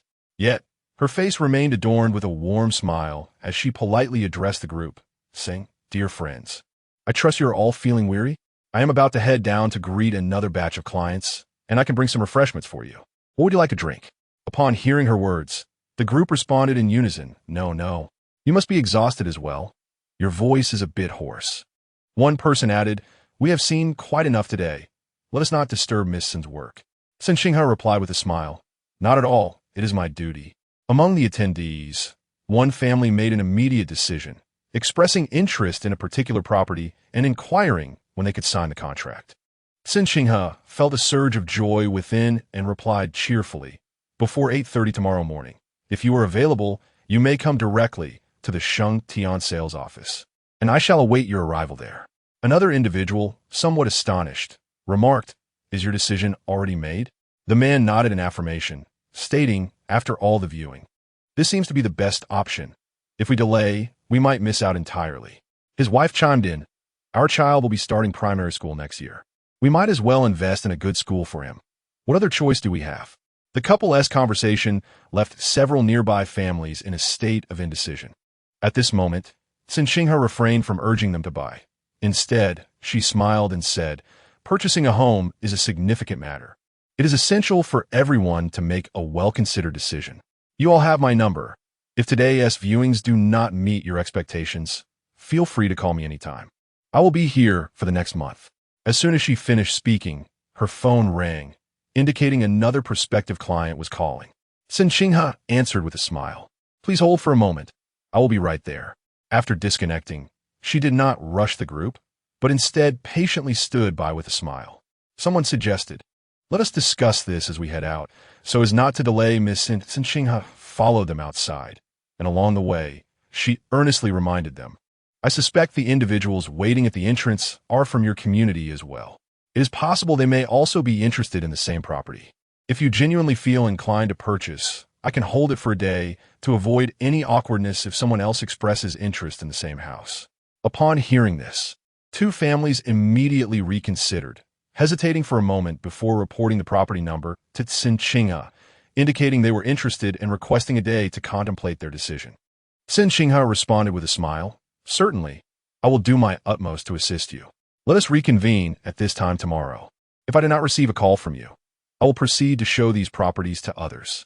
Engaging in conversation, Cen Qinghe accompanied the group to the entrance of Xinao, where approximately 10 individuals were gathered, seemingly arriving together. Cen Qinghe was greeted by someone from the crowd, a familiar neighbor. However, her attention was not caught by this triviality, but rather by the two women in Shang Shaocheng uniforms standing before the group. One was Wu Sini, and the other, surprisingly, was Ai Weiwei. Cen Qinghe approached them, and upon recognition, She smiled and greeted the onlookers, apologizing. "I'm sorry for coming down late." Someone beside her interjected, "Don't blame Shaocheng. We just took a bit of time. Had we known you were coming, we would have certainly invited you up to join us." A cluster of old neighbors began to chat at the entrance. Ai Weiwei looked at Cen Qinghe with a smile and remarked, "Qinghe, are these all your clients? Did you really manage to bring so many by yourself?" Without needing to see for herself, Cen Qinghe could easily surmise that Ai Weiwei and Wu Sini had likely attempted to poach her clients earlier. She responded with a faint smile, "I brought them here to view the property. The more, the merrier." Afterward, she inquired, "What brings you here? And why are you with Wu Sini?" Chapter 50. The Art of Conversation. Upon hearing this, Ai Weiwei responded with a smile that was both enigmatic and revealing. "Exine, he asked me to come and lend a hand. She is new, and I thought it would be good to guide her a bit. Just as I arrived, I noticed so many people here waiting to view apartments. If you cannot manage, we can assist." "Haha, thank you, but there is no need to trouble yourselves. I have Jia Tong here with me," came the reply. Upon hearing this, Ai Weiwei's expression shifted subtly. Wu Xne, unable to suppress her inner discontent, raised an eyebrow and inquired, "Is Jean Jia Tong also here?" Cen Qinghe, he interjected. "She should be finished soon. I'll give her a call. You all carry on." With that, she turned and took out her phone to call Jean Jia Tong. Jean Jia Tong was currently escorting a client out, and soon enough they met. Most of the attendees were from Jinjiang Yuan community. Familiar faces exchanging thoughts on the property matters at the entrance. Upon reaching Cen Qinghe, Jean Jia Tong nodded in acknowledgement upon spotting Ai Weiwei and Wu Xine. Cen Qinghe, he instructed her, "You take 3 families to view the apartments. I'll handle the rest." Jean Jia Tong nodded affirmatively. Due to the presence of outsiders, both women astutely refrained from discussing sales figures, yet the tension was palpable, evident in Ai Weiwei and Wu Xine's envious glances. As Cen Qinghe and Jean Jia Tong led a new group inside to view the properties, Wu Xine could no longer contain her frustration and muttered under her breath, "What is this nonsense?" Turns out, those two have already joined forces. Ai Weiwei, upon hearing this, let out a dismissive huff and remarked, "Did you see? Those in the sales department know how to adapt to circumstances." Initially, they had perceived Jean Jia Tong as an easy target, but now it was clear that she had quietly secured a formidable ally. While Wu Xine fumed at the entrance, Ai Weiwei swiftly moved forward to intercept a group preparing to leave. With a bright smile, she inquired, "May I ask which community you belong to?" The woman replied, "Jinjiang Yuan." With numerous communities in Night City, Ai Weiwei probed for a specific address. After the woman provided it, Ai Weiwei promptly produced her business card, smiling as she proclaimed, "I'm also a sales representative at Shangtian, with 3 years of experience and familiarity with all properties in Night City. Should you be interested in new AO or any other developments under Shangtian, feel free to contact me. I assure you the lowest prices." The woman, perceptive and astute, subtly asked, "What is the lowest price per square meter here?" Having glanced at the new AO materials in Wu Xine's possession earlier, Ai Weiwei maintained her composure and responded, "The lowest price here is 33,100 per square meter. Rest assured, I will only present you with the lowest rates. Otherwise, should you purchase at a higher price, you may reach out to me at any time." The woman retorted, "However, the property that Shaocheng just introduced to us was quoted at 31,150 per square meter." Ai Weiwei's expression momentarily faltered as she cast a hurried glance at her own notes, realizing she might have overlooked something. For salespeople, misrepresenting prices is a grave error that can alienate clients.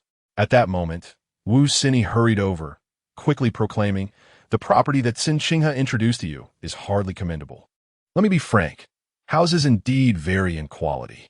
Priced at 31,500 per square meter, these are the most peripheral units in the community, offering no worthwhile views. Acquiring a home is no small feat. Why settle for a corner unit?" Ai Weiwei observed the changing expressions of those around her, realizing it was too late to intervene. Wu Sini was eager to disparage Cen Qinghe, her words spilling forth without restraint. As soon as she finished speaking, one woman immediately retorted, scoffing, "We are not affluent individuals. Purchasing a house would almost bankrupt us. You may think there is little difference between 33,000 and 31,500, but to us, that is a substantial sum. We care not for views. Affordability is our priority. With that, she linked her arm with her partner's and declared, "Darling, let us leave. We shall sign the contract with Shaocheng tomorrow." They turned to depart, the woman continuing indignantly, "The disparity between people is indeed vast. If one looks down upon others, they ought not to engage in service roles." The remaining neighbors in the community echoed her disdain for Wu Xinyi's earlier remarks.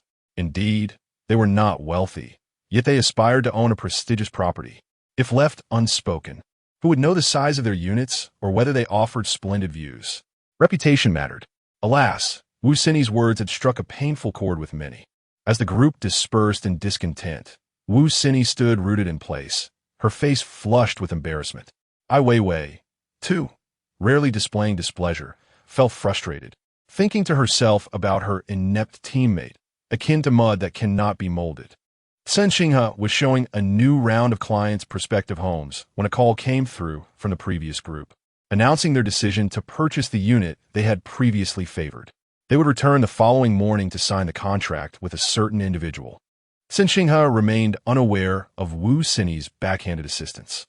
Without her provocative remarks, the clients might have hesitated longer, but women often act irrationally in their anger. They resolved to buy.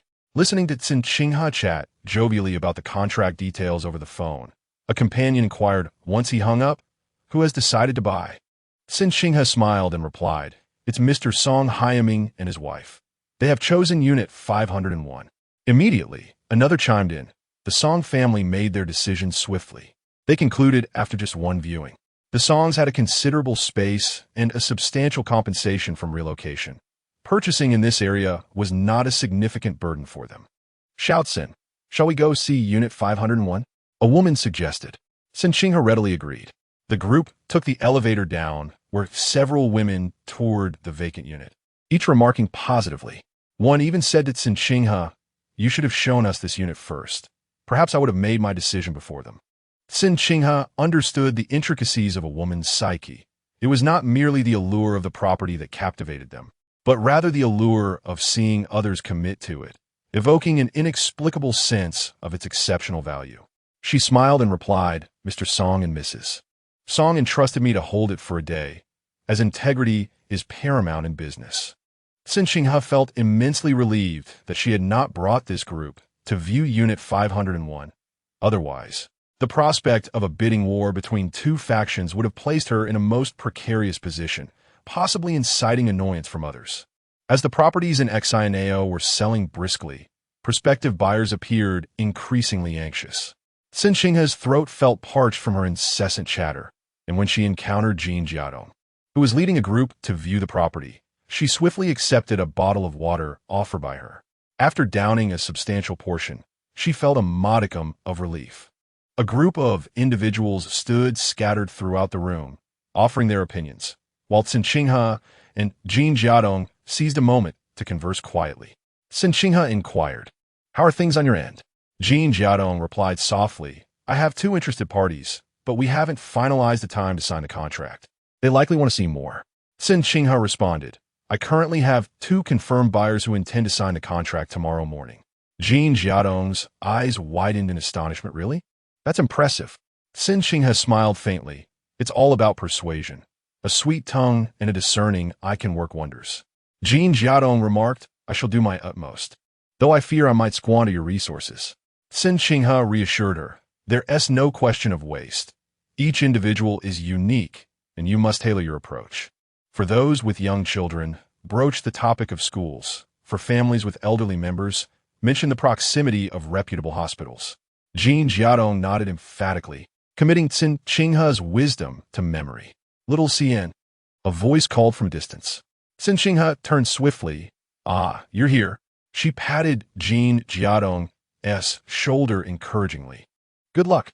By the time they bid farewell to this group of clients, it was already 7:30 in the evening. Cen Qinghe had secured another client. While Jean Jiadong had promising news, one household was expected to provide a definitive answer tomorrow, with high hopes of success. Jean Jiadong's voice had become hoarse. She coughed lightly and said, "You don't have any plans tonight, do you?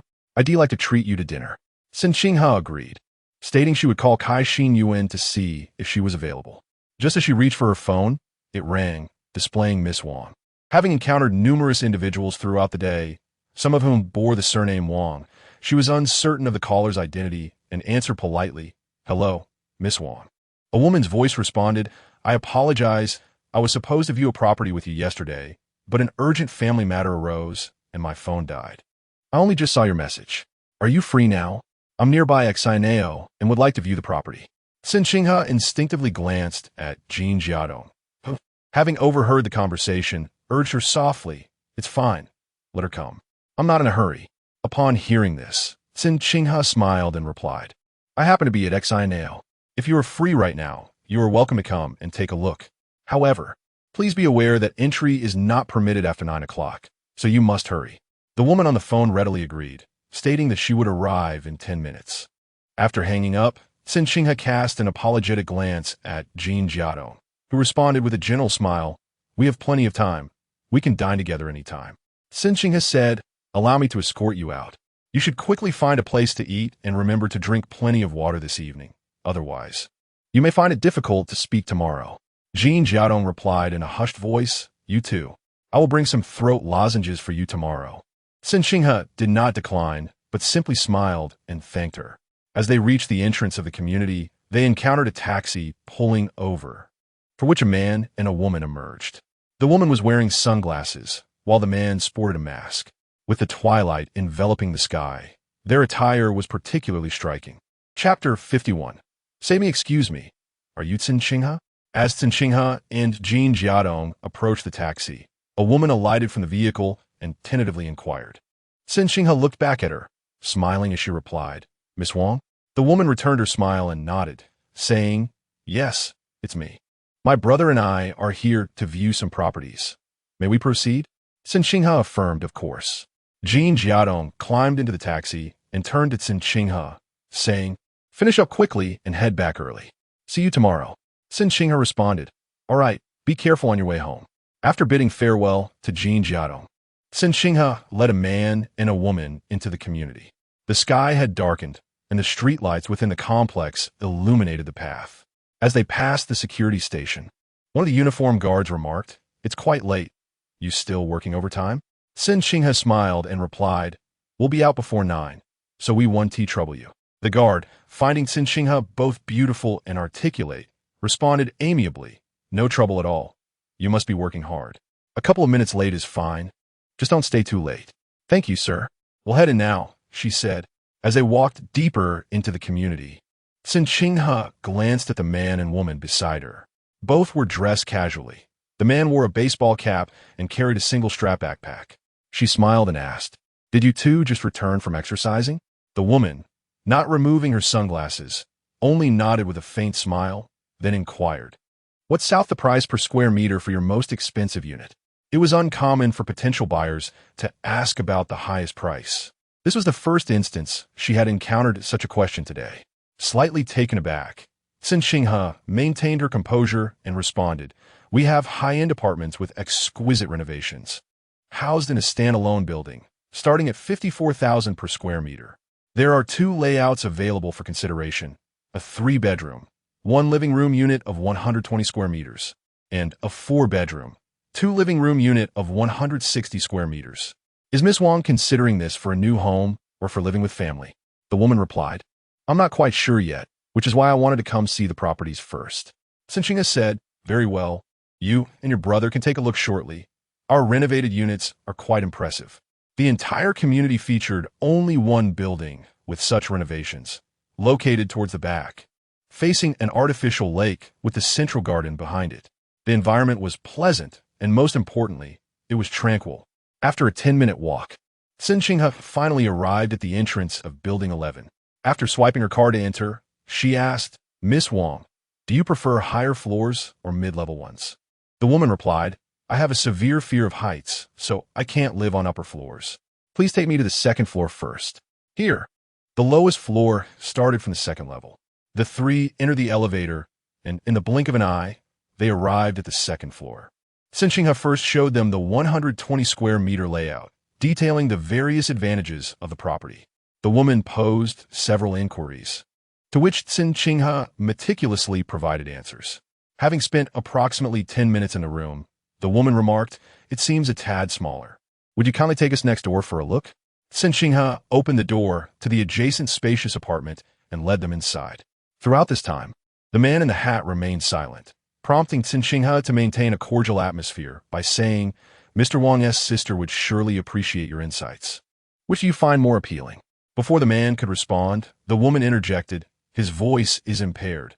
He just underwent surgery and cannot speak." Cen Qinghe could not help but glance at the man again, who had lowered his head, still mute. "Ah, I see. It would be best for him to rest," Cen Qinghe replied politely. After wandering through the apartment for about 7 or 8 minutes, the woman gazed out the window and casually inquired, "It seems quite distant from the security room, and there is no one patrolling. If we choose the second floor, will our home be secure?" Cen Qinghe reassured her, "You need not worry. The community is equipped with 2 security booths at the front and back, staffed by 8 full-time guards, with patrols at night and surveillance cameras installed throughout. However, as we are still in the pre-sale phase and given the late hour, it is likely that we are the only 3 remaining to view the property, hence the absence of patrols. Once residents move in, everything will be back on track." The woman nodded thoughtfully and continued to survey the windows of the various rooms before stating, "I find the environment here quite pleasant. Please wait a moment. I will call my husband and return shortly." Grasping her phone, she exited, and Cen Qinghe smiled and nodded in response. In the spacious room, only Cen Qinghe and Mr. Wang's brother remained. The man stood silently by the sofa. Cen Qinghe smiled. "Please take a seat. I'll fetch you some water. Your throat should be able to handle it now, right?" The man nodded gently, and Cen Qinghe retrieved a disposable cup, stepping toward the bathroom. The taps there provided drinkable, purified water. As she stood at the basin pouring water for the man, she inadvertently glanced back through the glass door and saw the man on the sofa open his backpack, extracting a bundle of rope and a sharp knife, about the length of a hand. Cen Qinghe's eyes widened in shock as the water overflowed the disposable cup. In an instant, she comprehended the dire situation. They were not here to view the property. They were here to rob her. The woman's earlier excuse to step outside was likely to keep watch, as she had not strayed far. With only herself and a large man left in the room, escape was impossible. A sudden tightness gripped her heart, and a ringing filled her ears. The water flowed over her fingers, and as she saw the man rise from the sofa, a decision crystallized in her mind in that fleeting moment. She raised her voice, "Mr. Wang, could you please hold on a moment? I need to use the restroom." Once she spoke, it was remarkably swift, despite wearing high heels. Cen Qinghe swiftly maneuvered to the door, raising her hand to close the bathroom door. Uncertain whether the man outside would force his way in, she instinctively locked the door behind her. There was no sound from beyond, and Cen Qinghe found herself collapsing weakly against the door. She had previously heard of trembling calves and thought it merely a figurative expression. Yet at this moment, she was engulfed in a sensation that was neither warmth nor cold. The only clear realization was the thunderous beating of her heart and the trembling of her legs, which compelled her to lean against the door for stability. For Cen Qinghe, each second felt as protracted as a century. It was not that she was slow to react. Rather, she was paralyzed by fear, uncertain of how to proceed. She dared not make a move, fearing that even the slightest action, even through the glass door, might provoke the man outside. Her heart continued its rapid thudding, and after what seemed like an eternity of 5 seconds, with silence persisting beyond the door, she mustered the courage to quietly shift away from the entrance towards the bathroom, supporting herself against the wall. Trembling fingers fumbled through her bag until she retrieved her phone. Her face was pale, and she scarcely dared to breathe. She was uncertain if calling the police would even be timely. What if the assailant heard her and broke in? Regret washed over her for not having noted the security office's number. Now, distant help could not extinguish the immediate peril. Yet, not calling would result in certain doom. Cen Qinghe's mind raced as she quaked in fear, desperate to cry. But in truth, she could not even muster a loud breath. With the phone screen unlocked, she pressed the digits for 11. At that moment, In the eerie silence of the bathroom, the sound of the doorknob being pressed down suddenly echoed. This ominous noise felt as though it originated from the depths of hell, striking at Cen Qinghe's frayed nerves. Her heart nearly leapt from her chest as she glanced to the right, noticing that the doorknob was not merely fluctuating. Her scalp tingled, yet she steeled herself to call out, "Mr. Wang, wait a moment, I'll be right out." However, her delaying tactic bore no fruit, as the man outside abruptly pressed the doorknob several times before delivering a resounding kick to the glass door. The door buzzed ominously from the impact, and Cen Qinghe recoiled in terror, knowing that in such extreme fear, one does not scream. Unbeknownst to her, amidst the chaos, her fingers inadvertently grazed the screen, switching from the dialing page to the contacts list, where she accidentally pressed on Shang Shaocheng's name and made the call. Meanwhile, Shang Shaocheng and Chen Buishuan were seated in a private room at a hot pot restaurant. Just as the hot pot was served, Shang Shaocheng's phone rang. Su Yan, holding the menu, was indecisively contemplating whether to order cuttlefish balls or mullet roe. A fleeting expression crossed Shang Shaocheng's eyes before he answered the call. "Hello?" Suddenly, Cen Qinghe heard a voice exclaiming hello. Upon glancing down, she noticed that the call was active, yet she could scarcely discern with whom she was speaking. In a state of utter despair, she tremulously cried out, "Help! Is anyone there? I am in Building 11, Room 202 of the Exenio Tower. There are intruders outside my door. Please come quickly." Her voice, quaking with panic, was on the verge of breaking. Through the phone, the sound of loud banging against the door echoed ominously from the other end. Overwhelmed with fear, Cen Qinghe stifled a sob, repeatedly calling out for help. At the table, there were 4 individuals in total. Su Yan and another woman exchanged bewildered glances at Shang Shaocheng, while Chen Buishuan was momentarily taken aback. After 3 seconds of silence, Shang Shaocheng abruptly rose from his seat without even pushing the chair back, striding purposefully towards the exit. The legs of the chair scraped against the wooden floor, producing a jarring sound that grated on the nerves. By the time Su Yan regained her composure, Shang Shaocheng had already flung open the door to the private room, his voice resolute as he declared, "I am on my way now." Chapter 52. Anger for her. The bathroom door, crafted from solid wood and adorned with frosted glass, stood resolute, while the man outside remained silent, persistently kicking the door with a forceful rhythm.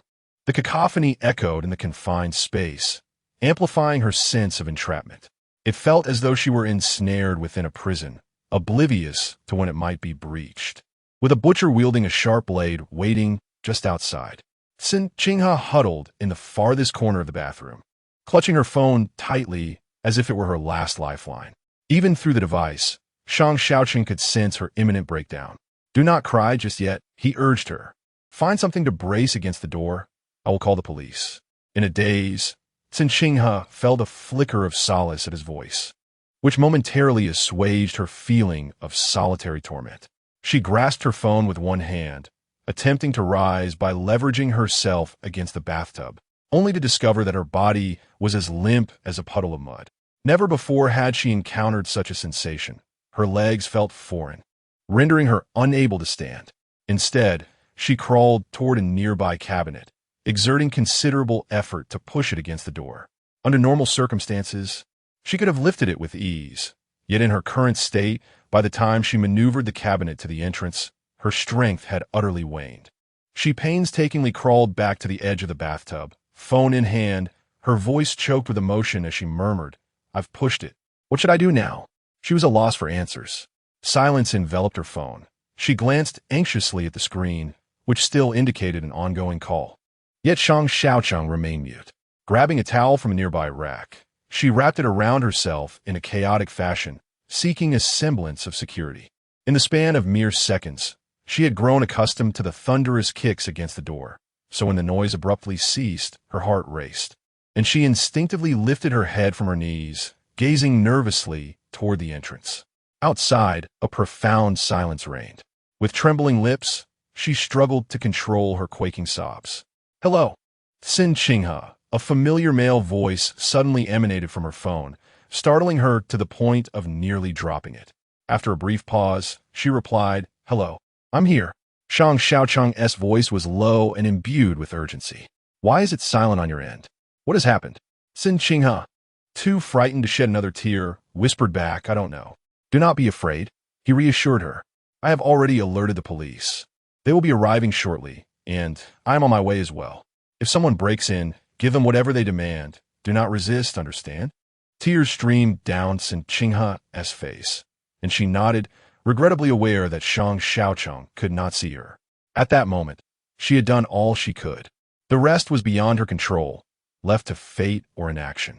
After what felt like a mere 15 seconds, a commotion erupted outside, as if a multitude of footsteps were hastily approaching. Then, Cen Qinghe heard a familiar voice calling her name, Qinghe, Qinghe. It took her a moment to realize it was Jin Jiadong's voice. Overwhelmed with a sense of hope, Cen Qinghe immediately burst into tears, crying out, I'm here. Jin Jiadong rushed to the bathroom door, quickly pressing down the doorknob, but finding the door unyielding. She urged, Qinghe, don't be afraid, it's me. Please unlock the door. Cen Qinghe braced herself against the edge of the bathtub, rising slowly and making her way to the door while supporting herself against the wall. She unlocked the door but lacked the strength to move the cabinet, forcing the person outside to push the door open. As Jin Jiadong's familiar face came into view, Cen Qinghe enveloped her in a tight embrace, sobbing uncontrollably. Behind Jin Jiadong stood 3 security guards from the community.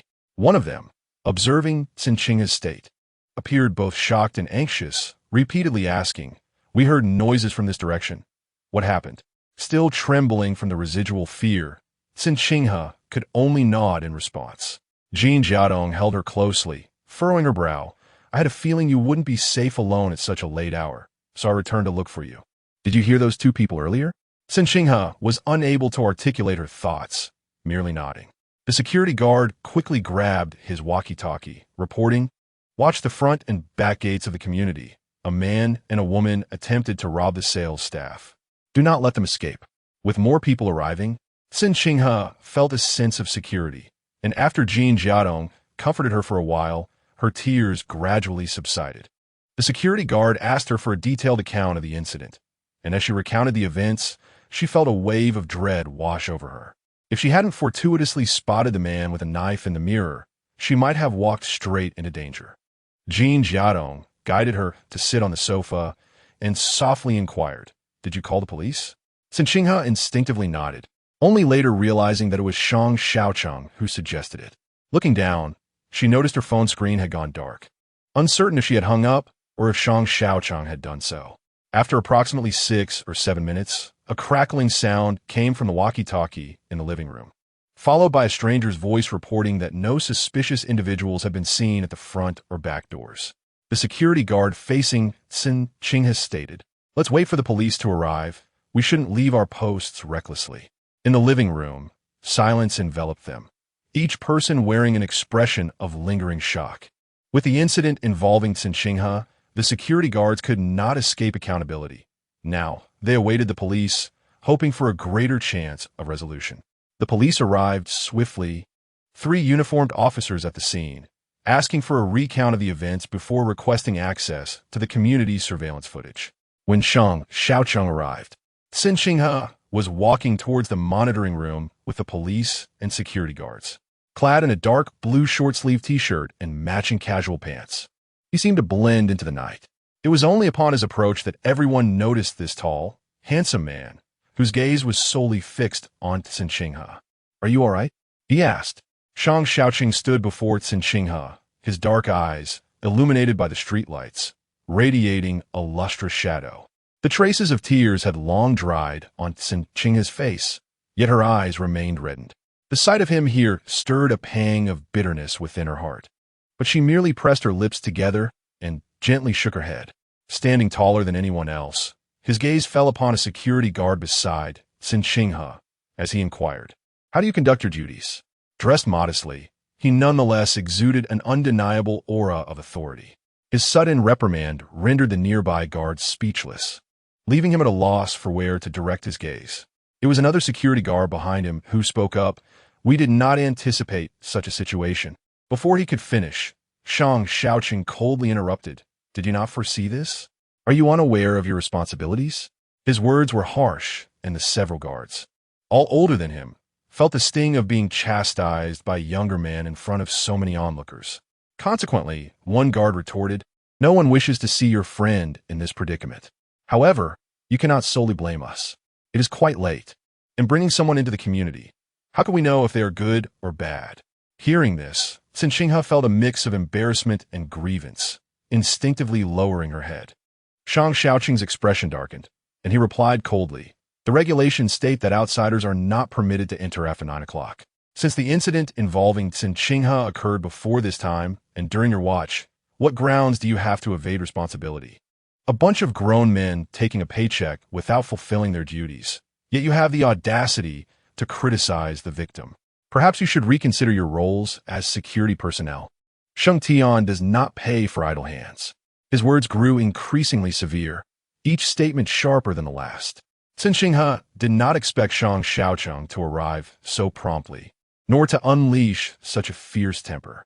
Jin Jiadong clung to Cen Qinghe's arm, timidly scrutinizing the man before them. Despite his strikingly handsome visage, there was an inexplicable sense of intimidation about him. Who was he? A friend of Cen Qinghe's? How dare you speak like that? What do you mean by idle hands? And where we work is none of your concern. One guard could no longer restrain himself and snapped back at Shang Shaocheng, maintaining a remarkably handsome yet stoic demeanor. Shang Shaocheng did not engage in a debate. Instead, he cast a cold glance at the guard before shifting his focus to the police. "Do we need to go to the police station to give a statement?" he inquired in a low voice. Though his tone was far more courteous than that directed at the guards, the earlier confrontation left the police feeling apprehensive, prompting them to respond with utmost seriousness. "We received the emergency call and rushed here immediately, but the security personnel claim no one exited through the front or back doors. It is likely that the individual escaped from another route. We will review the surveillance footage and then proceed to the police station for a statement." Shang Shaocheng addressed Cen Qinghe. "Let us go. I will accompany you to the police station shortly." Among all the individuals present, only Cen Qinghe was privy to Shang Shaocheng's true identity. Consequently, she felt a tinge of anxiety. Having summoned the director here in the dead of night with just a phone call, she softly replied, "There is no need. I can handle myself. Thank you for calling the police on my behalf." Observing her reddened eyes and pale complexion, Shang Shaocheng furrowed his brows and responded, "Let us proceed to the monitoring room." A group of them made their way towards the monitoring room, and, en route, Shang Shaocheng received a phone call. Although the contents of the conversation were inaudible, one could hear him say, "I am with her. I will be heading to the police station shortly. You need not concern yourselves with me." An indescribable feeling stirred within Cen Qinghe, realizing she had inadvertently dialed Shang Shaocheng. The fact that he was willing to come here filled her with an inexplicable sense of assurance. Chapter 53. So he is such a superior. The new AO building occupies a considerable area, with surveillance cameras installed in numerous locations throughout the premises. When the group arrived at the monitoring room, they found a security guard in uniform seated inside. Having heard of the incident in the community, he was diligently reviewing the footage. Upon the police's arrival, they conducted a routine inquiry, asking if any suspicious activity had been detected. The security guard replied, "I have not found anything unusual up until about 10 minutes ago." Several police officers gathered around to examine the footage together with the guard. After approximately 5 minutes of scrutiny, one officer exclaimed, "I've found it. Look here." They climbed over the wall. Cen Qinghe leaned in with interest and, following the direction indicated by the guard, observed 2 figures on the screen, scaling the wall to escape. The police turned to her and inquired, "Are those the 2? Cen Qinghe could recognize them even if they were reduced to ashes. She nodded affirmatively. "Yes, it is them." The police instructed, "Please copy this segment for us. We need to return to the station to take a statement." After gathering evidence in the community, Cen Qinghe was to accompany the police back to the station. She was accompanied by Jin Jiadong and Shang Shaocheng, who was determined to follow her to the police station, while Jin Jiadong expressed her desire to go as well. Cen Qinghe advised her, "Jiadong, it's quite late. You should head home. Don't trouble yourself for me. You have work in the morning." Jin Jiadong countered, "What about you? I'm concerned." Just as Cen Qinghe was about to reassure her, Shang Shaocheng interjected, "I will take her home." Jin Jiadong cast a shy glance at Shang Shaocheng. uncertain of his standing, and refrained from further comment. Cen Qinghe has seized the opportunity to insist, "You really shouldn't come with me. Otherwise, I will have to take you home afterward. Just give me a call once you're back." Jin Jiadong nodded in agreement. After exiting the community, Cen Qinghe hailed a vehicle to drop off Jin Jiadong before joining the police in their patrol car. Shang Shaocheng followed closely behind in his own car. As Cen Qinghe sat in the police vehicle, one of the officers remarked, "In today's world, human hearts are treacherous. It's quite late, and you, a young lady, dared to bring two strangers to view the property. Thankfully, you discovered it in time. Otherwise, robbery would be the least of your worries. If you had suffered any harm, it would be truly regrettable." Cen Qinghe responded softly, "I hadn't anticipated this."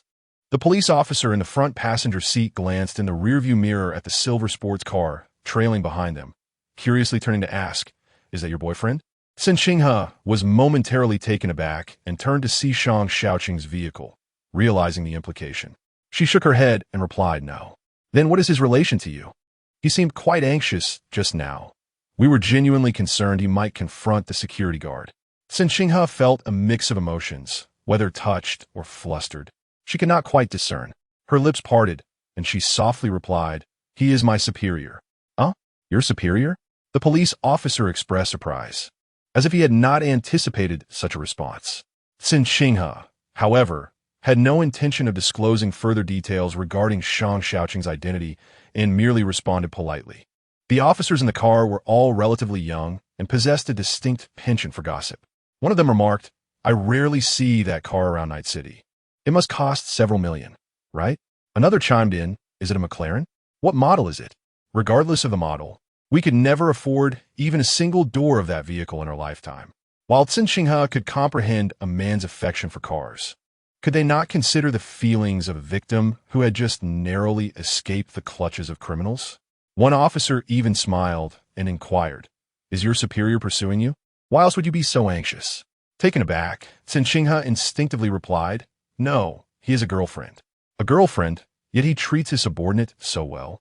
The driver chuckled suggestively. The others joined in teasing Cen Qinghe about her relationship with Shang Shaocheng. Initially preoccupied with the trauma of the robbery, she found herself momentarily distracted by the officer's banter. As the police car halted in front of the station, Cen Qinghe descended just as Shang Shaocheng emerged from the sports car behind. She stood waiting for him to approach, and when he reached her side, she quietly apologized. "I'm sorry to trouble you at such a late hour." Shang Shaocheng's demeanor was indifferent as he replied, "What does inconvenience matter in the face of human life?"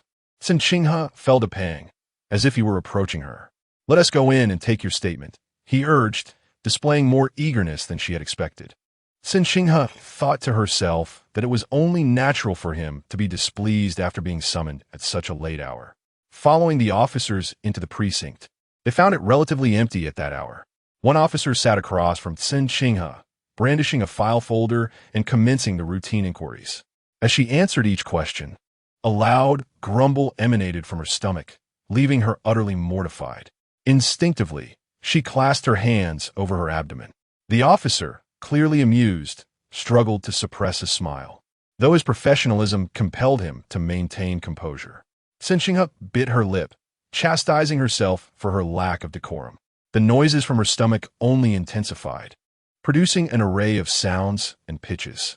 Ultimately, the officer could no longer contain his laughter and, glancing at the blushing Cen Qinghe, quipped, "Did you forget to have dinner?" Cen Qinghe, feeling the heat rise to her cheeks, could only touch her forehead in embarrassment, remaining silent. It wasn't merely a missed dinner. She had only nibbled on a few small cakes at Yinshan Winery during lunch, and it had been nearly 10 hours since she had eaten anything. How much longer? Shang Shaocheng's voice suddenly cut through her thoughts from behind, startling her. Turning slightly, she caught sight of his dark blue t-shirt hem and long legs. Looking up, she noticed he was addressing the officer. The officer closed the folder and responded, "The statement has been completed. We will expedite the search for the suspects and will notify you as soon as we have any updates." Cen Qinghe rose to her feet, nodding in gratitude. "Thank you. I appreciate your assistance." The officer replied courteously, "It's no trouble at all. In your line of work, it is wise to remain vigilant about safety." It is best to avoid working too late. For young women, safety is paramount. Cen Qinghe acknowledged, I will be more cautious in the future. After completing the report, Cen Qinghe exited the police station alongside Shang Shaocheng. Assuming that he had been impatiently waiting, she immediately expressed, Director Shang, thank you for coming tonight. I'm truly sorry to have kept you for so long. You should head off now. Shang Shaocheng turned his gaze toward her, his tone indifferent as he remarked, Is this what they call burning bridges after crossing? Cen Qinghe was momentarily taken aback, and he continued, I rushed over here late at night to save you and didn't even have dinner. You don't even offer to treat me to a meal. Isn't that a bit inconsiderate? Upon hearing this, Cen Qinghe paused for 2 seconds before responding with resignation. I was worried about wasting your time. Shang Shaocheng countered, You've already delayed enough. A little extra time won't make a difference. With that, he strode towards a sports car parked by the street. Cen Qinghe observed his tall figure and pouted slightly before following him. Once inside his car, as they fastened their seat belts, they simultaneously inquired, What do you want to eat? After a brief glance at Shang Shaocheng, who was preoccupied with starting the vehicle, she suggested tentatively, How about hot pot? Shang Shaocheng replied with a nonchalant and then the car turned around, merging onto the main road. Along the way, he stopped unexpectedly, leaving Cen Qinghe puzzled until she saw him enter a 24-hour pharmacy. Moments later, he emerged with a box in hand. When he returned to the car, he handed her the item, and to her surprise, it was a box of adhesive bandages. Buckling his seatbelt, he inquired casually, Does your knee hurt? At his words, Cen Qinghe finally noticed the reddish abrasions on her knees. The skin broken in the middle, faint streaks of blood visible. It must have happened when she knelt to push the cabinet, but in her fright, she had been oblivious to the pain. A warm sensation enveloped her heart. In this unfamiliar land, having someone rush to her aid after such an incident was a comfort. The minor injuries were inconsequential, yet the fact that Shang Shaocheng noticed her wounds filled her with a sense of warmth and care. Her nose tinged with emotion. She fought back tears and softly murmured, Thank you. Though merely small scrapes, she had always been carefree and rarely complained about pain. However, as she opened the box in front of him, she took out 2 bandages, tore them open, and applied them to her knees. On the way to the restaurant, Shang Shaocheng inquired, How was work today? Cen Qinghe was taken aback by his initiative to engage in conversation, prompting her to adjust her posture as if receiving a lecture from a superior. She earnestly replied, It went quite smoothly. I closed 3 deals and was informed to go to the sales office for signing tomorrow morning. Shang Shaocheng continued, Are you happy? Uncertain of his intentions, Cen Qinghe merely nodded lightly and responded softly, Yes, happy. Shang Shaocheng then asked, Is earning money more important than your life? Working so late, are you hoping the company will cover your work injury if something goes wrong? Though there were only the 2 of them in the car, Cen Qinghe felt her face flush at his words. She had sensed an ulterior motive in Shang Shaocheng's tone, and her instincts had proven correct. If he intended to disparage her, why not be direct? How ironic that she had engaged in conversation with him so earnestly, only to reveal her naivety. Chapter 54. Less scheming, more sincerity originally. Being in his presence was nerve-wracking, but now, with his sudden and merciless onslaught, Cen Qinghe found herself sitting up straighter, instinctively leaning against the leather seat. She dared not gaze upon his face. Instead, she composed herself and replied with feigned calmness, This is an unexpected situation.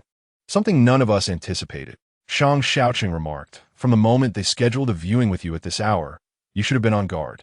What kind of rational person arranges to see a house during the night? Either they intend to rob you or are scheming to seduce you. Cen Qinghe was momentarily at a loss for words, unable to refute his conclusion. It truly had been a moment of folly. She had engaged with too many people today, leaving her somewhat numb and thus lowering her defenses. Isn't it worth reflecting on such an incident so soon after starting work? Shang Shaocheng pressed, his relentless critique weighing on her. Cen Qinghe replied quietly, With the darkness and treacherous paths, human nature is indeed complex. Whoever falls victim is merely unfortunate. What else is there to ponder? Her words carried a hint of defiance, albeit subtly. Upon hearing this, a smirk crept onto Shang Shaocheng's lips, though he did not laugh aloud. Instead, he stated, Most people, especially women, would be too frightened to step outside for days after experiencing something like this. Yet here you are, seemingly quite adaptable. Have you been robbed before? You're the one who has been robbed. Your entire family has. Cen Qinghe retorted silently within her mind. However, she lacked the courage to voice such a thought and instead replied with mild irritation. There's no need to mock me. I'll take this as a lesson learned. Honestly, I'm rather grateful that this lesson arrived so early. It serves as an early warning. A glint of amusement flickered in Shang Shaocheng's eyes as he spoke. There is but a fine line between being carefree and having a good mindset. Unable to suppress her curiosity, Cen Qinghe turned to regard him, her gaze devoid of anger, merely observant. Their encounters had been few and fleeting, and her impression of him remained one of sharp wit and a businesslike demeanor, always clear in his dealings. This morning, she had learned another facet of him. He was exceptionally skilled at billiards. Now, he bore an additional label, one who could not speak kindly and chose instead to convey his thoughts through veiled sarcasm. Cen Qinghe was no fool. She could discern right from wrong. If Shang Shaocheng were truly devoid of loyalty, he would not have hurried to Xinao tonight, nor would he accompany her to the police station. His earlier harsh words were merely a means to convey a message, to avoid working late for her safety. Thus, her gaze upon him was one of curiosity, pondering the true nature of his character. Shang Shaocheng caught her looking and, without diverting his gaze, inquired, "What are you thinking? You're not cursing me in your mind, are you?" This time, a smile tugged at Cen Qinghe's lips as she responded, "I'm not so petty. After all, harsh truths are often unwelcome, and bitter medicine is necessary." Shang Shaocheng replied, "You owe me another favor." Cen Qinghe raised an eyebrow, questioning the meaning of again. Shang Shaocheng turned to glance at her and casually remarked, "You haven't forgotten about the incident where you left your phone at my place, have you?" His words jolted Cen Qinghe's memory, recalling the late-night harassment call from Xiao Rue. The thought of Xiao Rue rendered her unable to smile. With her gaze downcast, she feigned nonchalance and replied, "Well, let me treat you to dinner tonight. Whenever you have the time, just let me know what you'd like to eat. I'll treat you." Shang Shaocheng scoffed. "You think 2 meals will settle the matter? Do you take me for a glutton? Or do you believe I can be treated to anything extravagant?" He found Cen Qinghe's reasoning rather simplistic. However, Cen Qinghe, undeterred, responded with an air of certainty. "What else could I do to repay you, besides treating you to a meal?" Before Shang Shaocheng could formulate a response, she added, "How about this? Next time you have personal matters to discuss, you don't need to pay me. I'll handle 2 tasks for you free of charge." Shang Shaocheng quickly replied, "Sounds fair to me." A shrewd businessman, indeed. Cen Qinghe silently clicked her tongue in amusement. As Shang Shaocheng drove her from the second ring road to the first, he casually inquired, "With your current condition, do you still have work tomorrow?" Cen Qinghe glanced at the bandage on her knee and replied breezily, "It's nothing, just a minor injury. I'll take a shower tonight, and it will be healed by tomorrow." Shang Shaocheng couldn't help but chuckle. Most women fear scars from injuries. "You seem eager for them." Cen Qinghe responded, "I don't have a scar-prone constitution. I often scraped my knees and elbows as a child, but it's all fine now." As their conversation continued, Cen Qinghe relaxed, even slipping into her regional dialect. Unbeknownst to her, Shang Shaocheng noted, "You must be from Dongqing, right?" Cen Qinghe replied, "No, I'm from Anling. Have you heard of it?" Shang Shaocheng acknowledged, "I passed through Anling when I visited Dongqing as a child, but I never stayed there." Cen Qinghe encouraged, "You should visit Anling sometime. There are plenty of delicious foods. Do you enjoy chicken?" Unable to resist, Shang Shaocheng countered, "Do I strike you as a foodie?" Cen Qinghe, with a serious demeanor, declared, "One of our local specialties is chicken stewed with mushrooms. The chicken is from the wild, and the mushrooms are forest varieties, simmered over a wood fire in an iron pot. You won't find a taste like that anywhere in Night City." Shang Shaocheng, who had never been particularly obsessed with food, found himself salivating at her vivid description, almost swallowing his own saliva in anticipation. Fortunately, they were nearing their dining destination. Shang Shaocheng remarked, "If you ever stop selling real estate, you'd undoubtedly make a fortune in food promotion." Cen Qinghe beamed with pride, claiming she was the spokesperson for Anling. As they approached the venue, Cen Qinghe received a call from Jean Jiadong, who had already arrived home and inquired about Cen Qinghe's whereabouts. Cen Qinghe assured her I've returned to the city as well. You needn't worry about me. Indeed, regarding tonight's matter, please refrain from informing Xing Yuan or discussing it with anyone else. We are currently in the golden period of our pre-sale. If news of a robbery circulates within the community, it will undoubtedly impact our sales. Jin Jiadong responded affirmatively, assuring that she would keep it confidential. Once Cen Qinghe ended the call, Shang Shaocheng parked his vehicle in front of a 3-story hot pot restaurant. The two descended from the car in succession and proceeded inside. It was already 10:30 in the evening, yet the first floor of the hot pot establishment was bustling, boasting an occupancy rate of 80%. The air conditioning rendered the atmosphere comfortably cool, with only the tantalizing aromas of spicy and meaty fragrances wafting through the air, enticing Cen Qinghe's taste buds and provoking an involuntary swallow. Under the guidance of the waiter, Shang Shaocheng and Cen Qinghe ascended to the second floor, which featured private rooms and semi-open booths. Cen Qinghe suggested, "Let us opt for a booth. The private rooms feel too stuffy." Shang Shaocheng had no objection and followed her to a booth where they settled in. The waiter presented 2 leather-bound menus, and Cen Qinghe promptly inquired, "Can you handle spicy food?" Shang Shaocheng replied, "I can." Cen Qinghe continued, "Then let us order the full spicy broth. I never touch the clear soup side when I order the yin-yang pot." Shang Shaocheng thought to himself that he felt similarly. With a fully spicy base, rich in heat and flavor, he began to dictate their order as the waiter took notes. As they continued to place their orders, their tastes revealed a certain similarity, at least in their preference for hot pot. The waiter mentioned that the pig brain was exceptionally fresh today.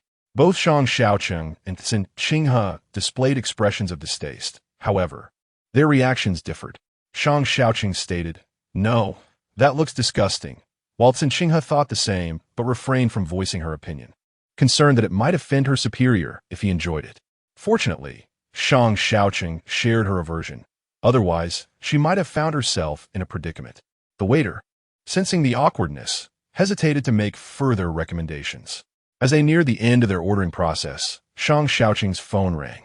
While perusing the menu, he answered the call. The restaurant was quite loud, so Cen Qinghe could not discern the conversation, only faintly detecting a female voice. Shang Shaocheng said, "I'm dining, don't wait for me." Presumably, the person on the other end inquired who he was with, as a flicker of annoyance crossed his face before he replied, "Cen Qinghe. I'll talk to you later." He then hung up decisively, placing the phone on the table, and called for some Kobe beef rolls. Once they finished ordering and the waiter departed with the menu, Cen Qinghe remarked, "I noticed there is complimentary ice cream over there. Would you like some? I can go get it." Shang Shaocheng responded, "Please bring me a little. What flavor should I avoid?" "No soda flavors." Cen Qinghe stood up and walked towards the ice cream section. Meanwhile, Shang Shaocheng casually picked up his phone, and soon after, he received a call from Chen Buishuan. Answering, he said, "Hello." Chen Buishuan got straight to the point. "Are you having dinner with Cen Qinghe?" "Yes, why do you ask?" Chen Buishuan remarked. "Suyan has been waiting for you here for nearly 2 hours. She just hung up the phone and left, looking quite displeased." Shang Shaocheng's expression remained unchanged as he replied calmly, "Who instructed her to wait?" "I already mentioned that she need not wait for me." Chen Buishuan retorted, "That's rather redundant, isn't it? You two have only been together for a few days, still in the so-called honeymoon phase. You can't simply up and leave. How could she not wait for you?" Shang Shaocheng responded, "I told her not to wait, yet she insisted on doing so. Is that my fault?" Chen Buishuan muttered a few words under his breath before inquiring, "By the way, how did you end up having dinner with Cen Qinghe? Surely you aren't taking advantage of her loneliness and vulnerability too." His tone grew increasingly teasing as he continued. Shang Shaocheng instinctively glanced ahead, spotting Cen Qinghe in the cold drink area, holding 2 small bowls and facing away from him as she selected ice cream. A smirk played at the corners of his lips as he chuckled softly and then added, "After all, she is an employee of Xingtian. It wouldn't reflect well if something were to happen in the community. Moreover, I wouldn't want to frighten her away. A bit of reassurance will ensure she works even harder for me." Chen Buishuan immediately scoffed, muttering under his breath, "Beast, can't you employ fewer tricks and show a bit more sincerity?"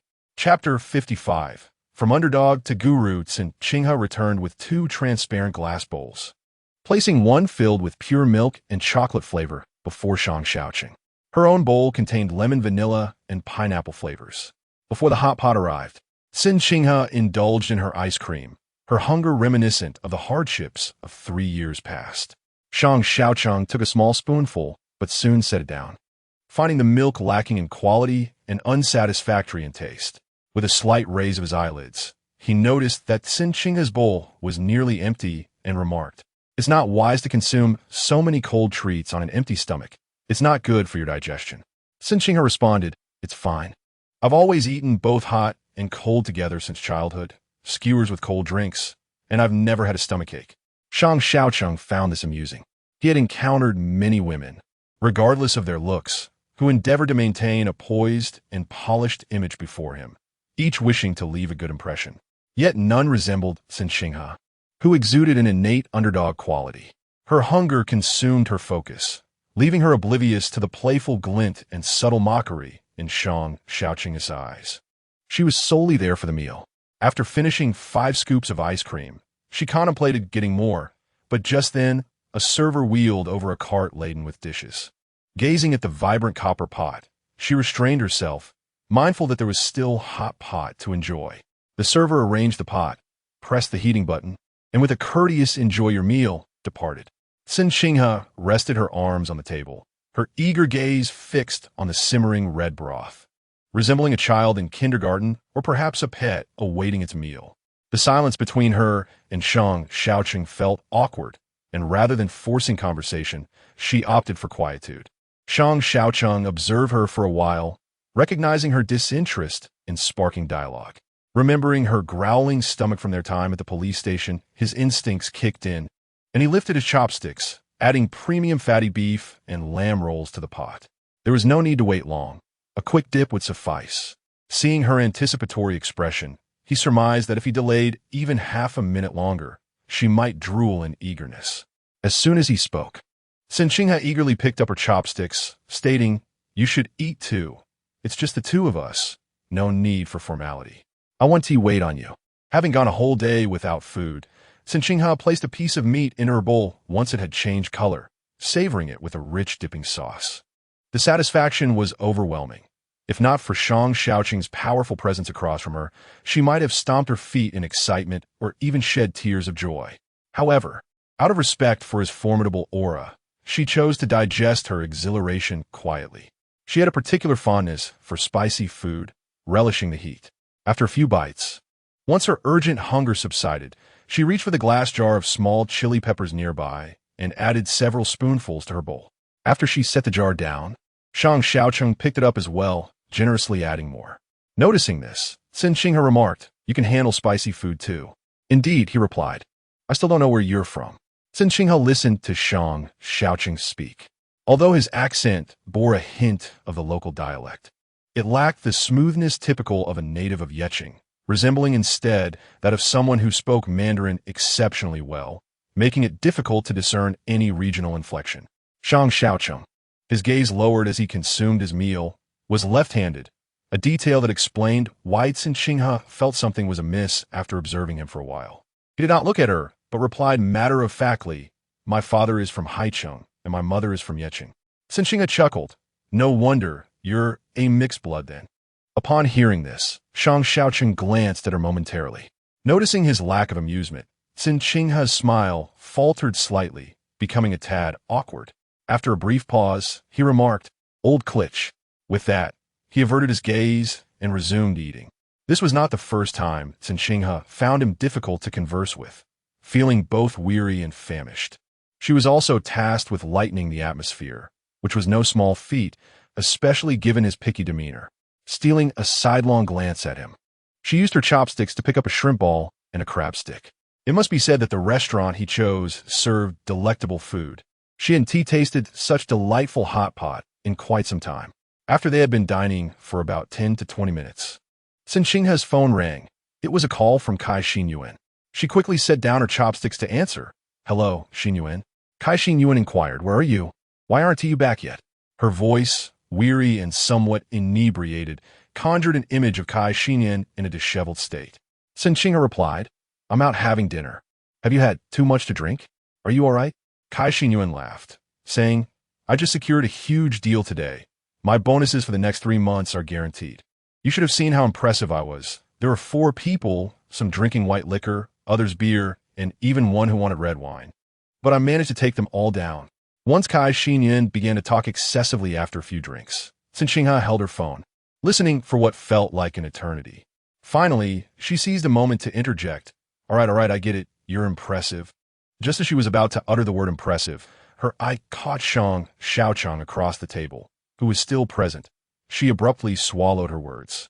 Softly, she urged, "You should hurry and take a shower, then go to sleep. I still have to wait a bit before I can head home, so don't wait for me." Cen Qinghe, somewhat slurred, responded, "It's so late. You're still at clients?" Cen Qinghe didn't elaborate further, merely responding with a casual acknowledgement. Suddenly, Cen Qinghe exclaimed at the top of her lungs, "You better hurry back. Nowadays, all men are complete nonsense. Inviting you to dinner this late is surely because they want to sleep with you. Hurry back." The unexpected outburst caught Cen Qinghe off guard, and she hastily tried to muffle the phone, but it was too late.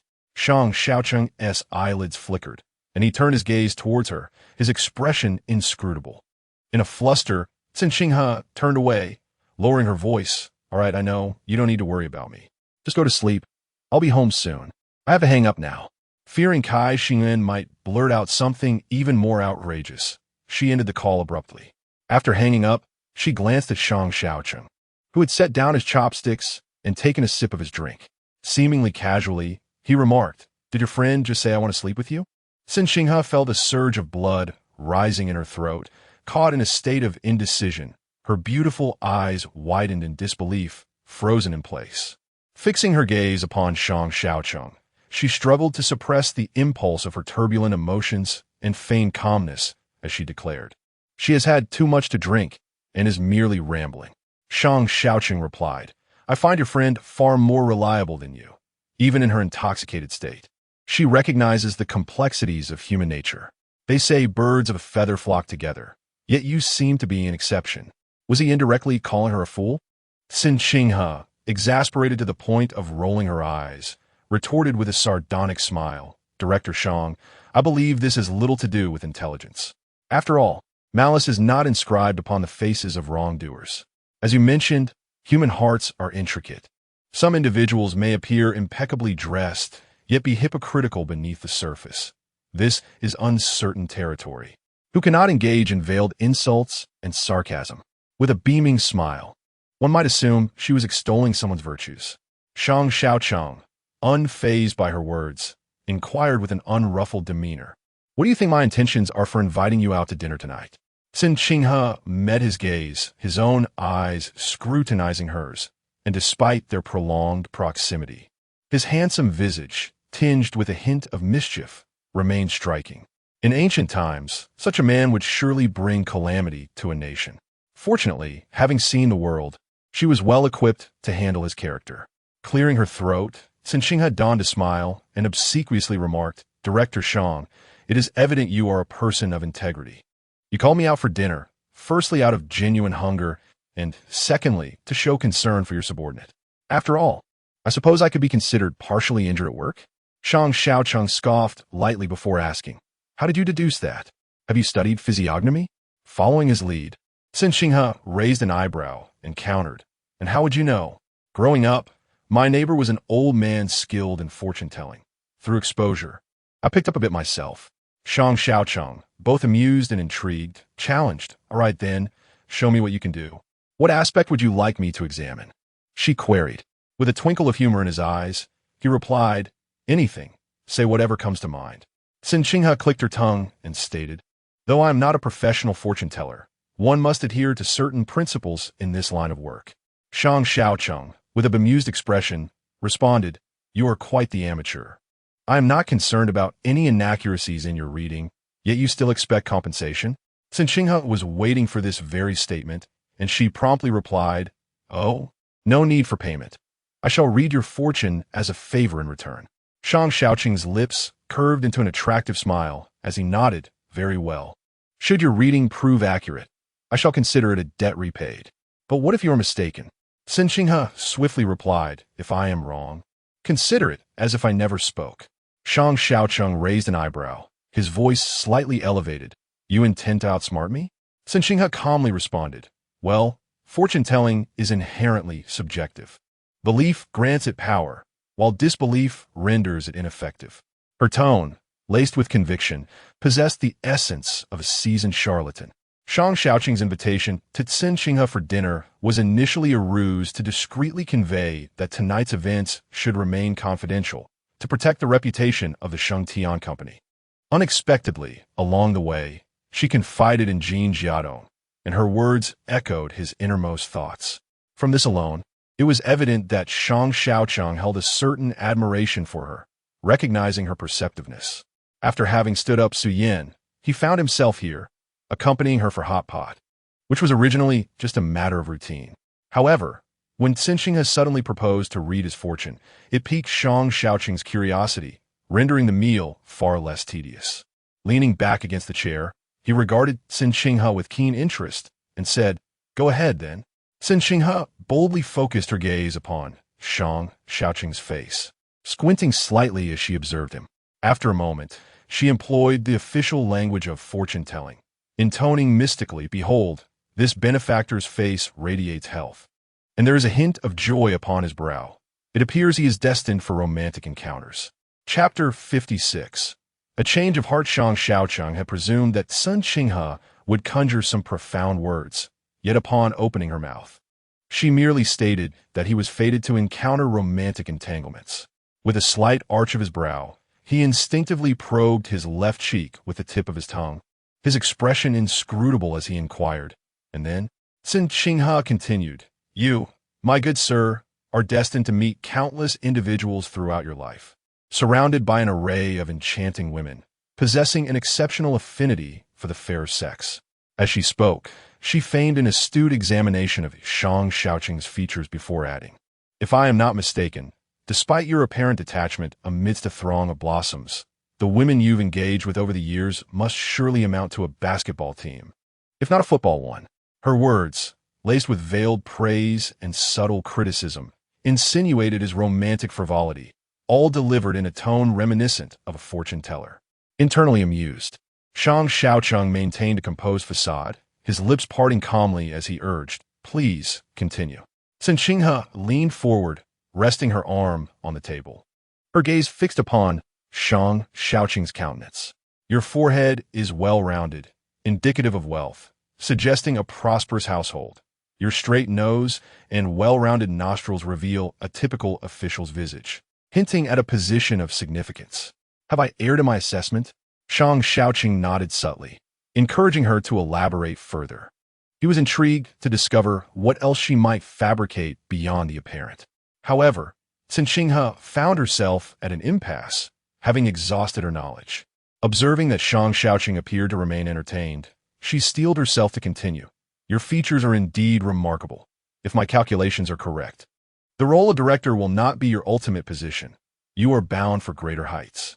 Upon hearing this, Shang Shaocheng chuckled softly, responding, The directorship is already the pinnacle within the sales department. Where else could I ascend? Cen Qinghe replied with unflinching assurance.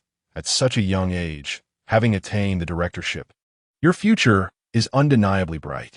They say heroes emerge in youth.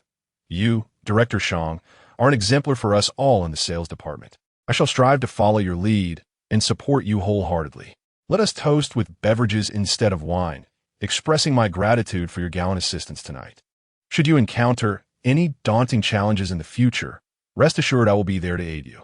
Having reached the limits of her improvisation, Cen Qinghe concluded her flattery, aware that further attempts would lead only to self-deprecation. Perhaps her compliments resonated with Shang Shaocheng, for he broke into a genuine smile and raised his drink to clink with hers. Cen Qinghe felt both honored and astonished, fully aware of his notoriously fastidious nature. Thanks to her fortuitous fortune-telling endeavor, the oppressive aura surrounding Shang Shaocheng lightened over the next half hour, creating a more amiable atmosphere, if not entirely relaxed. After their meal, Cen Qinghe signaled for the bill, only to be informed by the waiter, Good evening, your bill has already been settled. Cen Qinghe's eyes widened in surprise. Settled? The waiter nodded with a smile. Yes, this gentleman has taken care of it. He gestured toward Shang Shaocheng, and Cen Qinghe cast him a glance. Shang Shaocheng maintained a serene expression as he glanced at his watch and remarked, "Let us depart. I shall escort you home." The two rose and made their way outside, prompting Cen Qinghe to inquire, "We had agreed that I would treat you. Why did you surreptitiously settle the bill?" To which Shang Shaocheng replied, "I suddenly felt that a meal could not equate to a favor, which seemed inappropriate." Cen Qinghe turned her head to observe him, noting his inscrutable demeanor, which revealed nothing of his inner thoughts. "Will you be available for me to treat you?" she asked as they descended the stairs. Shang Shaocheng responded, "There is no rush. As long as you remain at Shangtian, opportunities will present themselves." Upon exiting the hot pot restaurant, they strode towards the parking area. Midway, Shang Shaocheng's phone rang, and after a moment's hesitation, he answered. "Hello." Cen Qinghe, standing merely a meter away, faintly discerned a woman's voice on the other end, though the specifics were indistinct. Moments later, Shang Shaocheng stated, "I will arrive in 40 minutes." The woman continued speaking, prompting an immediate irritation in Shang Shaocheng. "I am at Bijiangkou. Do you expect me to fly over now?" Cen Qinghe was taken aback. Previously, Shang Shaocheng had been amiable, but now he exhibited a rare temper.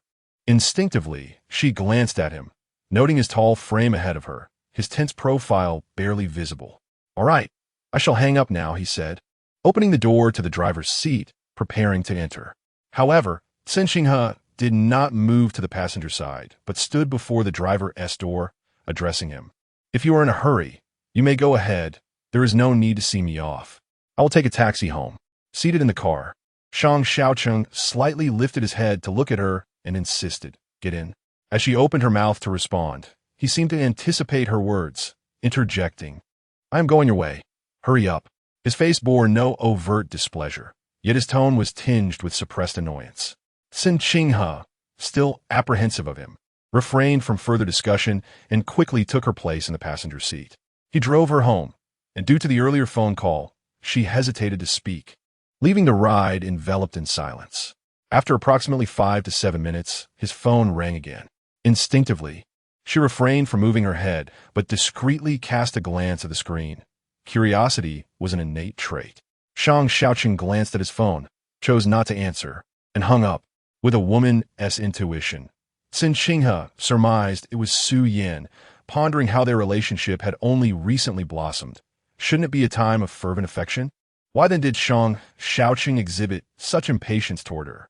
As she contemplated this, his phone rang once more. Though Shang Shaocheng remained silent, Cen Qinghe sensed an undercurrent of anger emanating from him, akin to a tiger disturbed in its slumber. He hung up again and, almost to himself, muttered, "Why are women so bothersome?" After a moment's hesitation, Cen Qinghe responded, "Is there something urgent?" She inquired as such, merely fearing that Shang Shaocheng would be left to wallow in solitary despair. To her surprise, he replied, "What could possibly be the matter? She was perfectly fine before I left, and now she claims to be suffering from headaches and fevers. Does she take me for a fool?" Upon hearing this, Cen Qinghe spoke softly, tentatively suggesting, when a woman expresses discomfort, it often signifies emotional turmoil. She seeks reassurance. A few kind words from you will suffice. The more you ignore her calls, the more anxious and irate she becomes. Shang Shaocheng scoffed. Iceberg. He remained silent. Given Cen Qinghe's unfamiliarity with Su Yan, she refrained from elaborating further. They exchanged no words as he escorted her back to the base of Tianfu Garden. The car came to a halt by the roadside, and Cen Qinghe unbuckled her seatbelt, expressing her gratitude. "Thank you, Director Shang. Do drive safely on your way back." He merely responded with a grunt. She exited the vehicle, and before she had taken 3 steps away, his car was already several meters ahead. TSK. While he claimed not to care, he still rushed to comfort her in the end. Cen Qinghe clicked her tongue and ascended the stairs. By the time she returned, Kai Xingyuan was already asleep. After changing her clothes, Cen Qinghe headed to the bathroom for a shower. She hadn't noticed any pain in her knees prior, but now, as the water hit, the sting was intense, causing her to frown and draw in a sharp breath beneath the shower head. Emerging from the bathroom, it was already past 11 at night. The day's events had left her both physically and mentally drained. As she lay in bed, she realized every inch of her body was aching. With an early rise expected for the next day, Cen Qinghe intended to sleep early. Yet, perhaps due to the fright from the attempted robbery, she found herself unable to rest. Her temples throbbed relentlessly despite her closed eyes. Her arms ached, her feet were sore, and her calves throbbed. After tossing and turning, she finally sat up. Reaching for the bedside lamp switch, she turned on the light and got out of bed to fetch her bag. From within, she retrieved a box of adhesive bandages, pulling out 2 to apply to her scraped knees. Once back in bed, she extinguished the light and shifted her legs beneath the covers. The bandages shielded her wounds, preventing any further irritation from the sheets. Before long, fatigue enveloped her, and she drifted into a deep slumber. The next morning at 7, her alarm rang punctually. Cen Qinghe wasted no time, swiftly preparing for the day. Given the bandages on her knees, she opted for a knee-length skirt, contemplating that it was Sunday, a day not requiring formal attire. Upon hailing a cab to Shang Shaocheng, she finalized the contracts for the clients she was set to meet. During this time, Weiwei, Wu Xini, and 2 newly recruited senior salespeople arrived. In the lounge, Weiwei turned to Cen Qinghe and suddenly asked, "Qinghe, what time did you leave Iceberg last night?" Cen Qinghe looked at her in response, countering with a question. "What is the matter?" Weiwei replied, "I heard there was an incident at Iceberg last night. Even the police were involved. They say there was a burglary." Wu Xini, taken aback, asked, "But no one is living there currently. Was it theft?" Weiwei, lost in thought, remarked, "The distinction between theft and robbery is quite perplexing. If it is not the owners who are being robbed, then those with unrestricted access must be either the security personnel or us sales agents." As she spoke, her gaze settled on Cen Qinghe, her eyes seemingly probing for any revealing signs. "Qinghe, when we departed yesterday, you were still preoccupied. Did you not hear any news?" Cen Qinghe, unaware of the source of Weiwei's information, knew that such words would not originate from her. With a calm demeanor, she replied, "I do not know." Upon hearing Cen Qinghe's unequivocal response, Weiwei's smile took on an unsettling quality, and she said, half smirking, "Do not be so tense. I harbor no ulterior motives. I merely worry about you toiling away alone so late. While you work diligently, you must also prioritize your safety. After all, if something were to happen, it would hardly be worth deeming it a workplace injury." Cen Qinghe, maintaining a similar expression, replied with a forced smile, "Rest assured, I typically accompany 5 or 6 clients when showing properties. With so many people, it remains quite safe." The more Weiwei envied her abundant clientele, the more she felt compelled to provoke her with this point. Chapter 57. Keeping one's word in deed. As Cen Qinghe's words fell, a fleeting glimmer of jealousy flickered in Weiwei's eyes, which she quickly masked with a feigned jest. "Oh, indeed. I have forgotten your prowess. You always have a multitude of clients. Perhaps I have been overly concerned." Beside her, Wu Xini chimed in with a sardonic tone, expressing her bewilderment. "I can't help but wonder, are we all here together? Yet is it that Qinghe's beauty draws the client's favor?" Although her words were clearly directed at Cen Qinghe, they were pointedly aimed at Weiwei. Weiwei, with a knowing smile, responded, "Beauty is indeed a talent." Listening to their banter, Cen Qinghe felt a sense of disdain and merely smiled in silence.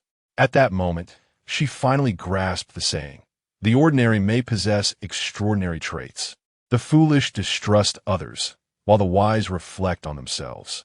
Regarding Weiwei and Wu Xini, she realized they were not worth her time. Engaging in quarrels seemed a waste, so she chose to ignore them altogether. As she was about to step out of the lounge, Cen Jiadong entered. Upon seeing each other, they both broke into smiles. Cen Jiadong remarked, "I just saw the clients you brought in yesterday. They are waiting outside. You should go greet them." Cen Qinghe replied in affirmation and added, "Let's head to Iceberg together afterward." "All right, I'll just change my clothes first," Cen Jiadong responded. After Cen Qinghe left, Cen Jiadong made her way to her locker. Weiwei, with a seemingly casual glance, inquired, "Jiadong, you stayed quite late at Iceberg yesterday, didn't you?" Cen Jiadong looked at Weiwei, puzzled, and asked, "What is the matter? Is there something you need to discuss?" Weiwei replied, "I heard that someone was robbed inside Iceberg last night. Are you aware of this?" Jin Jiadong shook her head in confusion. I don't know anything about it. Wu Xini interjected. When we left yesterday, it was almost dark, and you and Cen Qinghe were still there. You two must have been the last to leave. How could you not know anything? Her tone carried an assertive edge. She would never dare to speak so to Cen Qinghe, but she felt emboldened to challenge Jin Jiadong. Jin Jiadong remained unperturbed, responding calmly. I left around 8:30, almost 9, and I didn't hear any news of a robbery. Who did you hear that from? Wu Xini, taken aback by Jin Jiadong's return of the question, instinctively glanced at Ai Weiwei, who smiled and replied, Oh, it's just hearsay. If nothing happened, then that's for the best. Jin Jiadong chose not to engage further and proceeded to change her clothes before stepping outside. Yesterday, 3 households had arranged with Cen Qinghe to come in this morning to sign contracts. Upon exiting the lounge, she encountered 2 of them who had arrived together. The contract signing went smoothly. Song Haiming even mentioned to Cen Qinghe, my wife helped you promote your listings as soon as we got home yesterday, saying the properties at Xinao are excellent and encouraging everyone to come to you. Cen Qinghe smiled in response. Is that so? I truly appreciate you and your wife.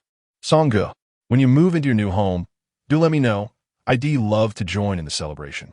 As Ai Weiwei and Wu Xini emerged from the lounge, they beheld Cen Qinghe securing not 1, but 2 contracts in a single stroke. The former was simply consumed by jealousy, while the latter's envy was laced with urgency. With only 1 position for formal confirmation, the consensus was clear. Li Huizi's formidable background rendered her untouchable, even garnering the reverence of Supervisor Zhang. While everyone else toiled late into the night, Li Huizi was conspicuously absent, hinting at the certainty that she had orchestrated her path behind the scenes. If she were indeed the preordained candidate, the others might resign themselves to their fate, yet the unexpected emergence of Cen Qinghe stirred discontent. Though seemingly lacking in connections, her clientele continued to flourish, eliciting the ire of many. As they passed each other, Wu Xini covertly shot a glare at Cen Qinghe. She had made overtures of friendship, only to be rebuffed, while Cen Qinghe swiftly allied herself with Jin Jiadong. Was she deemed inferior to Jin Jiadong? Once outside the company, Ai Weiwei remarked to Wu Xini, I inquired yesterday, and now you are aware of where the clients abound. If I were you, I would head straight to Jinjiang Garden. Wu Xini instinctively retorted, Isn't that Cen Qinghe's territory? I'm reluctant to go there. Ai Weiwei stifled a laugh, her tone serious. Sister, this is a battlefield where survival hinges on fierce competition.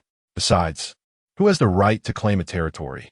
The true skill lies in seizing opportunities from others. With that, she donned her sunglasses and added, I've said what needed to be said. Now, it's up to you to decide. With other business to attend to, Ai Weiwei lightly patted Wu Xini's shoulder as she passed, her smile a blend of encouragement and significance. Wu Xini watched as Ai Weiwei entered her vehicle.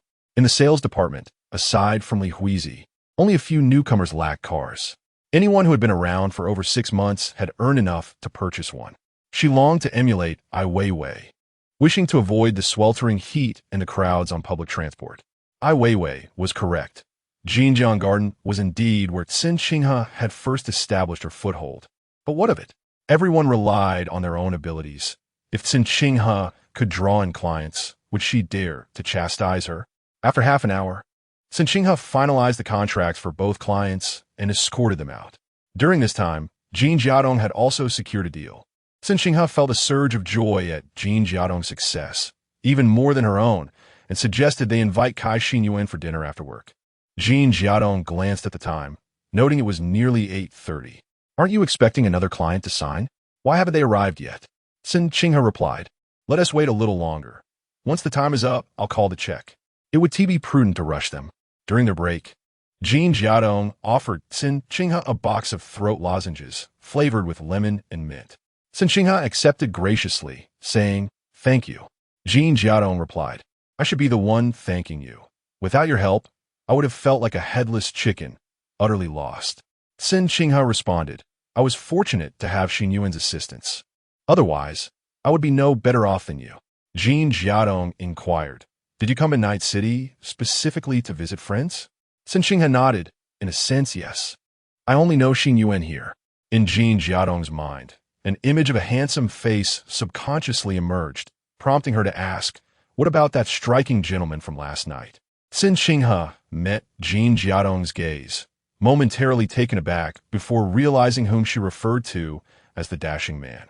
Her eyes instinctively darted away. Then a smile graced her lips as she replied, "Oh, him? I suppose he can be considered friend."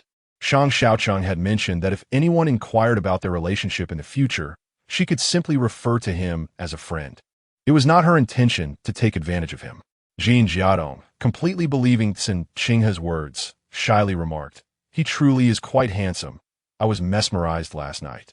Normally gentle and demure, Cen Qinghe had never witnessed her friend's infatuated side before. Chuckling softly, she replied, "But he has a girlfriend." Upon hearing this, Jin Jiadong quickly responded, "I mean no offense. Is his girlfriend beautiful?" Women are indeed creatures of contradiction, and Cen Qinghe found amusement in this. Grateful that no one else was present, she nodded and affirmed, "Yes, quite beautiful." Jin Jiadong sighed, "I truly envy you for having such a handsome male friend." Cen Qinghe raised an eyebrow and interjected, "Ah? Just to clarify, it's a male friend, not a boyfriend." Jin Jiadong laughed. "Why are you so flustered?" "I was merely speaking casually." Cen Qinghe replied, half-jokingly, "What if his girlfriend misinterprets it?" Although she had only met Su Yan twice, her instinct told her that Su Yan was not someone to be trifled with. Furthermore, the incessant calls from Su Yan last night had nearly provoked Shang Shaocheng's ire, indicating that she was not to be underestimated. Little did Cen Qinghe know, her words would soon prove prophetic. As the two engaged in quiet conversation in the lobby, the clock swiftly approached 8:40. A couple entered, scanning the room before their eyes landed on Cen Qinghe. The woman smiled and greeted her, "Little C." Upon recognizing a familiar face, Cen Qinghe rose immediately, returning the greeting with a smile. The woman explained that they were delayed due to an issue on the road and had feared that Cen Qinghe would have already left. Cen Qinghe smiled and replied, "I promised to wait for you. I knew you would come. It's no trouble at all to wait a bit longer." With her beauty, eloquence, and efficiency, it was impossible not to like such a person.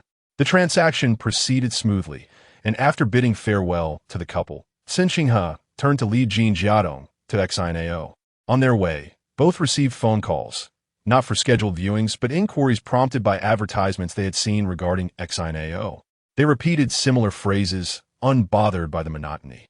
Finally arriving at the entrance of Xinao, before Cen Qinghe could reach for her purse, Jin Jiadong had already handed over the payment.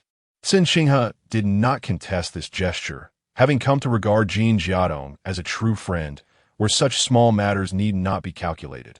After all, there would be many days ahead. By 9 in the morning, the sun had risen high, and the outdoor temperature hovered around 27 to 28 degrees Celsius. Cen Qinghe, being sensitive to the heat, invited Jin Jiadong to join her inside to await their client. As they approached the security office at the entrance, Jin Jiadong, with her keen eyes, exclaimed in surprise, "Oh, why aren't those the same people as yesterday?" Upon hearing her remark, Cen Qinghe turned her head to glance into the security office. There were 4 security personnel stationed at the main entrance, 2 inside and 2 outside. Noticing Cen Qinghe and Jin Jiadong approaching, one of the guards stepped forward and requested, "May I see your work identification, please?" The 2 women retrieved their credentials from their bags, to which the guard replied, "We recommend that you wear your identification visibly for easier recognition." Jin Jiadong inquired, "Have you changed shifts? The past few days, we've only seen familiar faces at the entrance. Why is it suddenly different today?" The guard, maintaining a neutral expression, replied, "We are new here." Jin Jiadong responded with a casual "oh," nodding slightly, dismissing the thought. However, Cen Qinghe was more perturbed by this information. She recalled the words spoken by Shang Shaocheng during his outburst the previous night, where he criticized a group of men for merely collecting pay without fulfilling their duties, suggesting that they ought not to be security guards if they were just idling on the company's expense. Could it be that he had indeed replaced yesterday's guards? Chapter 58. Her most formidable opponent, the security personnel at Xinao, suddenly became strict and diligent. Cen Qinghe, was guiding a client through the community to view properties when she occasionally spotted pairs of security guards patrolling the area. No outsiders were permitted entry without an accompanying sales representative bearing a work badge. Cen Qinghe increasingly suspected that the events of the previous night had prompted Shang Shaocheng to replace the security staff entirely. A vague sensation stirred within her. Her initial reaction was one of astonishment. She had assumed that Shang Shaocheng's remarks had been mere expressions of anger, but it turned out to be far more substantial. After 2 exhausting days, this weekend had proven to be more tiring than the weekdays. However, fortune favored the diligent, and Cen Qinghe had reaped considerable rewards, successfully closing several deals. While she was uncertain about the performance of others, her own results could certainly be deemed a promising start. On Monday, she drove to the office with Cai Xinyuan. En route, Cen Qinghe sat in the passenger seat, humming restlessly. Cai Xinyuan, focused on the road, remarked, "Sister, please stop humming. Your discontent is making me uneasy." Sighing, Cen Qinghe replied, "Last night, my legs wouldn't stop shaking while I slept. It felt as if a massive truck had run over me." Previously, she had thought the expression about feeling like a disassembled skeleton was merely figurative, but now she truly comprehended the depth of the sentiment. The richness of her nation's culture was profound, and every phrase carried weight.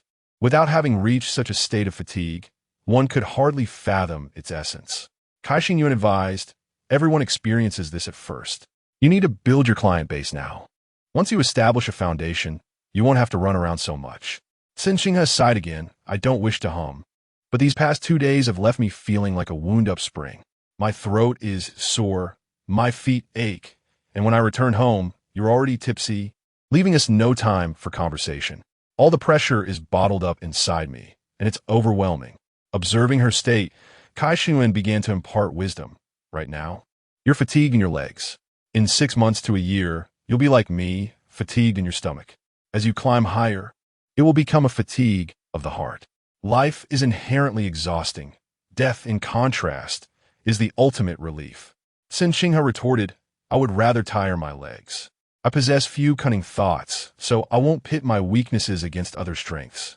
As her words settled, Cai Xinyuan turned to her with a curious look and asked, "So, you're not concerned about competing for the sole official position?" Cen Qinghe blinked, responding calmly, "Is this truly a matter of desire? You should have seen Li Huizi's demeanor that day. It was as if her position was preordained. I've been working tirelessly, yet she hasn't even shown up. What immense confidence she must possess." Cai Xinyuan replied, "You mentioned that her uncle is a senior executive at Shangtian. Just look at Supervisor Zhang's attitude towards her. She must have substantial resources at her disposal. She likely finds it beneath her to work during her time off." Cen Qinghe, massaging her legs, added thus, "The sole position is almost certainly hers. I simply do not wish to be the one at the bottom. As for when I might become a permanent employee, what difference does it make between 1 month and 3? At most, I would miss out on 2 months' base salary." Cai Xinyuan expressed her sentiments, stating, "In this day and age, the notion of relying solely on one's own efforts is utterly futile. 99% of individuals are already at a disadvantage from the very start. The talk of fairness is merely the chatter of those who lack integrity, while the listeners are merely deceiving themselves. Rest assured, with your current performance, you certainly won't be at the bottom." The two continued their conversation as they made their way to the office. While changing in the lounge, they overheard someone remark, "A client just came in and purchased 7 new office buildings in one go, personally attended by Supervisor Zhang." "Really? Whose client is so impressive?" "Li Huizi's." Cen Qinghe and Cai Xinyuan exchanged glances, their eyes reflecting a mixture of expectation and subtle derision. It was precisely as they anticipated, lacking any element of surprise. Once dressed, they stepped outside. Li Huizi descended from the 2nd floor and almost immediately spotted Cen Qinghe, striding over in her high heels. Just as Cen Qinghe was conversing with Cai Xinyuan, a familiar voice interrupted, "I heard you signed quite a few contracts these past few days." Cen Qinghe and Cai Xinyuan turned to see Li Huizi approaching within 2 meters. Her meticulously applied makeup accentuated her striking red lips, which curved into a smirk that was both mocking and enigmatic, her gaze fixed intently on Cen Qinghe. Cen Qinghe genuinely detested those who took advantage of others while feigning innocence. Instinctively, she lifted the corners of her mouth and replied, "It's going reasonably well." Li Huizi stood before Cen Qinghe, observing her closely. "But I heard you only dealt with residential buildings, none of which are particularly valuable. You seem rather worn out. It's as if just 2 days apart has taken a toll on you. Perhaps I should introduce you to some acquaintances and clients?" Cen Qinghe remained unfazed by the early morning negativity, her expression unchanged, though her eyes betrayed clear disdain and provocation as she responded, "That would be rather inappropriate. The people around Director Kong are of a different caliber. I wouldn't be able to handle them. I appreciate your kind offer." Li Huizi was taken aback by Cen Qinghe's bluntness, her expression shifting several times before her smile faded, and she coldly retorted, "Cen Qinghe, what do you mean by that? I'm offering to introduce clients, and you imply I rely on connections?" Feigning surprise, Cen Qinghe glanced at Cai Xinyuan beside her and innocently asked, "Did I say something wrong?" Cai Xinyuan interjected, "Don't misunderstand. She means no harm. She isn't suggesting you rely on connections. Besides, what's wrong with leveraging connections? Director Kong is your uncle by marriage, not ours. We couldn't even tap into that if we wanted to." Cen Qinghe added, "Exactly. Fish seek fish, shrimp seek shrimp. Your business and office buildings doesn't align with our residential sales. Let us each operate in our own sphere to avoid diminishing our standards." The final statement from Cen Qinghe was ambiguous, seemingly belittling her own side's worth in comparison to Li Huizi's. It was clear to all present that Cen Qinghe was mocking Li Huizi for ascending through connections. How lowly. As Cen Qinghe perceived the disdain, both overt and subtle, emanating from Li Huizi, her conviction grew stronger that the rumors circulating within the department originated from Cen herself. After all, aside from her, no one else was privy to the fact that she was the niece of Kong Maizhou. Even if Zhang Peng were aware, he would refrain from divulging such information to others. With a fierce glare directed at Cen Qinghe, Li Huizi radiated palpable anger. In contrast, Cen Qinghe maintained an air of nonchalance, fully aware that in a battle of wits, Li Huizi was no match for her. Cai Xinyuan, standing beside Cen Qinghe, bore a vigilant expression, prepared for any altercation or confrontation that Li Huizi might initiate. 2 against 1. There was no way they would be easily subdued. A voice from the sales floor called for all interns to gather in the break room, as team leader Zhang wished to address everyone. Cen Qinghe promptly shifted her gaze, turning to Cai Xinyuan and saying, "You carry on with your tasks. I shall head to the break room first." Cai Xinyuan nodded in response. "Go ahead." Ignoring Li Huizi, Cen Qinghe turned and made her way to the break room, where several other interns had already assembled, including Zhang Yu. Cen Qinghe positioned herself beside Jin Jiadong, eliciting a quiet resentment from Wu Sini.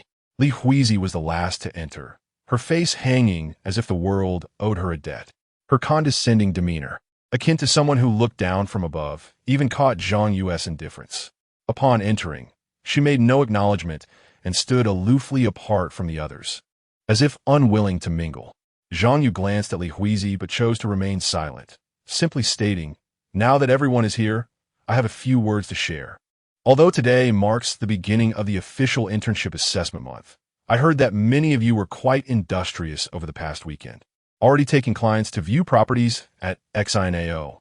For instance, Cen Qinghe managed to secure 5 contracts in just 2 days, a commendable achievement that Supervisor Zhang specifically praised. Upon hearing this, the reactions among the interns varied. Wu Sini cast her eyes downward, rolling them discreetly, while Li Huizi displayed an unmistakable expression of disdain. Jin Jiadong maintained a composed demeanor, and Cen Qinghe was equally unfazed.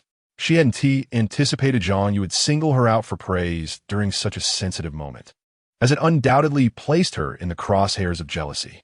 Of course, the performances of others were noteworthy as well, including Li Huizi, who had just secured a significant deal and was also acknowledged by Supervisor Zhang. This mention provided Li Huizi with a slight sense of comfort, though it still irked her. It was clear her contract was of greater value than Cen Qinghe's, yet Zhang Yu chose to emphasize Cen Qinghe's accomplishment instead, which felt distinctly biased. In an instant, Li Huizi's impression of Zhang Yu diminished, and she no longer stood with a respectful demeanor, instead bowing her head to admire her newly manicured crystal nails. Both Cen Qinghe and Zhang Yu observed these actions. The former quietly mocked Li Huizi's arrogance, believing that her supervisor's protection granted her the liberty to disregard the team leader. The latter, however, chose not to directly address Li Huizi. Starting today, the six of you will temporarily work at the Xine AO sales department, where the sales hall will be open to the public. This arrangement will last for a month, at the end of which your total performance will be assessed. The individual with the highest sales will be directly promoted to a formal employee, enjoying all the benefits that come with that status. The final sentence, akin to a mirage in the desert, evokes an irresistible allure, despite the current hardships and exhaustion. The mere mention of formal employment and its accompanying benefits causes even Li Huizi's eyes to sparkle. This temptation is immense and represents a rare opportunity. Deep within, Cen Qinghe understands that Li Huizi possesses a significant advantage, and while she acknowledges this verbally, a tenacious spirit within her continues to urge her to strive relentlessly. After all, relying on connections may yield temporary results, but true strength sustains a lifetime. Cai Xingyuan's words ring true. A client base is built over time.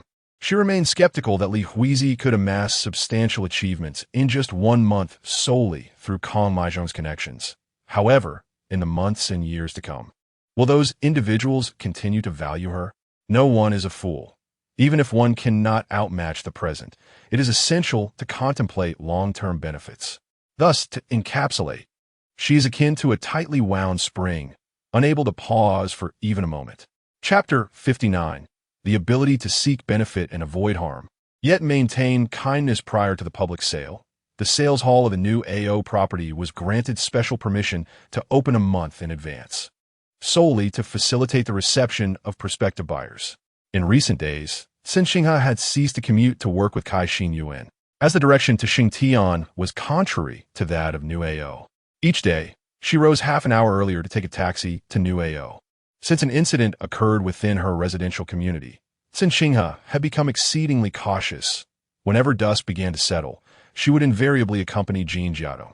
Furthermore, the newly appointed security personnel in the community proved to be far more reliable than their predecessors, conducting diligent patrols and maintaining strict vigilance.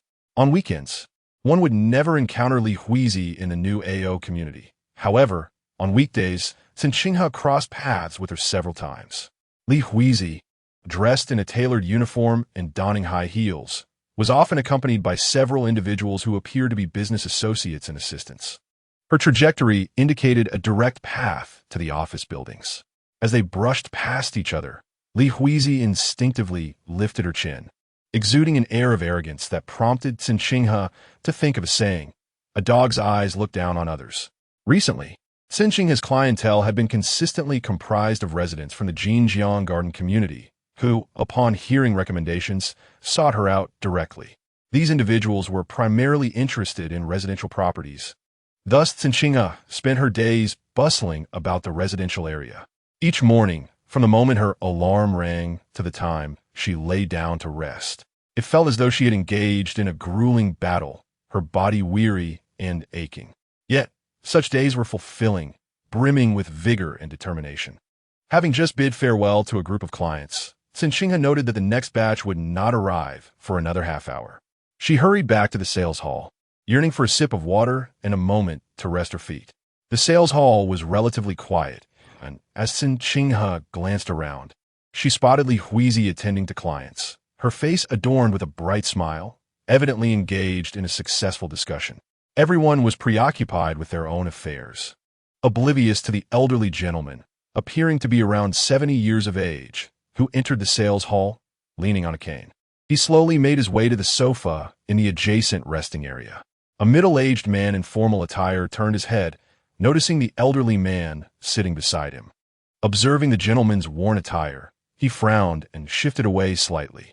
Li Huizi followed the man's gaze towards the elderly figure. She noticed the old man wore black cloth shoes, thin-soled and easily dusted, giving him a somewhat disheveled appearance.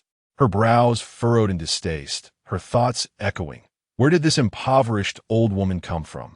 At that moment, the elderly man raised his gaze towards Li Huizi and, leaning on his cane, said, "Young lady, could you please pour me a glass of water?" Li Huizi nearly let out a cold laugh. Did he take her for a waitress? With clients nearby, she refrained from voicing her disdain, but remained unmoving, merely parting her lips to respond with an icy tone. The water dispenser is over there. You can serve yourself. With that, she averted her gaze, turning her back to the old man. Sitting on the sofa, the elderly man was visibly perspiring, appearing somewhat feeble. He attempted to rise with the aid of his cane, but suddenly a figure appeared before him, extending a glass of water. Cen Qinghe smiled warmly and said, "Grandmother, please have a glass of water." The elderly woman lifted her gaze toward Cen Qinghe, who returned her look with a gentle smile. She resumed her seat, accepted the water cup, and nodded appreciatively, expressing her gratitude. Upon hearing this, Li Huizi turned to see Cen Qinghe and couldn't help but shoot her a glare. The elderly lady drank the entire cup in one go, prompting Cen Qinghe to ask, "Grandma, would you like me to pour you another cup?"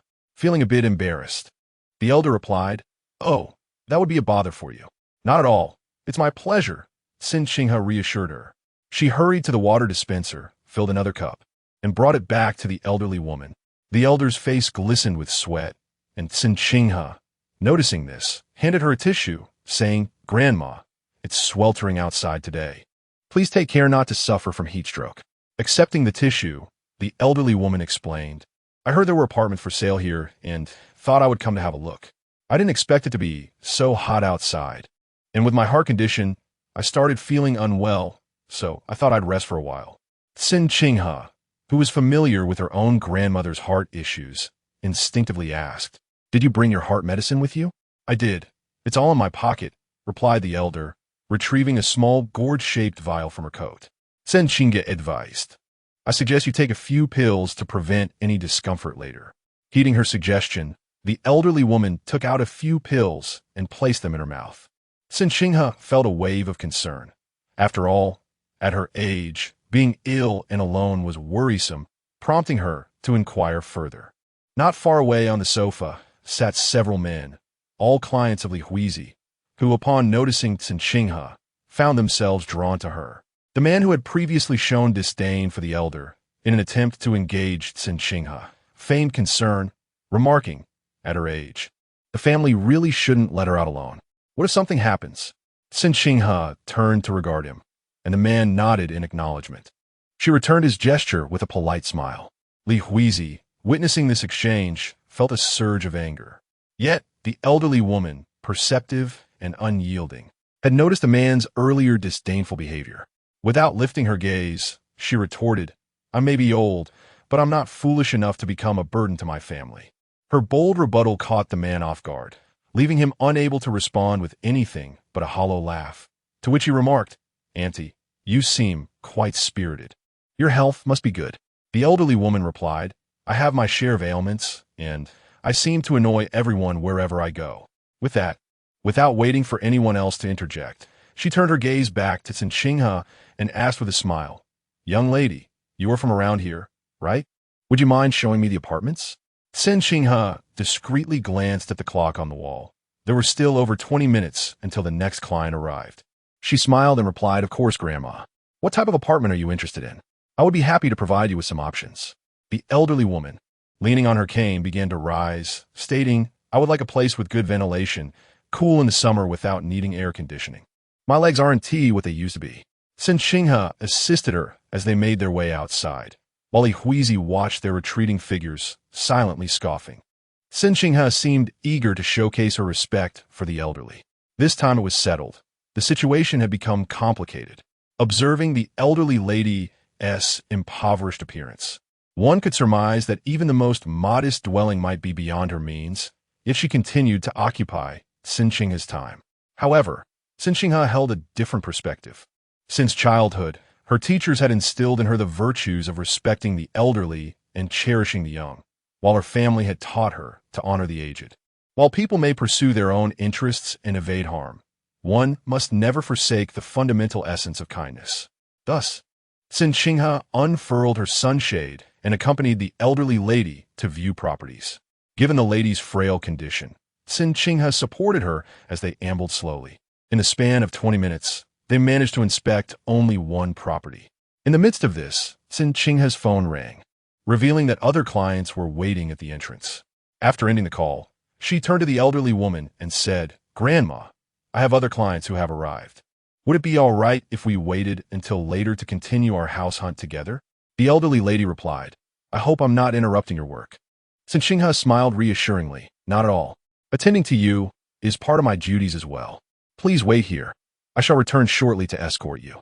After ensuring the elderly lady was settled, Cen Qinghe descended in the elevator.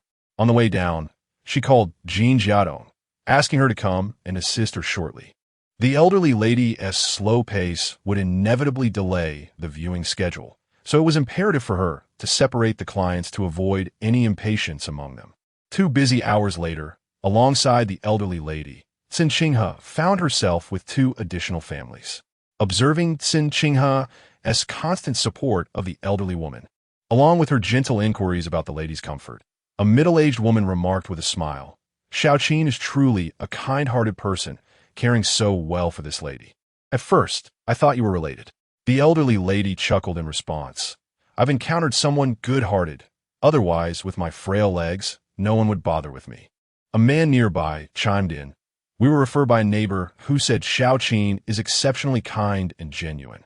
Many people in our neighborhood have purchased homes through her." The elderly lady held Cen Qinghe's hand, continuously praising her in front of others. Cen Qinghe laughed, saying, "Grandma, your compliments are making me blush." The woman then said, "Considering how much we're praising you, could you perhaps offer a discount? I'm quite interested in that property we just viewed."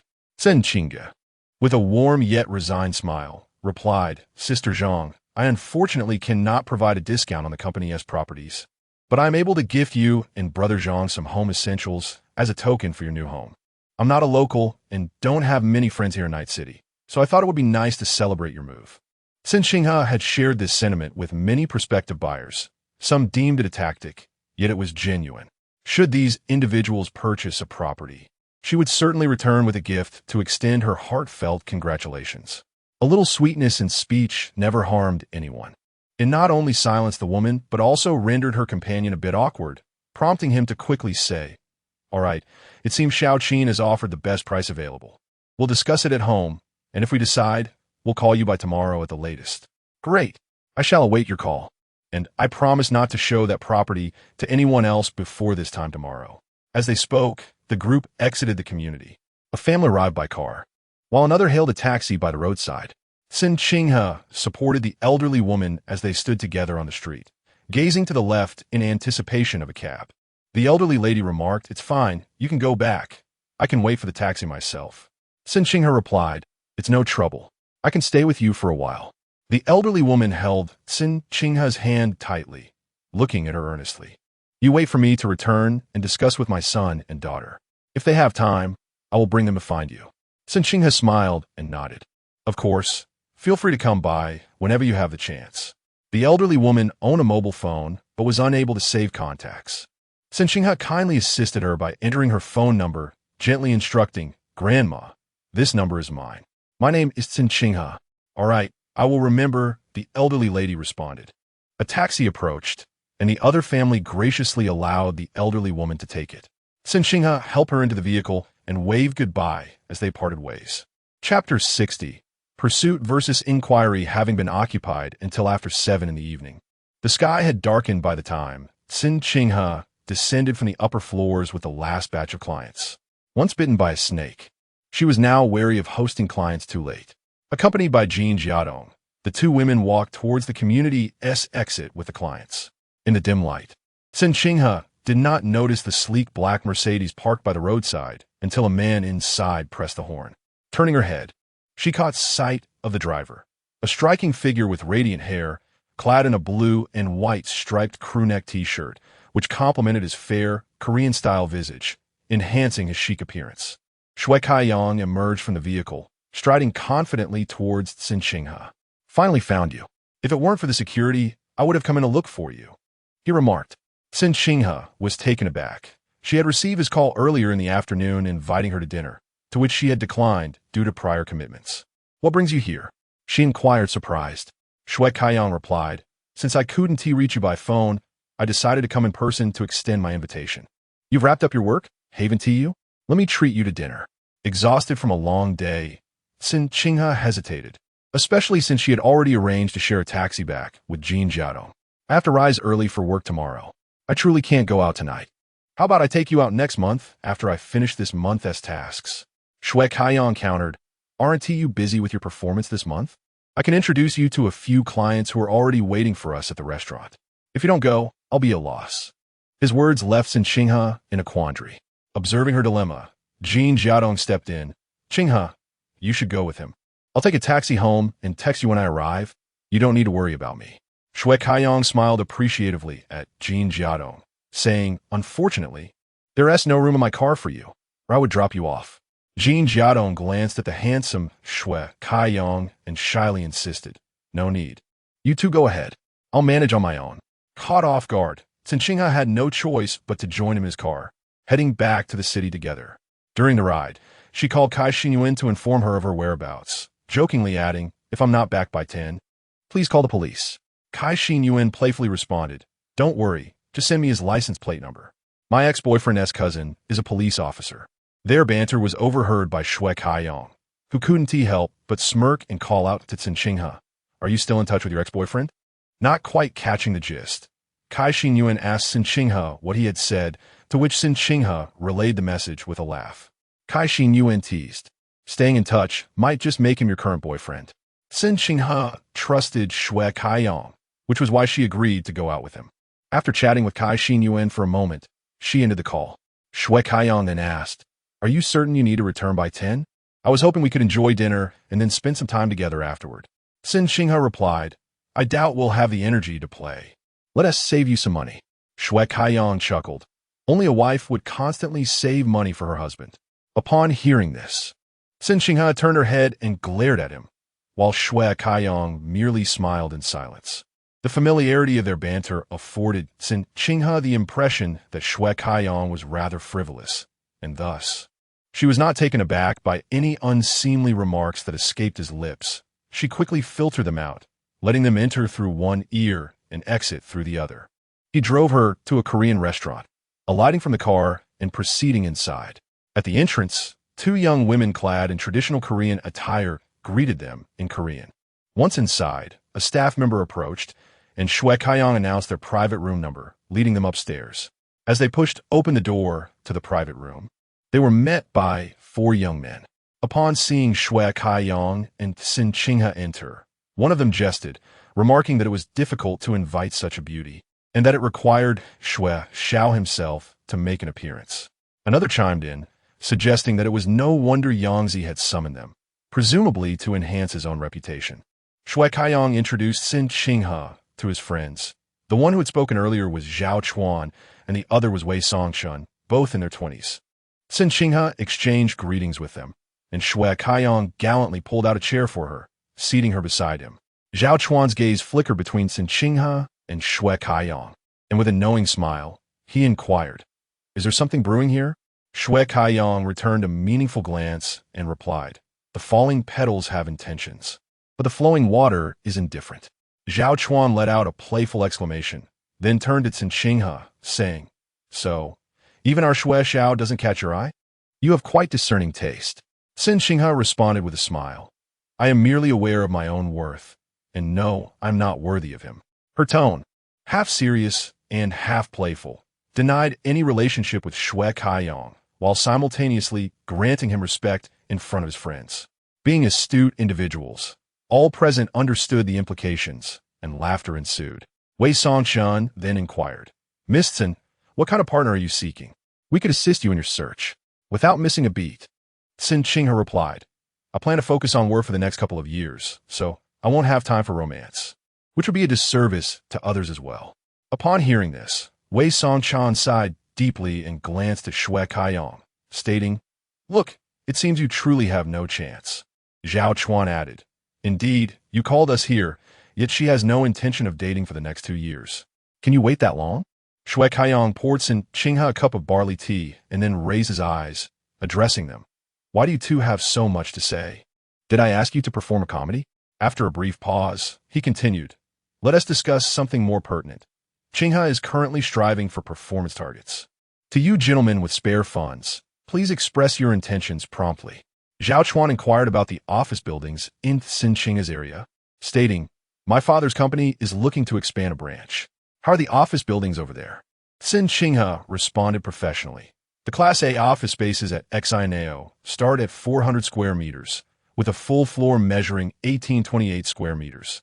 Currently, they are available for sale only during the pre-sale period, with prices for the fully renovated units ranging from 42,000 to 52,000 per square meter.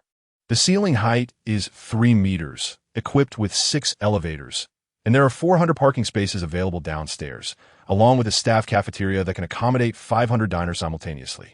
Additionally, during the pre-sale period, a 3% discount on the down payment is offered. Zhao Chuan nodded and promptly said, "When are you free? I shall have someone come over to take a look." Cen Qinghe replied, "I have been in Xinao recently. Let me know when it is convenient for you, and I will prepare accordingly." Zhao Chuan responded, "Very well. Please give me your phone number later. I shall call you back." Just as Cen Qinghe agreed, Shui Kaiyang interjected, "You need not seek her out. Just contact me, and I will accompany you." Upon hearing this, Zhao Chuan chuckled. "What is this? Are you guarding your territory?" Shui Kaiyang nonchalantly replied, "I have nothing pressing to attend to, so I might as well join you and check it out. Just reach out to me, and I will coordinate with Qinghe." Zhao Chuan playfully teased Shui Kaiyang. "You've had enough. She has clearly turned you down.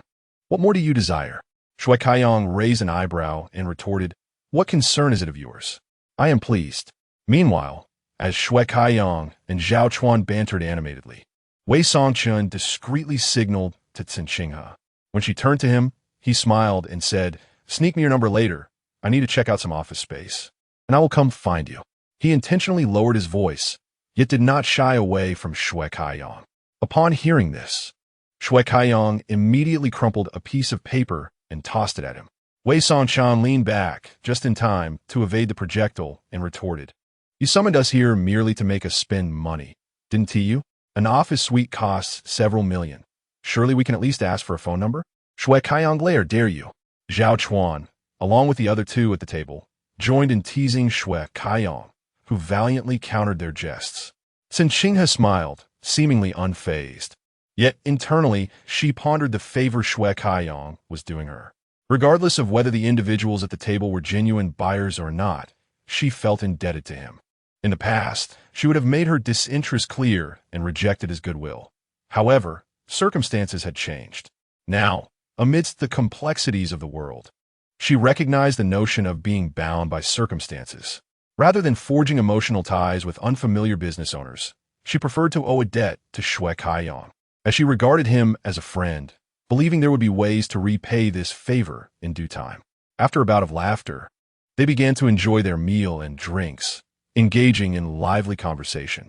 Cen Qinghe treated Shui Kaiyang as a friend and naturally extended the same regard to his companions. As they were all young, the topics flowed freely, accompanied by continuous laughter. During a brief intermission when Cen Qinghe went to the restroom, she emerged from the stall and headed towards the sink when the door opposite swung open, revealing 3 stylishly dressed young women. The one in the center, with blonde hair and red lips, donned a tight-fitting black miniskirt and knee-high strappy heels. It was none other than Su Yan. As Su Yan sauntered in, her eyes suddenly met Cen Qinghe's. After a moment of surprise, Cen Qinghe nodded in acknowledgement. She stepped towards the exit, but as she brushed past Su Yan, she abruptly heard her command, "Stop." Instinctively, Cen Qinghe halted, turning her head to look at Su Yan. Merely those 2 words, though uttered softly, carried an unmistakable tone of command. A flicker of suspicion and a subtle wariness ignited in Cen Qinghe's eyes as she regarded Su Yan, awaiting her next utterance. Su Yan, alongside 2 other women, directed their scrutinizing gazes towards Cen Qinghe. Discomfort surged within Cen Qinghe at this invasive attention. Nonetheless, she maintained a facade of civility, inquiring, "Is there something you need?" Su Yan, fixated on Cen Qinghe's eyes, received a steady gaze in return. It was evident that Su Yan had indulged in a considerable amount of alcohol, as the scent wafting from her, even at a distance of over a meter, was potent, and her eyes exhibited a slight haze. After a few seconds of appraisal, Su Yin parted her crimson lips to pose a counter-question. Why do you keep calling my boyfriend if you have nothing else to do? Chapter 61. The heart is an enigma. Why do you keep calling my boyfriend if you have nothing better to do? Upon uttering these words, Su Yin genuinely caught Cen Qinghe off guard, leaving her astonished and taken aback. The glaring, disapproving gazes of the two women accompanying Su Yin only heightened Cen Qinghe's discomfort, making her feel as though she were pricked by thorns. With her eyes slightly widened in disbelief, Cen Qinghe paused for a few seconds before instinctively replying. I haven't been calling your boyfriend constantly. Su Yin scoffed derisively, retorting, I heard it with my own ears, and you still dare to deny it. Last Saturday night, didn't you call Shang Shaocheng? The more Su Yin spoke, the more agitated she became, recalling the scene where Shang Shaocheng rushed out upon receiving Cen Qinghe's call, leaving her waiting foolishly for 2 hours at the hot pot restaurant, only for him to stand her up. Their subsequent argument and his cold demeanor towards her only aggravated the situation. If it were not for Cen Qinghe's interference, how could her budding relationship with Shang Shaocheng have soured so quickly? Prompted by Su Yin's words, Cen Qinghe finally recollected the incident and attempted to explain. I had a bit of a situation that day, and I just happened to call Shang Shaocheng before she could finish her sentence. Su Yin coldly interrupted, just happened? Where does that much happenstance come from? Do you only have a handful of contacts in your phone? Cen Qinghe genuinely wished to inform Su Yin that her phone indeed contained only a few numbers. However, voicing this sentiment would likely exacerbate the situation, making it seem as if she were deliberately provoking her. Cen Qinghe had no intention of entangling herself in any personal relationship with Shang Shaocheng, nor did she wish to meddle in his romantic affairs.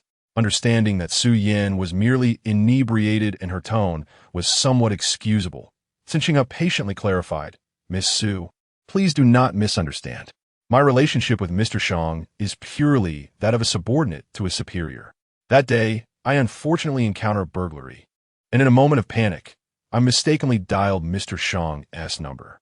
He came to my aid not only out of kindness, but also because I am his subordinate, and should any mishap occur during work hours, he would bear some responsibility. Initially, Cen Qinghe felt touched by Shang Shaocheng's swift response to the emergency. However, upon further reflection, she realized it was rather narcissistic to assume he had rushed to her aid out of affection. He was a businessman, after all, guided by self-interest.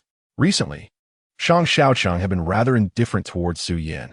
Whenever she called, he would claim to be busy, and even when they occasionally met, he would leave shortly after their meal, never staying over at her place or inviting her to his home. This pattern of interaction instilled a profound sense of unease within her. Thus, she had called her friends out for drinks, indulging perhaps a bit too much in her frustrations, only to unexpectedly encounter Cen Qinghe. In that moment of anger, Su Yin had acted impulsively, but witnessing Cen Qinghe's calm demeanor now tempered her fury considerably. Though she still harbored suspicions about the relationship between Cen Qinghe and Shang Shaocheng, the moment of clarity made her fear that Cen Qinghe might exaggerate today's events to Shang Shaocheng. When he had pursued her, he had indeed showered her with sweet words, but his wrath could be genuinely terrifying. Su Yin, not yet having had enough time with Shang Shaocheng, was reluctant to play with fire. In a quiet attempt to regulate her breathing, she observed Cen Qinghe, who was clad in professional attire, and softened her tone first.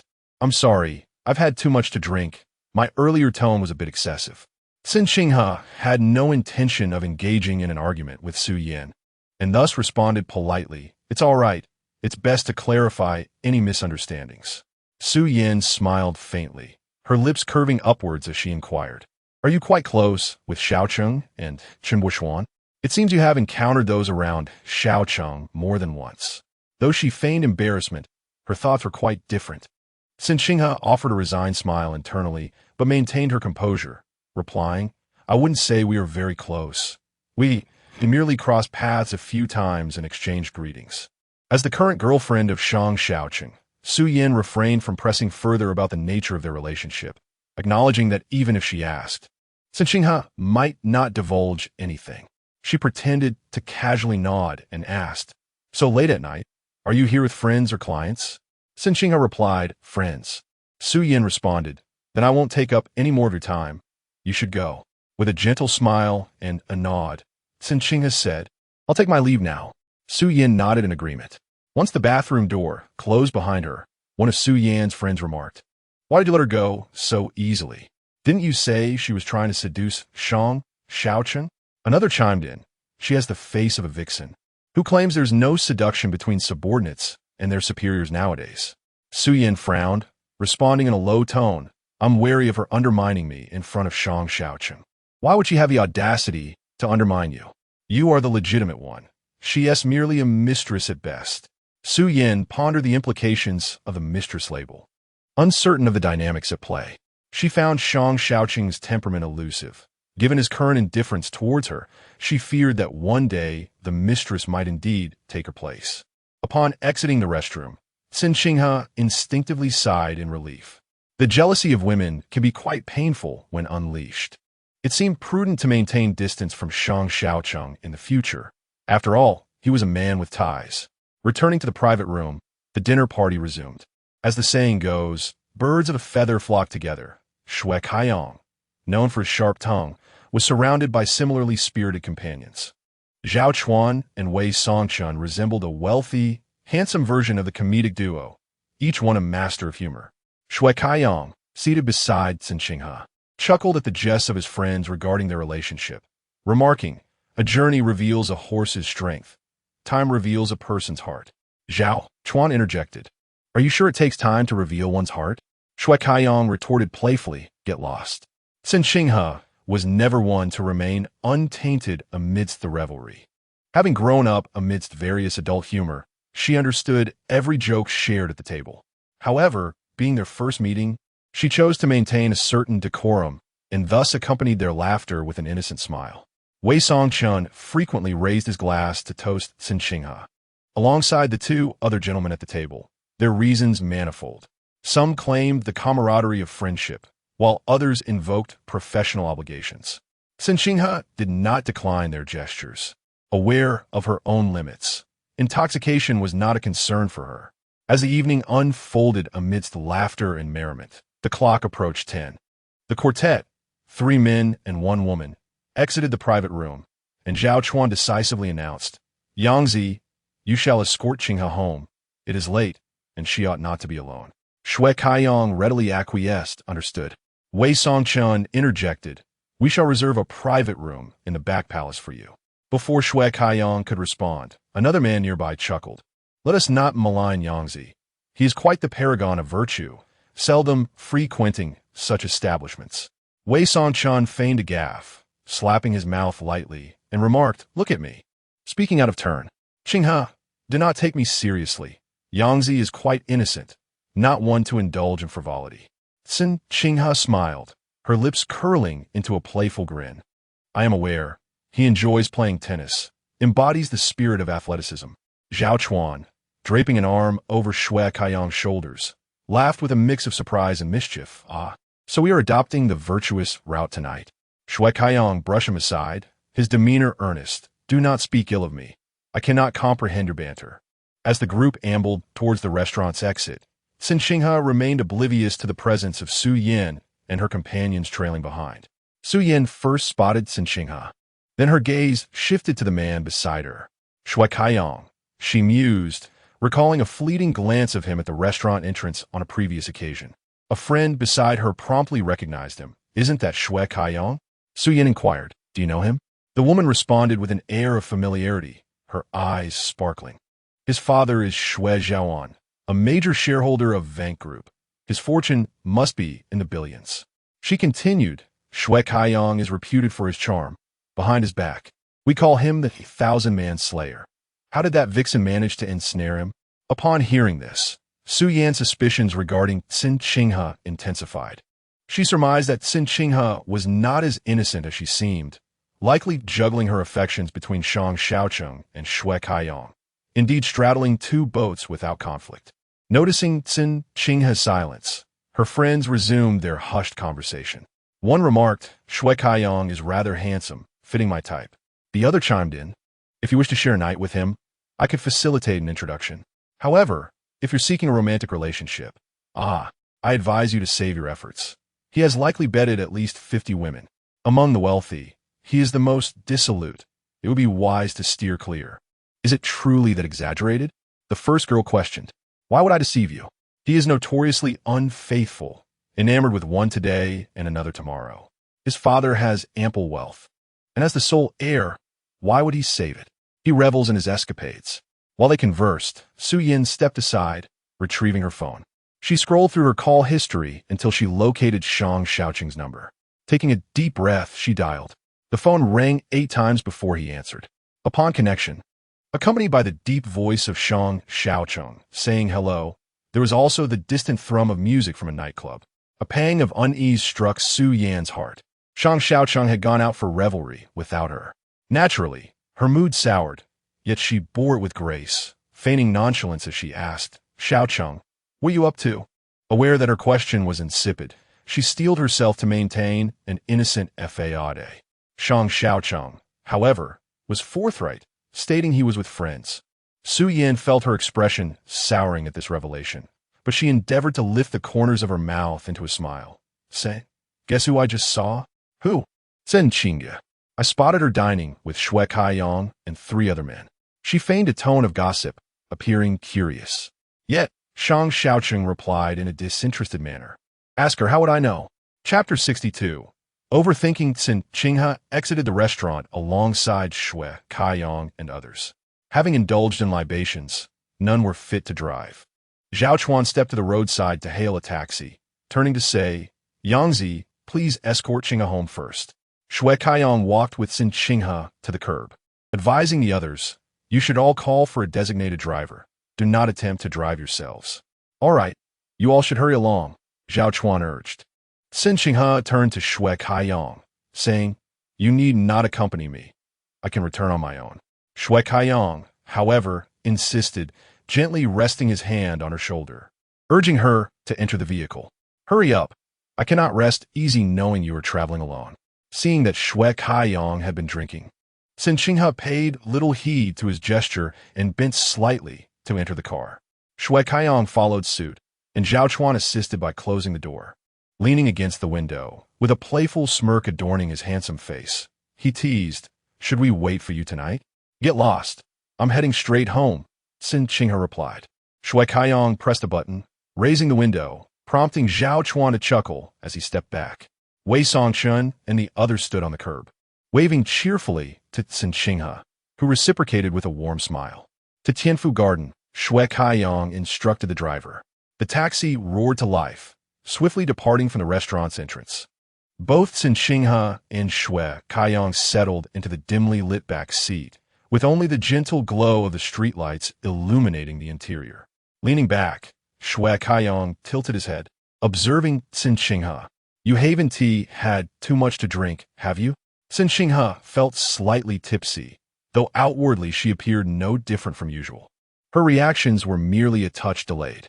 Sensing his gaze, she turned her head slightly and replied, not at all.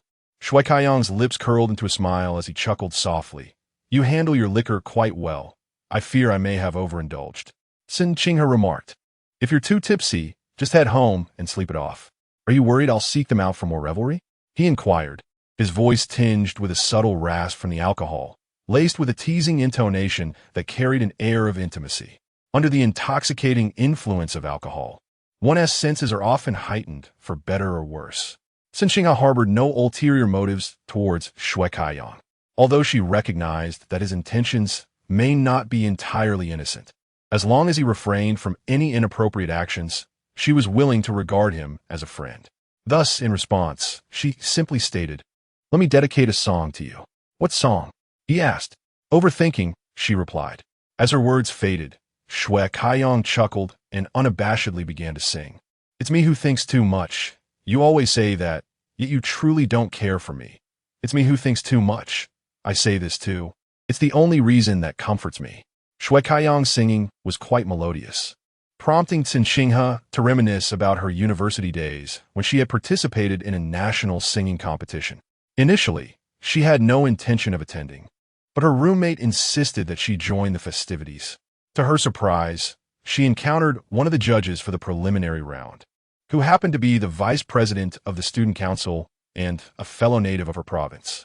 After she finished her performance and left, she received a text message that read, "I was the judge sitting directly opposite you. I noticed from your information that you are from Anling City, and I am from Dansheng. We are fellow townsfolk. Junior, you have passed the preliminary round. Please come to the school auditorium at 6 this evening for the finals." He also introduced himself, but Cen Qinghe had long forgotten his name. The only thing she recalled was her roommate teasing her, saying, "Oh my, the senior is making a move. I must tell Xiao Rue about this. You sang a song and still managed to attract attention." At that moment, Cen Qinghe was so focused on her singing that she didn't pay much attention to the audience below and thus couldn't recall the senior's appearance. However, out of courtesy, she replied, "Thank you, senior." With the support of a senior who was the vice president of the student council, Cen Qinghe smoothly advanced to the finals. What left a lasting impression on her was that the finals were scheduled for the very next morning after the preliminaries. Upon receiving the notification, she was utterly bewildered. Wasn't this a national college singing competition? Why was the preparation time so rushed? Hadn't she spent years without memorizing a single song's lyrics entirely? For both the preliminaries and the semifinals, she had relied on her notes, but before the finals, the senior specifically messaged her, cautioning that she could not bring her lyrics on stage. Due to the time constraints, Cen Qinghe, in a moment of panic, chose a song typically sung by males. Thinking too much to perform, she preferred singing male songs as her vocal range was lower, comfortably fitting within the contralto range. As she looked out over the thousands of attendees in the school auditorium before her turn, her mind went blank, desperately clutching a small piece of paper, repeatedly rehearsing the lyrics in her head. She was the third to perform. The first two, one male and one female, sang classical and popular songs with remarkable professionalism. Cen Qinghe contemplated bowing out, but alas, the final list had already been submitted to the judges, making any alterations impossible. With no choice but to proceed, she would forever remember the sheer awkwardness of that day. Her entire class had come, along with Xiao Rue and his roommates, and unbeknownst to her, someone had orchestrated a cruel prank, surprising her with a massive red banner that boldly proclaimed, "Cen Qinghe, the next diva." Was this a joke orchestrated by a clown? Standing on stage, she felt as though she could vanish at any moment. The audience's murmurs and laughter echoed clearly, heightening her anxiety. Already nervous, combined with the antics of her friends, when the music began, Cen Qinghe swore to the heavens that she couldn't even remember her own name, let alone the lyrics. The first few lines came out through gritted teeth, each note filled with trepidation about whether she could recall the next line. In truth, she couldn't. She struggled to remember how Shui Kaiyang had just sung that segment. "It is merely my overthinking, a sentiment you often express. Yet the truth remains that you do not genuinely care for me. It is indeed my excessive contemplation, and you ought not to say such things. Even should you assert otherwise, I remain unchanged. I am simply who I am." Cen Qinghe, when she fancies a song but cannot recall the lyrics, often resorts to singing haphazardly. On that occasion, amidst a throng of several thousand spectators, she found herself inexplicably emboldened, her mind a blank canvas, and she sang with abandon. Fortunately, the stage lights shone brightly, and she deliberately averted her gaze from the audience's reactions, bravely completing the song before retreating backstage, her heart pounding against the wall. Unsurprisingly, she was not chosen to represent her school in the forthcoming national competition. In fact, her score placed her third from the bottom. This incident stands as one of the top 5 most embarrassing moments in her 20-plus years of life. Subsequently, a senior thoughtfully sent her a message of consolation, implying he had done his utmost, awarding her the highest possible score, yet lamenting her missteps with the lyrics while the other school officials listened. Standing backstage with her phone in hand, she noticed other contestants nearby, their expressions a mix of amusement and pity, creating a scene both awkward and mortifying. Latia, Xiaohui, clad in a simple white t-shirt and light blue ripped jeans, approached her backstage bearing a bouquet of white flowers, enveloping her in a large, warm embrace. The scent of ice cream filled her nostrils, and upon glancing down, she realized the bouquet was crafted from gardenias. She inquired, "Where did you acquire these?" "There are no flower shops near the school." Xiao Rue replied nonchalantly. I picked them beneath the girls' dormitory. Our dorm matron must be experiencing menopause, as she chased us all over the street. Those in the know understand we merely sought a few blooms. Those unaware would assume we were after the girls' undergarments. To this day, Cen Qinghe vividly recalls the embarrassment of forgetting the lyrics while singing on stage years ago, as well as the scene of her roommate covering for her, allowing her to sneak the gardenia bouquet into their dormitory. Whether it was the shame of facing the alumni or the anxiety of evading the dorm matron, those familiar moments replay in her mind as if they had occurred only yesterday. As their taxi halted at a red light, Shue Kaiyang noticed Cen Qinghe gazing out the window, a posture she had maintained for an extended period. He observed the gentle curve of her profile and softly inquired, "What occupies your thoughts?" Cen Qinghe blinked lightly, her consciousness transitioning from distant memories back to the present. Yet she did not turn to face him, simply responding, "You sang quite well." Shue Kaiyang chuckled and remarked, "It is indeed a rare delight to hear you commend me." Cen Qinghe retorted, "Do not act as if I am particularly harsh towards you." Shue Kaiyang countered, "Yet you are indeed unkind to me. Whenever I call, you claim to be unavailable. Had I not come to intercept you tonight, you would have remained indoors. I am left perplexed. Do I possess an unsightly appearance, or have I somehow offended you? Why is it so challenging to treat you to a meal?" Cen Qinghe responded with an unwavering tone, "This month, I am genuinely occupied. However, I shall treat you to dinner at the beginning of next month." Upon hearing this, Shue Kaiyang's voice took on a slightly dissatisfied tone. "See, the moment I broach this subject, you immediately respond in this manner. Am I so desperate for your company? Could you perhaps infuse a touch of emotion into this, rather than rendering it so formulaic?" The driver in front, eavesdropping on a conversation between Cen Qinghe and Shue Kaiyang, couldn't help but sneak a glance at them through the rearview mirror. Cen Qinghe, catching a glimpse of this, felt a wave of embarrassment wash over her. Not wishing to engage in a verbal spar with Shue Kaiyang in the confines of the car, she chose silence instead. The journey from the dining establishment to Tianfu Garden would typically take 20 minutes without traffic. However, with congestion and red lights, it could stretch to half an hour.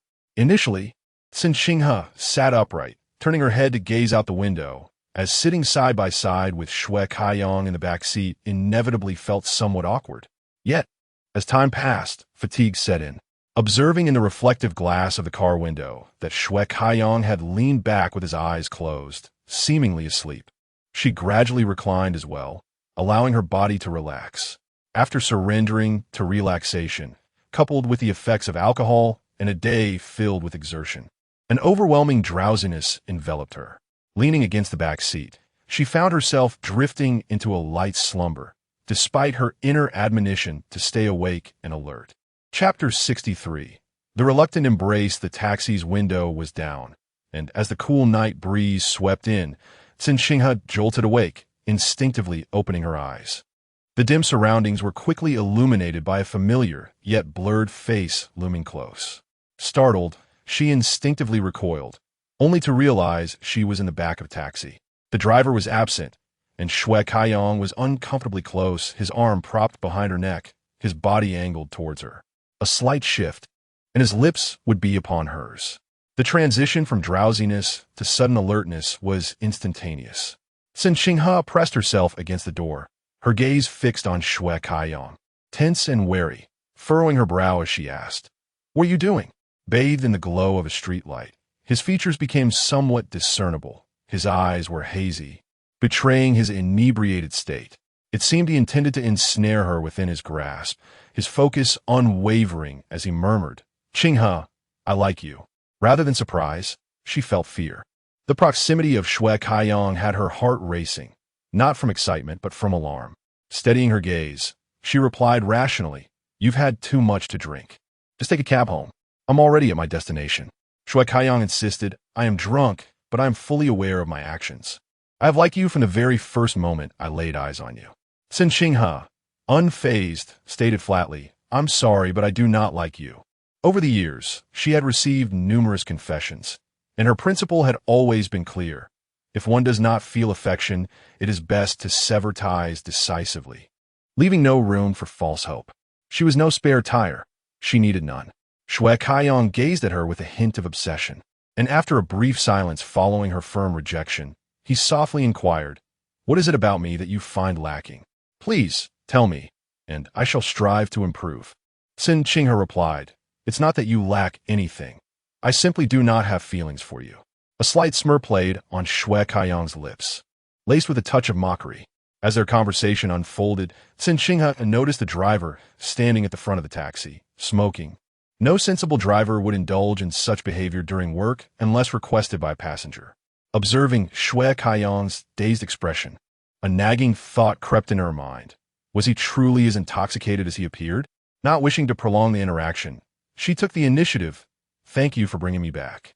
I'll treat you to dinner next month. Goodbye." With that, she reached for the door handle. However, Shue Kaiyong suddenly wrapped an arm around her head and tugged at her arm, pulling her back into his embrace. Caught off guard by his boldness, she hadn't anticipated such a move, nor did she expect him to dare it. In an unexpected turn, her face was turned toward him before she could even protest, and his head descended. Her lips, poised to speak, were silenced by the softness of his. Shue Kaiyong possessed an overwhelming strength, rendering any resistance from Cen Qinghe futile as he forcefully pinned her into the corner of the taxi's back seat, his tongue intruding with a commanding assertiveness. Cen Qinghe's eyes widened in shock as she desperately pushed against him, but the man's strength was insurmountable, only compelling him to press closer. The unfamiliar softness and slickness in her mouth audaciously scraped against the interior of her cheeks, the air saturated with the scent of alcohol mingled with a faint, enigmatic fragrance emanating from him. It felt akin to a scene from a novel or drama, where one might inadvertently engage in a bizarre act of tongue-biting. In reality, no one would willingly bite the tongue of a stranger, always eager to escape such a predicament. Amidst the chaos, one of Cen Qinghe's hands found its way to Shue Kaiyong's neck, her fingers curling mercilessly as if wielding the legendary 9-in white bone claw, digging directly into his throat. That area is the most vulnerable part of the human body. Even a robust man could be rendered defenseless with a well-placed grip.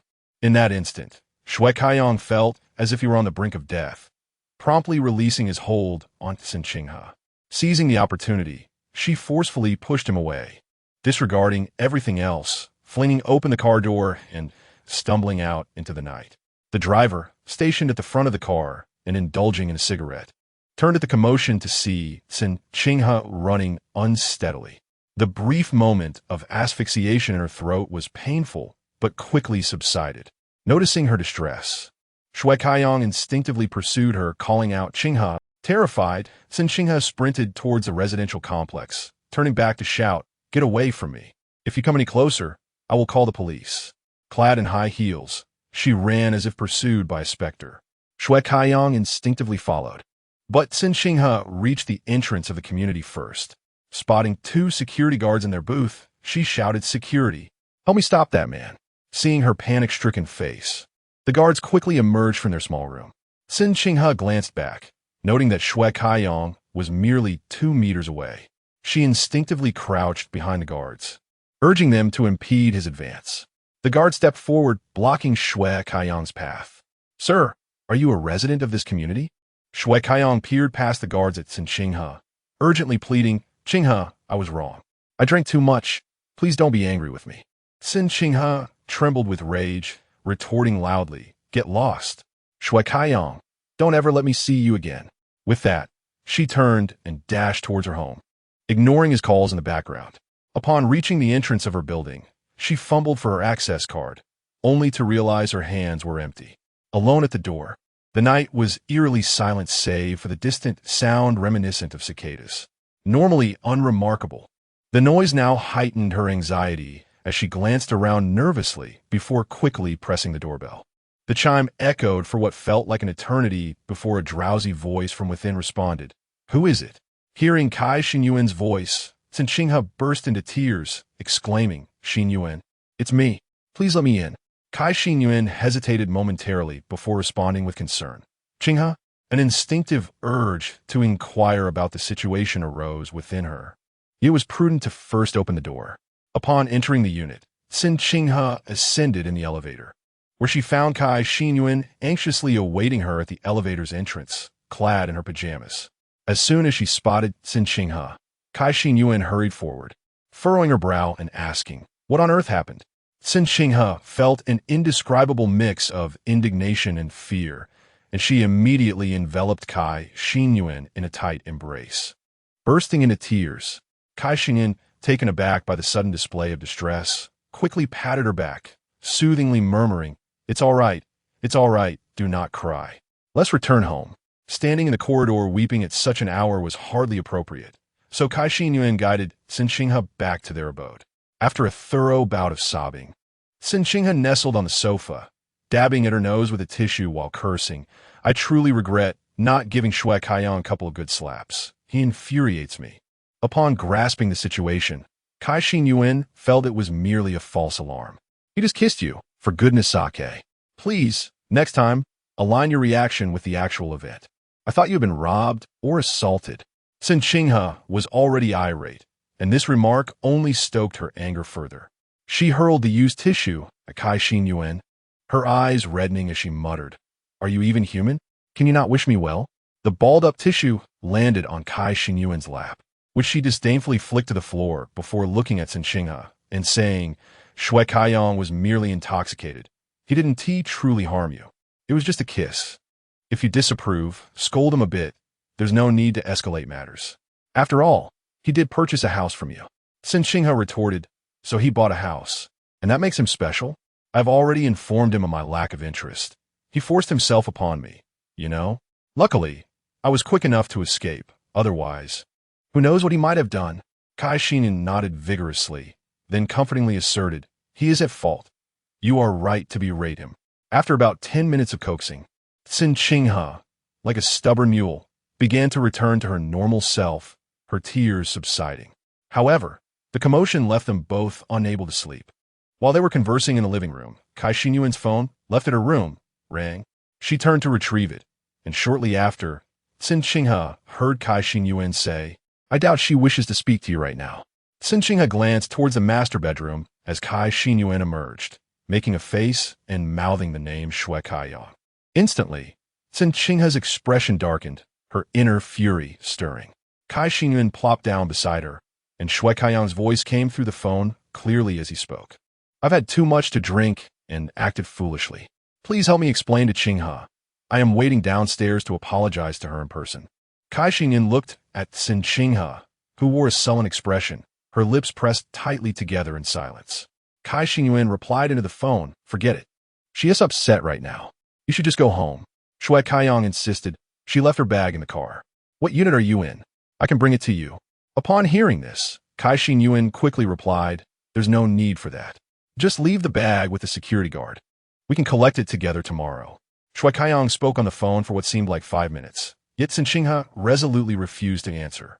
Eventually, Cai Xinyuan had no choice but to end the call. Observing Shui Kaiyang's anxious demeanor, Cai Xinyuan remarked, "It appears you've truly ensnared him." Leaning back on the sofa, she looked at Cen Qinghe with keen interest. Cen Qinghe responded with evident disdain, "I don't wish to lay eyes on him at all." Cai Xinyuan chuckled, "But he yearns to see you. Men are rather shameless. The more you avoid him and show disinterest, the more eager he becomes. I wager that Shui Kaiyang will not easily let you go. Tonight's incident has indeed struck a nerve with Cen Qinghe. He believes that, by playing the role of an overbearing CEO, he can win her over. She is not swayed by his tactics. She is as obstinate as a mule. If he attempts to confront her forcefully, she will ensure he understands what true firmness entails." Chapter 64. To have integrity or to live. The following morning, as Cen Qinghe descended the stairs, she retrieved her bag from the concierge. The first thing she did was pull out her phone, having developed a professional habit of fearing the missed calls from clients. Numerous missed calls awaited her, some from saved numbers and others from unfamiliar ones. Among them were unread messages from Shui Kaiyang. Cen Qinghe felt a surge of irritation as she briefly glanced at them. They were nothing but insipid apologies, which she promptly deleted to avoid spoiling her mood. Taking a taxi to Xinao, she encountered Jin Jiantong in the sales hall. Jin Jiantong immediately noticed the slight swelling around Cen Qinghe's eyes and inquired with surprise, "What happened to you?" Cen Qinghe replied with a faint smile, just a bit of discomfort in my eyes. I applied some eye drops. Cen Qinghe, satisfied with the explanation, offered a few words of concern before the workday commenced, and both became engrossed in attending to clients. Cen Qinghe had arranged her first batch of clients for 8 o'clock. Once they arrived, she led them into the community to view available properties. Along the way, she crossed paths with Wu Xini, who was also accompanied by several individuals. It was evident that the clients from both groups were acquainted, all hailing from the same neighborhood. Cen Qinghe scrutinized Wu Xini, who, feeling guilty, averted her gaze. Yet, her thoughts were consumed by AI Weiwei's words. Everyone should rely on their own abilities. Cen Qinghe had long realized this matter could not be concealed. After all, with so many residents from the same community coming to purchase homes, it was only logical that inquiries would arise. She simply detested individuals like Wu Xini, who believed that any assistance rendered to her was an obligation, while any lack of it rendered one an enemy. Such a self-centered mentality, nurtured by whom, she wondered. After a brief exchange between the clients, they proceeded to view the properties. During this time, one of the clients received a phone call. As Cen Qinghe was busy providing an overview of the properties to others, she did not catch the details. Once the call concluded, the individual turned to her and said, "Shaocheng, I have a friend who wishes to come by and view some homes. I told her to come directly. Is that all right?" Cen Qinghe smiled and responded, "Of course, she'll be able to find her way here, right?" "Absolutely. She is already in the community." After hearing this, Cen Qinghe sensed something amiss. Sure enough, when the client's so-called friend arrived, she recognized her as one of the clients Wu Xini had just brought. The woman approached with a smile, saying, "You must be Shaocheng. I've heard many neighbors have purchased new homes from you, and I trust you, so I came here." Cen Qinghe could already envision Wu Xini's reaction later, but at that moment, she had no grounds for refusal and could only warmly welcome her. Her name had begun to gain a certain credibility within the Jinjiang garden community. Word of mouth had led many to seek her out for their home purchases. After showing this batch of clients several new properties, 2 of them decided on the spot to make a purchase, including the female client who had switched from Wu Xini.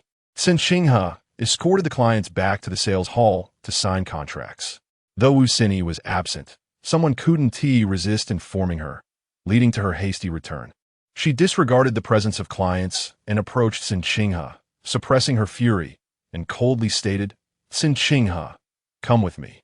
Cen Qinghe glanced at the client beside her, who was preparing to sign a contract, and calmly said, "Please wait for me a moment." Wu Xini replied, "I have urgent matters." Cen Qinghe was well aware of her intentions.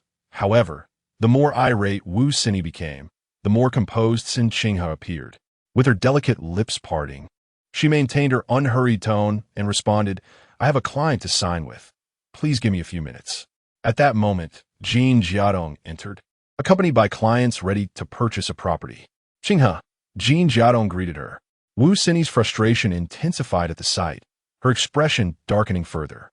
Cen Qinghe, apprehensive of Wu Xini's impulsiveness, feared a confrontation in front of the clients, while Wu Xini seemed unbothered by the prospect of embarrassment. Cen Qinghe was concerned about the potential impact on the client's mood. Thus, she addressed Cen Jiadong. "I have 2 clients to sign with. Could you assist me? I need to step out with Wu Xini for a moment." Cen Jiadong observed the furious Wu Xini before replying, "Go ahead. I'll keep an eye on things." Cen Qinghe turned to Wu Xini and said, "Let's go." Wu Xini headed toward the restroom, with Cen Qinghe steadily following behind. Once inside and the door closed, Cen Qinghe's demeanor shifted, her tone now unfriendly. "What do you want from me?" Wu Xini was taken aback by Cen Qinghe's duality.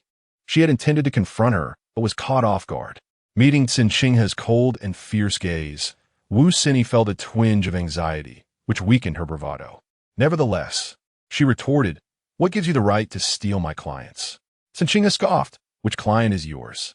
Wu Xini's anger flared anew as she raised her brow.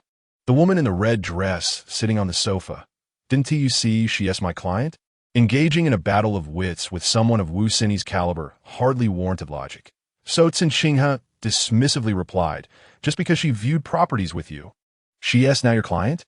By your reasoning, if I clandestinely approach clients at Jinjiang Garden, they would all be mine." Wu Xini, Realizing Cen Qinghe had pierced through her flimsy argument, struggled to maintain her composure, and retorted aggressively.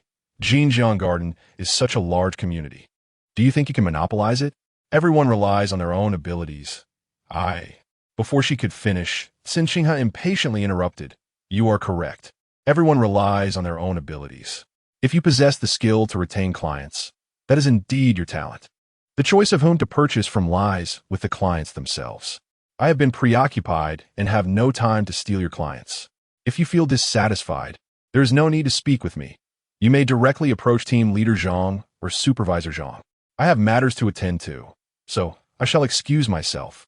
With that, without waiting for Wu Xinye's response, Cen Qinghe opened the restroom door. Just outside, a few colleagues stood with peculiar expressions, clearly having eavesdropped on the conversation. Cen Qinghe walked out with an air of indifference, her gaze unwavering. In contrast, Wu Xinye found herself in an awkward predicament, feeling increasingly resentful towards Cen Qinghe for her failed attempts. Upon reaching the lounge area, Cen Qinghe approached a client with a warm smile, inquiring, "Is everything proceeding smoothly?" Jin Jiadong replied, "All the necessary procedures have been completed. We can commence renovations once autumn arrives." After signing the contract, the client expressed gratitude, saying, "Thank you for your assistance today, Shaocheng." Cen Qinghe responded with a smile, "Not at all. It's my pleasure. Your satisfaction is what matters." Engaging with clients was second nature to Cen Qinghe, who excelled in interpersonal communication.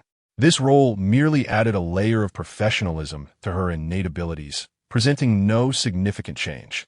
After escorting the clients to their vehicle and bidding them farewell with a smile, her phone rang with an unfamiliar number. Upon answering, she politely greeted, "Hello. This is Cen Qinghe. Qinghe, do you have a moment?" A slightly familiar male voice inquired, addressing her by name. Cen Qinghe could not immediately place him and replied with a hint of confusion, "I'm sorry. I don't have your number saved. May I ask who this is?" The man responded with a light-hearted tone, "Am I really so forgettable?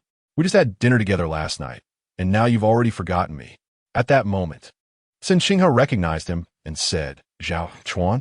Zhao Chuan chuckled, "I'm relieved you didn't mistake me for someone else. That would have been more embarrassing." The mention of Zhao Chuan inevitably brought to mind Shui Kaiyang and the unwelcome kiss from the previous night, stirring a mix of emotions within Cen Qinghe: surprise, annoyance, and finally, a sense of rationality. In a composed manner, she remarked, "Zhao Chuan, if you're only reaching out to me because of Shui Kaiyang, I appreciate the sentiment, but let us leave it at that." Taken aback by her cool demeanor, Zhao Chuan asked what's wrong. Uncertain if Zhao Chuan was aware of the previous night's events, she maintained her tone, "I'm focused on achieving my targets, and I have no desire to owe Shui Kaiyang anything, so let us drop it." Wait, just hold on. I'll be there shortly. Let us discuss this when I arrive," he insisted before hanging up. Leaving Cen Qinghe standing at the entrance of the sales hall, her thoughts in turmoil. She recalled Kai Xinyuan's earlier words, which echoed in her mind. Shui Kaiyang is interested in you now and will surely present some sincerity. Don't foolishly reject him. This isn't high school, where a refusal merely costs you a toy. This is about real money and performance. Given your current situation, you cannot afford to let pride dictate your choices. Had this conversation occurred 2 years prior, or even before she entered the workforce, Cen Qinghe would have retorted without hesitation. Yet now, immersed in her present circumstances, she recognized the wisdom in Kai Xinyuan's advice. Continuing to harbor resentment towards Shui Kaiyang, even disregarding the face of his friends, equates to rejecting the substantial achievements that come effortlessly to her. Yet, should she accept this opportunity, it would inevitably require her to forgive Shui Kaiyang.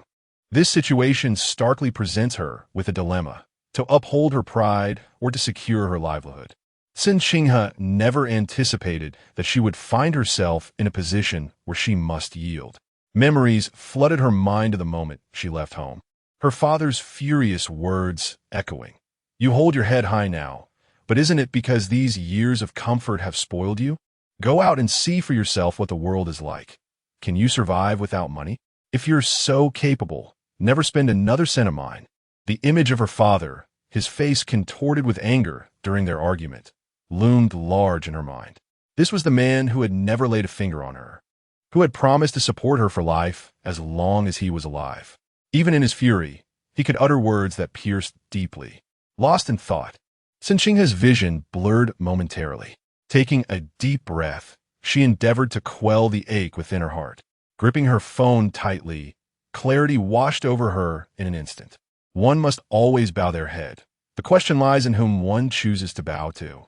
Chapter 65. A Million. By an apology, Cen Qinghe stood beneath the shade of a tree outside the Shinao sales office, having just hung up the phone less than a minute ago. As anticipated, a black Mercedes SUV made a U-turn from across the street and drove towards her. The vehicle halted before her, and through the window, she spotted Zhao Chuan, dressed in a white short-sleeved shirt and dark brown, casual trousers. He turned off the engine, exited the car while holding the keys, and glanced at Cen Qinghe, initiating the conversation. What was that all about on the phone? Did Yangzi provoke you? Cen Qinghe scrutinized Zhao Chuan's face, hoping to glean some clues from his expression.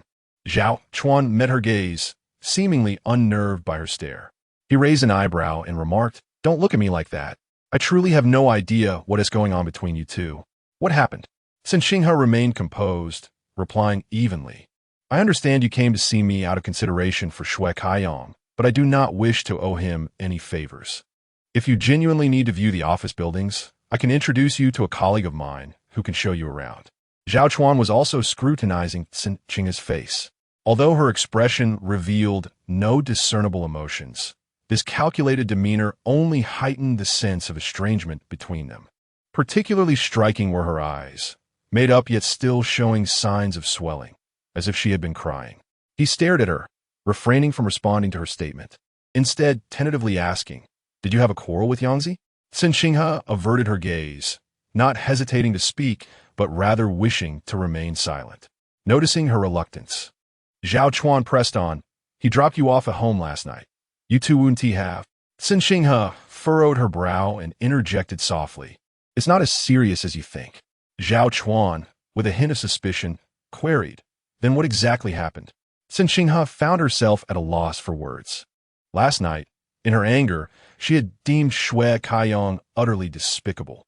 However, with Kaixin's nonchalant demeanor and after a night's rest, her fury had subsided significantly.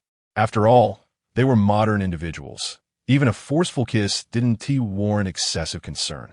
Thus, while she now struggled to articulate her feelings, it wasn't out of fear of judgment, but rather due to her prior overreaction, leaving her feeling somewhat embarrassed.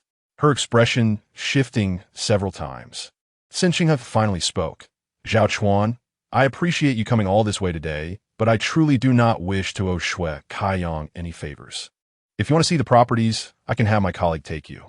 If not, it seems you've made the trip for nothing." Cen Qinghe spoke with finality, leaving little room for negotiation. Upon hearing this, Zhao Chuan responded promptly, "Don't be upset. I'll call him." Cen Qinghe instinctively said, "No need." Zhao Chuan, undeterred, retrieved his phone and quickly located Shui Kaiyong's number, proceeding to dial. Before long, Cen Qinghe heard Zhao Chuan say, "Hello, I'm at the sales office. What did you do to provoke Qinghe? She insists on going home, saying she doesn't want to owe you any favors." Shui Kaiyong replied, "Hand the phone to her." Zhao Chuan glanced at Cen Qinghe and offered her the phone. Initially unwilling to take it, Cen Qinghe reconsidered, realizing that without clarification, this matter would likely remain unresolved. She accepted the phone, holding it to her ear, and softly uttered, "Hello." The voice of Shui Kaiyong suddenly echoed from the phone, his tone soft and pleading. "Qinghe, are you still angry with me?" Without answering, Cen Qinghe remained silent, prompting Shui Kaiyong to continue on his own. "I drank too much last night. I truly couldn't help myself. If you're upset, feel free to scold me a bit more. If that doesn't suffice, I can come over and let you hit me. Just please don't be mad at me. I admit my mistake." His demeanor was reminiscent of a remorseful boyfriend begging for forgiveness, which reminded Cen Qinghe of Xiao Rui. Though he treated her well, his indulgence only made her more prone to sulking. Whenever he became preoccupied with his own affairs and failed to cater to her whims, she would sulk, and he would immediately cling to her like bark on a tree, apologizing profusely. Catching a glimpse of Zhao Chuan's meaningful gaze from across the room, Cen Qinghe felt a wave of discomfort wash over her. Parting her lips, she finally replied, "I appreciate your effort in sending Zhao Chuan, but I don't require it. Your goodwill is noted."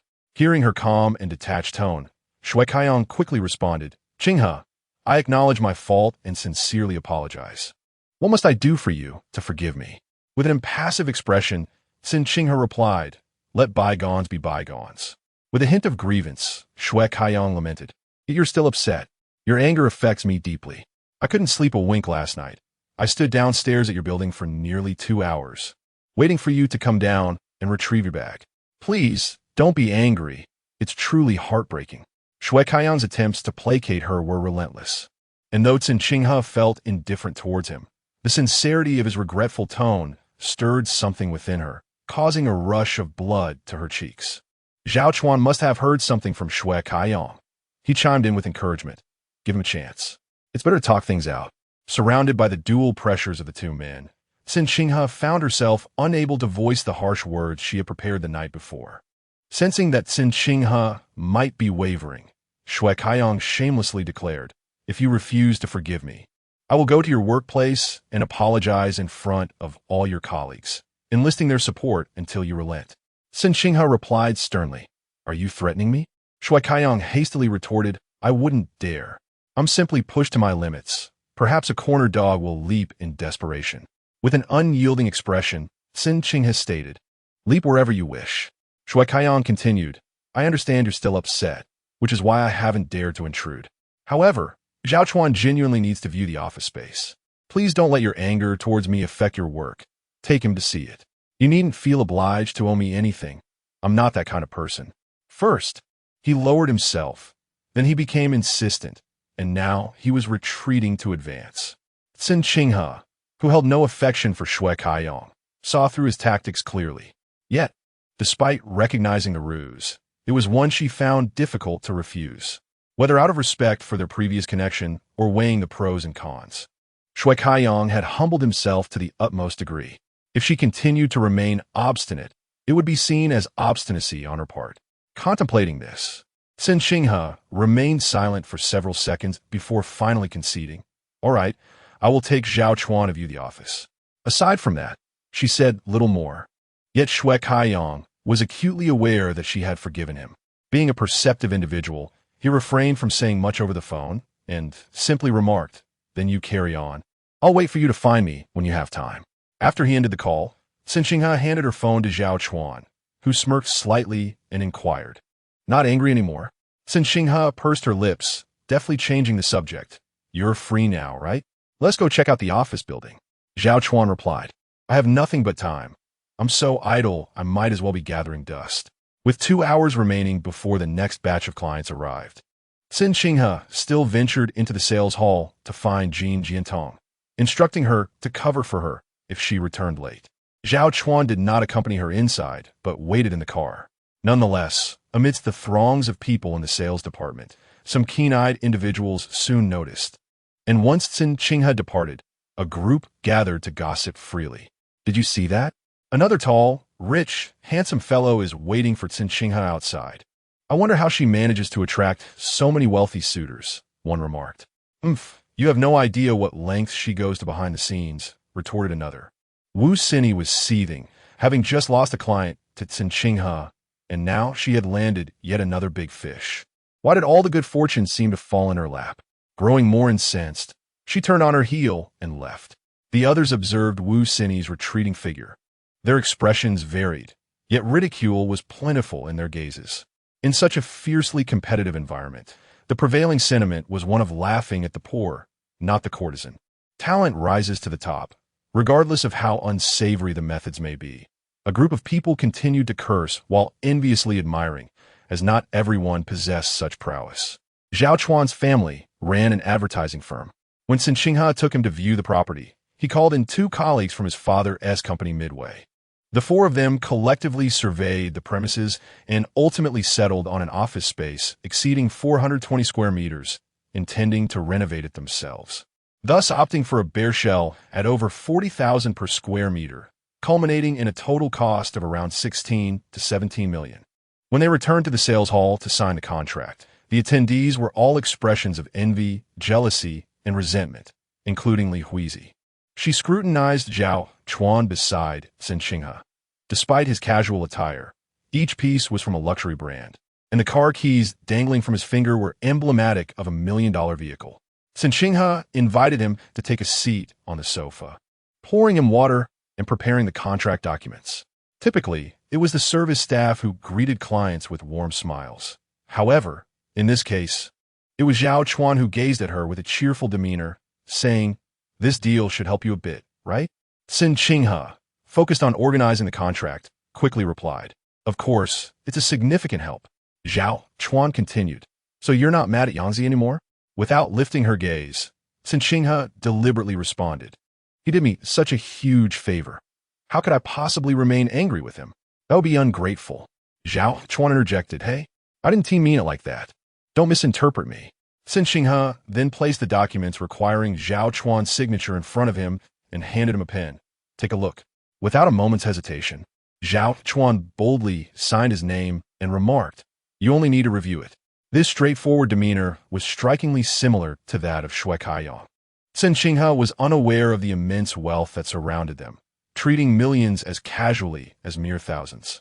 Once the contract was finalized, Cen Qinghe discussed several essential matters with Zhao Chuan.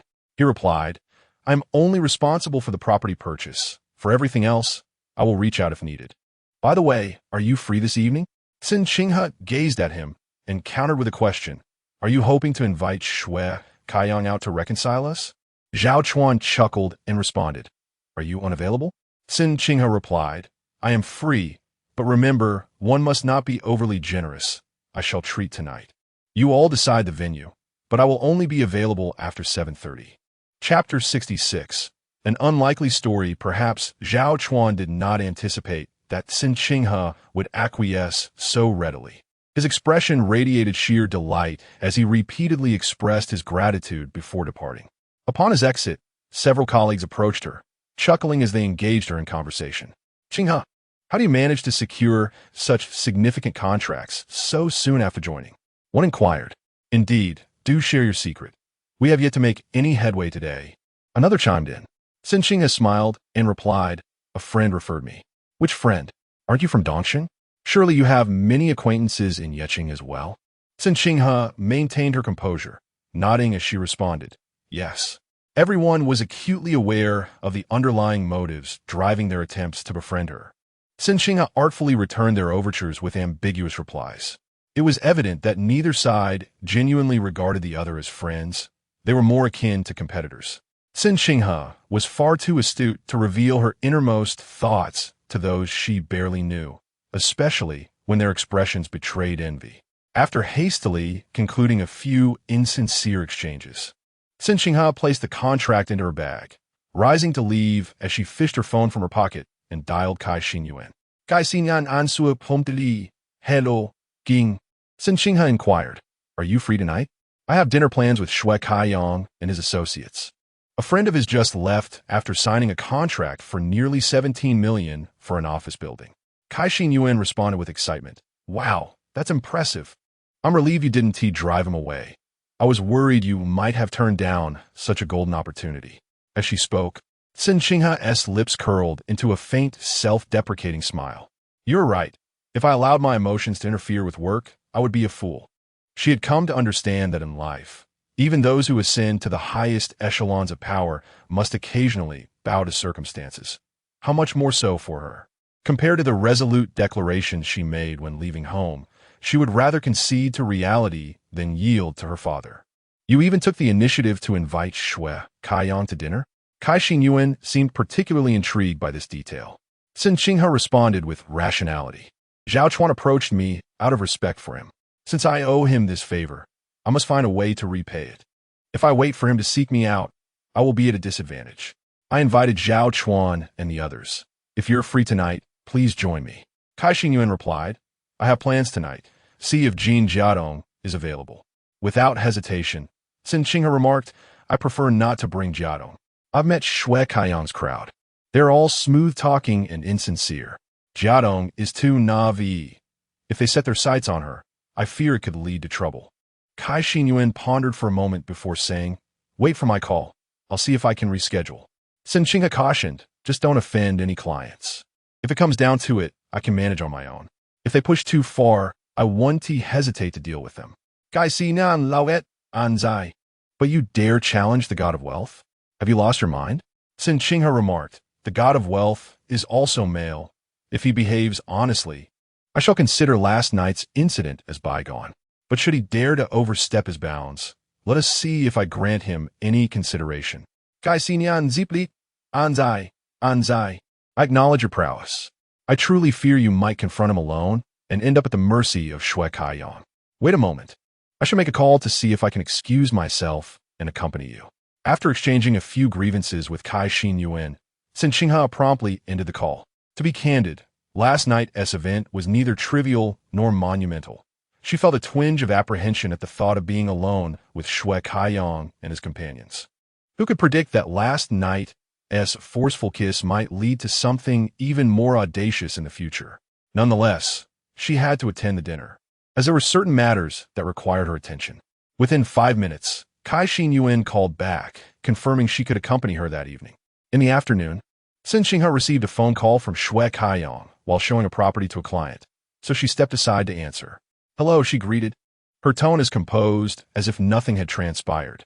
Shui Kaiyang, on the other end, was exceedingly courteous, asking, "Qinghe, what would you like to eat tonight? I can make a reservation." Cen Qinghe replied, "Did Zhao Chuan not inform you? I shall treat you all this evening. You may decide the venue." Shui Kaiyang did not linger on the matter, simply stating, "Do you enjoy local cuisine? There's a newly opened branch of Qionghai Lu on Beijing Road, renowned for its local dishes." Cen Qinghe responded with an affirmative. "Then let us go with that. I'll handle the reservation." Shui Kaiyang replied, "Are you working right now? No need to trouble yourself. I happen to be near Beijing Road. I'll take care of it. Just mention my name when you arrive." Cen Qinghe expressed her gratitude. "That is very kind of you."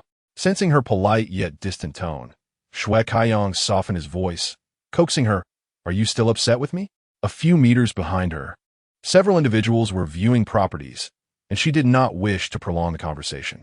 Thus, she decisively replied, "I'm not angry. We can discuss it when we meet tonight." Shui Kaiyang, emotionally astute, recognized her impatience. He quickly responded, "Then I shall let you be. Remember to stay hydrated. Your voice sounds hoarse. I'll hang up now, goodbye."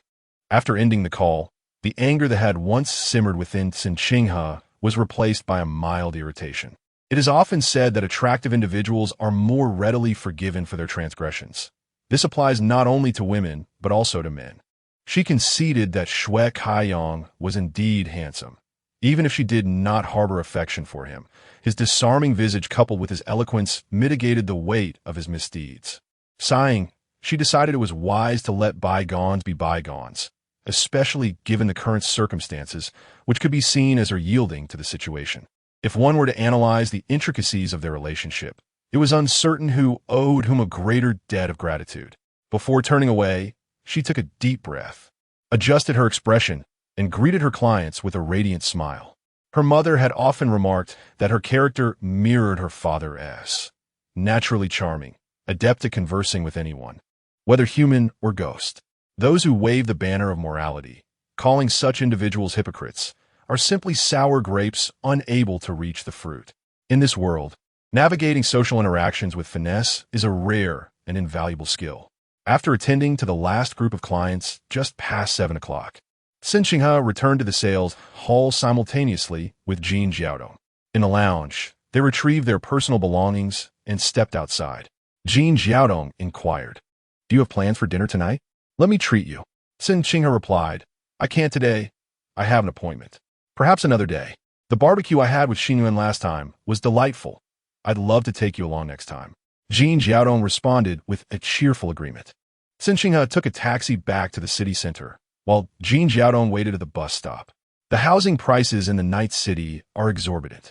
To rent a decent place near their workplace, a group must share, and even a 10-square-meter studio can cost 3,000 yuan or more monthly. Currently, Cen Qinghe shares a residence with Kai Xingyuan, alleviating some of their financial burdens, but others may not be so fortunate. On her way back to the city, Cen Qinghe spoke on the phone with Kai Xingyuan, arranging to meet at Xionghe Building on Beijing Road. Upon arrival, Cen Qinghe found Cai Xinyuan had already been waiting for nearly 10 minutes. After their reunion, they entered together. With their recent inability to meet during the day, there was much to discuss, and as Cen Qinghe turned to converse with Cai Xinyuan, she neglected to look ahead. Meanwhile, a tall man at the counter, having heard the familiar voices, turned a glance towards the entrance. Cen Qinghe had not changed out of her work attire. She wore a professional sales outfit, an unadorned white collared blouse paired with a gray-black pencil skirt. Her well-proportioned figure lent an unexpected allure to the otherwise ordinary outfit, evoking a sense of uniform temptation. The woman beside the man, perceptive to her surroundings, noticed his gaze shift towards the entrance and followed suit. Upon recognizing the newcomer, a flicker of irritation crossed her features before she called out, "Cen Qinghe, what a coincidence." Hearing her name, Cen Qinghe instinctively looked up. At first glance, she noticed the tall man, approximately 6 feet tall, dressed in a striped shirt and casual slim-fit pants, complemented by light gray loafers that matched his attire. His sleeves rolled up, he sported a limited-edition AP watch on his wrist. Although he wore dark sunglasses, Cen Qinghe instantly recognized him, Shang Shaocheng. Standing beside him was Su Yan, clad in a form-fitting black dress that accentuated her figure. She too wore sunglasses, her red lips alluring. Both turned their attention towards Cen Qinghe, who momentarily paused in surprise before regaining her composure and smiling. "Mr. Shang, Miss Su, are you also here for dinner?" It was a question posed with full awareness, yet the niceties of courtesy were still essential. Shang Shaocheng remained silent, while Su Yan replied, with a gentle smile, "Indeed. Shaocheng's friend has opened a new restaurant, and I was craving some local cuisine, so I decided to come." After saying this, she glanced at Cai Xinyuan, who was standing next to Cen Qinghe, and inquired, "Is it just the two of you?" Cen Qinghe smiled and responded, "We have invited others as well." Su Yan nodded, seemingly concluding the pleasantries, indicating that everyone could proceed with their own affairs. As Shang Shaocheng and Su Yan awaited their companions, Cen Qinghe approached the front desk and asked, "Could you please assist me in finding out which room Mr. Shui has reserved?" "Certainly. Please hold on a moment," the receptionist replied. After a brief search, the receptionist inquired, "There are 3 guests with the surname Shui who have reserved rooms. May I ask for your friend's full name?" Cen Qinghe answered, "Shui Kaiyang." The receptionist quickly located the information, smiling as she said, "He is in room 305 on the upper floor." "Thank you," Cen Qinghe replied. Before heading upstairs with Cai Xinyuan, she thought it courteous to acknowledge the 2 nearby, stating, "Mr. Shang, Miss Su, we shall take our leave now." Shang Shaocheng nodded slightly, while Su Yan's lips curved into a broad smile as she remarked, "I see you have a boyfriend waiting." Chapter 67. Jealousy as soon as Su Yan approached. She declared boyfriend, leaving Cen Qinghe in a state of bewilderment. After a brief pause, she responded with a faint smile, "No, we are merely friends."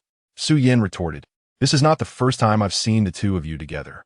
Night City is vast, yet I have encountered you both numerous times. How can you still claim to be just friends?" Her lips curled into a playful, yet somewhat confrontational smile, seemingly intent on solidifying the relationship between Cen Qinghe and Shui Kaiyang. With a woman's instinct, Cen Qinghe could almost immediately sense Su Yan's hostility towards her.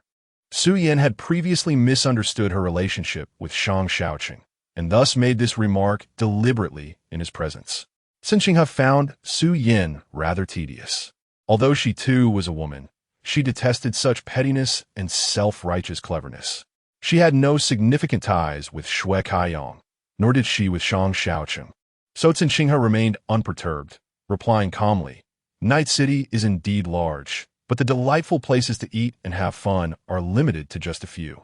It's quite normal to run into each other." Su Yan chuckled. "For now, you may be just friends, but who knows, after a few more encounters, your relationship might evolve?" Cen Qinghe merely smiled in silence, reflecting on the nature of women, who are inherently territorial creatures. Even the mere suspicion of another's ulterior motives can lead them to fiercely guard their boundaries, ready to retaliate if anyone dares to breach them. "Let's head upstairs," Cen Qinghe said, wishing to avoid further conversation with Su Yan. After a nod, She followed Kai Xingyuan upstairs. A few steps ahead, Kai Xingyuan couldn't resist glancing back at Shang Shaocheng's silhouette. Lowering her voice, she tugged at Cen Qinghe's arm and eagerly asked, "Who are those two?" Cen Qinghe replied in a hushed tone, "The man is our company's marketing director. You haven't met him, have you?" "Who?" Kai Xingyuan's thoughts were still captivated by Shang Shaocheng's striking appearance. Upon hearing Cen Qinghe's words, her eyes widened in shock. Cen Qinghe reiterated, "The marketing director, Shang Shaocheng." Kai Xingyuan frowned. As they ascended the staircase, she couldn't help but look back at the tall figure by the entrance, her expression one of disbelief. "No way. I heard the marketing director of Shangtian Night City is surnamed Zhao, not Shang. And how old could he be? He can't be much older than us. How could he possibly hold a position of marketing director? Who told you that?" Cen Qinghe firmly believed her information, responding, "He was the one who interviewed me at Shangtian building."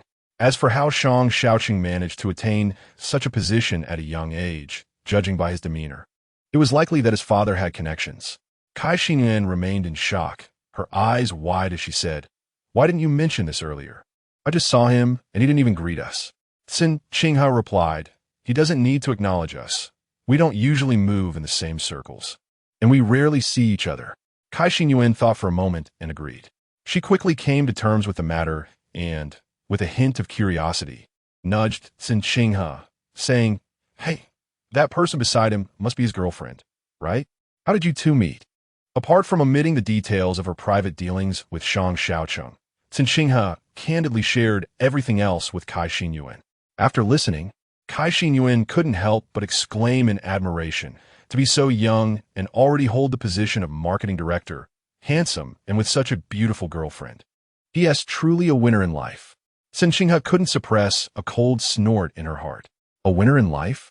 Behind every so-called winner, there's often someone cleaning up their mess.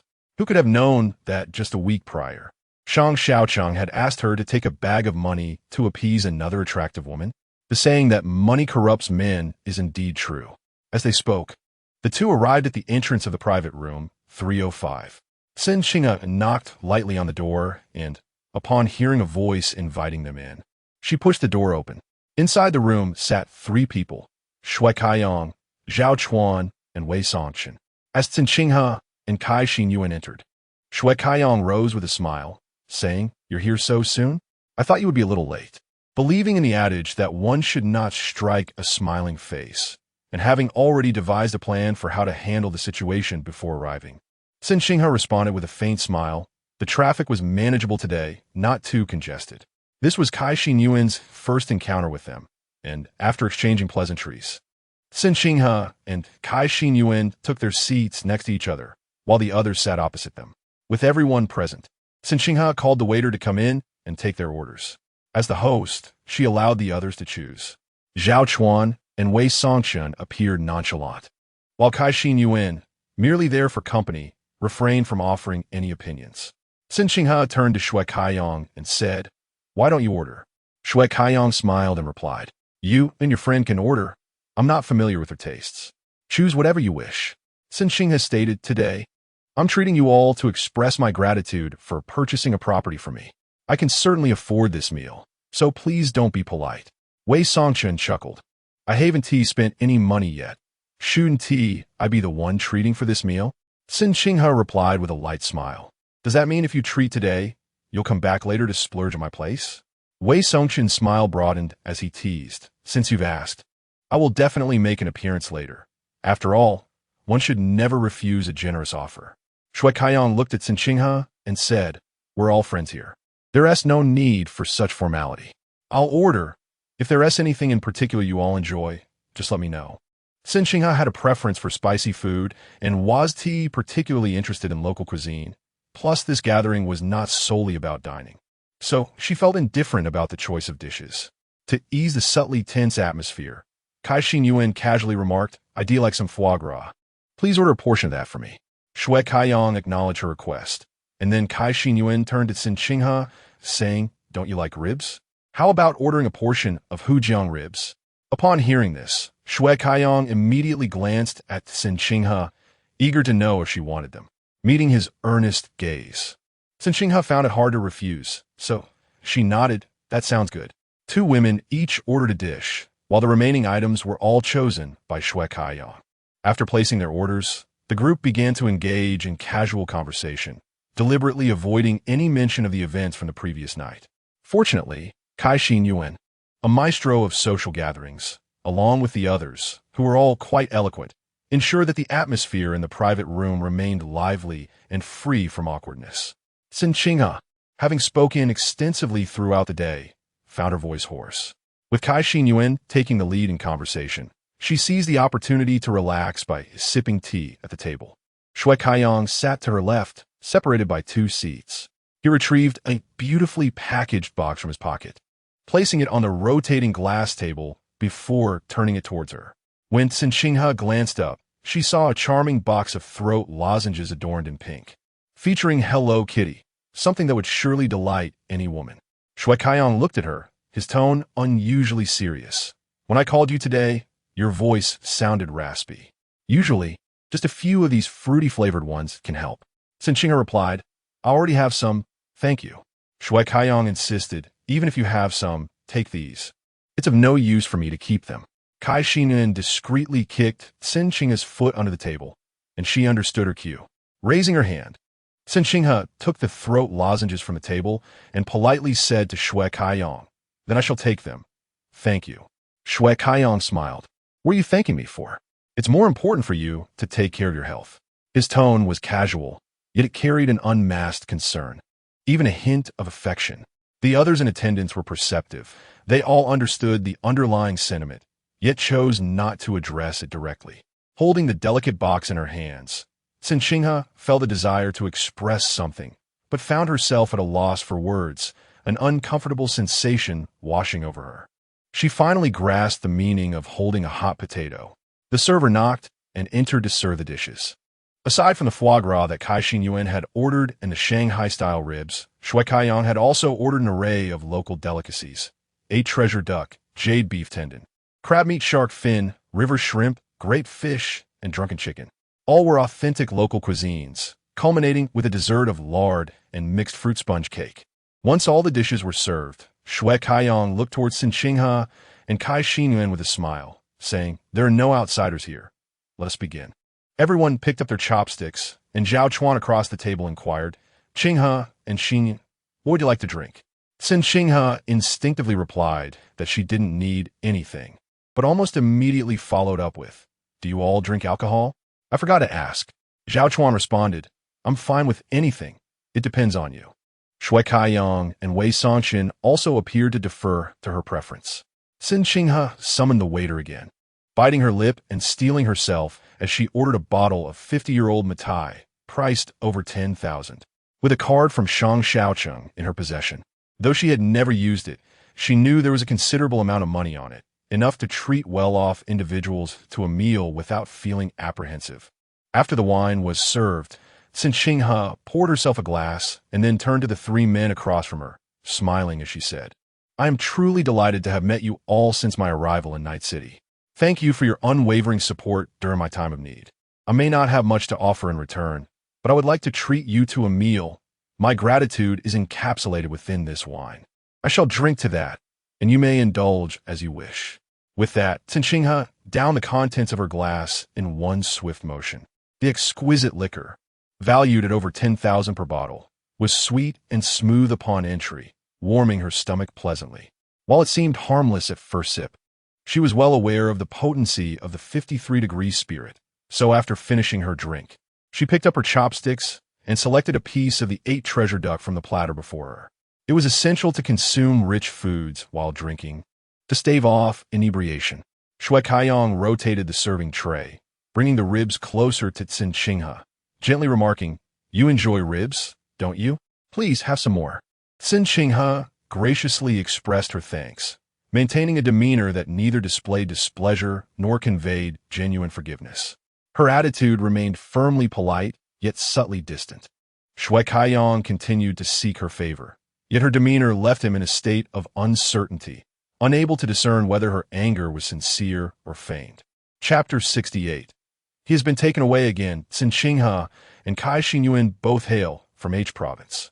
Thus Zhao Chuan and Wei Shaocheng endeavored to steer the conversation towards topics pertinent to their northeastern origins at the dining table. Cen Qinghe spoke little, as it was predominantly Cai Xinyuan engaging in dialogue with the two men. As for Shui Kaiyang, he exhibited an unusually docile demeanor today. He refrained from jesting or being overly charming, presenting himself instead as a simple yet gentle young man. Throughout the meal, he remained focused on Cen Qinghe, ensuring that each dish was presented before her, lingering for a minute before replacing it with the next. Cen Qinghe had a profound affinity for ribs, regardless of the preparation. She relished them. She also had a penchant for fried foods, making the Hujiang ribs particularly delightful to her. Once Shui Kaiyang placed the ribs before her, he did not redirect them elsewhere. Zhao Chuan shifted the table slightly, prompting Shui Kaiyang to instinctively hold it down and inquire, "What is the matter?" Zhao Chuan replied nonchalantly, "Let us change the dish." Shui Kaiyang countered, "Just eat what is in front of you. It's dizzying to keep swapping." Zhao Chuan, rendered speechless, thought, "I've barely touched my food. Why should I fill up on sponge cake?" Beside him, Wei Songchun chuckled, "You deserve only pig fat sponge cake. Someone like Qinghe, however, is destined for ribs." Although this comment appeared to mock Zhao Chuan, it was in truth a subtle endorsement for Shui Kaiyang. Shui Kaiyang, avoiding eye contact with Cen Qinghe, retorted to Wei Songchun, "Why so much chatter? Focus on your duck." Wei Songchun replied with layered meaning, "I'm not keen on that. Since you adore duck, you should indulge." Observing their verbal sparring, Cai Xinyuan discreetly kicked Cen Qinghe under the table. Cen Qinghe responded with a gentle kick of her own, signaling her to refrain from gossiping. "Hurry and eat. Once we're done, we can leave." Cen Qinghe proactively shifted the table, relocating the ribs before Zhao Chuan and Wei Songchun. Zhao Chuan, with a smile, said, "I daren't indulge. Otherwise, Yangzi will surely wrap me in flour and fry me as ribs." Wei Songchun chimed in, "Exactly. If you love ribs, then feast away. If you need more, we shall order another portion." As they conversed, Cen Qinghe busily devoured her meal, reaching a point of moderate satiety. "You all enjoy. I've nearly had my fill," she replied with a faint smile. Zhao Chuan proposed, "Once we finish, you two have no other plans, right? Let us go sing." Cen Qinghe replied, "We have to rise early for work tomorrow and have had a long day. Perhaps another time." Wei Songchun interjected, "Tomorrow is Saturday. Don't you have a weekend off?" His remark jolted Cen Qinghe's memory of the approaching Saturday. Yet Cai Xinyuan swiftly interjected, "Qinghe is currently in her probationary period, quite busy indeed. Those 2 days off feel more exhausting than regular workdays. If we could venture out, we certainly would, but we're so pressed for time that we scarcely have a moment to rest." As Cai Xinyuan concluded her statement, Zhao Chuan immediately glanced at Wei Songchun and suggested, "Hey, don't you also need to inspect office buildings? Why not book a place through Qinghe, allowing her to enjoy a restful day at home tomorrow?"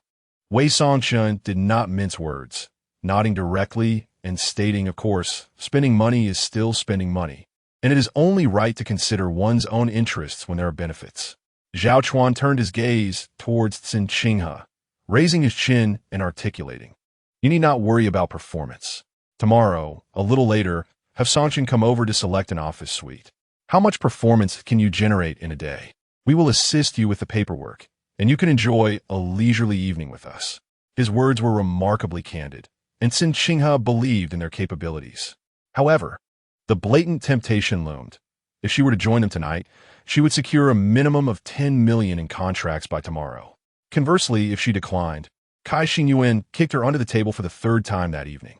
An inexplicable surge of blood rushed to Cen Qinghe's face, perhaps fueled by the sudden effects of alcohol. At this moment, all that was required was a single word from her, to go or not to go. Honestly, her mind was blank, devoid of any thoughts. Fortunately, her phone rang from the bag resting behind her, providing a timely distraction. Cen Qinghe stated, "I need to take this call." She stepped outside, glancing at the screen to find an unfamiliar number, an unregistered caller, beginning with the area code of Night City and ending with 110. Emerging from the private room, she stood in the corridor to answer the call. "Hello, hello. Is this Ms. Cen Qinghe?" A strange man's voice resonated through the phone, unmistakably local to Night City. Cen Qinghe hesitated briefly before responding, Yes, this is she. This is the Night City Police Headquarters. On the evening of the 29th of last month, you reported an incident at the South District Branch, claiming you were robbed by a man and woman posing as prospective buyers. Our colleagues have just apprehended 2 suspects, and we would like you to come in for identification. If the man had not provided such precise details, Cen Qinghe might have forgotten about the incident altogether. The call came so unexpectedly that it took her 2 seconds to respond. Should I come over now? The man replied, if it is convenient for you. It would be best to come over immediately, as your identification is crucial for our investigation. If they are confirmed to be the ones who robbed you, we do not rule out classifying it as a burglary, which could lead to a sentence of 3 years or more. The officer's tone was firm and authoritative, instilling a sense of apprehension. Given the gravity of the matter, Cen Qinghe did not hesitate long and promptly replied, all right, I will head over immediately. What is your address? The officer provided the specifics, and Cen Qinghe ended the call. Standing in the corridor, she contemplated how to explain the situation to Caixin when her phone rang again, this time displaying Shang Shaocheng as the caller. Shang Shaocheng? The evening surprises seemed to unfold in rapid succession. Moving a bit further away, she answered, hello, Director Shang. Shang Shaocheng got straight to the point. Did you receive a call from the police station? They informed me that the suspects who robbed you have been apprehended, and they would like us to come in for identification. As Cen Qinghe was about to inquire why Shang Shaocheng was summoned, she suddenly recalled that during their last visit to the police station, Shang Shaocheng had left his contact information as the representative of Iceberg. It appeared the police had contacted both of them simultaneously. I just received the call and am on my way, Cen Qinghe replied candidly. Shang Shaocheng responded, wait for me outside. I will accompany you. Cen Qinghe instinctively wanted to refuse, but as the words hovered on the tip of her tongue, she found herself at a loss for a valid excuse. The image of Su Yan flashed through her mind, and she feared that repeatedly pulling Shang Shaocheng away from Su Yan might provoke her, regardless of the reasons behind it. After a 3-second hesitation, Cen Qinghe tentatively suggested, Director Shang, if it is inconvenient for you, I can go alone. I will update you on the outcome later. Shang Shaocheng replied in a formulaic tone. This concerns the safety of the Exineo housing area. You cannot bear the full responsibility alone. I am coming out now. Wait for me at the entrance. Without giving Cen Qinghe a chance to respond, he hung up, exhibiting the commanding demeanor of a superior. Cen Qinghe felt helpless, realizing the situation was too coincidental. She needed to devise a plausible excuse for when she entered the private room. Pushing open the door to the private room, Cen Qinghe walked in, drawing the attention of several people seated at the table. Caixin, familiar with her demeanor, noticed the hesitation in her eyes and took the initiative to ask, is something wrong? Cen Qinghe did not sit down, but replied directly, I have an urgent matter to attend to, so I must leave. You all enjoy your meal. I have already settled the bill. I cannot join you today. Let us plan for another time. Caixin was uncertain whether Cen Qinghe was genuinely in a hurry or merely seeking an excuse to leave. Cen Qinghe added, after you finish eating, please head home early and call me.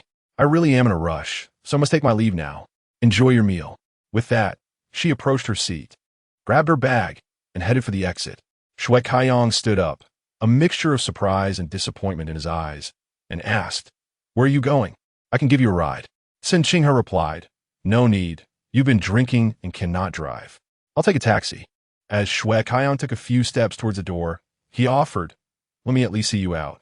However, fearing an encounter with Shang Shaocheng outside, Cen Qinghe quickly added, no, it's all right. Please sit down. Xin Yuan is still here. With her insistence, the men reluctantly remained in the private room, reminding Cen Qinghe to be cautious on her way. Carrying her bag, Cen Qinghe hurriedly descended the stairs, recalling that Shang Shaocheng disliked waiting. The last time she was 4 minutes late, his displeasure had been palpable, as though she had taken advantage of him. To avoid witnessing his sour expression again, Cen Qinghe moved swiftly, soon reaching the lobby on the first floor. Without glancing sideways, she made her way directly to the entrance when suddenly, she heard a familiar male voice from her left. Turning her head, she saw Shang Shaocheng, dressed in a striking striped shirt, striding towards her with long strides. The restaurant had dual staircases, and he had descended from the opposite side. As he approached, Cen Qinghe called out Director Shang. Shang Shaocheng let out a sound of acknowledgement before striding outside. The two walked side by side from the restaurant to the silver McLaren parked outside. He opened the driver's door, while she took her seat in the passenger side. As the door closed, Cen Qinghe fastened her seatbelt and inquired, Director Shang, "You haven't been drinking, have you?" Without raising his eyes, Shang Shaocheng replied coolly, "If you aren't afraid of death, why should I be?" Cen Qinghe felt a sting from his retort, muttering unflattering thoughts about him in her mind. If he hadn't been her superior, she certainly wouldn't have tolerated his attitude. The car roared to life, swiftly departing from the restaurant's entrance. Unbeknownst to her, a figure lingered at a window on the third floor, observing. Shui Kaiyang had merely been curious about why Cen Qinghe had hurried off after a phone call, so he glanced out the window, only to witness her getting into Shang Shaocheng's car. Chapter 69. A dreadful reflection. Shang Shaocheng drove Cen Qinghe to the Night City Police headquarters. As they alighted from the vehicle and made their way inside, they articulated their purpose. Shortly thereafter, an officer escorted them into a designated room. The chamber was flanked by 3 solid walls, with one side adorned by a large one-way mirror, allowing a clear view of everything transpiring in the adjoining room. Cen Qinghe had witnessed such scenarios on television. During witness testimony, the police ensured that the suspect could not see the witness's face, thereby safeguarding the latter's identity. Before long, the door to the opposite chamber swung open, and 4 male suspects were ushered in, instructed to stand in a line. The officer, facing the mirror, nodded toward them, prompting the male officer beside Cen Qinghe to inquire, "Can you identify the individual who attempted to rob you last time?" This was Cen Qinghe's first experience in such a setting, and as her gaze fixated on the unfamiliar faces before her, an unnameable mixture of anxiety and fear surged within her. She swiftly dismissed 2 of the men. The first and the last were not the culprits, as she recalled that the assailant had been significantly taller than her, standing at least 180 centimeters. Upon hearing this, the officer relayed the information via radio, instructing, "Take away suspects 1 and 4. The remaining 2 taller men were left. The second man bowed his head, obscuring his expression, while the third man lifted his chin defiantly, casting a provocative glare across the space. By some twist of fate, their eyes met, and he smirked at her with an air of menace, raising his cuffed hands to display a crude gesture, mouthing the words, "You're done." Cen Qinghe was taken aback, a jolt of instinctive fear coursing through her, compelling her to retreat slightly. An officer in the adjacent room prodded the third man with a baton, compelling him to behave more submissively. Yet, Cen Qinghe's heart continued to race, and she whispered, "He can't see us, can he?" The officer beside her reassured, "Do not be afraid. He cannot see anyone on this side. These scoundrels, if you do not identify him, who knows how many more women he may harm upon his release." Still shaken, Cen Qinghe failed to discern the officer's pointed remarks, while Shang Shaocheng, sensitive to the atmosphere, queried, "What was he arrested for?" The officer replied, "Robbery and attempted rape." At this revelation, Cen Qinghe shot a glance at the officer, instinctively inching closer to Shang Shaocheng. If not for the deeply ingrained caution against approaching him, she might have grasped his arm in terror. Noticing the fear etched in her eyes, the officer quickly added, "Do not be frightened. If you confirm that he is indeed the one who robbed you, he will face additional charges, ensuring he remains incarcerated for no less than 5 to 6 years." Cen Qinghe could scarcely bring herself to look at the other side of the mirror. The sensation was overwhelmingly chilling, even with the knowledge that he could not see her. His threatening gestures and signals were enough to invoke a desire to flee. Shang Shaocheng observed Cen Qinghe's reaction, his expression remaining composed as he stated, "Take a good look and see if it is him. If so, I will assist you in finding a lawyer to testify against him, ensuring he receives a fitting sentence." Cen Qinghe silently reassured herself that there was nothing to fear, for he could not see her at all. With audacity, she lifted her gaze to observe the 2 men in the opposite room, both towering over her at heights exceeding 6 feet, their physiques remarkably similar. She scrutinized them for an extended period, her brow furrowed in contemplation. The officer remained silent, as Shang Shaocheng cast a glance her way and inquired, "Do you not recognize them?" Cen Qinghe replied, "That night, He wore a baseball cap and sunglasses. Aside from his height, I have little recollection. Shang Shaocheng continued. Do you remember his voice? Cen Qinghe shook her head, explaining that he had not uttered a single word throughout the encounter.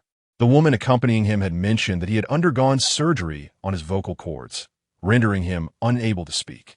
As Cen Qinghe finished her statement, the officer standing to her right remarked, Suspect number 3 has not uttered a word since we apprehended him. The forensic psychiatrist suspects he may be congenitally mute. A wave of unease washed over Cen Qinghe, compelling her to glance once more at the third suspect. While she could not identify him, the officer's words instinctively merged the man before her with the individual from that fateful night. Shang Shaocheng turned to the officer, questioning, Can we condemn him based solely on this? The officer replied ambiguously. After all, she did not recognize his face. However, the details provided by Ms. Cen align with the characteristics of the suspect, which serves as compelling evidence against him. Suspect number 3 continued to fixate on Cen Qinghe, his chin raised defiantly despite the officers standing nearby. His unfamiliar visage was marred by a violent and lewd demeanor, and he even extended his tongue in a lewd gesture while tugging at the fabric of his pants, pressing forward. Cen Qinghe was taken aback, unable to suppress a gasp as she instinctively recoiled.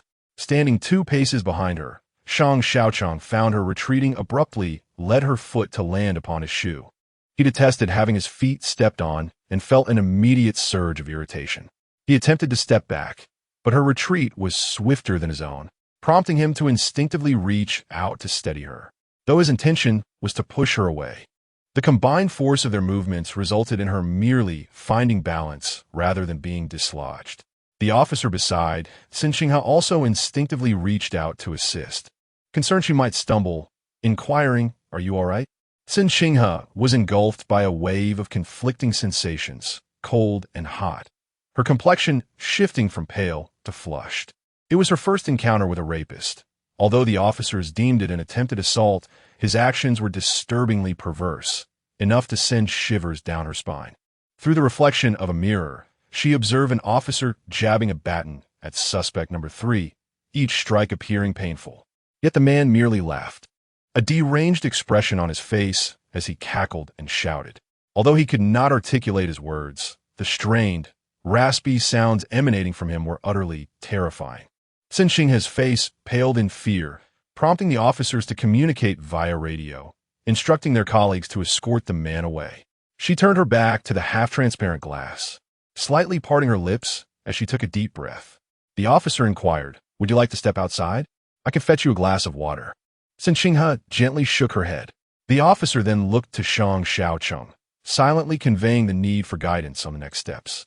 Shang Shaocheng gazed at Cen Qinghe, observing the pallor of her face and the tightly clenched fists at her sides, a manifestation of her anxiety and fear.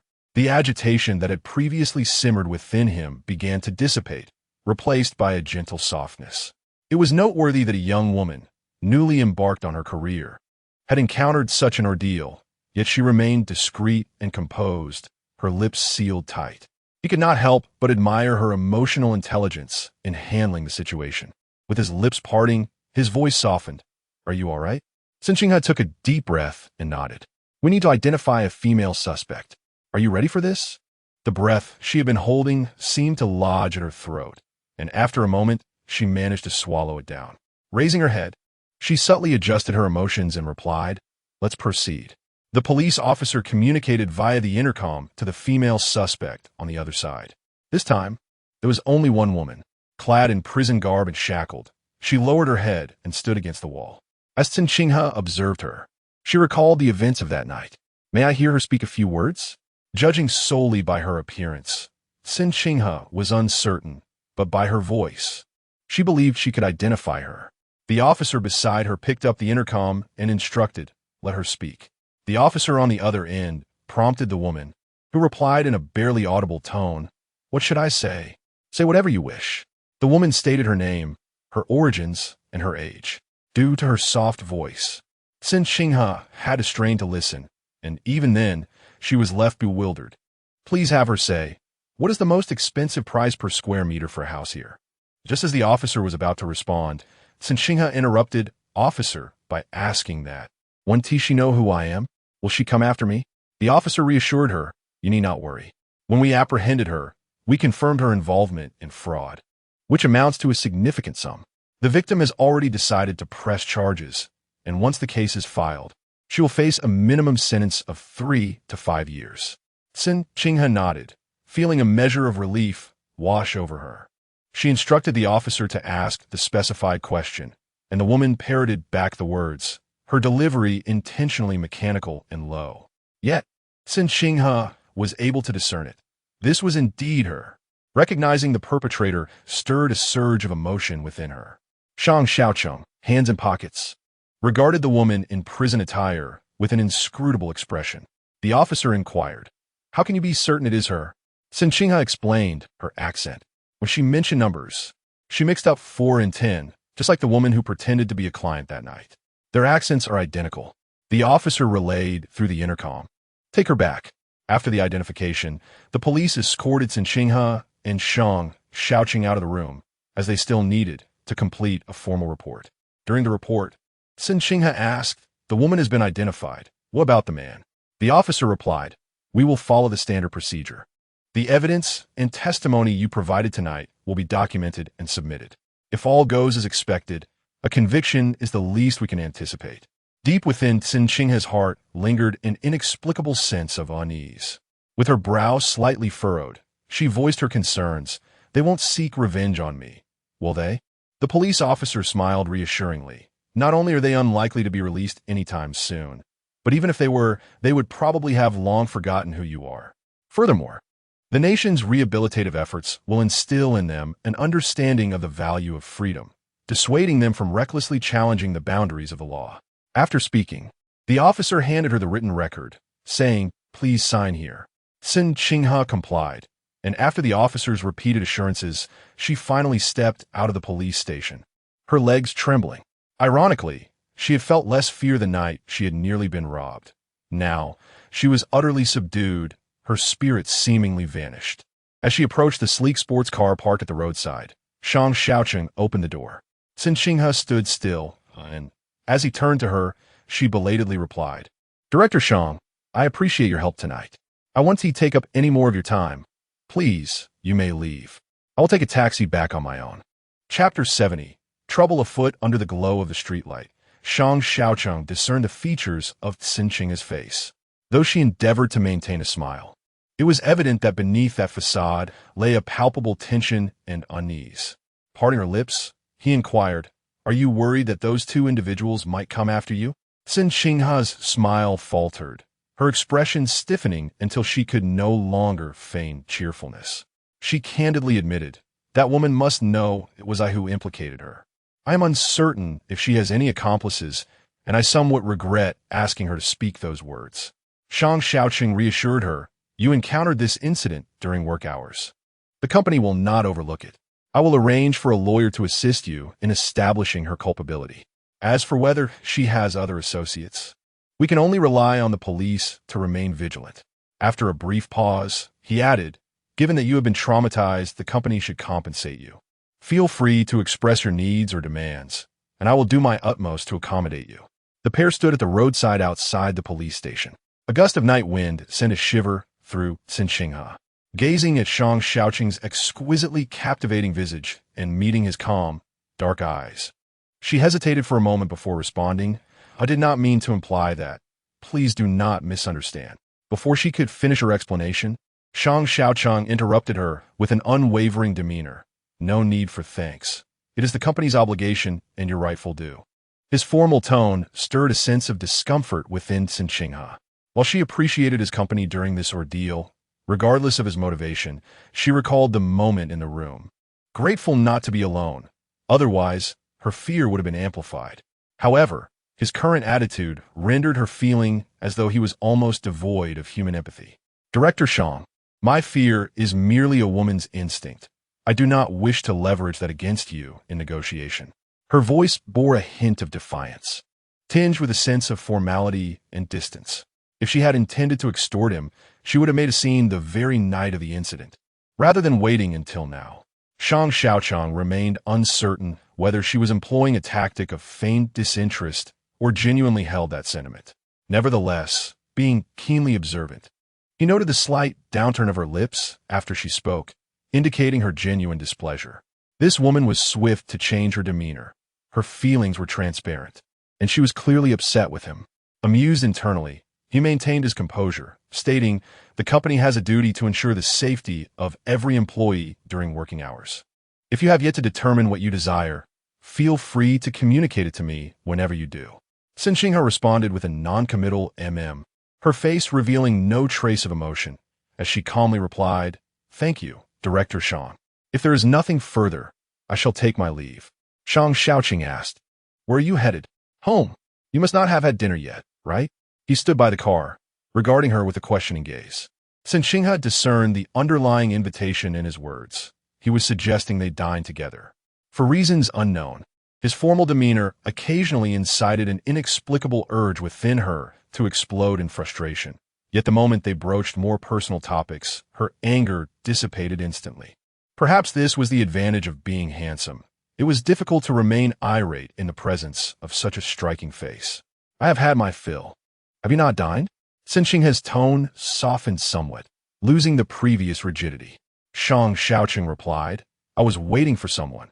As soon as the dishes were served, I received a call from the police station and did not touch a bite." After speaking, he quietly gazed at Cen Qinghe. She met his gaze, anticipating further words, yet he remained silently watching her, as if she bore the entire burden of blame. Cen Qinghe swiftly grasped the implication in his eyes. Feeling a mix of astonishment and a need to probe, she tentatively asked, "Wasn't he your friend waiting for you at the restaurant?" Shang Shaocheng responded, "We've been out for over an hour. Who would still be waiting there?" Cen Qinghe inquired further, "What about your girlfriend? You can invite her out for a late-night meal." Shang Shaocheng leaned casually against the sleek car, his handsome face finally revealing an expression of genuine interest. With a smirk dancing on his lips, he countered her question. "How would I explain it to her? That I accompanied another woman to the police station for business and only remembered to dine with her afterward?" Cen Qinghe felt stung by his retort.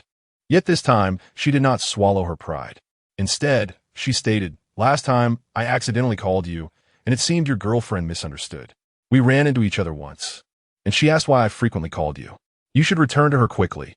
Do not let her misconstrue the situation." Her candor was evident. The matter between Shang Shaocheng and Su Yan was theirs to resolve, and she wished to remain uninvolved. Especially considering Su Yan's apparent shrewdness, there was no need to entangle herself in their complications. Shang Shaocheng, being astute, recognized that speaking ambiguously before the clever would only exhaust one's self. So Cen Qinghe's honesty. However, she could not have anticipated his calm reply. "It's fine. I plan to break up with her anyway. She can think whatever she likes." Cen Qinghe's eyes widened in astonishment as she scrutinized Shang Shaocheng. He spoke of their separation as if discarding a used piece of paper. Yet the revelation was too turbulent for her to process. Had T dined with Su Yan just tonight? And from Su Yan's demeanor, there was no indication of a quarrel, let alone a prelude to a breakup. Noticing her surprise, Shang Shaocheng deviated from the topic, saying, "Get in. I invite you to a late-night meal." Cen Qinghe, taken aback, instinctively shook her head in refusal. She regarded Shang Shaocheng as though he were a dangerous entity, prompting a slight furrow of his brow as he questioned, "What is this reaction?" Cen Qinghe replied honestly, "Your breakup with Su Yan has nothing to do with me, right? Please do not let her think I am involved. I refuse to bear that blame." Shang Shaocheng was amused by her defensive demeanor, a smile tugging at the corners of his mouth as he teased, "What if I say you are involved?" Cen Qinghe's eyes widened in shock, truly frightened. Shang Shaocheng maintained a steady gaze, and for 3 seconds, their eyes locked. Ultimately, Cen Qinghe succumbed, unable to withstand the allure of his gaze. With a subtle shift of her gaze, she circled around before landing back on his face, her brow slightly furrowed as she remarked, "Don't jest. Such matters should not be trifled with." Shang Shaocheng inquired, "Then why did I break up with Su Yan?" Cen Qinghe's eyes widened momentarily before she quickly regained her composure. Retorting, "How would I know?" The corner of Shang Shaocheng's lips curved into a broader smile as he replied, "Precisely, if you have nothing to hide. Why fear the details of others' breakups? Cen Qinghe scrutinized him with a somewhat peculiar gaze. Although they had met a few times, each encounter had been marked by special circumstances and differing identities, leaving little room for genuine conversation. Thus, she found herself rather unfamiliar with him. The dialogue they shared today likely surpassed all their previous exchanges combined. Yet, initiating such a contentious topic right off the bat, was that truly appropriate?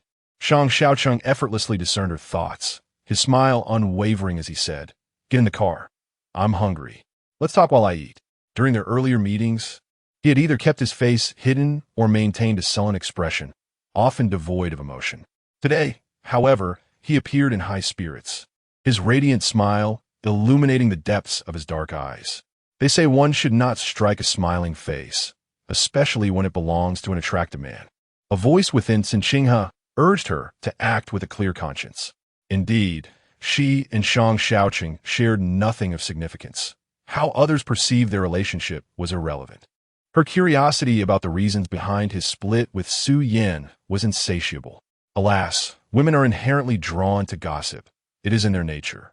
Ultimately, she found herself in the passenger's seat, a decision born from a tumultuous internal struggle. Yet for Shang Shaocheng, this was entirely expected. Once in the car and fastening her seatbelt, Cen Qinghe eagerly turned to ask, "You and Su Yan were only together for half a month. How could you part ways so abruptly?" With the steering wheel firmly in his grip and his gaze fixed ahead, Shang Shaocheng countered with a question. "Are you aware of the consequences of prying into your superior's gossip?" His tone revealed no hint of emotion. Yet Cen Qinghe instinctively sensed that he was in a good mood today. Thus, she boldly replied, "It's not working hours. You said I could consider you a friend." Shang Shaocheng's lips curled slightly as he inquired, "Do you truly wish to know?" Cen Qinghe nodded at first, then quickly shook her head, pondering that the more she knew, the more perilous it might become. Wasn't that how it always played out on television? Shang Shaocheng remained silent, and after a moment of internal conflict, Cen Qinghe could no longer contain herself. She turned to him and said, "Go ahead and tell me. I can keep a secret. Once you've shared, I might just forget it all. Of course, if you prefer not to share, that is perfectly fine." Annoying. Shang Shaocheng suddenly uttered a single word, leaving Cen Qinghe momentarily bewildered, unsure if he referred to someone else or to her. He did not look at her, but after a few seconds, he continued, "Being with her is particularly vexing, utterly dull." The her he mentioned, naturally, referred to Su Yan. Cen Qinghe was about to inquire about Su Yan's troubles, but upon reflection, she realized that, firstly, she was not close enough to Shang Shaocheng to sit together and discuss each other's partners. Secondly, what good would it do her to indulge in such gossip? If knowing more led to her own demise, she would be courting disaster. Contemplating this, she swallowed her words before they could escape her lips. Shang Shaocheng could distinctly sense that Cen Qinghe had more questions, yet she suddenly fell silent. A flicker of amusement crossed his dark pupils, though his expression remained impassive. He parted his lips and spoke, "Set aside some time this weekend." Huh? Cen Qinghe, caught in a tense state, vaguely grasped the implication behind Shang Shaocheng's words, yet she was reluctant to accept it as reality. It was not until Shang Shaocheng continued, "If you hadn't brought this up tonight, it could have been postponed for a week or so. Now that you have, I find myself even more irritated with her. So, this weekend, please make time to meet her on my behalf." That she fully comprehended his intent. Chapter 71. The origin of black fungus. Cen Qinghe was utterly astonished. Although her relationship with Shang Shaocheng was as pure as freshly fallen snow, she could not shake the sense of animosity that Su Yan had long harbored toward her. The thought of being asked to confront Su Yan about a breakup felt like a death sentence. With a despondent expression, Cen Qinghe remarked, "Director Shang, you are not assigning me a task. You are effectively sending me to my demise." Shang Shaocheng chuckled lightly and inquired, "Are you afraid of Su Yan?" Cen Qinghe instinctively nodded. "What are you afraid of?" He pressed further. She quickly replied, "I fear her misunderstandings." Shang Shaocheng stated, "Your fear stems from the fact that she is my girlfriend. Were she not connected to me, would you still be afraid of her?" His words struck a chord. After all, Cen Qinghe and Su Yan were essentially strangers. Their paths crossed solely due to Shang Shaocheng's presence. Noticing her silence, Shang Shaocheng interjected, "As long as you remain true to yourself, what does it matter how she perceives you?"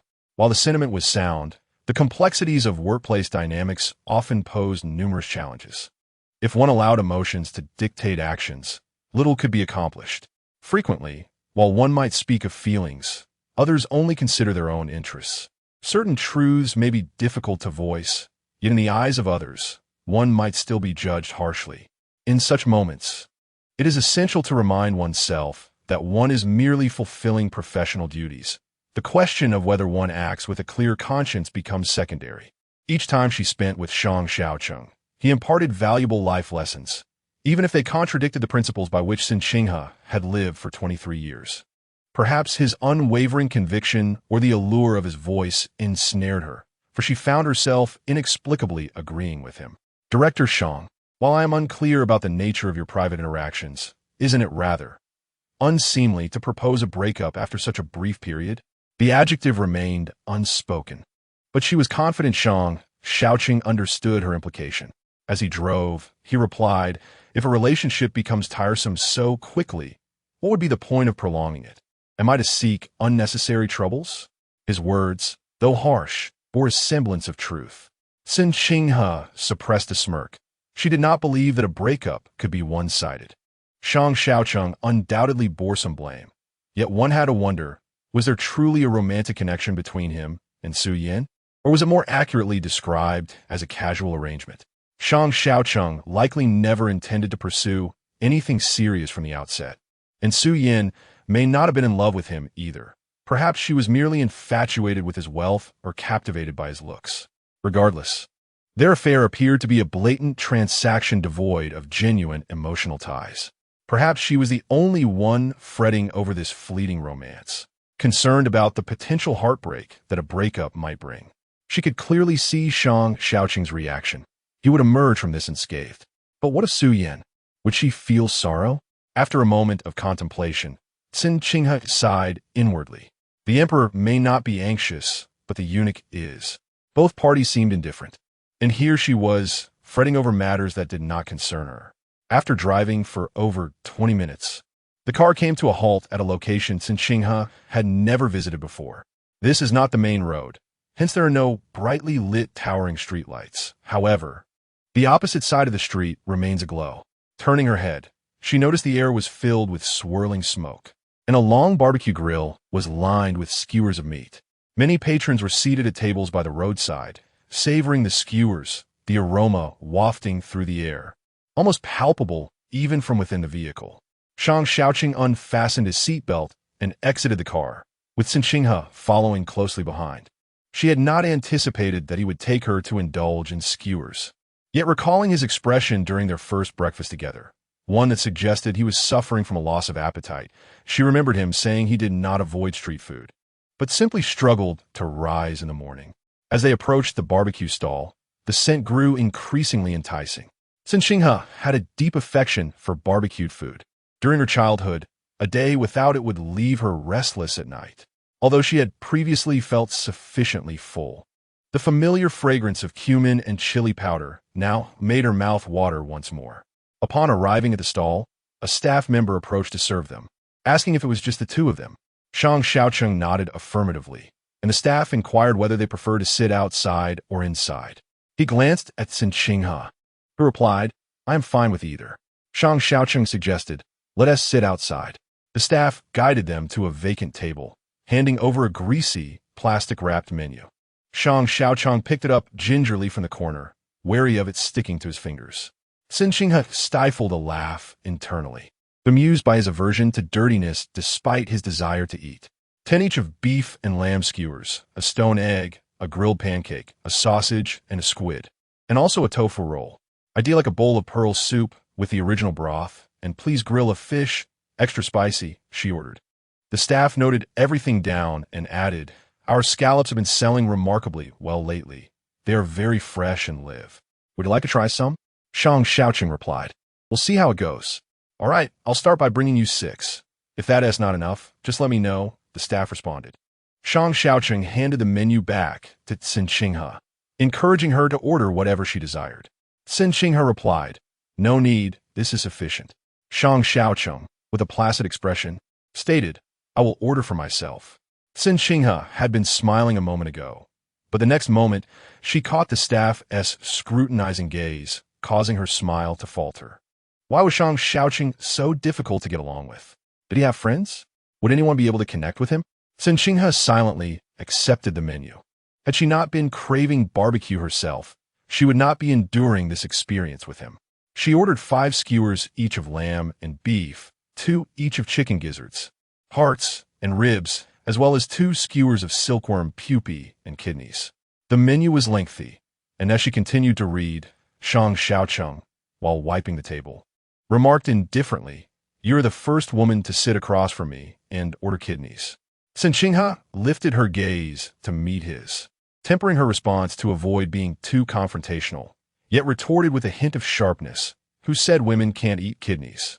My mother always said to eat what you wish to replenish." Shang Shaocheng inquired, "Is your back not well?" Cen Qinghe replied with a simple yes, explaining that she had a congenital spinal curvature, which caused discomfort when sitting for extended periods. Then addressing the staff, she asked, "Do you have any live chickens?" The staff responded, "We don't have live chickens at the moment, as they are less popular now. However, we do have quail and pigeon, both of which are quite tasty. You might want to give them a try." Cen Qinghe murmured softly, lamenting that the pigeon was too large, feeling a pang of regret at the thought of consuming it. "Then let us go for quail. Bring me a skewer," she instructed. Certainly, the attendant noted down her order.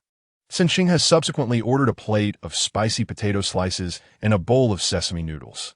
Once the attendant departed, she turned her head towards the grill, where smoke billowed and the tantalizing aroma wafted through the air. "What is Mao Ji?" asked Shang Shaocheng, gazing at Cen Qinghe. Turning her head to look at him, she replied, "You don't know?" "No," he admitted. Cen Qinghe was somewhat astonished. "You don't know what Mao Ji is in Night City?" "I lived in Haicheng during my childhood, and I haven't spent much time in Night City. I went abroad in middle school and never tried the Mao Ji you mentioned," he explained. Understanding dawned on her as she nodded, and then she animatedly elaborated. "In the Northeast, Mao Ji is quite popular. It's just a roasted chick. On our streets, the most common sights are Mao Ji and Mao Dan. You don't know about Mao Dan either, do you? It's an egg with an unhatched chick inside." She used delightful adjectives to describe it, but Shang Shaocheng looked visibly unimpressed. With a neutral expression, he replied, "I don't wish to comment on anyone's culinary preferences. Please don't force me to utter the word disgusting." He claimed he did not want to critique. Cen Qinghe shot him a disdainful glance and muttered, "No taste." Shang Shaocheng retorted, "Isn't it a matter of taste that it's either kidney or chick? Isn't that a form of regional discrimination?" Cen Qinghe countered. Without batting an eye, Shang Shaocheng replied, "I've always regarded your region as a barbaric land." His nonchalant demeanor triggered Cen Qinghe's irritation. With a fierce glare, she asserted that while he could criticize her, he should not speak ill of her beloved hometown. She retorted, "Your hometown is impressive beneath the emperor's feet. The Haicheng Special Economic Zone is remarkable, is it? I still think Dongsheng is better. It has everything you could desire. Does your hometown produce ginseng or deer antler? Does it yield tiger skin pine nuts or black fungus?" Cen Qinghe's earnestness was palpable, as if ignited by fire. This was a reflexive response shaped by her 2 years studying abroad, where locals often expressed regional prejudices when discussing China. During that time, she acted as an ambassador for the Northeast, determined to enlighten anyone who spoke thoughtlessly. In contrast to her serious demeanor, Shang Shaocheng teasingly remarked, "Black fungus isn't exclusive to the Northeast. It's found all over the country, right? Black fungus is a specialty in my hometown. How could it be nationwide?" Cen Qinghe's words trailed off as she met Shang Shaocheng's half-smiling, handsome face. Suddenly, realizing the implication of his jest, she recognized that his black fungus was not the same as her own. Realizing he was making a crude joke, Cen Qinghe was momentarily taken aback. Noticing her abrupt silence, Shang Shaocheng chuckled softly. "What other specialties does your hometown boast?" Cen Qinghe felt an inexplicable rush of heat to her cheeks and a rapid heartbeat. She was not the innocent type during her middle school years. She had even shared a book, an exceedingly vivid romance novel, with her male classmate simply because he needed to return it promptly after school or face a fine for late submission.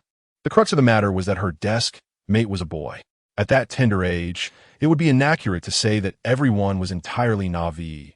Rather, they understood more than they pondered, merely glancing at it for a fleeting thrill. Amidst such an atmosphere, Cen Qinghe became well-versed in various risque jokes and anecdotes, circulating both online and in reality.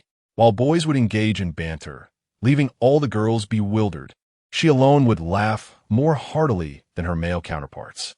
Accustomed to her carefree demeanor, she was taken aback when Shang Shaocheng suddenly made a playful jest, leaving her feeling unexpectedly embarrassed, unsure of where to direct her gaze. The discomfort stirred within her, causing her movements to become uncharacteristically deliberate. She reached for a tissue to wipe the surface of the table in front of her and mumbled, "Milk." Shang Shaocheng inquired, "Whose?" Cen Qinghe furrowed her brow, on the verge of indignation, thinking, how infuriating. Chapter 72.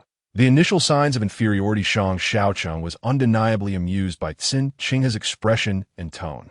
He generously displayed a radiant smile, revealing a row of pristine white teeth, complemented by his eyes, deep and dark as the night, yet sparkling like stars, truly captivating. Cen Qinghe's heart skipped a beat, yet in a fleeting moment, she inexplicably thought of Xiao Rui. She found an uncanny resemblance between Shang Shaocheng's smile and Xiao Rui's, both possessing a brilliance that rendered one unable to look away. Upon recalling Xiao Rui, Cen Qinghe's heart settled into tranquility, and her gaze towards Shang Shaocheng lost its fluttering excitement. Shang Shaocheng remarked, "You speak so fondly of the Northeast, yet here you are, working in Night City." His words subtly suggested that her sentiments were insincere. Cen Qinghe replied, maintaining her composure, "My choice of workplace has no bearing on my feelings for my hometown. Furthermore, I never claimed that I came to Night City out of fondness for it." Shang Shaocheng quickly retorted, "Last time, in the palace, you didn't say that. You mentioned Night City was wonderful, full of opportunities." Cen Qinghe's gaze faltered slightly. She had indeed forgotten this detail, attributing it to her previous intoxication. After a brief pause, she fabricated, "Yes, Night City is filled with opportunities, which is why I wish to come here and strive for success. However, that does not conflict with whether I like it or not, does it?" Shang Shaocheng cast a dismissive glance at Cen Qinghe, unimpressed. She was stubbornly defending her barbaric land, despite being clearly contradicted. Though not typically one to indulge in gossip, her transparent attempts to conceal her true feelings only fueled his desire to provoke her, or rather, to expose her facade. "Since Shangtian has a branch in Winter City, how about I transfer you back if you cherish your beautiful and bountiful hometown so much?" Without awaiting her response, he added, "All benefits remain unchanged. Once you return home, you won't even need to rent a place. The cost of living in Winter City is far less than in Night City, allowing you to save 2/3 of your salary each month." Cen Qinghe responded with a feigned smile, saying, "Thank you, Director Shang, but there's no need for such trouble. I'm quite content here." Shang Shaocheng wore a look of feigned concern. "Don't mention it. You long for home, right? Just say the word, and I can transfer you back at any time."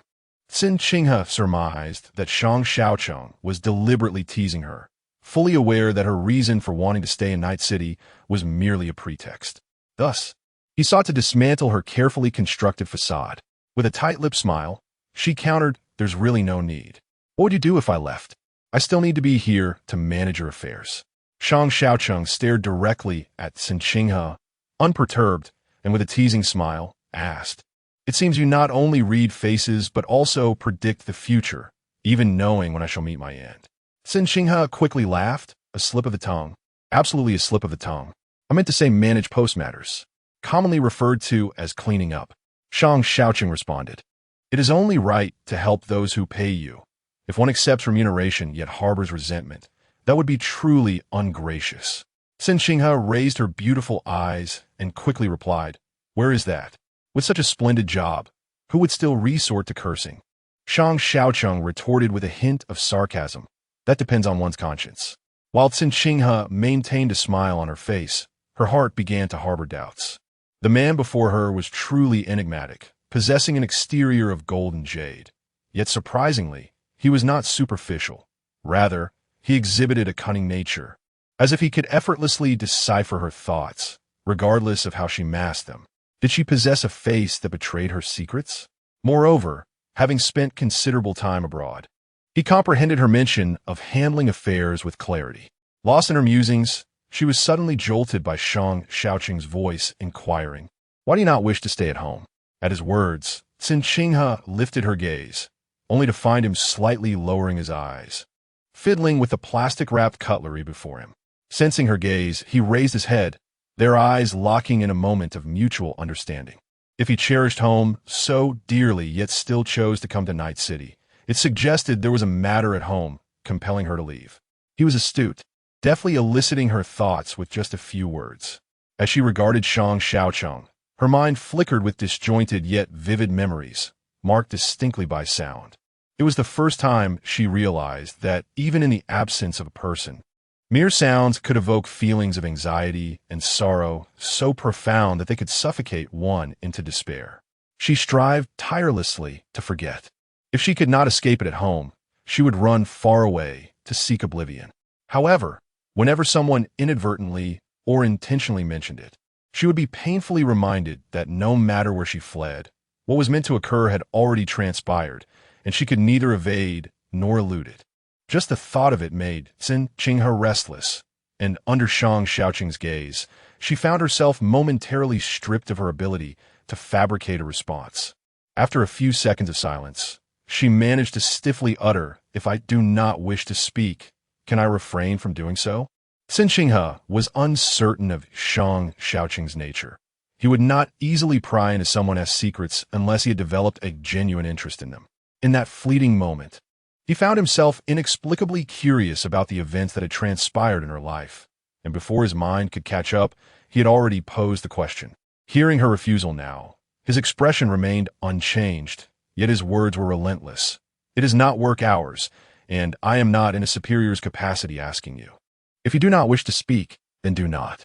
Cen Qinghe attempted to lighten the mood with a joke. "You're not going to fire me, are you?"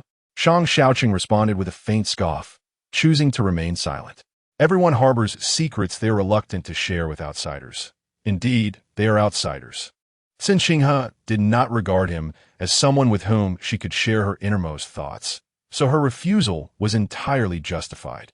Shang Shaocheng understood this sentiment, but felt an inexplicable displeasure simmering beneath the surface, which he chose not to reveal. As they conversed, a server approached with 2 iron plates wrapped in plastic, one noticeably heaped with skewers, Shang Shaocheng's order, while the other belonged to Cen Qinghe. Both enjoyed spicy fare, yet their preferences in food types diverged significantly. Cen Qinghe is one of the few women with a discerning palate. From a young age, she developed a fondness for peculiar delicacies, such as hairy chicken, which would likely elicit squeals of disgust from most women, who would exclaim, "Oh, how revolting! How cruel!" Yet, she nonchalantly devours half of the dish while rolling her eyes dismissively. It is not that she is incapable of feigning delicacy. Rather, it depends on whom she is with and for how long. She has no intention of winning any affections from Shang Shaocheng, so she sees no need to conceal her primal side from him. Before her lies a platter not only adorned with skewers, but also featuring silkworm pupae and quail. Cen Qinghe first picks up a skewer of silkworm pupae, taking a hearty bite. The exterior is crisp, while the interior is tender, grilled to perfection, albeit scalding hot, much hotter than she anticipated. As she holds it in her mouth, her saliva quickly overflows, leaving her unable to swallow or spit out. She resorts to fanning her mouth with her hands. Observing her struggle, Shang Shaocheng, with an impassive expression, inquires, "Is the silkworm pupae alive?" Cen Qinghe takes a full 5 seconds to swallow the morsel, then hastily drinks a large gulp of lemon water, furrowing her brow as she replies, "It's scorching." Shang Shaocheng remarks, "You truly do not consider yourself a woman." Cen Qinghe raises an eyebrow, questioning, "Do you find me too rough?" Shang Shaocheng lowers his gaze, using chopsticks to transfer a stone egg to the platter, before looking back at her with a hint of disdain. "I have never seen a woman quite like you." Cen Qinghe blows on the remaining grilled silkworm pupae, feeling it cool enough to consume a second one. As she chews, she responds, "That is because they wish to leave a good impression before you. They are too embarrassed to be themselves. You know they indulge in meat and drink loudly behind your back, right? I assure you, very few women are the same in private as they are in public." This is the truth, and Cen Qinghe hopes that Shang Shaocheng will recognize it. He asks, "So you do not wish to leave a good impression before me?" Cen Qinghe replies, "In a professional sense, you are my superior and I am your subordinate. As long as I fulfill my duties, no one will concern themselves with how I eat privately. Personally, although we are not yet well acquainted, I have few connections in Night City, so I regard you as a friend. If I were to feign in front of friend, wouldn't that make me seem particularly pretentious?" She deliberately reveals her cards to assure him that she harbors no ulterior motives and that she does not share the aspirations of those women seeking to ascend through him, thus allowing him to relax completely. No matter how cunning Shang Shaocheng may be, Cen Qinghe knows he will easily discern her true thoughts, no matter how subtly she expresses them. Consequently, he maintains a composed demeanor, setting aside his food and stating, "Do you indulge in skewers so freely in front of Shue Kaiyang as well?" Cen Qinghe is relishing her meal, finding it the most satisfying since her arrival in Night City. Suddenly, upon hearing Shue Kaiyang's name from Shang Shaocheng's lips, she pauses, then looks at him quizzically and asks, "Why not?" Shang Shaocheng responds with a question of his own. "It seems you and Shue Kaiyang are quite close. You have few acquaintances in Night City. And you met him later, correct?" Cen Qinghe nods and replies, "He bought a house from me, and that is how we became acquainted." "What of it?" Shang Shaocheng does not answer directly, but instead queries, "What do you think of him?" Cen Qinghe assessed the expression on Shang Shaocheng's face. Uncertain of the nature of his relationship with Shue Kaiyang, she refrained from speaking too freely, wary of saying something inappropriate. She merely remarked, "I haven't had much interaction with him, so I can't really comment on others. Do you know him?"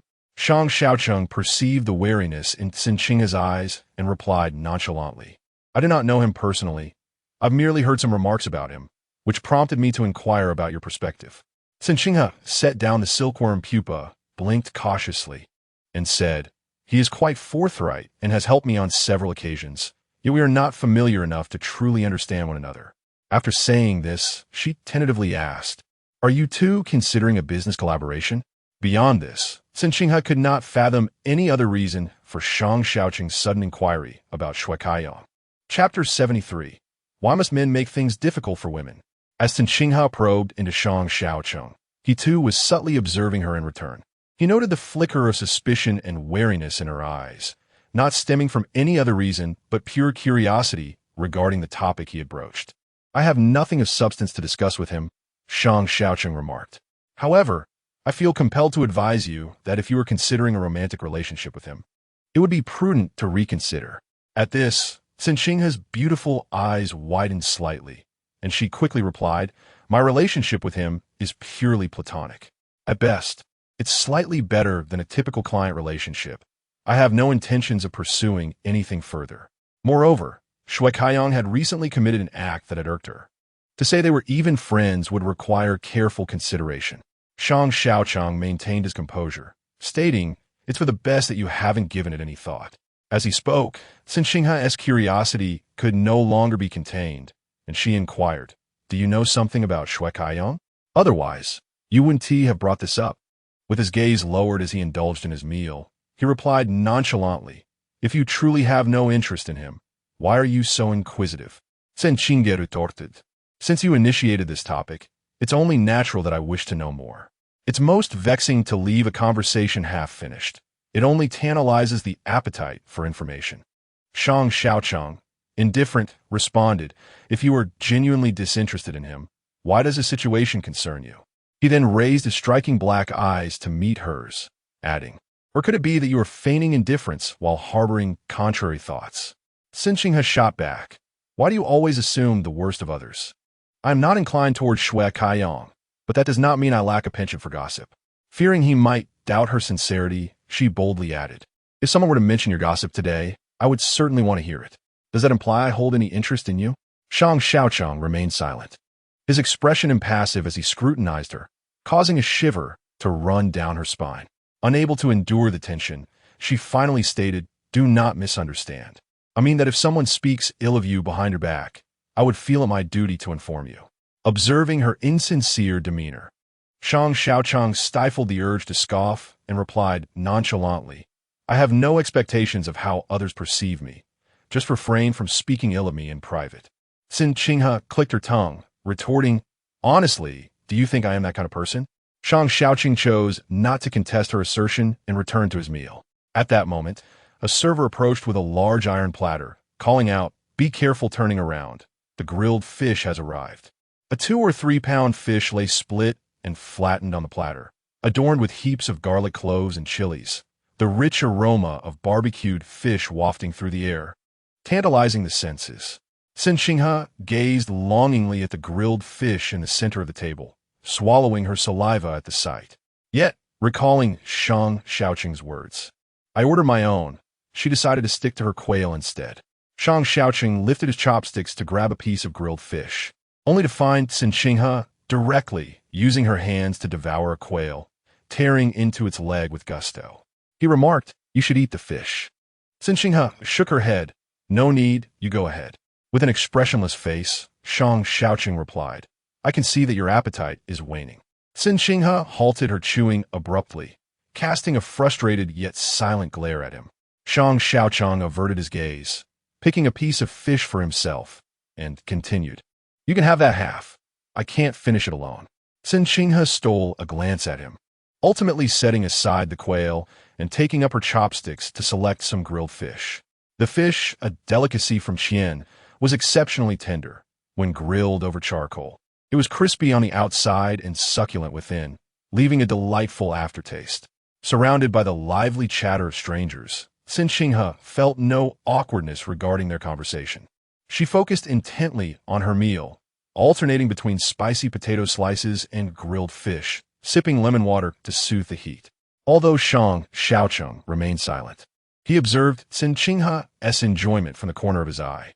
She was genuinely relishing her meal, making him feel that the grilled fish before him was superior to what he had tasted earlier. With a raised brow, he remarked, didn't you say you were only 6/10 full? Cen Qinghe, having just savored a piece of the spicy potato, replied, even if I burst, I could still manage a couple more bites of barbecue.